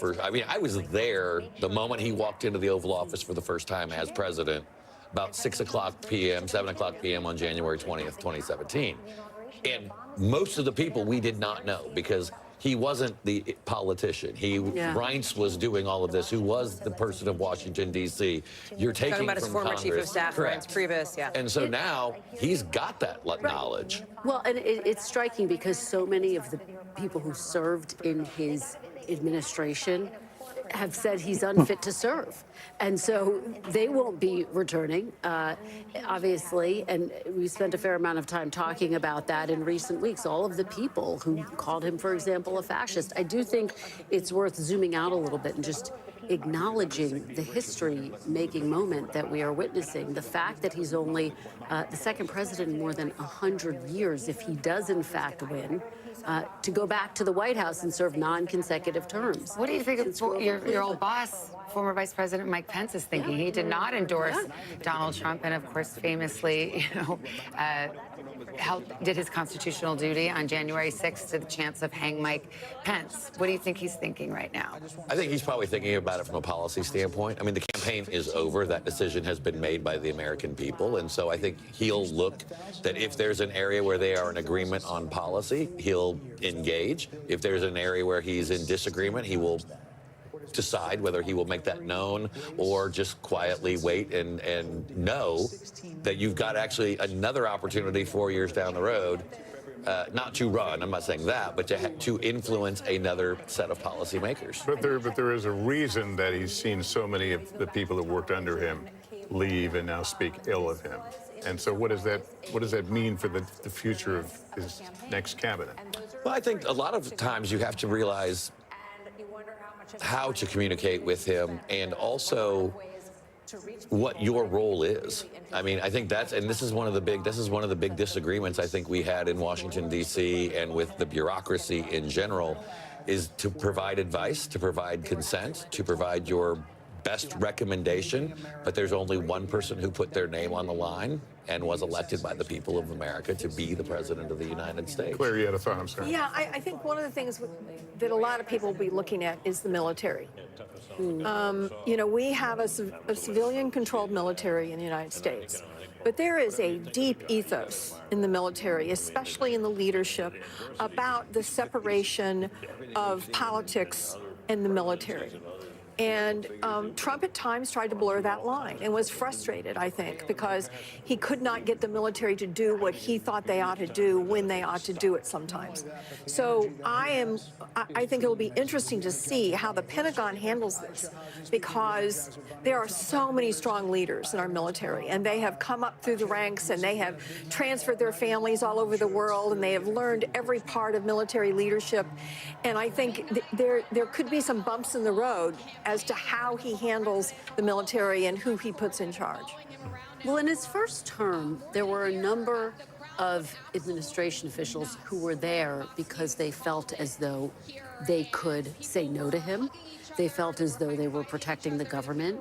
And by all accounts, this will be a very different second term. He was doing an interview with Sean Hannity, and Sean Hannity asked him if he would be a dictator, and he said only on day one. And of course, some of his supporters said, look, that was hyperbole, it was a joke. But the reality is, I think this administration will look a lot different. There will be people there who will support, and the question is how many will be able to question him, to challenge him. We know that he also has his eye on people like Governor Doug Burgum, Senator Marco Rubio, obviously Elon Musk, as we have discussed, as potential people who would return to a second administration. To sort of put it super simply here, this is the case that Vice President Harris made for the duration of her 107-day campaign, which was that if Donald Trump gets back into office, her argument was that he would be potentially more dangerous in the first term, she said, because the people who acted as a check around him will be gone. And I think that's what we're talking about here. Who will be around him? Who will be those voices in his ear? Clearly, that is an argument that did not resonate with voters in Georgia. It did not resonate with voters in North Carolina. It did not resonate with the Latino voters that we've been talking about, et cetera. But that is the case that she had been making and was trying to make, bringing up these cabinet officials, other Republicans, people who had previously been allied with him that chose to break apart. Did he win a mandate? Listen, the House, I mean, the Senate is Republican now. He is on the precipice of potentially winning. Again, we have not called it, but winning Pennsylvania, which would be essentially ball game and for potentially him. the popular vote as well. Which for the first time, he's never had that before, right? And so, and we don't even know, could this be a sweep of the battlegrounds? That's a huge question mark, too. So, listen, he has been very clear about his policies, the things he wants to put in place. We talked about tariffs. If he has a Republican House and Senate, suddenly, perhaps that makes it easier to find the money that he will need, the enormous amount of money to carry out those mass deportations, for example. And so there are going to be some policy implications depending on which way Congress goes. Well, I mean, Project 2025, which the former president has disavowed, but it has to be acknowledged, has folks who have worked for him and people that he has consulted with all over it. And there's a lot of talk in that document about getting rid of the so-called deep state. And because the view from the Trump campaign and the Trump way of thinking is that deep state, or these are people that were an obstacle to what he wanted to do inside the administration. Mark, how seriously do you think he will take that? Well, I think he will take. I don't speak for the former president or his campaign, and we've got an important call to make here. Moments away from calling one of the key battlegrounds. Stand by. Yes, NBC News can now project that Donald Trump will win in the state of Pennsylvania. 19 electoral votes. Here's where it stands right now. Donald Trump difference of 180. 95% of the vote in Pennsylvania, and that goes in the Donald Trump column. And with that, it's expected that he will have the 270 votes he needs. I see you puzzling over there. It's because of Nebraska. Yeah. I was looking there going, okay, am I going crazy? No. Because we haven't called Alaska yet, and that's why it's 266. But once Alaska gets called and Nebraska, you can see former President Trump, he had to get to 270. He's likely to get to 272, if not higher. We still haven't called Wisconsin or Michigan as well, but he is on his way. NBC News projecting him on his way back to the White House. And we were told he is perhaps a minute away now from coming on the stage at the campaign headquarters in West Palm Beach and to make his remarks to the crowd. The crowd very silent right now. I'm not quite sure what they're listening to, but they have been partying for quite some time. Well, this is history. Not since Grover Cleveland in the 1880s have we seen a president return to office after that gap. So a second term after a gap of time. 4 years later, Donald Trump will be the 47th president of the United States, as he was the 45th president of the United States, with the convincing sweep of several battleground states. Several battleground states still not decided, but the magic number of 270 electoral votes has been reached, and we will have many hours and days to talk about the coalition that he put together. But this is the scene at Trump headquarters in West Palm Beach as Donald J. Trump once again again will assume the presidency on January 20th. The United States Senate will be in Republican hands. Democrats have lost control of the Senate, and the fate of the House of Representatives, currently in Republican hands, also in question. Democrats just need 4 seats to pick up to get control of the House. That would be the one check on Republican power, but it may well be that they sweep the House as well. So we have set the scene for you. This long campaign is over, and we await the former president to make his remarks. Tom, to be clear, how does he get to 270 now? He's at 266. Yeah, so right now he's at 266. If we fill in, and let me see, because sometimes when we get to a certain point, you can no longer fill in some holes here, but he wins Alaska, and then we go back, in Maine. There's a congressional district in Maine that we're still waiting on. You can see Maine is not filled out yet. There's a congressional district in Maine. Once he gets there, he'll get past 270, or he'll get right to 270, and that's where he'll stand tonight. And when we hit 2024, he'll likely get to 272. Again, and we haven't called Wisconsin and Michigan, so it could grow from there. But as Savannah mentioned, he got to 270. That's the magic number. We're projecting that Pennsylvania is a win for former President Trump. He is headed back to the White House. This is all, of course, assuming that Alaska and Nebraska and the Maine district go the way that we expect them to go. So just to, I think Tom is making an excellent point here that we haven't hit that magic 270 number just yet. But with the win in Pennsylvania here, the thing I'm looking for, a couple of things. What is the Harris campaign going to say and do now? Because the last that we heard from them, of course, it was Cedric Richmond taking the stage. That memo had suggested to staffers, listen, we've got the blue wall. We're going to wait and see turnout in Philadelphia. We have now called Pennsylvania. That is incredibly significant here. And so do we hear from, if not her, as we don't expect to, the campaign tonight? And then obviously, what are we going to hear when former President Trump himself takes the stage there down in Palm Beach? And will she call him to concede? I mean, that's my question. If you'll rewind back to 2016, former Secretary of State Hillary Clinton did, in fact, call Donald Trump that night to concede. And the next morning she came before the cameras. It was, I believe, late morning, if memory serves. She did. And I think the Democratic the leaders have signaled that she will address the country tomorrow. And they certainly could read the tea leaves and saw which way this was headed. And so, you know, we believe and project that he will reach at least the 270 votes that he needs. Well, and I remember talking to John Podesta in 2016 and saying, have you written a concession speech at the beginning of the night? And he said no, because we don't even want to think about that. And you have to ask that question. Did Harris even have a concession speech, or is that part of what she's thinking through? What exactly? Well, I mean, going into a night where the polls showed 49-49. I mean, I think well, maybe someone wrote a concession. I think you wouldn't be blamed for being presumptuous to go out and write a. For all the talk about the 2016 vibes, and I'm sure it's in your text messages as well, yours, that this feels a lot like that. There is a distinction here, and I defer, of course, to the former Hillary Clinton campaign correspondent. But there was, in some ways, an air of inevitability around Hillary Clinton that just didn't exist around Kamala Harris. She wasn't even supposed to be on the top of this ticket 6 months ago, right? So it was a very different vibe coming into this. She talked about, and her campaign cast her as the underdog here in this race, not as the sort of heir apparent, if you will. So there are some distinctions here. By the way, this is the third straight election in which it appears that pollsters have underestimated the Trump vote. I mean, we will see. We don't have all the numbers here, and we can all do the comparison, but it does appear that he, at least, maybe it's not a polling miss, because those were, in most of these battlegrounds, dead ties, and within the margin of error. And if it's in the margin of error, it's not a polling miss. But there's no question, Tom, that in the counties that you have now memorized, that will be haunting you to the last of your days, that he was outperforming and getting new voters to the polls and squeezing out more voters, especially in those rural districts. We were looking in all those battleground states, and the pattern that we kept seeing was that he kept overperforming in the rural areas. She was underperforming Biden in those urban areas, in the blue counties she needed to win.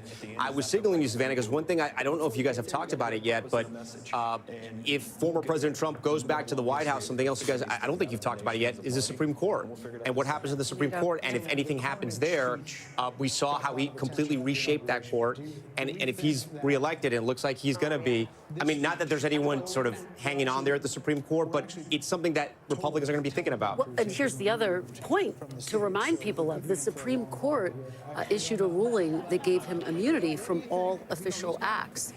Prior to tonight, Donald Trump was facing 3 legal battles and was also convicted. He's got a November 26th sentencing date. So there will be a lot of questions about how all of that will There are 2 state cases, the sentencing case. The sentencing is in the New York State case. And then there are 2 federal cases which will functionally disappear. Go away. I mean, they'll go away. If he took office and they were still going, he could pardon himself. He could have a different attorney general. I mean, there's a million. They're gone. They're just gone. Yeah, and remember, he also said he would free all of the January 6th convicts. We'll have to see how that works functionally. And he'll fire Jack Smith on day 1, and again, the deportation force, which he has promised to start on day 1. So we'll have to see how that all unfolds. It's interesting. Very clear. Think about what Judge Merchan in New York State Court will do with the sentencing date before him, whether he just tables it or, but in any event. That could mean another Supreme Court intervention to try to find out It could. It'll be very interesting. Yeah, it's an experienced judge. I don't know what he'll do. He may just, recognize what's going on. And in the end, it is a business records case.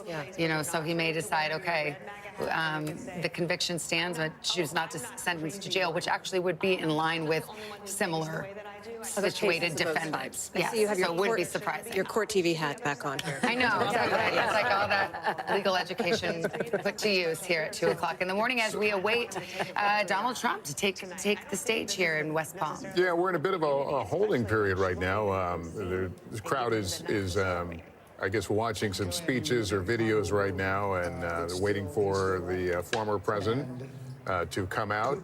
We don't know whether he will claim victory. Again, we have not made that call.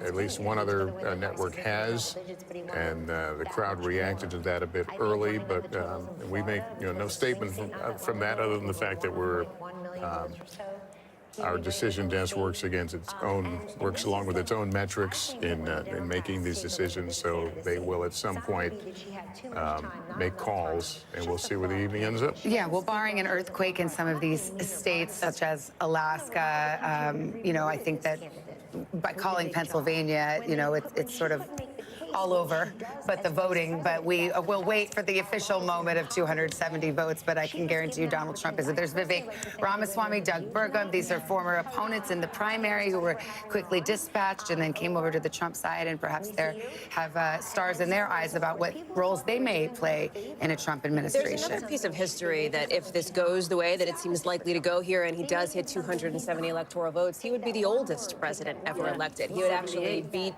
now President Biden by about 143 days. So he would make history in that setting as well.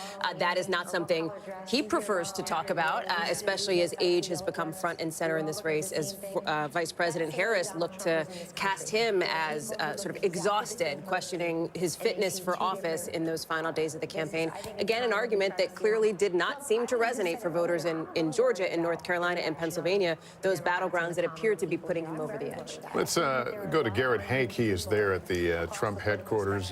Garrett, can you tell what the audience is listening to right now, and any word on when we might see Mr. Trump?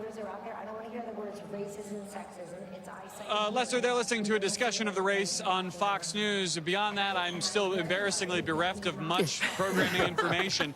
The Trump team briefly took down the teleprompters that had been on stage for the last hour or so, leading us to believe that Trump was going to come out and speak off the cuff, which sort of tracks given that we knew he had not written any remarks earlier in the day. Then we just a moment ago saw staffers come back out and reassemble the teleprompter.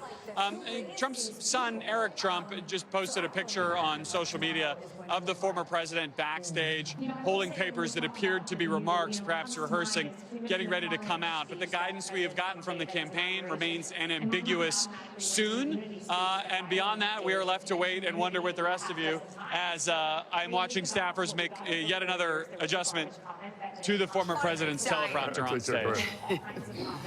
Yes, it's getting to be late here, and we are awaiting former President Trump, and we're just doing a switcheroo here with getting our Capitol Hill correspondent in position here. We can have a lot to discuss with him as we talk about and potentially a new Washington.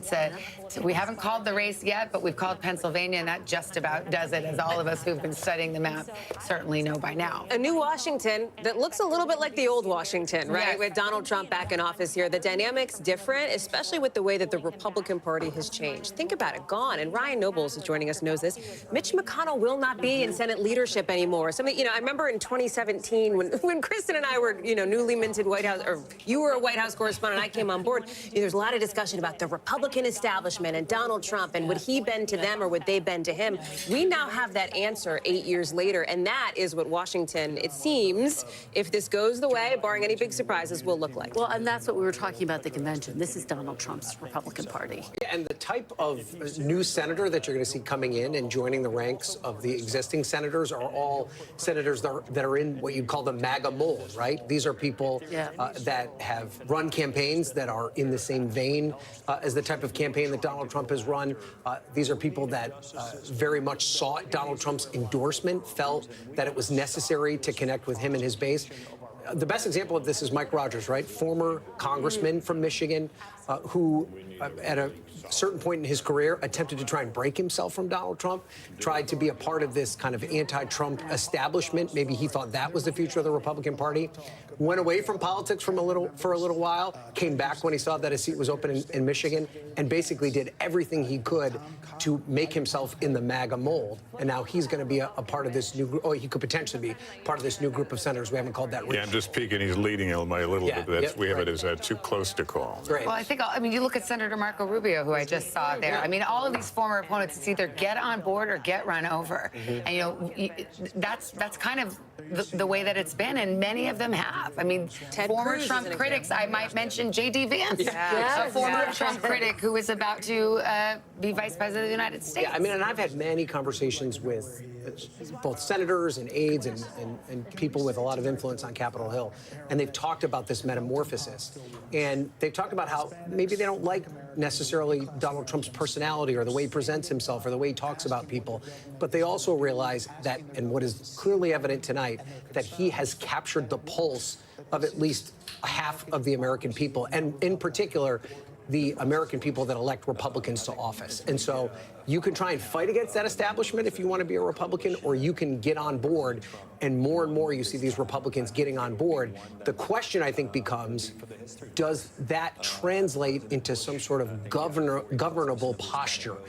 They're very good at throwing pot shots. They're very good at complaining about things, turning that into actual action, because Donald Trump has laid out a long list of things he'd like to get done. Like, how quickly can he remove tax on tips or tax on overtime, which is something that he's promised? He may have the votes to do that. Now it's actually time to turn that. But then you got to find the money elsewhere when you want money for other things. So budgets are budgets. I do think it's worth, just as we sit here and reflect on the history of this moment, thinking about not only is this historic because he's the first president to serve 9 consecutive terms in more than 100 years, but think about the political comeback that we are witnessing. Think about January 6th and the days after that, and the number of Republicans who wrestled with whether to impeach him again and convict him, and who tried to separate themselves from him, much like you're discussing, Ryan, and who'd written him off politically, who just could not conceive of this moment. And then he had this incredible showing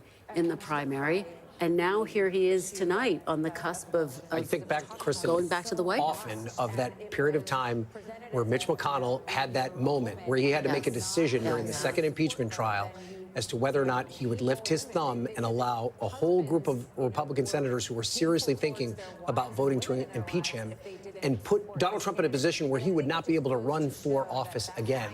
And at the time, Mitch McConnell's argument was that this was not a decision, a political decision, that this would be a legal decision. Decided in the courts. He would be prosecuted, and a judge and jury would decide whether or not he should be convicted of those crimes. I want to show you very quickly a photo of Donald Trump apparently taken backstage. This is not it, but there it is. So he's... I think that was posted by one of his sons, just mentioned by Garrett Hake a few moments ago. Yeah, So one of the other...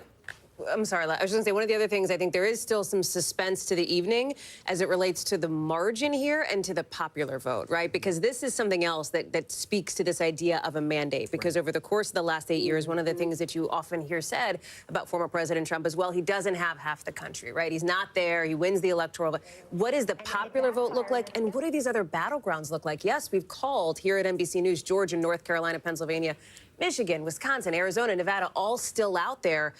His campaign, his allies would be thrilled with a battleground sweep if that's what this turns out to be, as a talking point that will drive them over the course of the next Well, not only months. that, I mean, Donald Trump has been extremely clear about his agenda, whether it's no tax on tips or if it's tariffs, if it's, mass deportations. Mass deportations, Yeah. the war in Ukraine, cutting off the money spigot, trying to negotiate an end to it right away. I mean, so, if he wins a battleground sweep in the popular vote, it's not that people didn't know what they were voting for. I do wonder, and especially when you put it in that context, that was one of the things that Vice President Harris struggled with to some extent, and they made the calculation that she wasn't going to get specific about every single potential policy issue.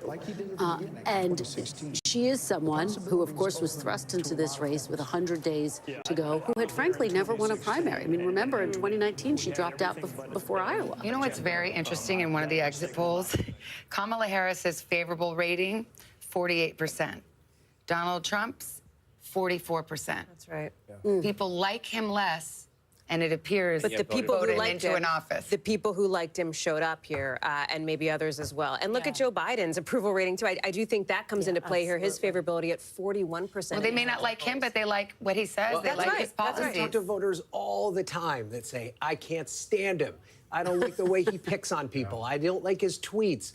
I don't like the way that he picks on people that aren't like him, but I love his policies. But in his mind, does that validate his worst instincts now? I mean, will the lesson for him of this election be, course works? And also, it doesn't matter, Lester, right? Because he's not going to run for re-election again. That's it. He's going to have these 4 years, and he's the same Donald Trump, but he may govern differently. And what I mean by that is that he knows Washington now. The first time he didn't know Washington. Now he knows Washington. And also the people that are going to sign up for his cabinet, they know what to expect. You remember, all these people signed up, they got approved, and then they quickly were dismissed. What we saw with his campaign that was different from 2016 and really from his White House presidency, the team he assembled is the team that stayed. Right, his campaign team, those around him, are the people that stayed. What's different this time around, though, Trump's inner circle is much different. You've mentioned this. No more Jared, no more Ivanka. There's much different people that have gotten close to him over these 4 years. So it may be a little different, and everyone that signs up sort of knows what to expect. I think when you talk about people like Senator Marco Rubio, Senator Tim Scott, these are people who stayed very close to him. They ran against him, but they stayed very close to him. You could see positions like Secretary of State and other cabinet positions being offered to these senators. Some of the OGs are still around, right? Some of those 2016 people who came in early are still. I think it's Rory Lewandowski who's back in the fold. Steve Bannon, still an outside advisor. I'm told not planning to go back to the White House, but I think these are people who will continue to be in his They'll be in his ear. But I wonder, to your point, though, Lester, when we look at this campaign, one of the things that was much different than what we saw in 2020 and 2016, aside from the candidate himself, the operation was far more disciplined than what we saw in those previous two election cycles. Absolutely. Chris LaCivita, who I covered for a long time as a political reporter in Virginia, Susie Wiles, they at least kept the overall message of the campaign, very focused throughout the entire time. Now, he would get off the rails from time to time. That made their lives difficult. But you found them keeping everyone together and focused on a specific message. But look at the Donald Trump we have seen in just the last few months in terms of message and He's about to take the stage. Let's listen. Here's Donald Trump now coming out.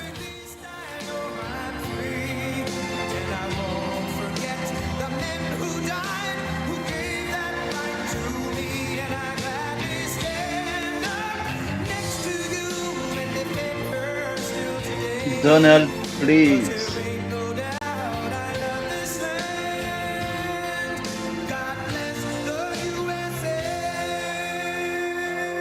Damn right, brother.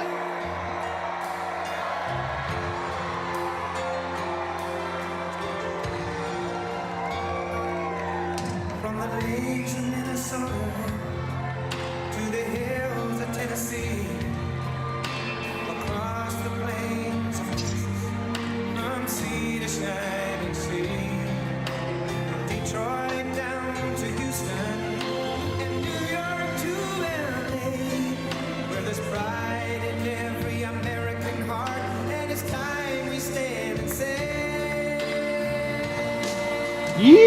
Aw.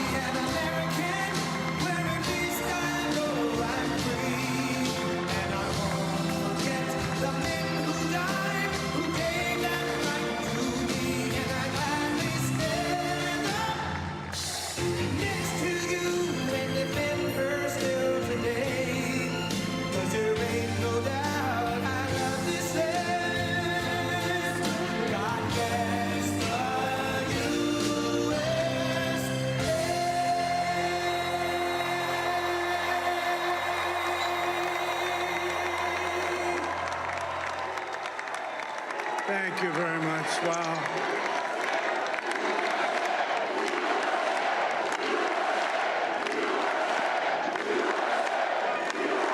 Well, I want to thank you all very much. This is great. These are our friends. We have thousands of friends on this incredible movement.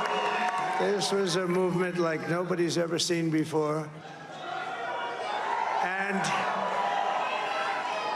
frankly, this was, I believe, the greatest political movement of all time. There's never been anything like this in this country, and maybe beyond. And now it's going to reach a new level of importance because we're going to help our country heal. We're going to help our country heal. We have a country that needs help, and it needs help very badly. We're going to fix our borders. We're going to fix everything about our country. And we made history for a reason tonight, and the reason is going to be just that. We overcame obstacles that nobody thought possible, and it is now clear that we've achieved the most incredible political thing. Look what happened. Is this crazy?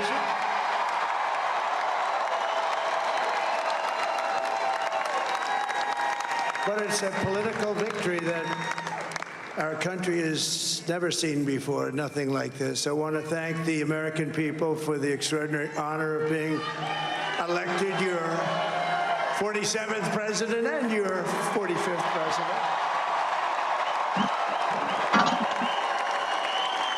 And to every citizen, I will fight for you, for your family, and your future.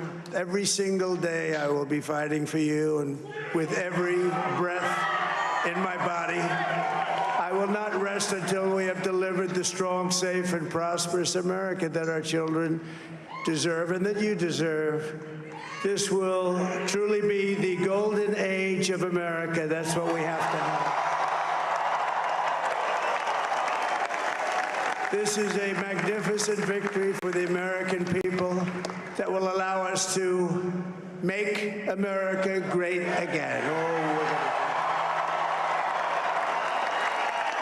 And in addition to having won the battleground states of North Carolina, I love these places, Georgia, Pennsylvania, and Wisconsin, we are now winning in Michigan, Arizona, Nevada, and Alaska, which would result in us carrying at least 315 electoral votes.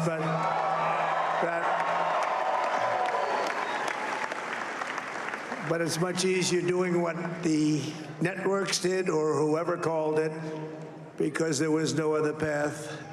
There was no other path to victory. We also have won the popular vote. That was great. Very proud of that.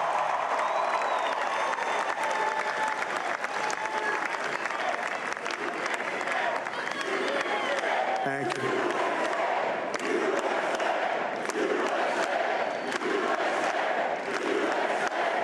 Thank you very much. Thank you. And, winning the popular vote was very nice, I will tell you. It's a great feeling of love. We have a great feeling of love in this very large room with unbelievable people standing by my side. These people have been incredible. They've made the journey with me, and we're going to make you very happy. We're going to make you very proud of your vote. I hope that you're going to be looking back someday and say that was one of the truly important moments of my life when I voted for this group of people beyond the president, this group of great people. America has given us an unprecedented and powerful mandate. We have taken back control of the Senate. Wow, that's good. He starts sentences, but doesn't know the end of them. In Montana, Like, Nevada, he is full bullshit. Texas, Ohio, Michigan, Wisconsin, the great Commonwealth of Pennsylvania. We're all won by the MAGA movement. They helped so much. And in those cases, every one of them, we worked with the senators. They were tough races. And I mean, the number of victories in the Senate was absolutely incredible. And we did tele-rallies. We did tele-rallies with each one of them. And sometimes we did 2 or 3 and it was amazing to look at all of those victories. Nobody expected that, nobody. So I just wanted to thank you very much for that. And you have some great senators and some great new senators. And it also looks like we'll be keeping control of the House of Representatives.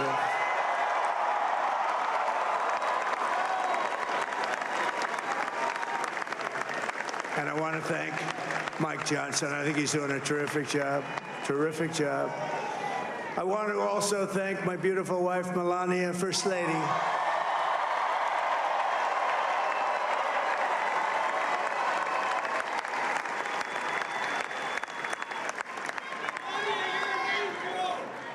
Who has the #1 best-selling book in the country. Can you believe that?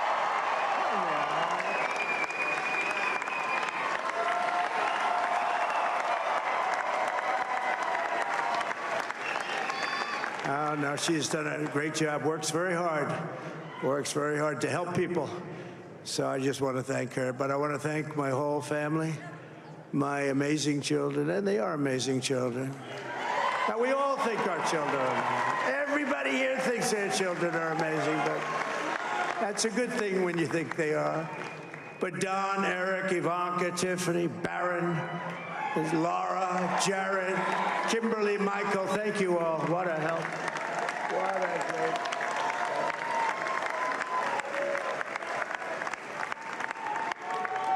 My father-in-law, Victor, is tremendous. And we miss very much Melania's mother, Amalia. We miss Amalia, don't we, huh? She would be very happy right now, standing on this stage. She'd be so proud. Amalia. She was a great woman, that one. Beautiful inside and out.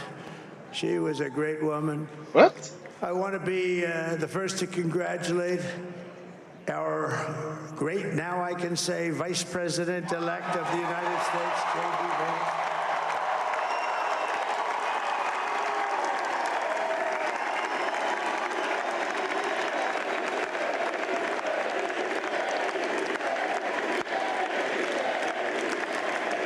And his absolutely remarkable and beautiful wife, Usha Vance. And he is a feisty guy, isn't he? You know, I've said, go into the enemy camp. And you know, the enemy camp is certain networks. And a lot of people don't like to, sir, do I have to do that? He just goes, okay. Which one? CNN, MSDNC? He'll say, all right, thank you very much. He actually looks fun. He's like the only guy I've ever seen. He really looks forward to it, and then he just goes and absolutely obliterates them. Say a couple of words here.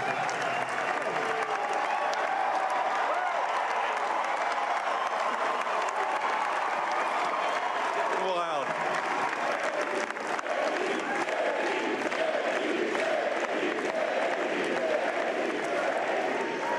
Well, Mr. President. I appreciate you allowing me to join you on this incredible journey. I thank you for the trust that you placed in me. And I think that we just witnessed the greatest political comeback in the history of the United States of America.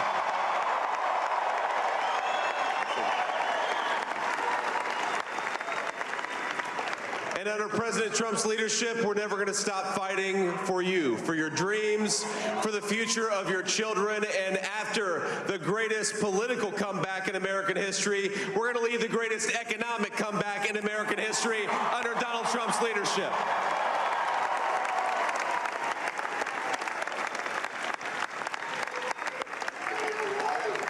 Thank you very much. He's turned out to be a good choice. I took a little heat at the beginning, but he was, I knew the brain was a good one, about as good as it gets. And we love the family, and we're going to have a great 4 years, and we're going to turn our country around, make it something very special. It lost that little thing called special. We have to make it so. We're going to make this so great. It's the greatest country and potentially the greatest country in the world by far. And right now we're going to just work very hard to get all of that back. We're going to make it the best it's ever been. We can do that. If we had to wait longer, I don't know. It was going bad, and it was going bad fast. We're going to have to seal up those borders, and we're going to have to let people come into our country. We want people to come back in, but we have to let them come back in, but they have to come in legally. They have to come in legally. Let me also express my tremendous appreciation for Susie and Chris, the job you did. Susie, come here. Come here, Susie. Chris, come here, Chris. Susie likes to stay sort of in the back, let me tell you. The Ice Maiden, we call her the Ice Maiden. Come here, Chris. Come here, Chris. Susie likes to stay in the background. She's not in the background. Come here, say something. This wasn't expected, but I just want to thank, obviously, President Trump for this journey. It was a great one, and he's a hell of a candidate, and he's going to be a hell of a great 47th president. And this team that we had, the best team, and, of course, even my boss, Susie Wiles, the best. Thank you. Thank you, and thank you, Susie. Look at this. I've never seen her be shot before. Susie. They're great. Everybody up here is great. Everybody up here is very special. But the Trump... Special need, maybe. Yeah, who did you say? Special, I don't know. Oh, let me tell you, we have a new star. A star is born, Elon. Now he is. Now he's an amazing guy. We were sitting together tonight. You know, he spent 2 weeks in Philadelphia and different parts of Pennsylvania campaigning. You know, he sent the rocket up 2 weeks ago, and I saw that rocket, and I saw it coming down. I saw it. It was, when it left, it was beautiful, shiny white. When it came down, it didn't look so pretty. It was going 10,000 miles an hour, and it was burning like hell. I said, what happened to your paint job? He said, we've never made a paint that could withstand that kind of heat. And but I saw it come down and turn around. And it was, you know, it's like 22 stories tall, by the way. It looks a little smaller than that, but it's big. And it came down, and you saw that fire burning. And I'm saying, only Elon can do this. It must be an Elon. And I tell the story. I told it last night. I had a man on the phone. I had the screen muted, no sound. I was talking to a very important man, happens to be here. And that very important guy, one of the most important people in, I would say, the country, actually. But, you know, I was president, and now it looks like I was going to be maybe president again, so I figured I could ask him to hold. So I asked him to hold. And especially because you're going to be president again, they hold. So I took the phone down, and I'm looking at the screen. I'm seeing this crazy thing that's going around and coming down. It looks like it's going to crash into the gantry. And I said, oh, no. And I said, do me a favor, do you mind holding for a couple of minutes? I want to see this. I thought it was a space-age movie or something. I put the phone down.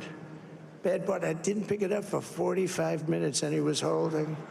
But this spaceship came down, and I saw those engines firing, and it looked like it was over. It was going to smash. And then I saw the fire pour out from the left side, and I put it straight. And it came down so gently, and then it wrapped those arms around it, and it held it. And just like you hold your baby at night, your little baby. And it was a beautiful thing to see. And I called Elon. I said, Elon, was that you? He said, yes, it was. I said, who else can do that? Can Russia do it? No. Can China do it? No. Can the United States do it other than you? No. Nobody can do that. I said, that's why I love you, Elon. That's great. And you know, when we had the tragic Hurricane Helene, and it hit North Carolina, they were really devastated, the water. This was a big water, as big as we've ever seen, water hurricane. It built lakes out of nothing. Fields became lakes, and the danger was unbelievable. And the people from North Carolina came to me and they said, would it be possible, at all possible, for you to speak to Elon Musk? We need Starlink. I said, what's Starlink? It's a form of communication. So I called Elon, and I'll tell you what, he had, and it was very dangerous. People would die. They had no communication. All the wires were down. I called Elon Musk. I said, Elon, you have something called Starlink. Is that right? Yes, I do. What the hell is it? He said, it's a communication system that's very good. I said, Elon, they need it really, really badly in North Carolina. Can you get it? He had that there so fast. It was incredible. So, and it was great. It saved a lot of lives. He saved a lot of lives. But he's a character. He's a special guy. He's a super genius. We have to protect our geniuses. We don't have that many of them. We have to protect our super geniuses. I want to thank some of the guys. You know, we have up here today the U.S. Open champion. He's a fantastic golfer. He's slightly longer than me. It's a little bit longer than me. Just a little bit. Bryson DeChambeau is up here someplace. What happened to Bryson? Where is he? Bryson. Oh, he was shot. He's hitting balls. Oh, he's on the way. He's hitting balls. Bryson. Oh, look at him.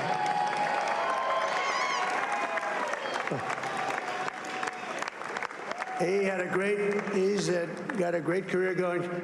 Great U.S. Open, Bryson. That's a fantastic job. And we also have a man, Dana White, who has done some job. He's a tough guy.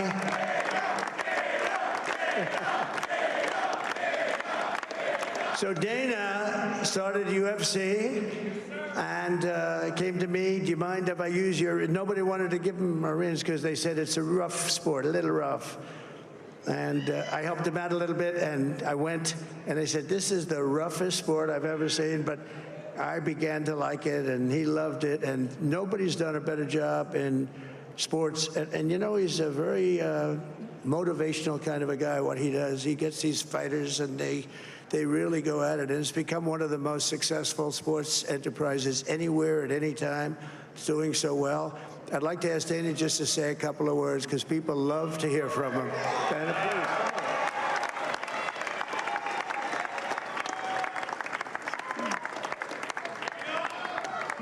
please. Nobody deserves this more than him, and nobody deserves this more than his family does.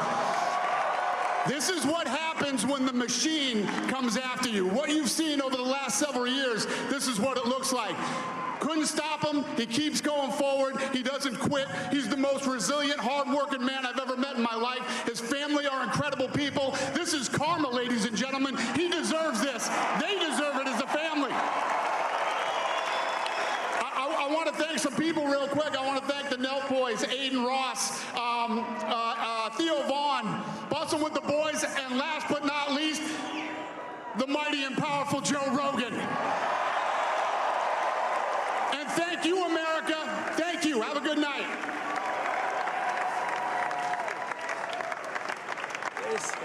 That is a piece of work. No, he's really an amazing guy. But most of all, I want to thank the millions of hardworking Americans across the nation who have always been the heart and soul of this really great movement. We've been through so much together, and today you showed up in record numbers to deliver a victory like probably like no other. This was something special, and we're gonna pay you back. We're gonna do the best job. We're gonna turn it around. It's got to be turned around. It's got to be turned around fast, and we're gonna turn it around. We're gonna do it in every way, with so many ways, but we're gonna do it in every way. This will forever be remembered as the day the American people regained control of their country.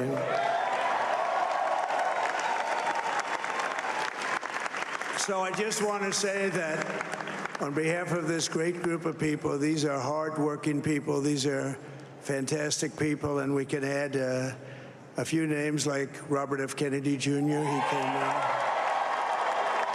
And he's going to help make America healthy again.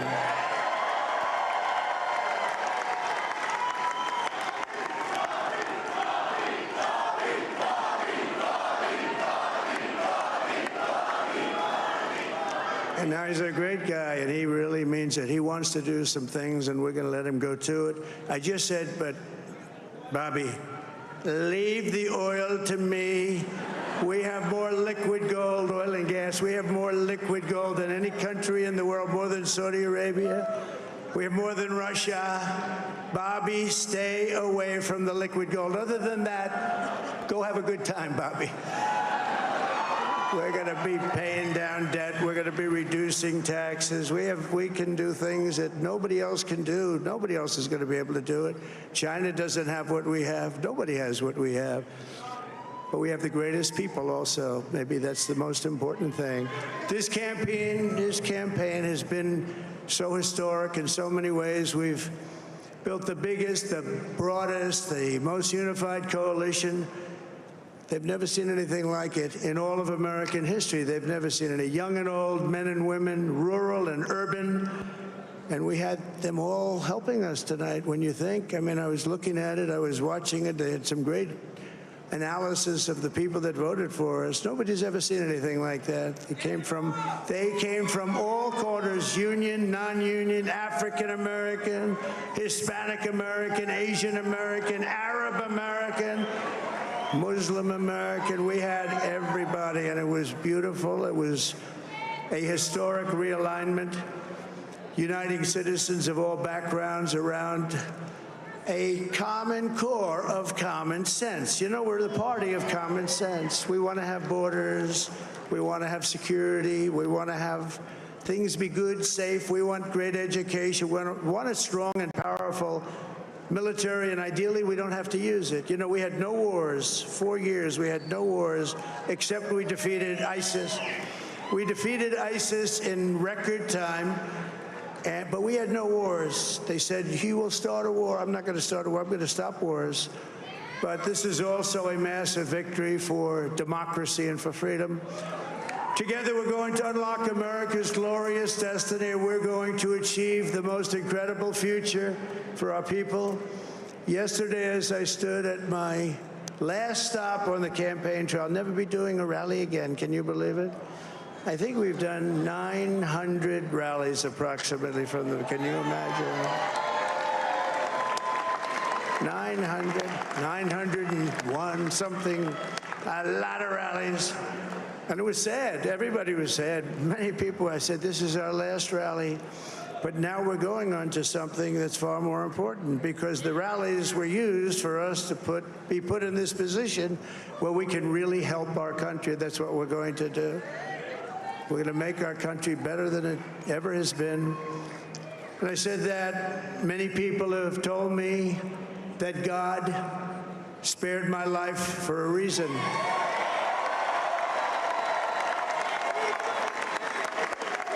And that reason was to save our country and to restore America to greatness. And now we are going to fulfill that mission together. We're going to fulfill that mission. The task before us will not be easy, but I will bring every ounce of energy, spirit, and fight that I have in my soul to the job that you've entrusted to me. This is a great job. There's no job like this. This is the most important job in the world. Just as I did in my first term, we had a great first term, a great first term. I will govern by a simple motto: promises made, promises kept. We're going to keep our promises. Nothing will stop me from keeping my word to you, the people. We will make America safe, strong, prosperous, powerful, and free again. And I'm asking every citizen all across our land to join me in this noble and righteous endeavor. That's what it is. It's time to put the divisions of the past 4 years behind us. It's time to unite. And we're going to try. We're going to try. We have to try. And it's going to happen. Success will bring us together. I've seen that. I've seen that. I saw that in the first term when we became more and more successful. People started coming together. Success is going to bring us together, and we are going to start by all putting America first. We have to put our country first for at least a period of time. We have to fix it. Because together we can truly make America great again for all Americans. So I want to just tell you what a great honor this is. I want to thank you. I will not let you down. America's future will be bigger, better, bolder, richer, safer, and stronger than it has ever been before. God bless you, and God bless America. Thank you very much. Thank you. Thank you very much.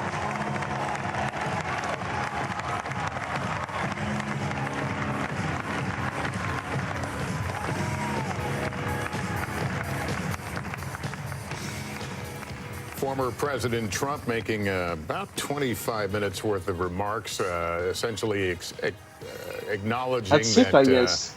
He has been called by other networks, not this one so far, as the next president of the United States, coming out with family and supporters there, a crowd that had waited a considerable amount of time, but obviously eager and happy about the outcome of the evening. As we said, NBC News has not projected that he is over the top yet, but he has a clear path to victory and the White House at this point. And we just saw Barron Trump, 18 years old, cast his first vote in a general election for president today for his father. And people say that Barron Trump has actually had a lot of the ideas about having his father appeal to young men his age. Okay, one of the young men seems to be part of the coalition that we're seeing take shape now. You heard from former President Trump there. Again, we have not called the race for president for him. We have called the race for Pennsylvania for him, and that appears to be the critical key for him to get to 270 at some point throughout the course of the early evening. He has not officially won the popular vote yet, although he is leading on that front. We have not officially called control of the House of Representatives yet. That could take a while. He clearly feels confident about that, saying that they've won. Again, that is not the case just yet. The Republicans do have control of the Senate, but you heard former President Trump there say that we have an unprecedented and powerful mandate at this historic moment here. He is now, once we officially call the race, would be the oldest president ever elected, only the second president elected to a non-consecutive term.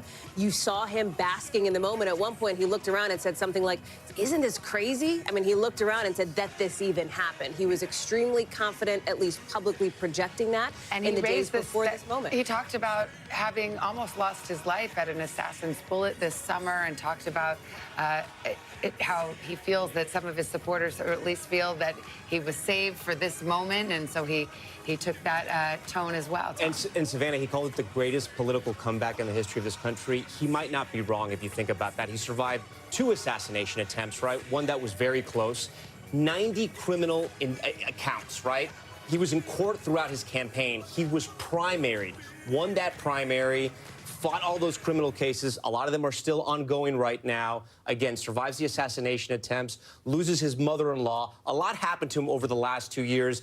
And here we are at this moment again where it looks like he's on his way to re-election. Yeah, he'll be, he's supposed to be sentenced, I think, the 26th of November on felony charges. And that, even saying that sentence here, right, in this moment, is unprecedented. You have to right? wonder, though, and I think we'll have to go back and look. I mean, was that what turned it for him on some level? He would tell you that it is. Yeah, So the minute he started getting indicted, persecution. especially that New York case that was Fundraising numbers went up. Poll numbers went up. I mean, you could see the lines, the graph. I mean, Governor DeSantis thought he was on his way to the nomination. He was leading in all the polls.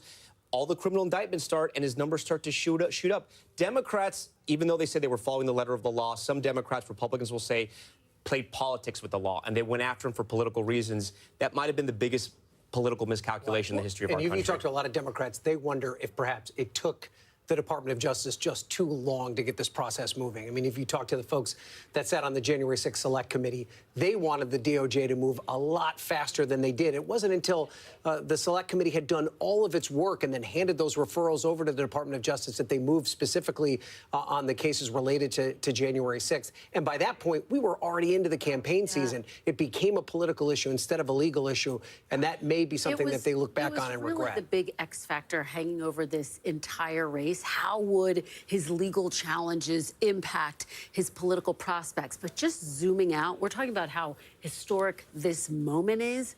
You have to take a moment to think about how historic Donald Trump is as a political figure. Think about when he first ran for office back in 2015 and made disparaging comments about Senator John McCain, and a lot of people declared that his political career was over in that moment. And what we have learned from having covered Donald Trump is that he is immune to things that other politicians would not be able to survive. And now here we have this extraordinary campaign where he has survived 2 assassination attempts, where he's on the track to be the oldest president in office. And again, just the second person in 100 years to serve non-consecutive terms. Let's talk about that mandate that he has claimed, a mandate that's political speak for saying the people have spoken.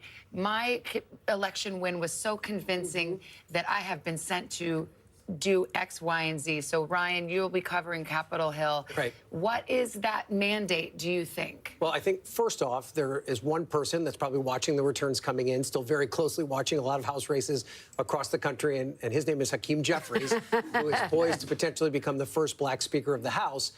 The House is very much in doubt right now, and if Democrats still controlled the House, that's going to be a big red light to any Donald Trump legislative agenda. Even though the margins are going to be tight on any level, it's going to be very difficult for him to push through a lot of these big ticket items that he's talking about. But to your point, Savannah, it is going to be very hard for even the more moderate Republicans who don't necessarily describe themselves as being from the MAGA wing of the party to resist the pull of what Donald Trump has accomplished here tonight. He definitely has the pulse of the people, especially the people that voted for him. And I think he's going to go to these members of Congress and say, look, I just ran on this particular agenda and I was successful. You now have to make that agenda a reality. I think there's an existential question for this president and, frankly, for the next Congress, which is how can they try to bring this country together?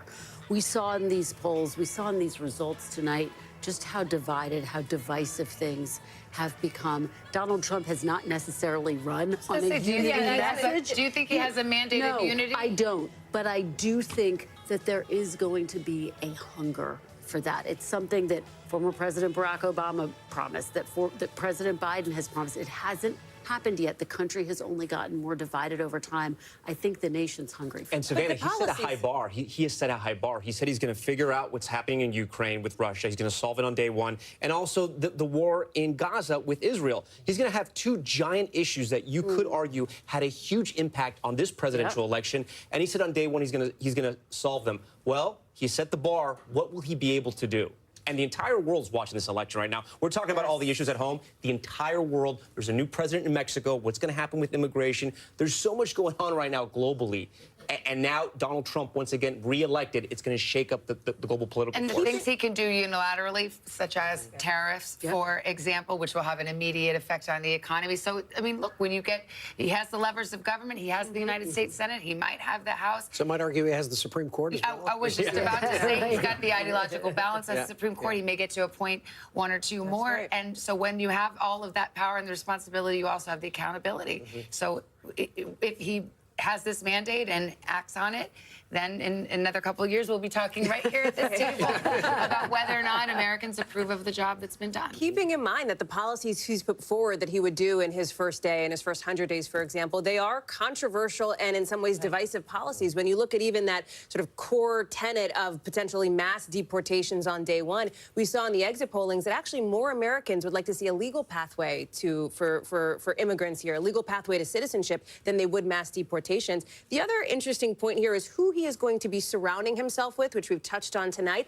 And it was interesting to watch that speech. He shouted out Elon Musk. You heard the Dana White, UFC head, shout out to Joe Rogan, the super popular podcaster. This is the coalition he has built around him. He's also talking about RFK Jr., of course, former third-party candidate, through his support behind Donald Trump, saying he has a lot of ideas. He wants to go do them. We're going to let him go do it. Just go get him, Bobby. That's right. That's right. Yeah. Somebody who is sort of notable in the anti-vaccine community. So I think it's going to be obviously something to watch who he installs in some of these key roles here as he moves forward. Well, you remember the inauguration speech at American Carnage? That really set the tone. That was It did, that Lester. and the crowd size. Yeah, absolutely. And I think that, look, he has always been defined by, I think, It's so funny how they refuse immigration, to illegal fucking immigration like in this country. Obviously, announce during his first him term, he was as gonna build the a wall. as the Mexico was winner, gonna pay for the wall. and yet they talk about him Now he's like going he's to, he the says, fucking winner. enact this mass deportation force. So we will have to see what that looks like, what the contours of that look like, and how that plays out. But again, that at the very core, when you American think news about is what like he's going to so do on day one, fucking and there's got a partisan lot of and weird. questions for Like, both of these candidates. That was one of the But, things. and I have crazy, to wonder, too, when man. it comes to immigration, Kristen, this was something that Democrats, it took them too long to figure this out, but this was something Democrats recognized was a problem that they were losing a significant amount of support around and that needs to be fixed. And there's certainly no universe where Democrats are going to support mass deportation. Right. But they put forward the most conservative border bill in a generation, a whole suite of policies that in a normal universe Republicans would have supported. Could that be the first opportunity for them to find some common ground? Let's do something on the border immediately. Let's strengthen and secure the border, find a way to allow people to enter the country legally. We've been talking about them trying to solve immigration in Washington for generations. Generations, But could this be the opening? Because especially if the Democrats control the House, he's not going to be able to just ram through whatever he wants. And I wonder if he calls Greg Abbott in Texas and says thank you, because Greg Abbott, remember, busing the migrants from the border to cities all across America and putting immigration on the front page of every major newspaper day after day after day, a huge issue right here in New York City. Let's go to Garrett Hake. Garrett is still at the Trump headquarters. Garrett, you've been listening to the conversation. What would you like to add? Well, a couple things, Lester. First of all, I heard a former president who sounded surprised to be back up on that stage, that moment about saying how crazy this was. You know, I've been at all his last rallies these last few weeks. I was at his news conference today. They all sort of had a little bit of a valedictory feel, as if he wasn't sure that he was going to have the opportunity to address these crowds or address reporters again, which he will now have. You mentioned the idea of promises made, promises kept. He has a lot of promises that he's going to have to keep, and he's been adding to them basically every day of this campaign, rolling out new policies time and again, oftentimes without explaining how he'd pay for them. In the middle of this campaign, he talked about a free IVF program that would be paid for by the government or by insurance. He almost never mentioned it again, but these are things that are out there, and I think this coalition that he has built are going to expect action on. The other thing that I'll notice, I'll just say, you know, for folks who have not seen a lot of Trump rallies, you kind of got a expedited version of a Trump rally here tonight with a little bit of unity added to it, but not a lot. And I say that because of two things I didn't hear. I never heard the name Kamala Harris or Joe Biden, and I never heard any mention of their supporters, millions of them, tens of millions of them, who he will now, it appears, be the president for again. And he did say at that news conference today that, you know, he wanted to try to reach out to those people. I'm not sure when that outreach will start, but other than sort of broadly saying he wants to heal this country and talking about his agenda, we did not hear that from Donald Trump tonight. That's a good point. Do we know if there's been any communication this evening between the two camps? I have asked everyone who I can think would know that information, up to and including Donald Trump himself, and I don't know yet, Lester. I mean, the Harris campaign has not indicated that they think this race is over yet, so I'd be surprised if there's been a phone call between them. All right, Garrett Haig, thank you at the headquarters there. And we heard again from the Harris folks that she will speak sometime tomorrow, that we will not hear from her tonight. There was just a brief remarks to the crowd, basically telling them to go home, back to work tomorrow. Of course, since that, we've seen Donald Trump win in Wisconsin, now in a position, I'm sorry, not win in Wisconsin. Minnesota. No, that was Pennsylvania. Pennsylvania. Pennsylvania. Harris has won Long night, folks. Minnesota. We've also got those other calls, I believe, coming in, and you would know this, Tom, but on CD2 in Nebraska. At this point, it's just the math, figuring out how to get to 270 here. I will say, as one of the conversations we're having here about what this term would look like for former President Trump here, and the dynamics back home where we are in Washington between the House, the Senate, the White House. You talked about, Ryan, the possibility of a Democratic control of House, Republican control of the Senate. I do wonder, and I think the question is out there, what does that Democratic, quote-unquote, resistance look like? Not just in Congress, but more broadly across the country. I think one thing you've heard from Democrats, some of them are exhausted, right? And this was the case that Kamala Harris was trying to make. Like, we're all so tired of this. Let's move on. Let's have a fresh start. And I just wonder, on the Democratic side, what is the energy to sort of, again, quote unquote, resist here in this potential? Well, and the Trump team has said they're afraid that he's going to be quote unquote impeached on day one, and that's been part of their message. I mean, we are in this era of impeachments, right? I mean, it seems as though there's an impeachment inquiry for every president that takes office. And, you know, we did talk a little bit about maybe there's areas for them to find common ground and work together on things. I think the more realistic outlook here is that the Democrats do and will view the Democratic-controlled House, if it turns out that way, and we're nowhere near ready to call it that, that they would become the last line of defense against whatever they see the Donald Trump agenda being. And it would be beyond just stopping the legislation that he would put on the floor. There's a congressman by the name of Jamie Raskin who currently serves as the ranking member on the Oversight Committee. If they win the majority, he would become the chair of the Oversight Committee. That would give him subpoena power. That would give him the opportunity to launch all these investigations into the Trump administration, much like his contemporary James Comer has done with the Biden administration. So there's a whole suite of options that the Democratic-led House could have should they win the majority. If they don't win the majority, then it's a whole different thing. What does the retribution path look like, though, that we've heard so much about? Well, that's not what he said, but what he'll do. That's the open question. I mean, will he go after his political rivals legally? What specifically does that look like? Now, look, his aides and allies have tried to downplay that. They've said, look, that's not what he meant. You're taking that out of context. But it is what he said.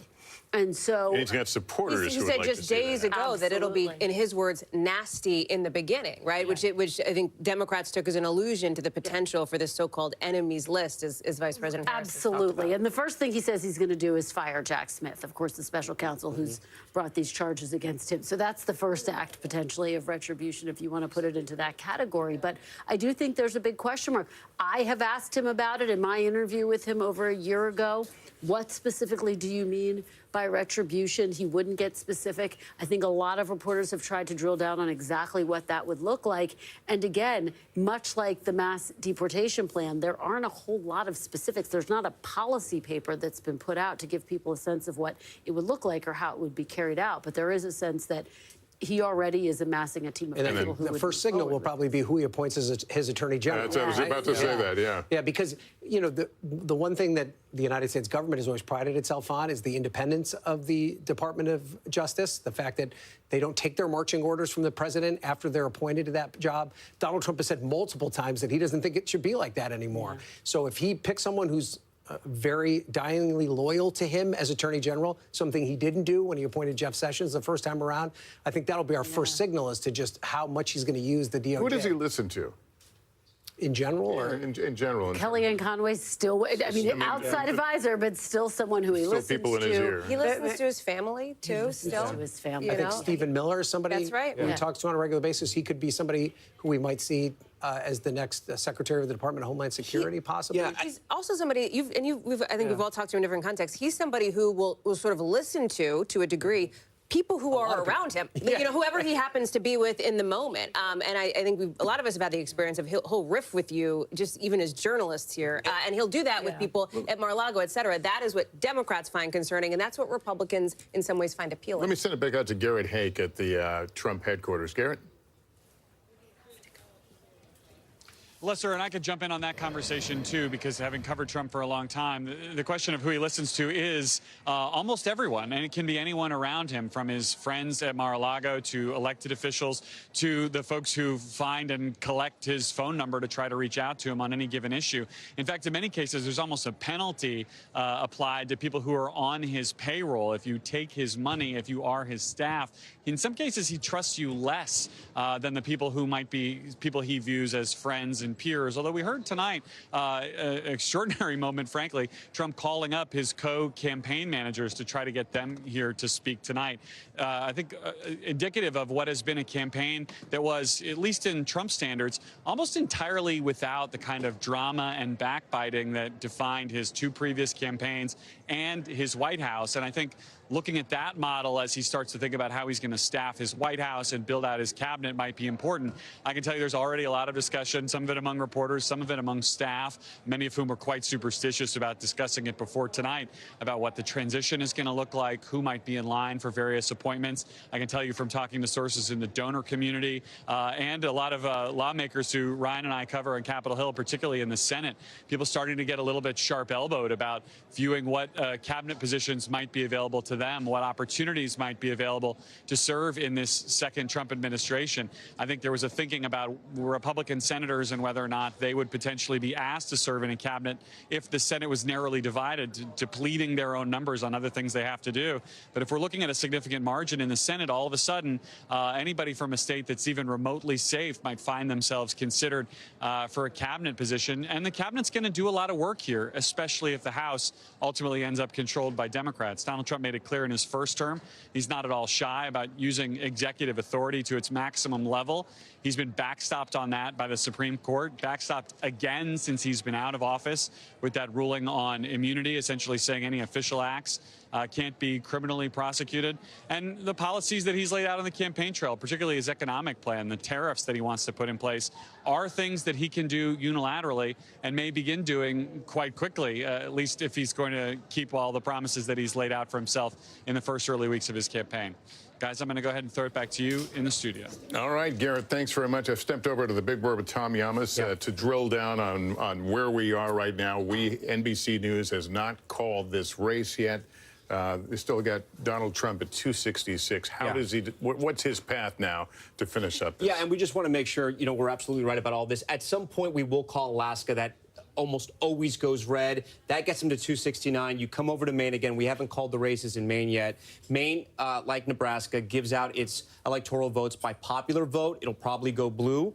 And then by congressional districts. And Congressional District 2, CD2, it's usually a red district. And once we do that, you can see his number there, Lester. He gets to 270. It hasn't happened at this point yet. We expect that to happen at some point. We will project that once it happens, but we're just not there yet. We're not trying to keep anything away from former President Trump. We're just not there in the night yet. Right. And so the headline of this night would be, because you went through state by state, and we kept seeing the same thing, underperform, underperform, underperform. Is that the story? The story is he overperformed in the rural areas. She underperformed in the urban areas, in the big cities, in the counties. She needed to win. She was underperforming Biden pretty much in all the battleground states. And when we started the night, Lester, remember, we even did this last night on Nightly News, we showed you the easiest path for Trump. And it's not easy to become president, obviously, but the easiest path for him was to hold North Carolina. He did that, flip Georgia, and then win Pennsylvania. And he'd get to the White House. And tonight he's done that. So you'd walked us through that. And so we're still waiting on Wisconsin and Michigan, Nevada and Arizona. So officially we're at 266 now, I think? We're at 266. Right now, we're at 266, right. And we're waiting on Alaska and then the congressional districts in Maine. Was this something that could have been anticipated, given what the polls down the stretch, the tie? Yeah, it's an interesting question. We had a call with the Trump campaign a few days ago, and they were bullish on their sort of prospects. But again, on those calls, they're sometimes trying to spin you. And, sometimes you take this with a grain of salt. Are they right?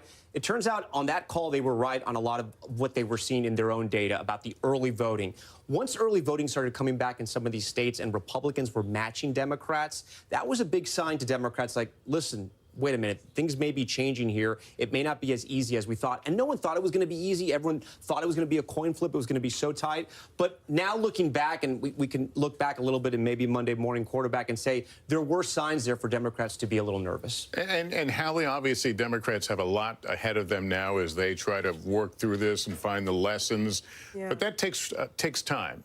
Yeah, These and things don't get turned around even in 4 years. And at this moment, I think there is, by all accounts and by the reporting that our teams are doing, a bit of a moment of shell shock here for Democrats, for folks who had worked to try to turn out the vote for Vice President Kamala Harris, who had hoped that tonight would be history-making in a very different kind of way, that instead of seeing, of course, Donald Trump elected, that the nation would see its first female president, its first president who was a woman of color. That is, by the math that you and Tom just laid out, looks to not be the case once Donald Trump does hit 270 electoral college votes. I'm struck by some reporting that members of our team put in from a Harris aide who talked about needing to find some love for the people, the other half of the country, not Democrats, right, not Harris backers, who chose to back former President Trump despite or perhaps because of his rhetoric here. And so I am curious to see, as morning, I was going to say night turns into day, but as early morning turns into later morning, where Democrats are on this. I think you heard some of it at the table when we were with former Senator Claire McCaskill,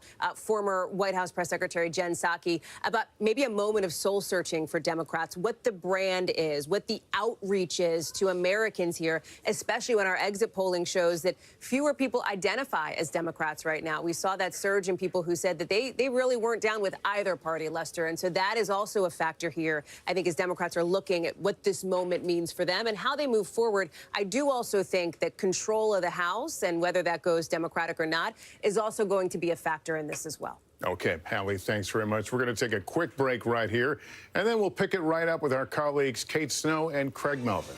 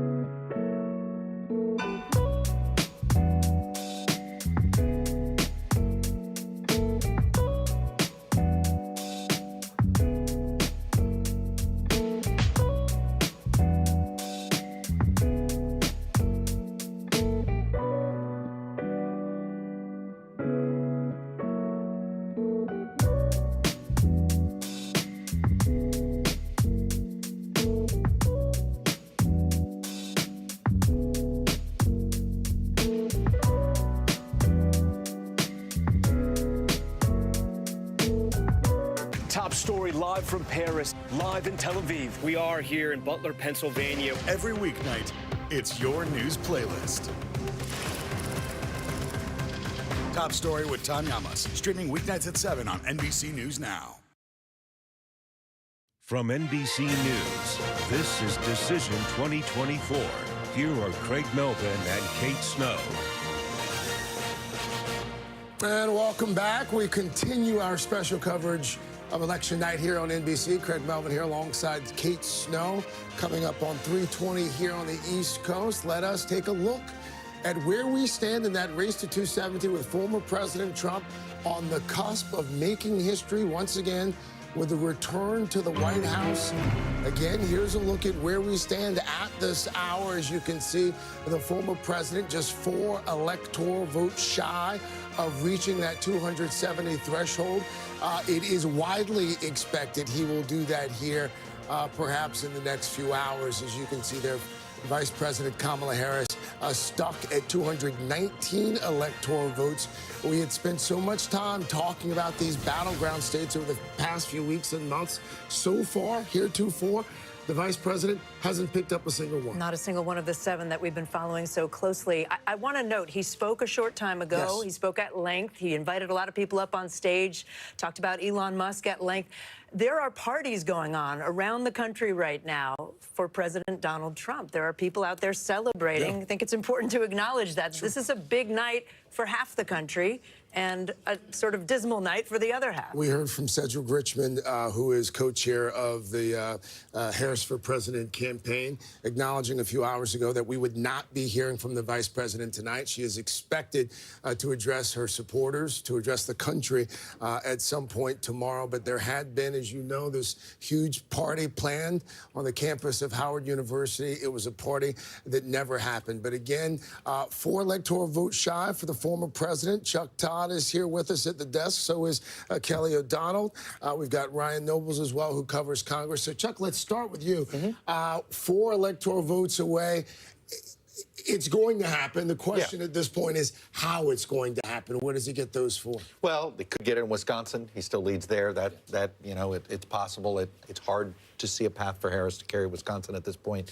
Alaska is one. Maine. So the numbers are there. I think now the question is how much over 270 is he going to get? To be clear for people maybe just joining at this hour, the numbers are not there for Harris. They're just not there for Harris, and it doesn't look like. And what is in the blue wall, where she's coming up short, are in the cities. And what was interesting is during the early vote, you know, they were downplaying that, well, because the early vote showed rural voters came out big, suburban voters came out pretty big, but the urban numbers were down across the board, and they thought they were going to make it up on Election Day. They were looking at how much time she spent in Philadelphia even just 24 hours ago. But Philadelphia, Milwaukee, and Detroit, it's a familiar, this is the same story from 2016. Yeah. Philadelphia, Milwaukee, and Detroit. Turnout numbers are down there. Turnout in the red counties, through the roof. Yeah. Again. Yeah, it's interesting because North Carolina, not that much of a surprise, perhaps. But if you look at how much time, to your point, that she spent in Pennsylvania, 3 rallies just yesterday alone, the amount of money both campaigns spent in Pennsylvania, you know, obviously they'll, you know, for the next hours, days, weeks, they'll be looking at precisely what happened there. But based on some of the exit polling that we've seen so far, based on some of the conversations that I know you guys have had there with folks from Pennsylvania, what do we know about what happened there? What's so stunning is that her events in those places drew big crowds. There was an awareness that they did not want to see a repeat of 2016. Strategically, they did some things differently. And yet a real frustration on the part of Democrats who, at a certain point tonight, began to go quiet. And that was a real early indicator that what they were seeing was not going to support her getting across the finish line. It may be a function of misjudging some of the electorate. It may be those who thought she was doing well, didn't engage. There'll be a lot to dissect. Yeah, when you look at all the different demographic groups that Kamala Harris had to do well in, she underperformed. Yeah. When you look at all the different demographic groups that Donald Trump needed to do well in, he overperformed. I mean, we are going to be talking, and these are just early exit polls. They're going to be dissected, and we need to get all the data in. Sure. But the swing with Latino men in particular is something that no one saw Double coming. digits. People there was an were right expectation about that for years. Yeah, there was an expectation he was going to do better. The idea that it would be a swing, I think it was Joe Biden, a 23-point advantage before to a 13-point advantage for Donald Trump this time around, just that was something that wasn't on anybody's dance card leading into this race. And it's one of the indications that it seems pretty clear that he has built a working-class coalition that no president before him, at least not in this era, has. And it's not just Latinos. It's, you look at first-time voters lean towards Trump. You look at voters of color leaning towards Trump, younger voters, especially men, coming out, younger men coming out for him. Look, the current administration, the president, our exit poll is measuring him at a 40% job rating. this is when we people should, assessed his term, exactly. his first term. I'm talking about Joe Biden's Oh, Joe term. Biden. And I think let's not forget that is a huge organizing tool, if you will, for Donald Trump.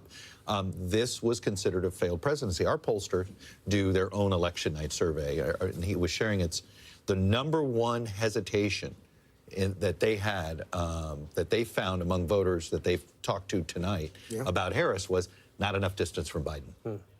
And you look at, and it was by far the biggest issue that voters had. And you cannot, I don't think we can sit here and sort of separate her from Joe Biden. Joe Biden was the driver of Donald Trump's comeback tonight. His unpopularity, whether, could more have been done, all sorts of things, but that is the driver of tonight. And earlier tonight, some of the Harris aides that I was talking to said part of why they focused on turning the page was to not have her be attached as a direct incumbent. They wanted to try to have separation. Apparently too subtle a message for voters. And now Joe Biden, in the remaining weeks of his time in office, will have to contemplate how much of his legacy, legislation and ideas that will be dismantled with Donald Trump. You just said something interesting, too subtle. I think this is going to be a lesson that the Democrats take away from Donald Trump. Why does Donald Trump succeed? He's anything but subtle. Right. Yeah. On all of these issues. He says it very directly, at times making stuff up to make a larger point. And he'll say, yeah, that's not true, but I'm still trying to make a larger point about immigration, right? And that subtlety, I have a feeling Democrats are going to try to find their own version of unsubtle. Hold that thought, Chuck Todd. We are actually They are eating the dogs. Quick break, but again, they are eating the it seems as pets. if the 45th president of these United States will also be the 47th. Closer to the Gaza border. Nice. What the fuck happened? Oh, it's them. It's not me. Yeah, I guess I'm gonna call it. It's almost 10 hours. Chill. Chill. Welcome back to our Decision 2024 coverage. Almost 3:30 in the morning on the East Coast and 12:30 a.m. Pacific time. Kate Snow alongside Craig Melvin. You got a new cast of folks here at the desk as some of our colleagues go to get a little bit of sleep. But we are still talking, obviously, about former President Trump. Likely to be the next president. We have not yet, for clarity, we have not yet called him or projected that he is the next president, but there really is no way, as Chuck Todd just laid out, for Harris So to they make are up what she would speculating on the Folks who might just be speculation. joining us, what states have not been called so Nice. far? So Wisconsin and Michigan have not been called, Arizona, Nevada, which we don't expect to. And I don't think we're calling Michigan tonight. Michigan's been very slow with their counting. So I don't think we'll have enough data there. Wisconsin, we're close. Does Trump need one of those, or could he do it? He actually doesn't need any of them. With He could Maine just do it with Alaska and Maine. Yeah. And, and Alaska's not going to be a blowout for him. I think I'm So gonna you gotta wait to for see some numbers out of Alaska, actually. Alaska, which is also takes a while. The question is, does he win one of the two blue wall states that puts him over, at least as far as our count's concerned tonight? And here's, again, for folks who might just be joining us, here is a look at the map where things stand right now. A number of surprises on that map for a lot of folks. I would assume, Chuck, there are a lot of folks, Kelly O, Mr. Ryan, Mr. Noble's there. Georgia, I think a lot of folks thought that Kamala Harris was going to be able to turn out enough folks in Atlanta and the suburbs. I'll be honest, I was always a Georgia skeptic because there was a missing ingredient for Democrats this cycle. And the ingredient is Raphael Warnock. He was on the ballot in 20, and he was on the ballot in 22.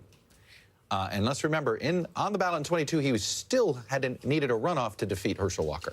Right. Okay, he did not get 50% the first time around. Yeah. So this was a tall order. That's a good point. With Raphael Warnock. Yeah. Without him there, essentially as a running mate for the Democrats. Yes. Big loss. And he repaired his relationship with the Republican governor, and that also helped. All right. Again, just a very quick break here as we await what appears to be the inevitable, that 270 mark. Former President Trump declaring victory a short time ago. We'll have much more of our continuing coverage here on NBC right after this. Still to come on the Channel 2 News. Well, the waters are certainly receding now. Still too close to call. Lester Holt reporting from the Ground Zero, as it's being referred to. It is, in fact, a taste of freedom. The Haitian people know a little something about resiliency. What's the biggest risk right now? Some of the troops who have been proud. I want to welcome you to the first presidential debate. In fact, we've been told we can't go any farther. You with some resilient folks, let me get a hint.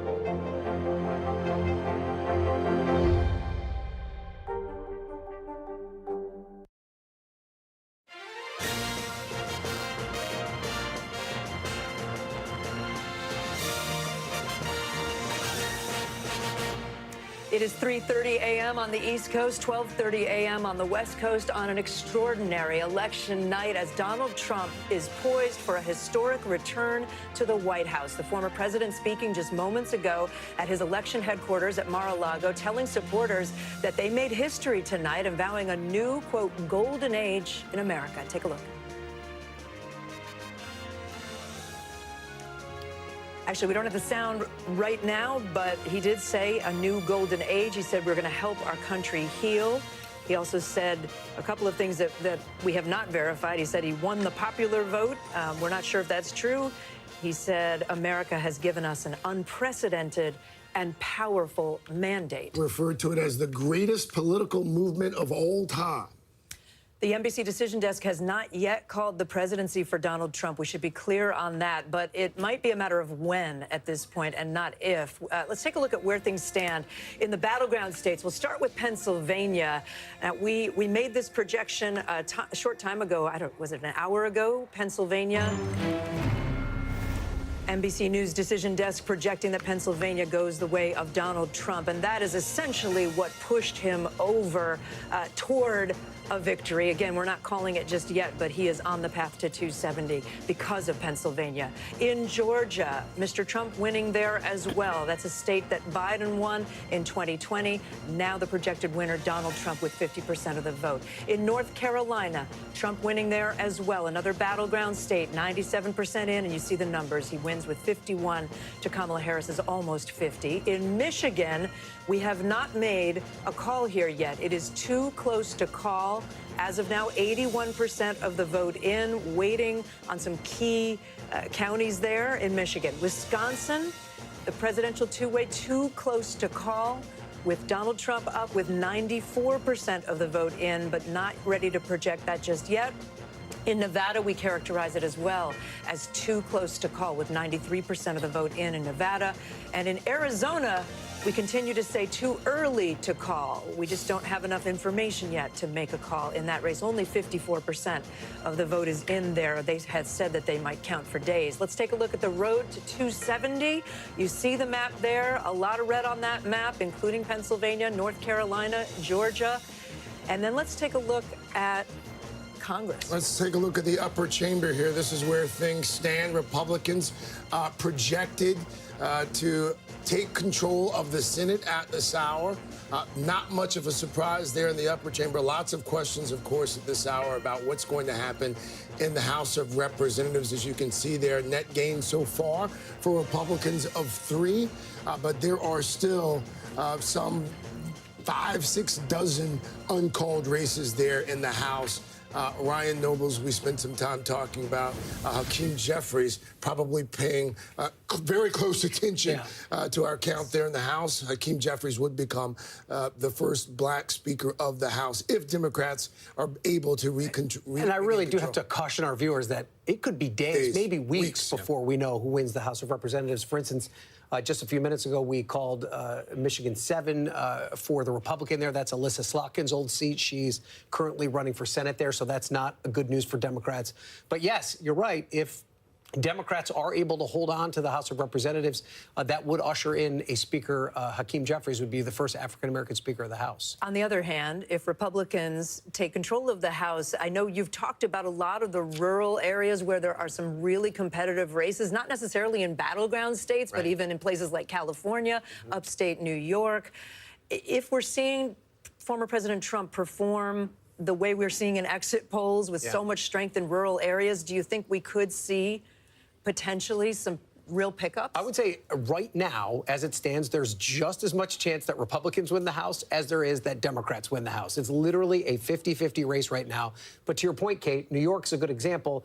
I think of the 5 battlegrounds that we're watching in New York, 3 right now are trending Democrat, but Republicans have held on to a couple seats that they thought they might not be able to hold on to. In California, the returns are still coming in. It's a mixed bag. Republicans picking up some seats that they thought that they could pick up, losing in other areas that they couldn't. But there's also battlegrounds in New Mexico, in Arizona, Washington State. So there's a lot that still needs to be resolved. And like I said, it could take some time. And if it does take time, that also creates a void for Democrats who might get the House. Who's going to be their leader? Who's going to fill this space, especially as Donald Trump is leaning into being reelected? All right, Kelly O, stand by. By the way, it's great having you here on nights like this. Because Kelly O'Donnell, you've been covering nights like this since 1996, if I'm not mistaken. My first one. Chuck Todd, not quite as long, but a long time as well. I'm 2000, just for the record. There we go. Chuck, what are we looking at over here, bud? Well, I'm just showing you. I was just following the House, and here's why we're not going to know the House. Basically, the 1, 2, 3, 4, 5, 6 Republican-held seats in California. Yeah. The Democrats, I mean, in theory, they could net their 4 that they needed just out of California. But look, Republicans picked up a couple seats in Pennsylvania that they didn't expect to pick up. Don Bacon is not done yet. In Nebraska, too. That's one that, frankly, Democrats had been counting on already. So I'm with Ryan. Look, no matter what, the House is going to be single digits for either the Republicans or the Democrats. But, you know, you'd probably slightly rather be the Republicans right now, just slightly, given that they added a couple of pads, if you will, in Pennsylvania that just made it that much harder. Put it this way. Democrats probably have to take every one of their targets in California, and I don't think they will. And that's going to be the challenge. Can I ask you to pivot back to the presidential race? Because it's been a while since we looked at the map and did the scenarios. Can you show us how former President Trump gets there? Or it might be easier to show us how he can't get there. Yeah. You said there's no way. There really is. I mean, here, we can do it. I can show you. And here, I mean, at this point, if he just gets Alaska, which he's favored to do, he's just the 1 electoral vote short. And he is leading in the 2nd congressional district. Maine is one of those states that doesn't do winner just take like all, Nebraska. split things up. Exactly. Maine, too, is the more rural of the 2 districts. He carried it both times. This would be the 3rd straight time he did it. We expect that. It's still a lot of votes still to count in Maine. But assuming that lead holds there, that gets him to 270. Without Wisconsin, without Michigan, without Nevada, without Arizona. And when you see the historic realignment that we're seeing tonight among Latino voters, it would be a stunner if somehow he didn't win Arizona when you look at the gains he made in New Mexico even and what they did in Texas. I mean, he increased his margin in Texas from what he did in 2020, increased his margin in Florida, decreased the Democratic margin in New Mexico. So it would be a shocker if somehow Arizona didn't continue to move in the same way. I want to dig into that a little bit more, maybe perhaps next hour. But to Chuck's point here, I mean, the former president is poised to have, at the end of the night, perhaps later tomorrow, somewhere close to 300 electoral votes. I would assume that would be considered in most circles a mandate. If the former president has that kind of mandate, what does that mean legislatively? Well, a couple of things come to mind. One of them, for me, is what he didn't talk about tonight, and that is skepticism about the systems that produced this result. So does that put to bed his talking about elections can't be trusted? And that might be one important piece in sort of moving past that. On mandate, and I was struck by it when you used that word a moment ago, it does give him the political will to say, I talked about these number of things, both domestic and international, and I have the juice to get them done. And members of Congress would follow suit, I think. Right, but the Founding Fathers did set up a system where checks and balance, where he's got to get this through Congress, and Congress has set up its own rules where you're not just going to push anything through, particularly in the United States Senate, where even though they're poised to have big gains today, they could end up with 55, maybe even 56 seats. That's still 4 seats vote of what we call a supermajority. You can basically stop almost any piece of legislation if you don't have the full 60 votes. So that really takes off the table things like his mass deportation plan, things along those lines. But it's going to require Democrats to come to the table and try and find some areas where they can compromise with. But I might argue Democrats may feel like they have to come to the table and work with, because, you know, one of the things we haven't talked about tonight is Donald Trump's improvement in blue states. I got to show you the state of Illinois. We're at 91% reporting. We know she's going to win it because we know how much. Look at this change, okay?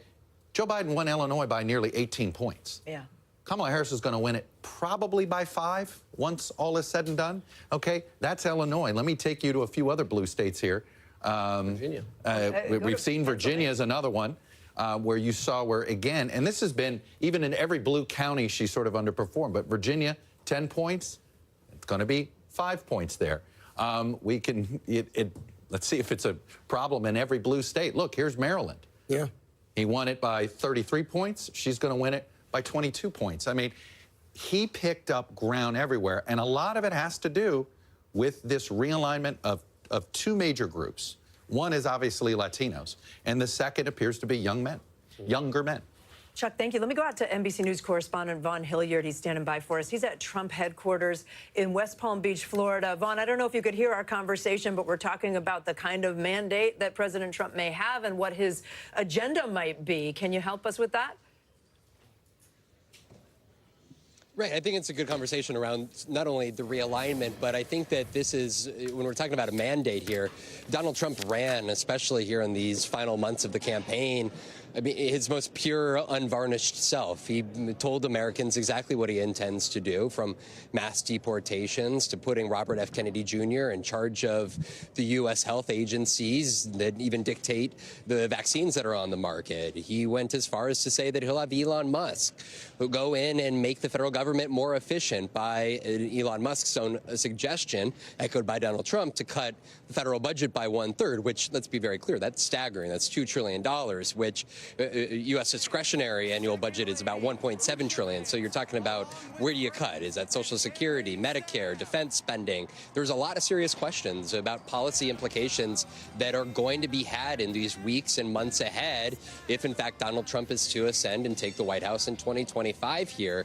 And again, when we're talking about that mandate, American voters for the last 2 years have heard Donald Trump on the campaign trail, right, promise to go after his political enemies and use the Department of Justice as his own tool to go and investigate and bring charges against those who he has made the case unfairly targeted him. And Americans made a very explicit decision here today to the extent that they came and turned out. And I think that this is where, for those individuals that are close to Donald Trump, his allies, they have consistently said that Donald Trump is the one who is running the show of this campaign. There was no effort from any campaign managers to try to moderate him or get him to focus or stay on teleprompter. This was Donald Trump in his purest form. And now Donald Trump getting that mandate to go inside of the White House and essentially act as the chief executive of the United States in the way that he has promised the last 2 years to do. All right, Vaughn Hilliard for us. Vaughn, stand by for us if you can, please, sir, because we want to go to your counterpart there in Washington, D.C., NBC's Yamiche Alcindor. She's there at the Bureau. You have been following the Kamala Harris campaign since it launched. Any idea at this point, Yamiche, based on the conversations that you've been having with folks inside that campaign, when did it take a turn for the vice president? When did they know she was in trouble? It's a key question, Craig. I was talking to Harris officials all night, and they really began the night very confident, feeling very joyful. I heard the idea that they were cautiously optimistic, and the vice president has been saying for the last 3 days that she felt like she had the momentum in this race and that she was going to win. That's what she was telling crowds. But around 10:30, when it started becoming very clear that former President Trump was making gains, and exit polls were showing that he was overperforming in key areas, including in North Carolina and Georgia, it became clear to the Harris campaign aides that I was talking to that she was in trouble. And I started hearing words like deflated. I started hearing words like, it feels like a funeral here, especially at Howard University, which was her alma mater. There were hundreds, thousands of people gathered there. They started getting very quiet. They started being very sort of blank stares, started forming on people's faces. And then over the course of the last few hours, including just in the last hours as I've been texting people with former President Trump winning Pennsylvania, people are telling me now that they're pivoting toward looking at how to deal with Trump's policies and how to find love for people that they might disagree with. So definitely a change here.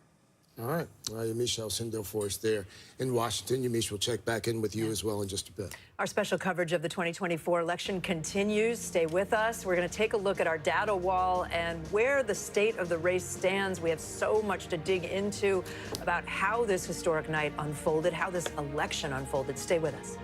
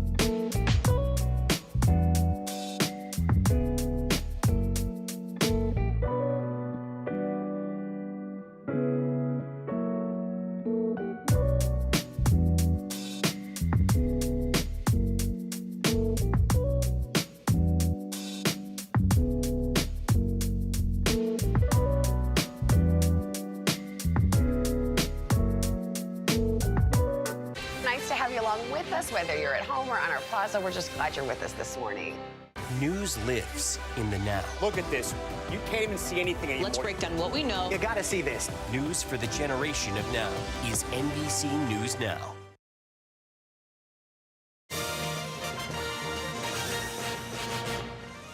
And welcome back. Our coverage of the 2024 election continues. If you are just joining us, former President Donald Trump in striking distance to become the next president of these United States. In fact, here's where the road to 270 stands at this hour, 3:45 roughly Eastern here.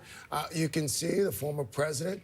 He picked up Pennsylvania a short time ago. He flipped that key blue wall state, all but sealing Vice President Harris's fate. You can also see President Trump picking up North Carolina as well, which surprised a handful of folks maybe. But again, that blue wall, we're talking about Wisconsin, we're talking about Michigan, we're talking about Pennsylvania.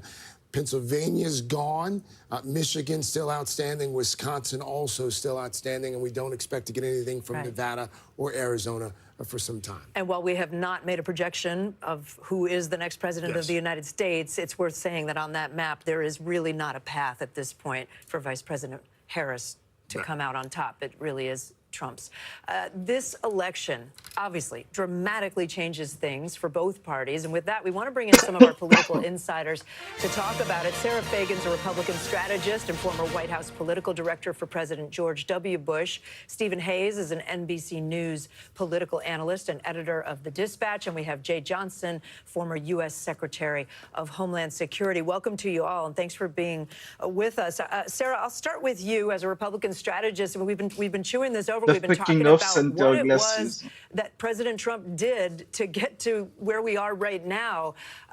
There's been a lot of reporting that maybe he didn't always listen to his campaign chiefs, and he just sort of, you know, we saw him off the cuff, off teleprompter a lot over the last couple of weeks, especially.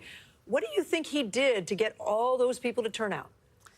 Well, I think, his off-the-cuff nature is what many of his supporters like about him. They find him authentic. They find him unscripted. They find that refreshing.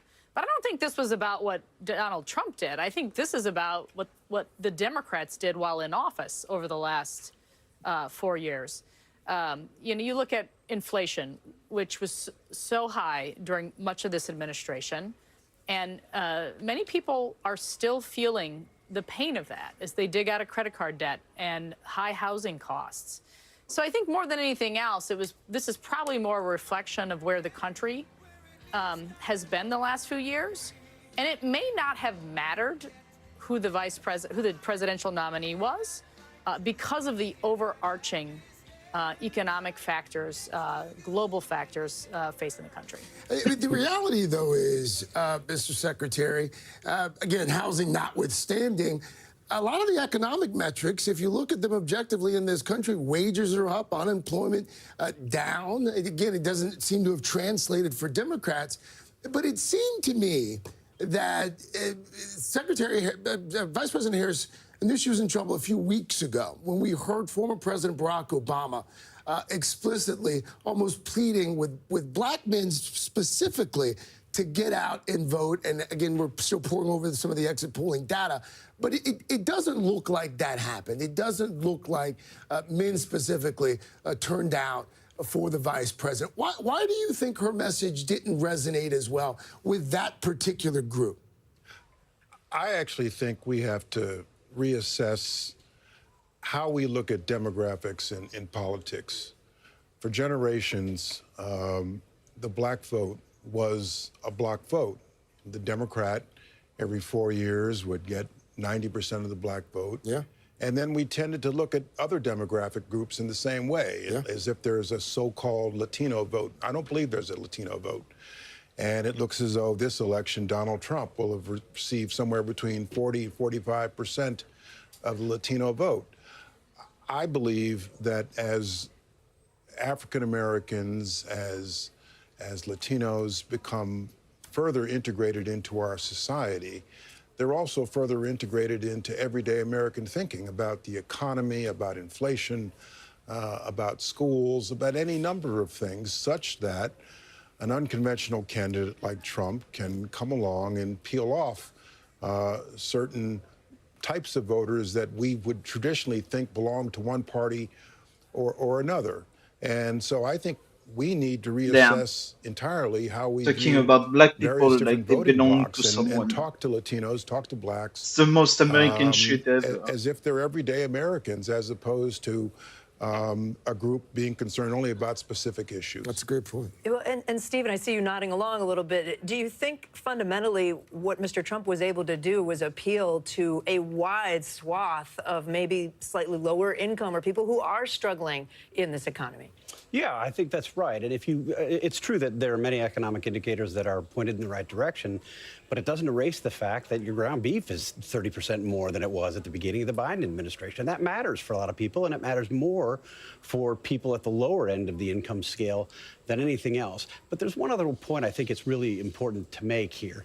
There was a 25-day period between June 27th, when Joe Biden had his disastrous debate performance, and July 25th or whatever it was that he dropped out, 21st when he dropped out.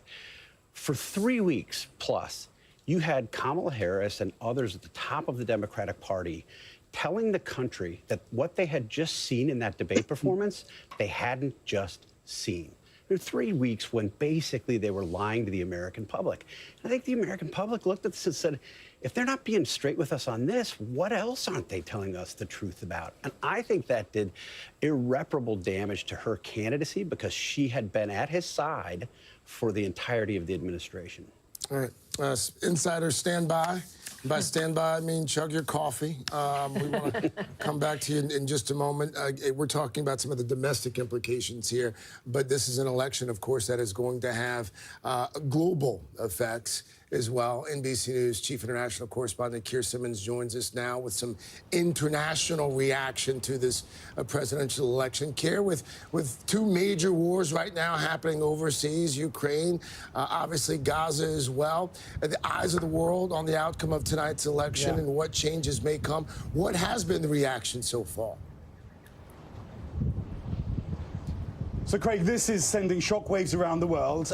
Shockwaves, though, of enthusiasm and concern, depending on where you are. So, diplomats not authorized to speak on the record here in the Gulf region, using words like wow and stunning when they've spoken to us this morning. It's the middle of the day here now in the UAE, when they have spoken to us through the night as they watch the results. I just want to read you, Craig, Prime Minister Netanyahu of Israel's comments. Congratulations on history's greatest comeback, calling it a historic return, addressing his comments on X to Donald and Melania Trump. An Iranian spokesman saying U.S. elections do not concern us and will not affect Iran's livelihoods. So a very different perspective there from Iran, of course. And local television here reporting that Hamas is saying that the president, who we think will be the president, of course, Donald Trump, will now be tested. His pledge for peace in the region will be tested. And then let's just track over to Russia and Ukraine. President Zelensky of Ukraine saying congratulations before crucially adding, I appreciate President Trump's commitment to the peace through strength. So trying already to advocate that Donald Trump will support Ukraine. Russia's foreign ministry spokesman, Craig, saying hallelujah. And we've been speaking to Russian officials, also not authorized to speak on the record. One telling us less predictability is incoming. Another saying there is a chance for a truce or at least some kind of change. Craig. Our Chief International Correspondent, Keir Simmons, for us there with that international reaction. Keir, thank you. Fascinating. It's already well into daytime over there, right, in many parts of the world. We have much more to get to. Early morning, our time here in the U.S., our special coverage of 2024 continues after this.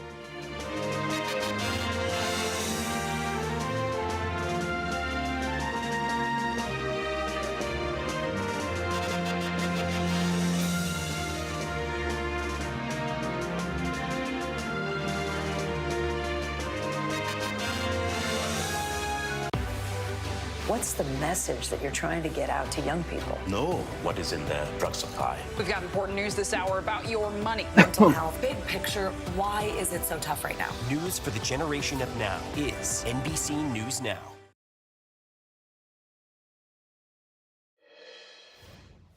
And welcome back to our continuing coverage of this 2024 election. Craig Melvin alongside Kate Snow. I want to spend a moment or two here talking about an issue that was supposed to be quite galvanizing in a number of states. Abortion on the ballot in 10 states, but a measure in Florida that would have expanded abortion access failed to clear the 60% threshold that it needed to pass. Meanwhile, abortion initiatives passed in Arizona, Colorado, Maryland as well, with more results in other states to come. So how much of a motivating factor was abortion access when it came to getting voters to the polls? Was it the singular issue that Democrats hoped it would be? Kelly O'Donnell, at this point, again, we're still poring over the numbers, but in a lot of states, it doesn't seem as if it was. Which is a surprise, because when we were on the road covering the campaigns, talking to voters, we so often heard that. We also saw how many of the people who were endorsing, whether they be celebrities or ordinary Americans who had a personal story of health care related to abortion rights that had come forward, how powerful so many of those stories were. It seemed like it was an issue that would drive many women voters. But again, the larger piece of this is we've seen how young men and men in general were also very deeply motivated to go toward President Trump. So it'll be a question. But what's interesting, Kelly, is that people actually were galvanized to vote on this particular issue, right? I mean, of all of the mandates that we saw on the ballot today, all of them got more than 50% of the vote, right? But that didn't translate to Democratic votes. There was clearly a message sent by the voters in all of these states that they wanted to enshrine reproductive rights on some level. Right. But that didn't guarantee that they were also going to vote for the Democrat as well. Or that they thought that Kamala Harris would be able to restore it nationally. Exactly. So you sort of have to assume that some people went into the booth and voted for one of those abortion rights propositions and at the same time voted for President Trump. They had to have, right? Because, I mean, he won Florida handily, even though the measure didn't pass in Florida because it needed a supermajority of 60%, it still got well over the 50% threshold. Yeah. So there had to have been people that voted for that measure and also voted for He Donald. successfully muddied his message. Yes. Now, he didn't necessarily do it for the party, but he did it for himself. Don't go anywhere. Special live coverage of the election continues.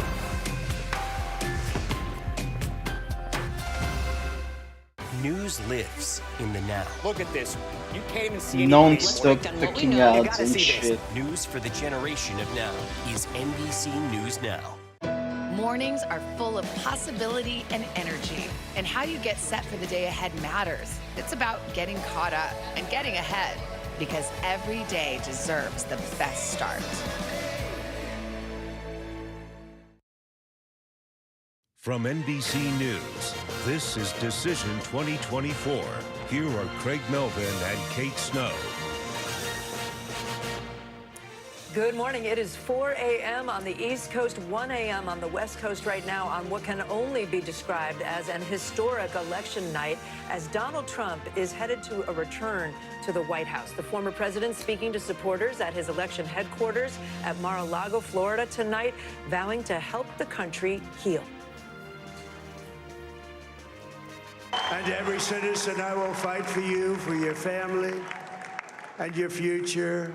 Every single day, I will be fighting for you, and with every breath in my body, I will not rest until we have delivered the strong, safe, and prosperous America that our children deserve and that you deserve.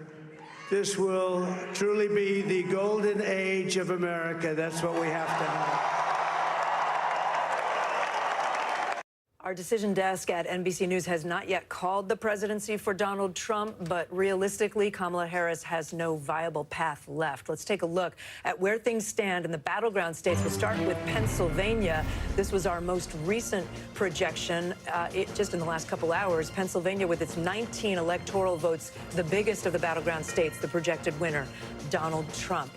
Let's move to Georgia. We called this earlier in the evening. Donald Trump, the projected winner there with 99% of the vote in.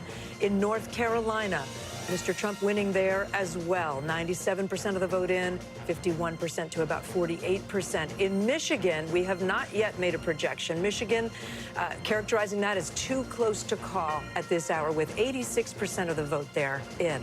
Wisconsin, also too close to call, with 96% of the vote in. And let's take a look at Nevada out west. That one also too close to call. 93% of the vote in. May take a long time for Nevada and Arizona to count the votes. Arizona also not too close, but too early to call, meaning we just don't have enough information yet to call that race. Well, here's where the race to 270 stands right now. As you can see, there is a lot of red on that map. Former President Trump at 266 electoral votes. Vice President Harris right now at 219 electoral votes.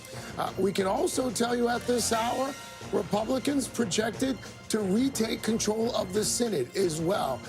There are still a couple of races that are outstanding that we haven't called just yet, but we have called West Virginia for Jim Justice there. West Virginia. The House at this hour again.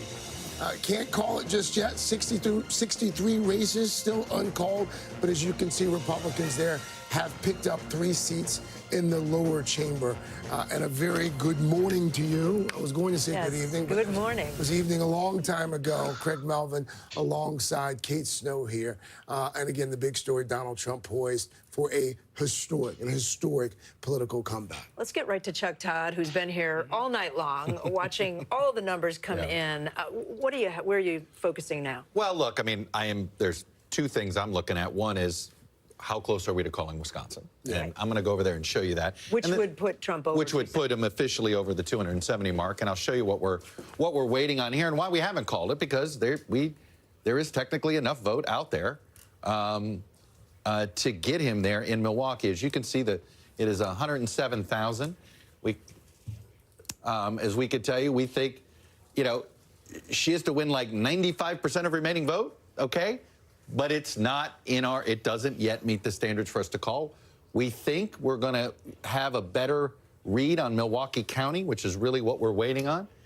And when we get a better read, we will feel better about being to characterize this race. But that right now, I think, is of all the potential official paths to get him there, this is one. But the bigger thing, the bigger thing is not the bigger thing. The presidency is the bigger thing. The other thing I'm watching tonight in these same blue wall states are the 3 Senate seats. Yeah. Because what is interesting is all of them, part of it is a lot of Donald Trump voters go into the polls, vote Donald Trump and leave. And there's about a missing 50,000 to 100,000 votes for all of these Republican Senate candidates in Pennsylvania, Michigan, and Wisconsin. And that's where the surge of vote in Milwaukee for Tammy Baldwin, or Detroit for Alyssa Slotkin, or even Philadelphia for Bob Casey, there is enough vote for them to win there. And I think 2 of those 3 are going to be very, very close. And I have a feeling those 3 Senate races those may take a couple of days for us to call. They're maybe so close it could be recounts. What's happening in Michigan, Chuck? Well, Michigan, and I'll just show you here. Let me move over here since it's right next door. We just don't have any. Look at Wayne County. We only have 54%. It's obviously the single most important large county there to find out. I mean, there's just a ton of remaining vote. We have nearly 500,000 vote left here. So it's just way too early. There were some slowdowns. Just Michigan, this is just not going to get called tonight, this morning. I'm looking at a note from our reporters there. The Detroit city clerk had been saying that they were going to have all this wrapped up by 11 p.m. Eastern time for Detroit, Wayne County, and it's held up. Right.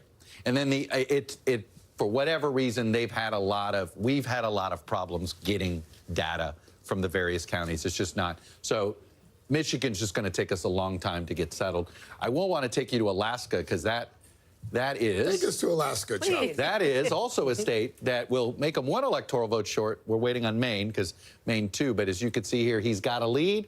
70% of the vote is in. It's... let's see how much raw vote is there. 40,000. So, she would have to make up 40,000 votes. She would have to win 60+% of what's remaining. Unlikely, but we are waiting for a little bit more data there. So that would get him 1 electoral vote short.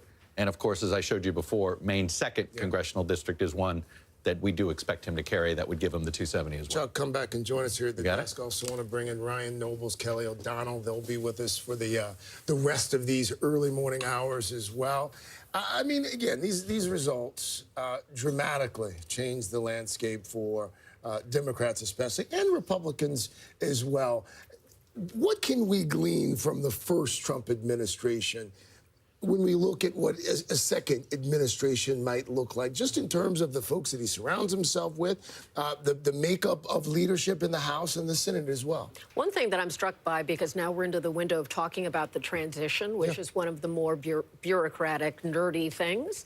But he really... Nerd out, Kelly. Yes, he really had no interest in that when he won the first time. And yet again, he would need to deal with a transition with the Biden administration. It's being led on President Biden's side by his chief of staff, Jeff Zients. That is incredibly important. An incoming president hires 4,000 federal workers, has to put together a whole team, has to get all of the information, the handoff. On the campaign trail, we heard how Barack Obama had said he had prepared a pandemic guide for any future president, and that got tossed in the trash in the transition. Will he approach it differently now? He knows what the office is. He knows he will have strength in numbers on Capitol Hill. Will he approach it differently? Another thing that strikes me as different is when he came in the first time, he had a lot of the existing apparatus of the Republican National Committee. Reince Priebus became his chief of staff. He was the chairman. He had some of the people who were kind of willing to step in for the good of the country. who were not allies of Donald Trump. Many of them, of course, in the time during this campaign said People with they don't. experience. Yes, experience, knowledge, and that many of them say he should not have been voted in a second time. So who will he surround himself in those key positions? All of that will be critical. Yeah. You guys are going to have a lot of fun, though, because there's a bunch of U.S. senators that are on some short lists. I mean, I'm already hearing Marco Rubio to state, Tom Cotton to defense. Not saying so. All of a sudden, we could have some new senators. Yep, Bill Hagerty is another one, all from states with Republican governors, so they wouldn't cost themselves Senate seats. But I definitely think you will see people who are on that short list for VP, Doug Burgum as well, and Marco Rubio probably both end up in this cabinet. And the other big difference between this incoming Trump administration versus the last one, to Kelly's point, he didn't really know anybody in the political sphere. He didn't have relationships with these people that he appointed to extremely important positions, like Secretary of State. He had never even met Rex Tillerson before they went through that vetting process. This time around, he's going to know every single person that he puts in those seats. Rex Tillerson, who he later fired. Exactly, who fired. And quote marks. Yeah, exactly. Jim Mattis, John Kelly, these are people he didn't know. He's going to know and have relationships with each one of these people that he appoints this time around. And these are all people where his first question is going to be, how loyal are you to me personally?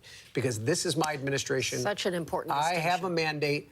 I won the popular vote. He thinks he's going to win the popular vote. I won more than 300 electoral votes. What are you going to do for me if you are in this position? And so the theory of this case would be that it would be far less tumultuous than the first Trump administration, because this time around he's picking his people. Whether or not that's borne out by facts and what happens, countless times in the first administration, we covered people putting up guardrails, telling him, no, that's not lawful, you can't do that. If he does not have people willing to say that, that will certainly change the tone and tenor.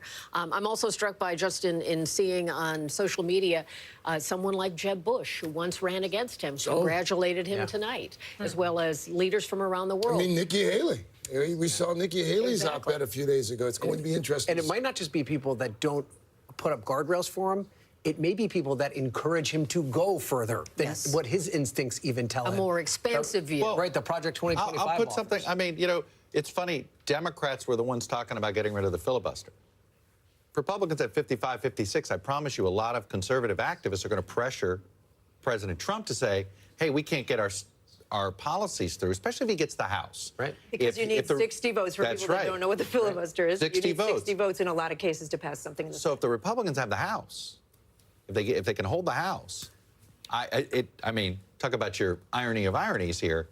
This is a different Republican Senate. Mitch McConnell is just another member for 2 more years. And that's the distinction between winning 55 seats versus 52 seats. Right. Because you've got Lisa Murkowski, Susan Collins. That would have stopped that, but they might not have They may not have the power to do that. Right. I want to check in with NBC News correspondent Vaughn Hilliard. He spent the night, and it's now the morning, at Trump headquarters in West Palm Beach, Florida.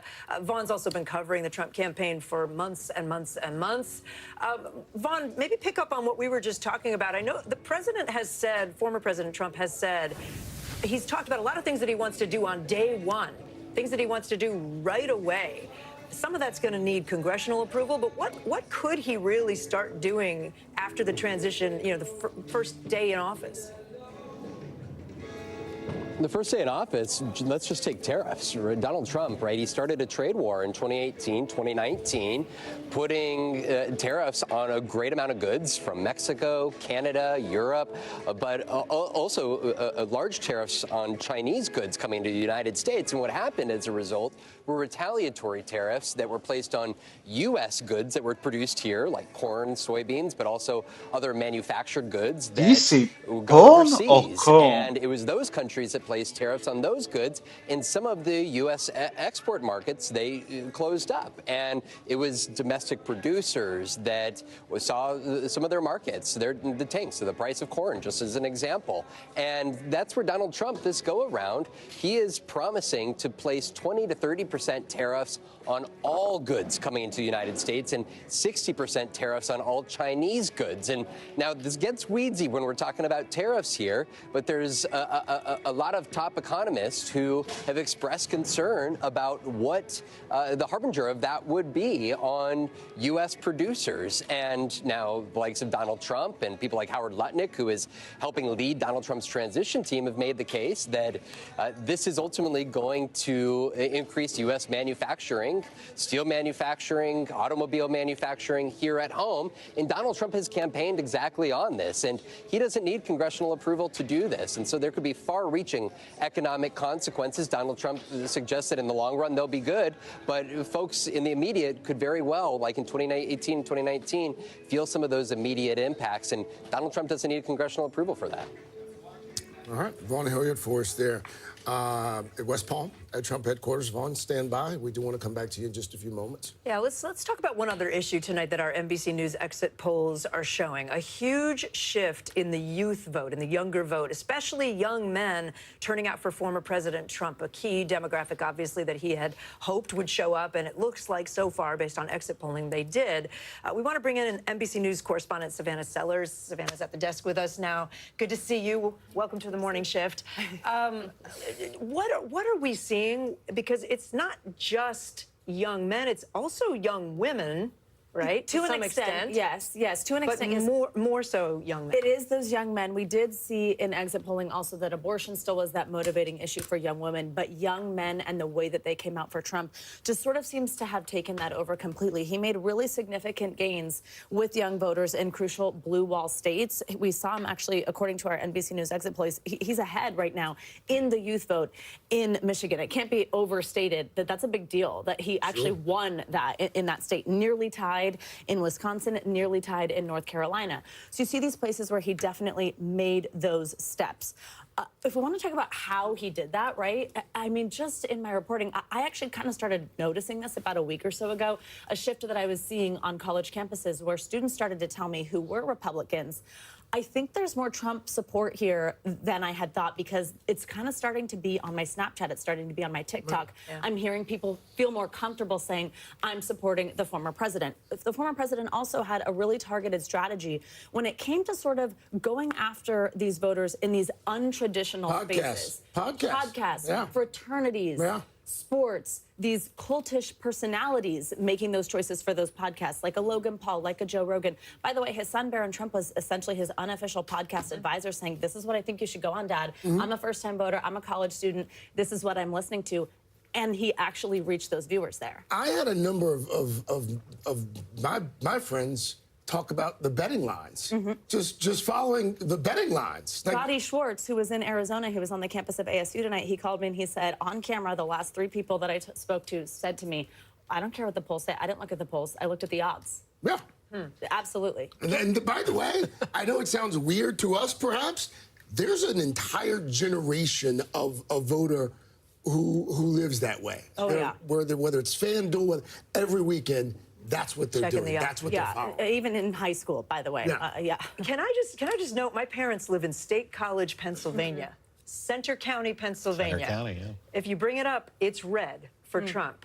He held an event, not last weekend, but the weekend before, in that college town on the Penn State campus, which people there were like, what is he doing? This county is typically blue. It's been blue for a long time. Not by a lot, but blue. But it's red today. And Chuck, I don't know. I wonder what that says about Penn State students potentially coming out. Look, you and I both have, I think, Gen Z kids. Yes. And I have them in each gender. 19 and 21. Yeah, I've got 17 and 20. And I have seen it. Each gender. You know, it was interesting. I got an anecdote from my voter who said, is he saying there is only 2 Yeah, gender? I've got a friend who's a Trump supporter. He tried to go vote, but he wasn't registered. And so that was sort of just one anecdote. Turned out that's just one anecdote. But a lot of these places, you have same-day voter registration. Yeah. Take Michigan. That's a same-day voter registration state. So if that means a whole bunch of people showed up, the assumption was, you know, it's so funny. Last week, particularly, it was House Democrats. They were really pointing to college campuses as the key to them picking up a few of these key congressional races, particularly Ann Arbor and Iowa City, because they said, hey, in 2020, the Ann Arbor kids weren't in Michigan. They were voting in their home states. The Iowa City kids weren't in Iowa, weren't at the University of Iowa. They were voting from their home states. And so they thought, hey, when they're here, it's going to do it. But, you know, they're not flipping that Iowa CD that they were hoping to flip, that Iowa City's in. And Michigan right now, we've still got a long way to go. But if they're breaking more like the rest of the country. Right. I was keeping a close eye on North Carolina over the last day because college Democrats, they had intense organization on college campuses. They lobbied the state to get more polling places on campus. They made student IDs an acceptable form of ID on many campuses. But they were also doing something interesting, and the Harris campaign was involved in this, was paying volunteers to do this. Anyone who registered to vote with them or who signed out what they were calling a commit to vote card, they were sending them directly Google Calendar invitations with their closest polling location. And they actually told me, we think we did that with a fair amount of Republicans also. Like, it was sort of a bipartisan get out the vote effort. We saw that this is one of those states where that youth vote is nearly tied as North Carolina. And by the way, North Carolina, you start the RTP area, Research Triangle Park, Raleigh, Mecklenburg County, Charlotte, you got a whole heck of a lot of college kids there. But remember, they've only known Trump. I was doing a little stint at the University of Chicago last week and was meeting with these students, and first, like, you know, my first memory of an election was 2016, and I was 12. The students have, and I was like, and it was just a reminder. They don't know anything other than Trump. And their whole lives. He was a celebrity. That's right. His show on this network, The Apprentice, came on 20 years ago. I'll take a quick break here because even at 4:20 in the morning, we have bills to pay here. Our special coverage of the 2024 We're getting big numbers here, Craig. Election continues. Ballots still being counted, especially in Wayne County, Michigan, Wisconsin as well. Those two states still uncalled, but former President Donald Trump on the verge of returning to the White House for a second term.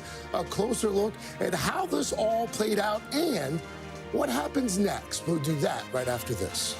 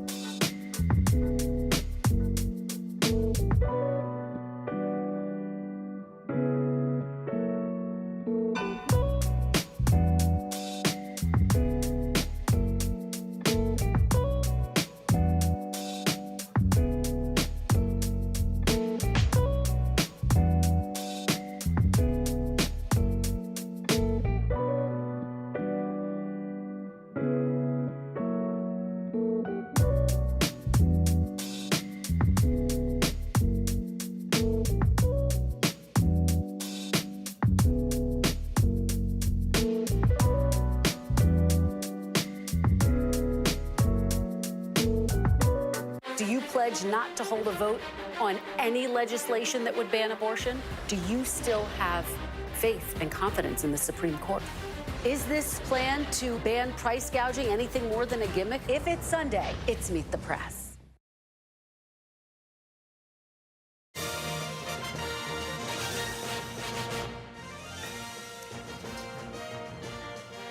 Welcome back. Our NBC News exit polls giving us a glimpse into this historic election and what factors drove voters out to the polls. This exit poll showing us how voters are feeling about the way things are going in the U.S. You see 73% dissatisfied or angry. It's a lot of dissatisfied or angry voters. It is. There's a lot we can extrapolate from that. And that's got to be more than one party saying that in those exit polls. Let's bring in some of our insiders to get their take on all of this. We've got Matt Gorman, former senior communications advisor for the Tim Scott presidential campaign, and Jeff Flake, former Republican senator from Arizona, here with us. I guess I'd just like to start, because we haven't seen you yet at this early hour, with your thoughts on this. I'll start with you, Matt. Your thoughts on this election. One thing I was surprised about, one thing I wasn't surprised about. First, I was surprised at the speed of which all of this was called. Pennsylvania, it being 4 in the morning and it being We thought it might take days. Absolutely. We thought it would be waking up into Wednesday. One thing I was not surprised about, and I think people discounted, they were saying, like, what if Wisconsin goes this way and Georgia goes that way? I think we underestimated the chance that this all falls in the same way. These, if you remember, these states aren't vacuums. Yeah. They kind of tend to follow the same trends. We're certainly seeing that tonight. To you, same question. Shocked at the margins. I mean, Illinois, 5-point margin. Yeah, Chuck was just talking about that. New Jersey, that's just shocking. And by the way, Michigan and Wisconsin poised to be pretty doggone close as well. Yeah. Senator, you also have a unique vantage point. You're also an ambassador as well. We all remember what the first Trump term looked like, what it sounded like. Is there any universe in which this second Trump administration looks and sounds different? I think it'll be different. One, he knows, he knows more people. People from whom he'll select, ambassadors, Secretary of State, and others as well. And I think there's a good cadre of people, in the Senate who are waiting for those opportunities. So I think that's going to be different in that way. So he has much more familiarity with how Washington works, and I hope that that leads to a smoother time as well. I know that our allies want that, certainly. We just checked in with Keir Simmons, who's overseas for us in the Middle East, and he was, statement after statement from world leaders, like the Russian leader, saying, I can't remember the exact words, but congratulations. It's definitely being seen around the world at this hour. Absolutely, and I think to Senator Flake's point, this was a marriage of convenience in late 2016, early 2017. They were just trying to assemble a team. Now, they've been dating for about 10 years now. They know each other pretty well. So their folks are ready to assume these positions. As you talked about earlier, Senator Rubio, Senator Haggerty, and others. Senator Scott. We'll see. I think I could see him staying in Congress and doing some things there, but wouldn't discount it. There are people who Trump knows, Trump trusts, and has a relationship with. It might make that transition and then governing a little easier. And these senators have relationships overseas as well. With some of these heads of state, and that helps. It certainly does. We just have about a minute left. I'm a little surprised by your tone. I would have thought you might have been concerned.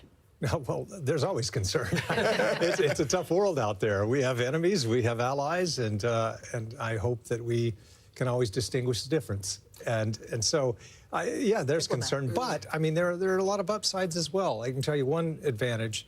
President Trump has the ability to just and the inclination to just pick up the phone sometimes. Now, sometimes you wish you'd have a note taker, and make sure that he's not promising things we can't deliver.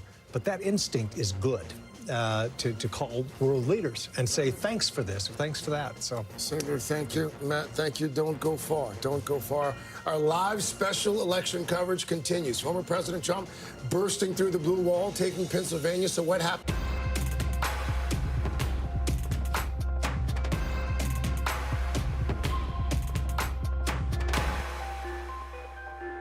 Kristen Welker hosts Meet the Press every Sunday on NBC.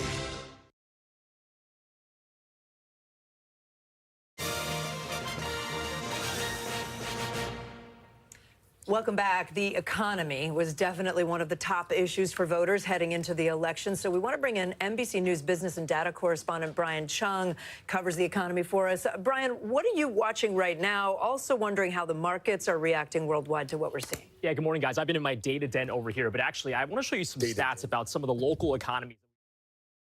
Some of the states here, namely Georgia and also North Carolina. So if you take a look at Georgia, take a look at the unemployment rate. Again, what you're looking at on the black boxes over there is the national figure. So the unemployment rate actually a little bit better in Georgia than the national average at 3.6% compared to 4.1%.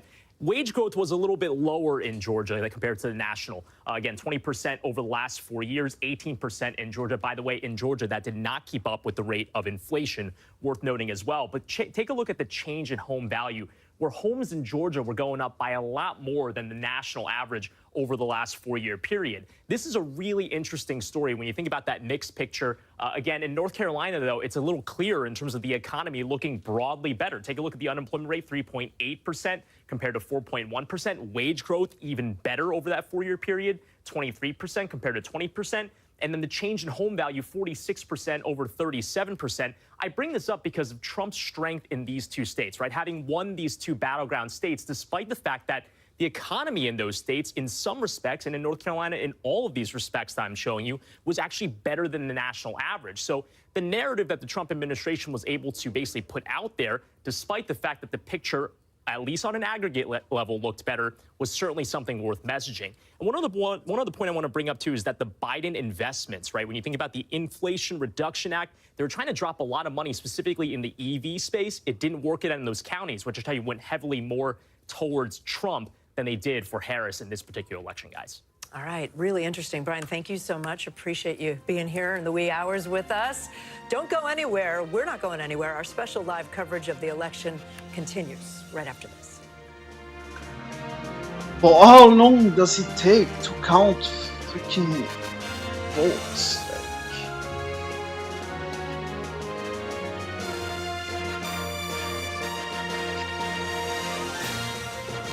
From inside Iran, from Israel, from Tampa, Hurricane Milton is here. Where we're standing right now is covered in water. Part of our continued reporting. Anyways. Thanks for talking to me. I'm kind of bored. Honestly, it's been like fucking 10 hours. Do you still have faith and confidence in the Supreme Court? Is this plan to ban price gouging anything more than a gimmick? I think I'm gonna call it. It's Meet the Press. And I'll probably come back later for some Valorant or some Crusader King, some shit like that. And a good morning to 4:30 a.m. on the East Coast. That means it is 1:30 a.m. on the West Coast.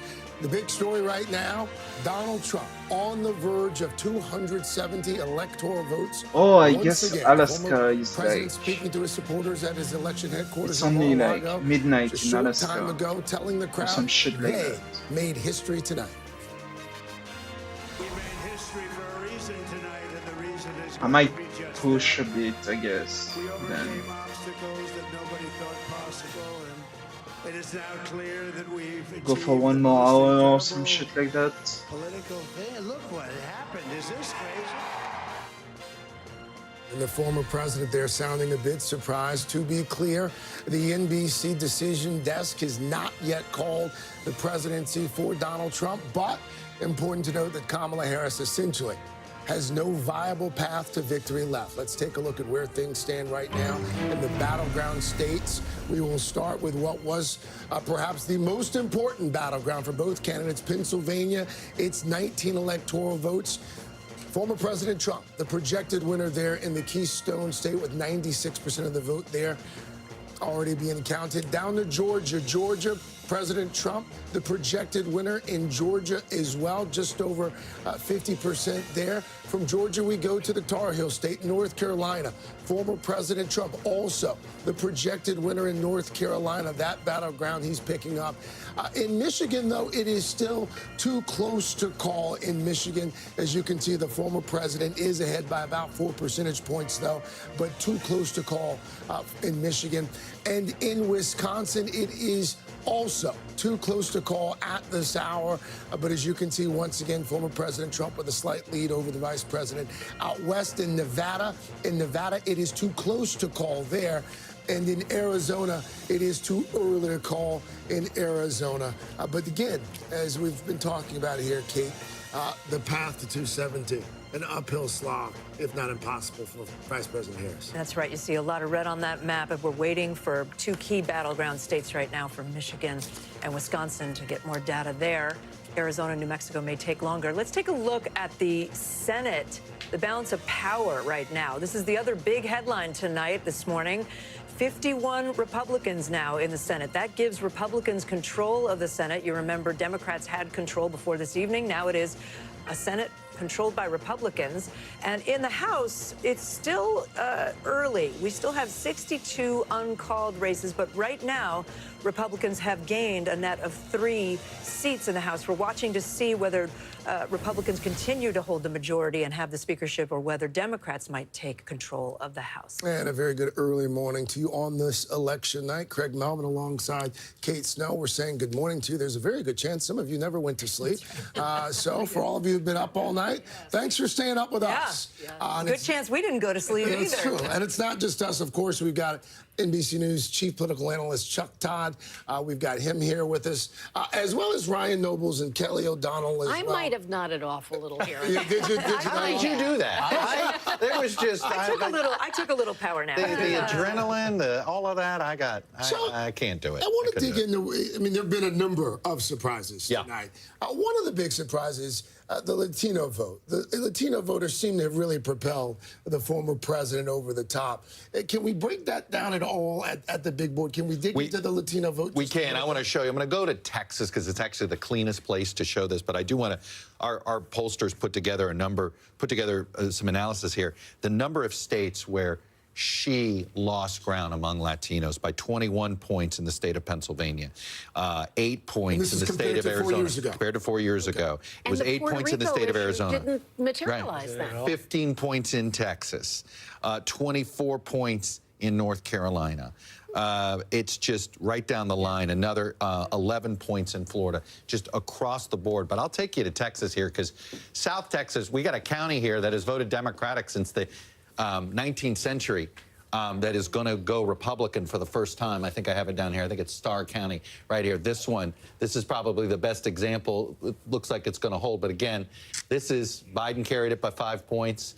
Just give you, Hillary Clinton carried it by over 60 points, okay? Wow. This is how fast South Texas, this is just one county right on the border. This is Starr County. Again, the last time it's been since the 19th century that the Democrats have carried this county every single time. And I can just go here. I'll show you. Well, let me take you to other counties here so you can see. That's a fucking blender, man. Let me get you back down to Texas. Chuck, can we see in that county the Latino vote? Is that possible? Well, it's mostly, these are majority Latino counties. Counties, right. So just to tell you, so here's another one here. So you could see just the change in over 2 cycles. Again, Clinton carries this county by 37 points. Biden carries the county by 12. Trump carries it by 3. So this has just been a fast transformation all along the southern border. So you got to say to yourself, Latino voters in particular seem to respond to the border issue. And when you see again, this is now as Republican as South Texas has ever been. And this used to be the heart and soul. Part of the problem now that Democrats can't target Texas, they always thought, well, South Texas was going to be, you take South Texas and couple it with Houston, Dallas, and San Antonio and Austin, and they thought that was the math to make them competitive statewide. The problem is they're losing South Texas, and they're losing it, as you can see, by gigantic numbers. The swing is just gigantic down there. And again, that's Texas. We've seen it. I told you, every single swing state. We've seen it across the board, and these are some major ones. And I see we've got somebody here who knows a lot about what's going on in the state of Texas, but he probably knows Starr County really well. I mean, that's the gut punch of the night, I think, or the exclamation point if you're on one side of the aisle, the gut punch if you're on the other side of the aisle of what happened with the Latino vote in the Democratic Party. Referencing Secretary Castro. Secretary Castro, stand by, because we do want to bring in some of our political insiders to talk about what we've been discussing here, the Hispanic vote. Abraham Enriquez, founder of Bienvenido US, staunch Trump supporter. Carlos Curbelo, former GOP congressman from Florida, also staying up very late. Apparently no one's turned on the lights there in that studio for you. We do have lights here, though, for Secretary Julian Castro, former housing and urban development secretary in the Obama administration. Secretary, I'll start with you. I heard something interesting last hour from your former colleague, Secretary Jay Johnson, a former Secretary of Homeland Security. He said something that stayed with me. This idea that we continue to treat minority groups, especially in this country, as monolithic. This idea that there is a Latino voter or a black voter or a woman voter, when apparently, based on what we've seen tonight, couldn't be farther from the truth. Yeah, I mean, what I see tonight basically is, well, first of all, something happened between 2016 and 2020, because the first significant drop-off that we saw, especially in places like South Texas, was not this year, but in 2020. And so the Democratic Party is going to have to basically do the inverse of what the Republican Party did in 2012, which is an autopsy to try and figure out what happened there. But I think to a large extent, what you're starting to see is that the Latino community, other communities are dividing or cleaving along the ways that every other community is, urban versus rural, education level, and so forth. And especially when you compare, I'm looking forward to comparing, for instance, what happened in South Texas or other rural communities, small town communities with Latinos versus in the big cities. I bet that you're going to find that the drop-off was especially pronounced in those smaller communities versus big urban areas, for instance. What's puzzling maybe, too, is that President Trump ran on a platform of a mass deportation of immigrants. So you sort of wonder if some of those who voted for him in those southern Texas counties are maybe second, third generation. They've been here a long time. I think that's part of it. Also, if you compare the focus of the immigration debate of the last couple of years versus the 2010, 2012, 2014 DACA and DAPA timeframe, the focus of the last couple of years was almost exclusively on people who were literally just getting here. And so I think that there was a division that was created there that was very different from when the people that were targeted many years ago by Prop 187 or, you know, SB 1070 in Arizona, or the DACA conversation was around, where people who had been here for a long time, who had roots, who were part of their neighborhoods and their communities. And that, I think, made it easier to create that division within even the Latino community. Congressman Curbelo, let me bring you into the conversation there. Again, you are in Florida. Before we dig into more of this part of the conversation about the Latino vote and the Hispanic vote, I want to ask you a very simple question about the results tonight. Again, we haven't called the election, but I think we all can acknowledge where this thing is headed. Did Donald Trump win this race, or did Kamala Harris lose this race? Look, I think Donald Trump won this race, and in part, it's because the Biden-Harris administration failed to unite the country, Craig. What people wanted from Joe Biden in 2020, what they were looking for at that time, was to turn the page, to bring the country together, to have a healer in the White House. That is what Joe Biden promised to do. When we look at how people feel about the country, that right track, wrong track question in polling, it's obvious that he failed. And I really think that's what opened the door to the second Trump presidency. Now, when it comes to the Latino vote, look, I think we can confidently declare tonight, Craig, that this idea that demography is destiny, right? What Democrats have been saying for over a decade, that as the American population would diversify, that meant that the Democratic Party would automatically grow.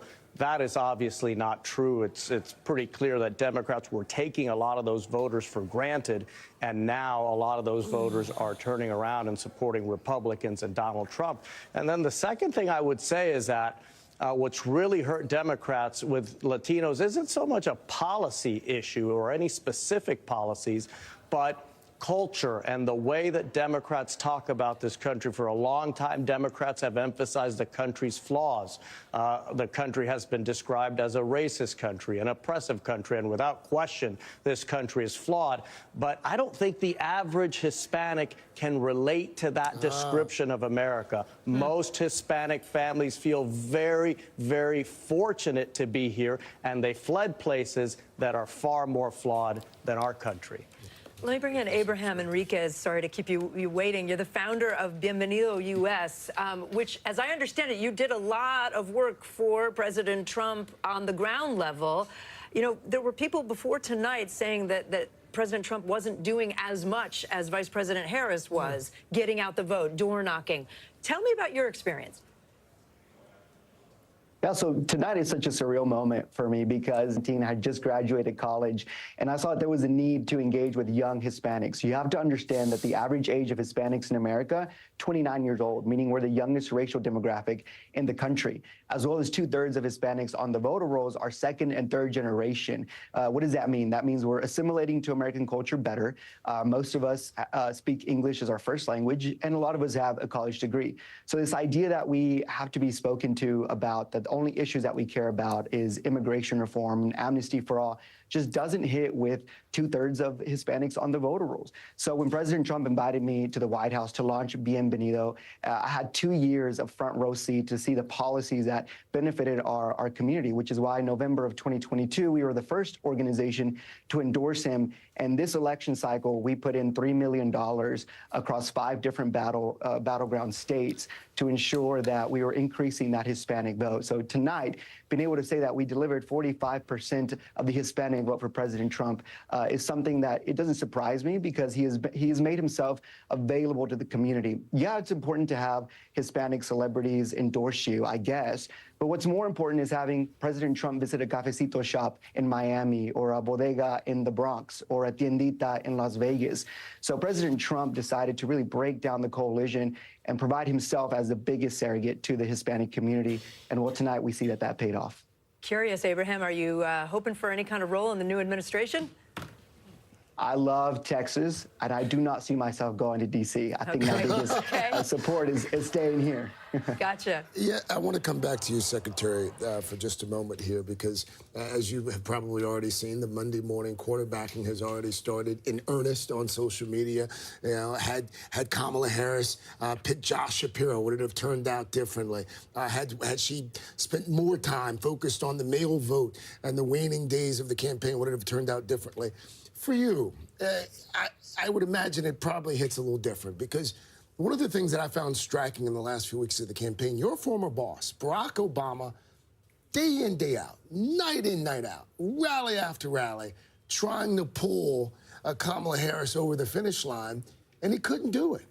No celebrity could do it. Beyonce, I mean, it was just Taylor Swift, Oprah, all of these celebrities who came out and were so vocal in their support of the vice president, they didn't move the needle. What does that tell you, if anything? What it tells me is that it's something deeper than that. I don't think that any one thing, a different selection of a vice presidential candidate, a running mate, would have made that difference. I think that Kamala Harris was dealt a very difficult hand. Nobody else in history had to do a 100-day sprint to the finish. I think in many ways on inflation, on other issues, that the narrative was set. And probably it would have been a lot better chance of winning if President Biden had stepped aside sooner and there had been more opportunity to actually reset a new narrative. But we'll never know. These were very unusual circumstances. She was trying to do something unprecedented. And then, Craig, I think also at a bigger picture level, 15 years ago, before Barack Obama was elected, if somebody had said, you know what, we're going to ask the United States to elect a black woman president, most people would have said, what? Yeah. That's not going to happen for 30 or 40 years. And what breaks my heart is to think at a bigger level that it's beyond any of these sort of, one-off issues that are happening right now, but it's still some of the ingrained challenges. You can say the quiet part out loud. No, I mean, that we face, with racism among some people and misogyny among some people. I don't think we're grappling enough with some of those larger issues right now yet either. All right, Secretary Castro, thank you. Thank you so much for your time, and a big thanks as well to our other two insiders. It's crazy how, like, we still have you lose at something, and then it's never your fault for losing. It's all the isms. It's racism, sexism, and all that shit. But did it turn out as they had hoped? We're going to take a look at that part of the story next. That's crazy. To never be able to take accountability for your failures.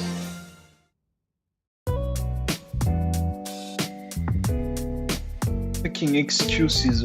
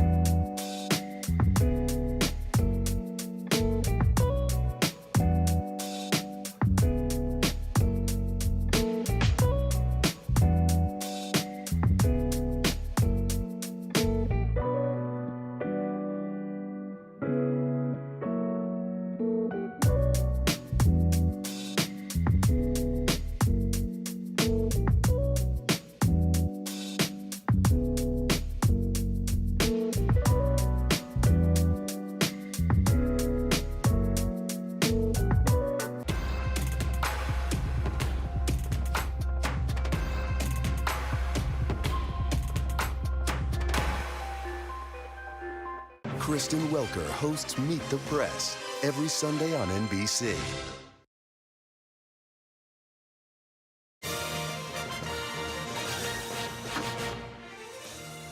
Welcome back. As a result of Roe v. Wade being overturned, abortion rights initiatives, as you know, made their way onto the ballot in 10 states on this election night. For a check on the results, we're going to go over to Ryan Nobles. He's at the data wall for us. Ryan? Yeah, Kate, I think we're going to talk about this for quite a while after this election, about how abortion played a role in this particular vote, because there were a number of motivating factors that brought people to the polls as it relates to abortion, because there were so many of these referendums that were on the ballot. I want to show you a couple of them, in particular, the two places where they failed. This is the first time that we've seen measures like this actually fail at the statewide level. In Florida, a majority of the people of Florida did vote to protect abortion rights, but this needed a supermajority in order to get there. It fell short of that at only 57%. In South Dakota, a very conservative state, probably not that big of a surprise, this measure fails 61 to 39%. But let me show you a place where it passed that may come as a bit of a surprise, and that's Montana, a very conservative state. Donald Trump won this state very easily. We're still waiting the results of the Montana Senate race right now, but it looks like John Tester is in a difficult position there, the incumbent. They still vote in favor of abortion rights. Now, look across the map, and you see all these different states where in each opportunity, voters went to the polls looking for an opportunity to codify abortion rights. It happened in Arizona. That's a state that's leaning towards President Trump right now. It happened in Nevada. Republicans are doing very, very well there. Missouri, Donald Trump won easily there. They won the Senate race there. New York, obviously a blue state. Maryland, a blue state. And Colorado, a blue state. So where are we still looking to see this? Well, there's one other state where there was a bit of an interesting dynamic, and that is in Nebraska. They actually put two measures on the ballot, and the way they decided to work this out is whichever one of these measures got the biggest raw vote total, that's what was going to be put into practice. And in this case, it was the second one, their second option here. And basically, this put into the situation I'm sorry, it's actually this one. I'm looking at the things wrong. So it actually prohibits abortion after the first trimester, which is essentially codifying an abortion ban. Now, there are exceptions in this for rape, incest, life of the mother, things along those lines after you get past the first trimester. But this is essentially codifying an abortion ban at 55 to 45%. Now, Democrats had really hoped that abortion would be a driving factor for their voters, and Kamala Harris made it kind of the central point of her campaign. But what we saw when you look at these results in many of these states, there was still people voting against the idea of abortion being banned, but not transferring that vote to Democrats, at least not in every single state, including some of the states where it mattered the most, guys. All right, you know, you look good over there at the data wall, but you look better over here at the desk. Come on home, Ryan. Right. Kelly O'Donnell is still staying up with us. So let's pick up where Ryan left off there, Kelly O, because What do you think happened in terms of that particular issue being a galvanizing issue for Democrats? One thing is how Ryan laid it out, that if people are faced with a decision that is discreetly about abortion, and they have an opportunity to evaluate that and change the law in their state, they were motivated to do that. They weren't willing to confer that to leadership at a national level for Kamala Harris. Part of me wonders if so much of this is still baked in, the newness of her candidacy, how she was not as well known broadly. And to some degree, it is a mystery at this early hour because it was so dominant among so many of the voices. So many ads. So many. Yeah. And even in a lot of the polling talking about how important the issue was. You know, it was interesting. We did a lot of focus groups leading up to this. There was one focus group where they asked this specific question of Pennsylvania voters. And you talk about a state like Pennsylvania, which had codified abortion rights there. And then you say in these focus groups, they actually asked, are you more concerned about abortion or the economy? Well, I'm more concerned about abortion. The second question, follow-up question in the focus group was, what if I told you that in your state, abortion is protected? You don't have to worry about that. Oh, well, now I'm worried about the economy. And so not worried about it at the national level if they felt protected in their own state. Yeah, and this is why I say this is going to be one of these things we're going to have to dissect after the fact. Because if you walked into that voting booth and you thought, oh, look, I have an opportunity here, independent of anything else, to protect abortion rights in my state, now I can vote on every other issue. And in some cases, they felt Harris that couldn't explain how she was going to get a national protection enacted. Right. Meanwhile, to make your point, Mike Rogers, who's the Republican nominee for Senate and right now is leading in Michigan, very late in the campaign. In fact, I thought it was too late to fix his problem on reproductive rights. Had his wife do a direct-to-camera, essentially saying he is not going to do anything. You know, Michigan is already codified. You're okay. You're okay. And he's not going to do anything to change Michigan's law. Larry Hogan tried that in Maryland. He did, right. Well, not a swing state, arguably. But it was interesting that they did it so late. In fact, I was like, wow, that's awfully late. It might be too late. But it may not have been. We'll see. Former President Trump, actually, I mean, he distanced himself from a lot of that. And of course, at one point, a few weeks ago, I think that's the key. Declaring himself the father of IVF. No, I think him muddying his message gave the permission slip to somebody who was inclined to support Trump, but also is in favor of abortion rights. I mean, look, you can't win Florida by the margin he did. 57% supported this amendment. It came up short because of the 60% threshold, but 57%. So that's quite a few Trump voters voting. And when we talk about the influence that Donald Trump's going to have on this new government when he takes the presidency, you have to wonder, there are going to be a group of Republicans in the Senate, Lindsey Graham, Ted Cruz, who are going to want to push for a national abortion ban. Can Donald Trump prevent them from introducing that? Because I think that's going to be one of the big. He has never said, has he, Ryan? President Trump has never said. Ryan, what's the line? He would veto. But what's the number? 15 weeks? Is it 15 weeks? Right. Because if it's 15 weeks, is that going to be considered a ban? Or is that going to be considered to Floridians and Texans who are dealing with 6-week bans and Iowans an improvement? Right. Just something to think about. That was the question Hallie Jackson asked Kamala Harris, if you remember. She wouldn't touch it. And she would not touch it because the Overton window, the Overton window on abortion has changed. That's the reality. That's one of the things we have to remember here. This isn't about a ban. It's about where it stops and ends. Clearly, we have a lot more to discuss. We have a lot more special coverage of the 2024 election as former President Trump closes in on the White House. Stay with us. Kristen Welker hosts Meet the Press every Sunday on NBC.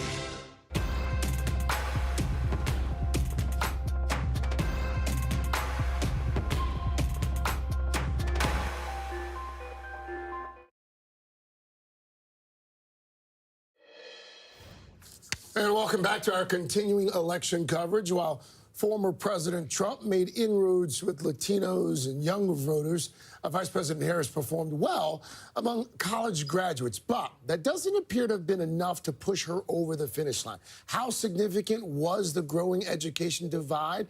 And what does that mean for Democrats moving forward? We want to pick up on that part of the conversation right now. Again, we're just getting some of the exit polling data in, so I don't know if we really know too much about that at this point. Chuck, Do we? No, I think that's something that we got to continue to unpack. It's over the next few days. Okay. And, yeah, I think so. But is it, I mean, based on what you've shown us so far throughout the night, she underperformed with just about every other group. There's probably no reason to... There's no reason to think, I mean, look, yes, you know, the Democratic coalition, she put about 93% of it together. Yeah. You know, I mean, we are drawing these broad conclusions. This still was a 2-point race in Georgia, a 2.5-point race in North Carolina. It's going to be about a 1.5-point race in Pennsylvania, a 1-point race. I mean, we are going to sit here and look. It's going to be the biggest margin Trump has had. Yeah. Right. Okay, It's compared not to a 60. blowout. It is not. So it is going to be one of those things where I'm already sensing the Democrats are reacting to this the way they reacted to their 88 defeat. I know I'm going way back, but that was sort of the end of the union-led liberal wing of the Democratic Party, was that 88 defeat by Dukakis, because they really thought they were going to win that election. That was when they were up 17 points, according to some polling, literally 90 days before Election Day, and then they got blown out. Lost all but one Wasn't state. it the ad in the lots of commercial in the tank? There was plenty There of were symbolisms there. I lots think there were a more. lot. But here you have, it was a real knockdown, drag-out fight inside the Democratic Party between sort of the traditional labor or liberal wing of the party and this governor from Arkansas who is leading the moderates, called the DLC at the time. I think we're going to see something similar where the progressives and sort of the non-progressive, whatever you want to call them these days, that's going to be the first fight. The battle for the soul of the new Democratic Party. The new Democratic Party, absolutely. Okay, all right. Chuck, don't go anywhere.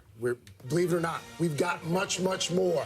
Our live special coverage of the election 2024 continues right after this. From inside Iran, from Israel, from Tampa, Hurricane Milton is here. Where we're standing right now is covered in water. Part of our continued reporting. A little bit crazy. Thanks for talking to me. Good day. Mornings are full of possibility and energy, and how you get set for the day ahead matters. It's about getting caught up and getting ahead, because every day deserves the best start.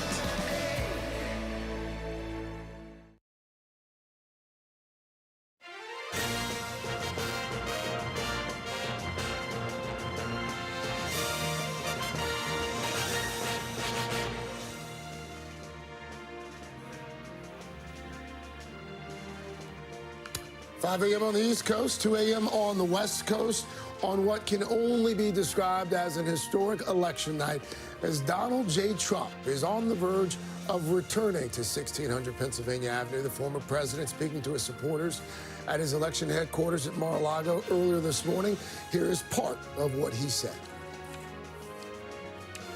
And every citizen, I will fight for you, for your family, and your future. Every single day I will be fighting for you, and with every breath in my body, I will not rest until we have delivered the strong, safe, and prosperous America that our children deserve and that you deserve. This will truly be the golden age of America. That's what we have to have. Mr. Trump has declared victory. The NBC decision desk has not yet called the presidency for Mr. Trump, but realistically, Kamala Harris has no viable path to 270 Electoral College votes. In fact, let's take a look at where things stand right now. We'll start in those battleground states that we have been talking about ad nauseum. Pennsylvania, the Keystone State, the projected winner there, former President Trump. From Pennsylvania to Georgia, in Georgia, former President Trump, the projected winner there, picking up Georgia's 16 electoral votes as well. 99% of the vote is in there in Georgia, by the way. North Carolina, Donald Trump also the projected winner there in North Carolina. From North Carolina, we go to Michigan. In Michigan, it is still too close to call. The difference, as you can see there, 102,000 votes. We are still waiting for a lot of those votes in Wayne County. If you're counting votes in Wayne County, pick it up. Wisconsin, too close to call in Wisconsin. President Trump, as you can see there, with a slight edge over Vice President Harris. From Wisconsin, we go out west to Nevada. Didn't expect to be able to call Nevada at this point anyway. Too close to call there. Difference of about 57,000 votes. And in Arizona, it is still too early to call, but as you can see, former President Trump still poised there in Arizona to perhaps pick up the 11 electoral votes there. There's the map, Kate. Yeah, there it is. A lot of red on that map. And we'll go to Chuck to explain that there are really no paths here for Vice President Harris anymore. It's but before we do Joe that, can I the- just pull up the Senate balance of power to remind folks, or if someone's just tuning in, Republicans have taken control of the upper chamber, the Senate, with a 51-seat majority to 41 for Democrats, with some outstanding races still yet to come. And then in the House, we're still waiting for 62 races, and it may take days for some of these to be called. But at this moment, Republicans have a net gain of 3. Remember, Republicans have been controlling the House, so it's a question of whether they keep that control or Democrats take over control. And a good morning to you. Craig Melvin here alongside Kate Snow. And again, the big story right now, just after 5 a.m. on the East Coast, Donald Trump's perhaps improbable, but certainly historic political comeback. Also joined by Kelly O'Donnell, joined by Ryan Nobles as well. Chuck Todd over at his trusty big board. Chuck, what are you looking at here at 5 a.m.? Well, we got 7 uncalled states here, Maine and New Hampshire. Kamala Harris is leading in both of those. Then you have Michigan, Wisconsin, Arizona, Nevada, Alaska. Donald Trump is leading in all of those. He really just needs one of the 4 of the battlegrounds, or Alaska plus the 1 congressional district in Maine. Maine is the other state that splits its congressional district. I will tell you, the state that we expect to see something pretty soon is in here. We've been waiting for some vote in Milwaukee. We're still waiting for it, but it's our understanding that it is being inserted into the system here. So we want to see, is there enough vote in Milwaukee that she could actually make up what she would need in order to catch Donald Trump? Can she find 111,000 votes essentially here? We think essentially she's got to win all but 5,000 votes remaining if our numbers are accurate. But again, this is a stronghold of hers, Milwaukee County.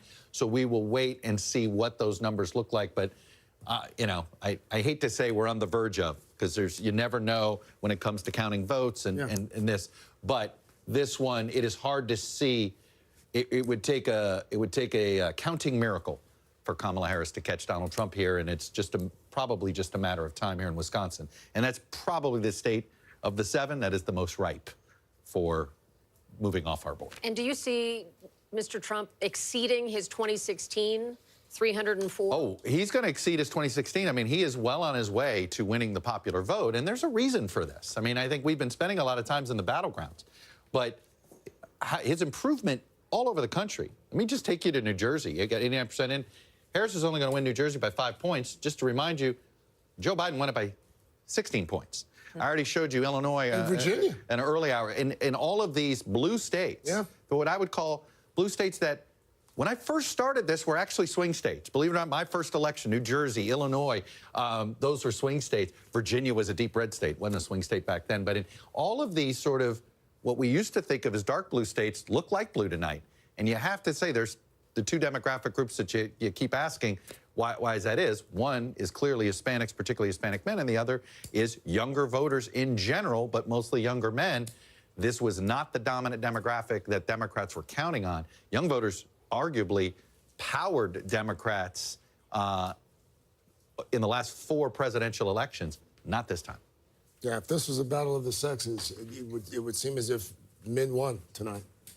Well, in terms of their vote. Yeah. Can I change the subject a little bit and go to Kelly and Ryan on the question of what changes? We've talked about what policies will change, what the cabinet might look like for President Trump. What changes culturally in this country with an election? Again, we haven't called it yet, but if President Trump becomes the next president again, what kind of culture changes do we see, Ryan or Kelly? Because you think about the way he ran this campaign, a lot of ads on transgender issues. And he linked those ads to male-dominated audiences. That's right. Sure. And so if you look at some of the movement to have greater understanding on those issues, to have policies that protect those individuals, that seems to be vulnerable based on his apparent success here. And then just looking at the national conversation, there will be more of an America First approach. There will be more of almost an us and them tone, which was a big undercurrent in what he would talk about. And you know, the term woke or, you know, any of those things. I think wokeism may have died tonight. Woke might be dormant for a bit. Yeah. DEI, that's another big one. Defund the police. Yes, those sorts of things. If you're going to encapsulate it, it would be the end of woke. I mean, I think that's the message that Donald Trump and his supporters, I'm sure, are sending across the board. And it's something that's manifested itself in these podcasts. It's manifested itself on the internet. I mean, X or Twitter has become kind of a haven for all of this. And it's not lost on me that one of the few successful losing candidates tonight was not a Democrat, but somebody who was progressive, but spoke like how people talk. And that's Dan Osborne, the losing independent Senate candidate. He was a Bernie Sanders supporter, but he was basically, hey, I'm a mechanic. And he didn't buy, and, you know, yes, he would curse, and yes, he would. I mean, no different than Trump. John Fetterman. This was a campaign of cursing. It was a campaign of cursing. I mean, you know, this is not your grandmother's campaign anymore, okay? I mean, even in the ads. And my grandmother actually still might be listening. She can't see as well anymore, but she does listen to our coverage.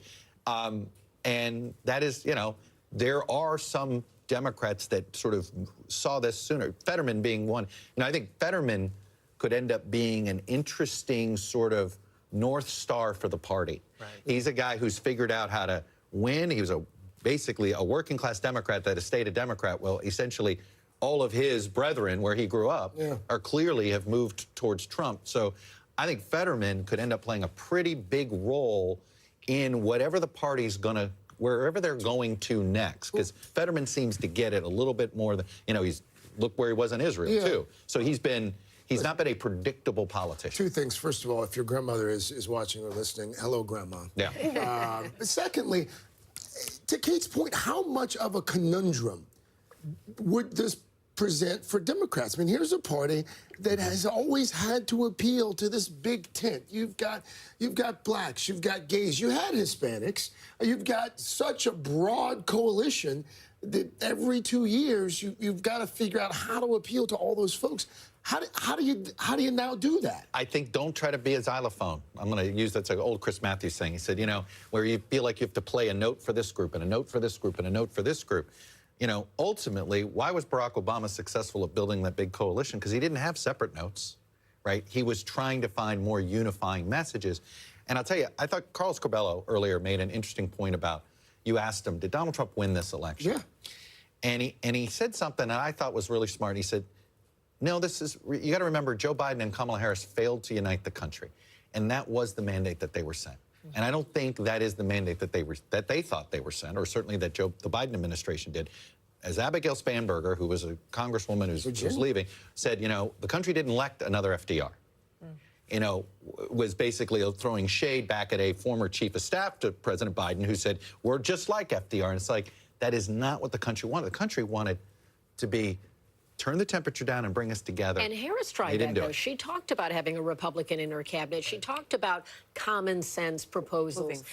Moving forward. Right. And she had a lot of the progressive part of her party kind of sitting quietly But did she do enough, right? Did she do enough to push back on her own positions? You know, it's really tough to be branded you know, I'm really having a lot of flashbacks to 2004. John Kerry's loss, you know, he's the last Democrat to lose the popular vote. And Kamala Harris, they both had a couple of brands that they couldn't shake. The flip-flop. Well, no, it's simply being where you're from. Massachusetts liberal. Right. We've not elected a Massachusetts liberal president, and after a couple of attempts, or San Francisco Democrat. Right. You know, it may not be fair, but it's a label that sticks in a way that doesn't come across as mainstream to a lot of Americans. And when I think we talk about the end of woke, what does that mean? I think what Donald Trump is at least attempting to prove with this win here tonight is that you can make a pitch to a broad swath of Americans that find themselves maybe in the same economic conditions, that live in the same style of area of the country, meaning more rural versus urban. And it doesn't matter if they're black, if they're white, if they're Latino, if they're gay.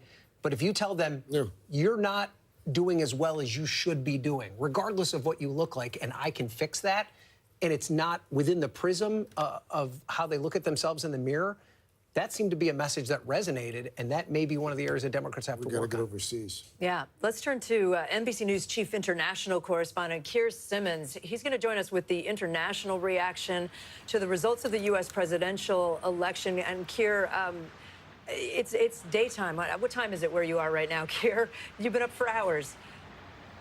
Yeah, it's 2:15 in the afternoon here in the UAE. So yeah. Give us a sense for what's the morning headlines and into the day. What has it been? Well, look, you know, this changes things globally, right? And there are those around the world who are anxious about that, and there are those that are excited about that. So we've been talking to Gulf diplomats, Saudi, Emiratis here, Qatar, who aren't authorized to speak on the record, have been saying things like, wow, stunning, saying that they have been glued to the televisions, fascinated. Listen to Prime Minister Netanyahu of Israel, quick to congratulate Donald Trump, saying this is a huge victory, and then signing off his message in true friendship.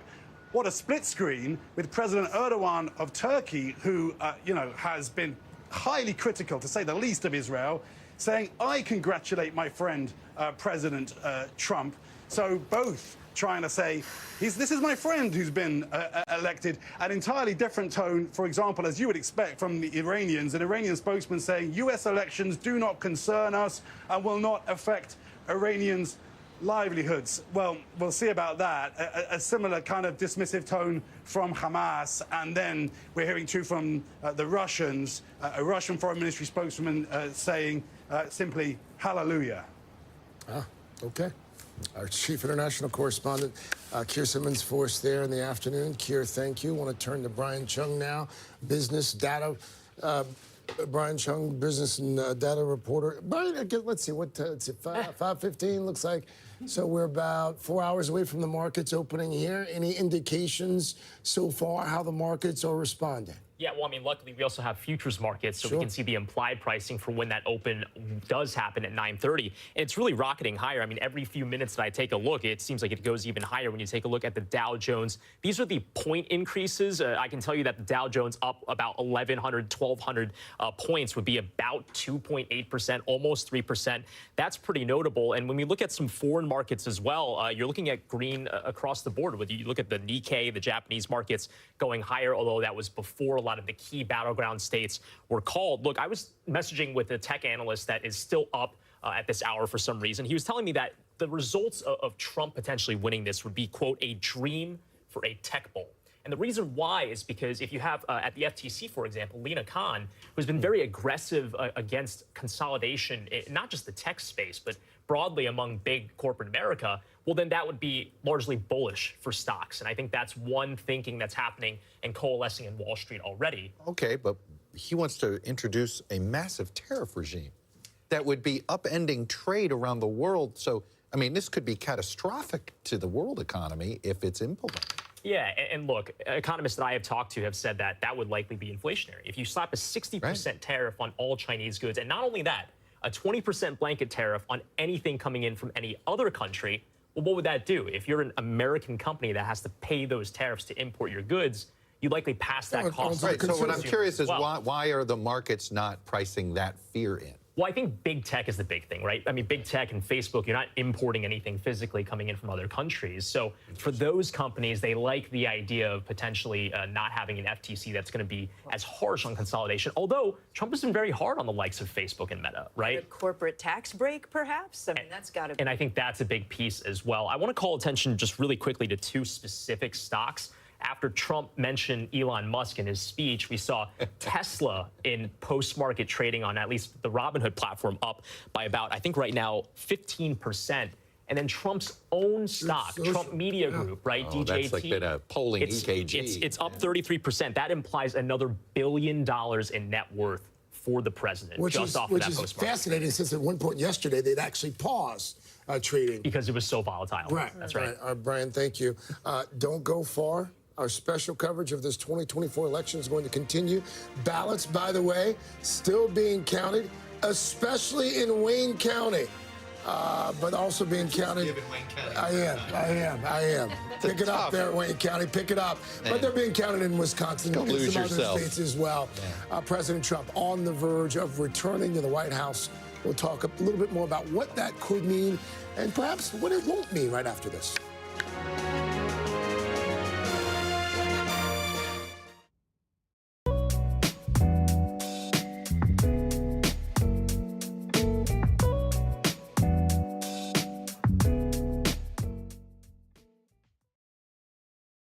Okay, that's gonna be it for me. I'll see you later.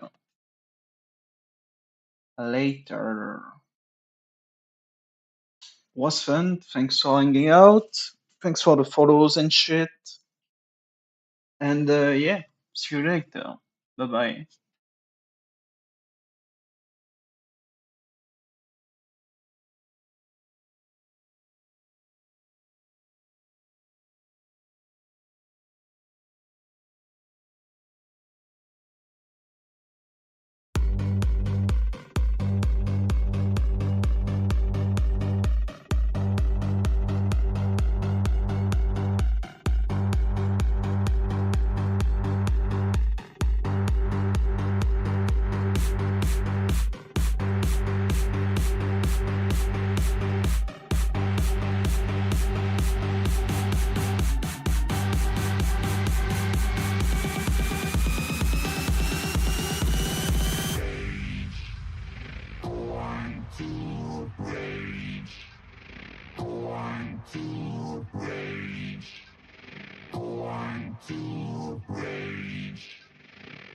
Going to rage.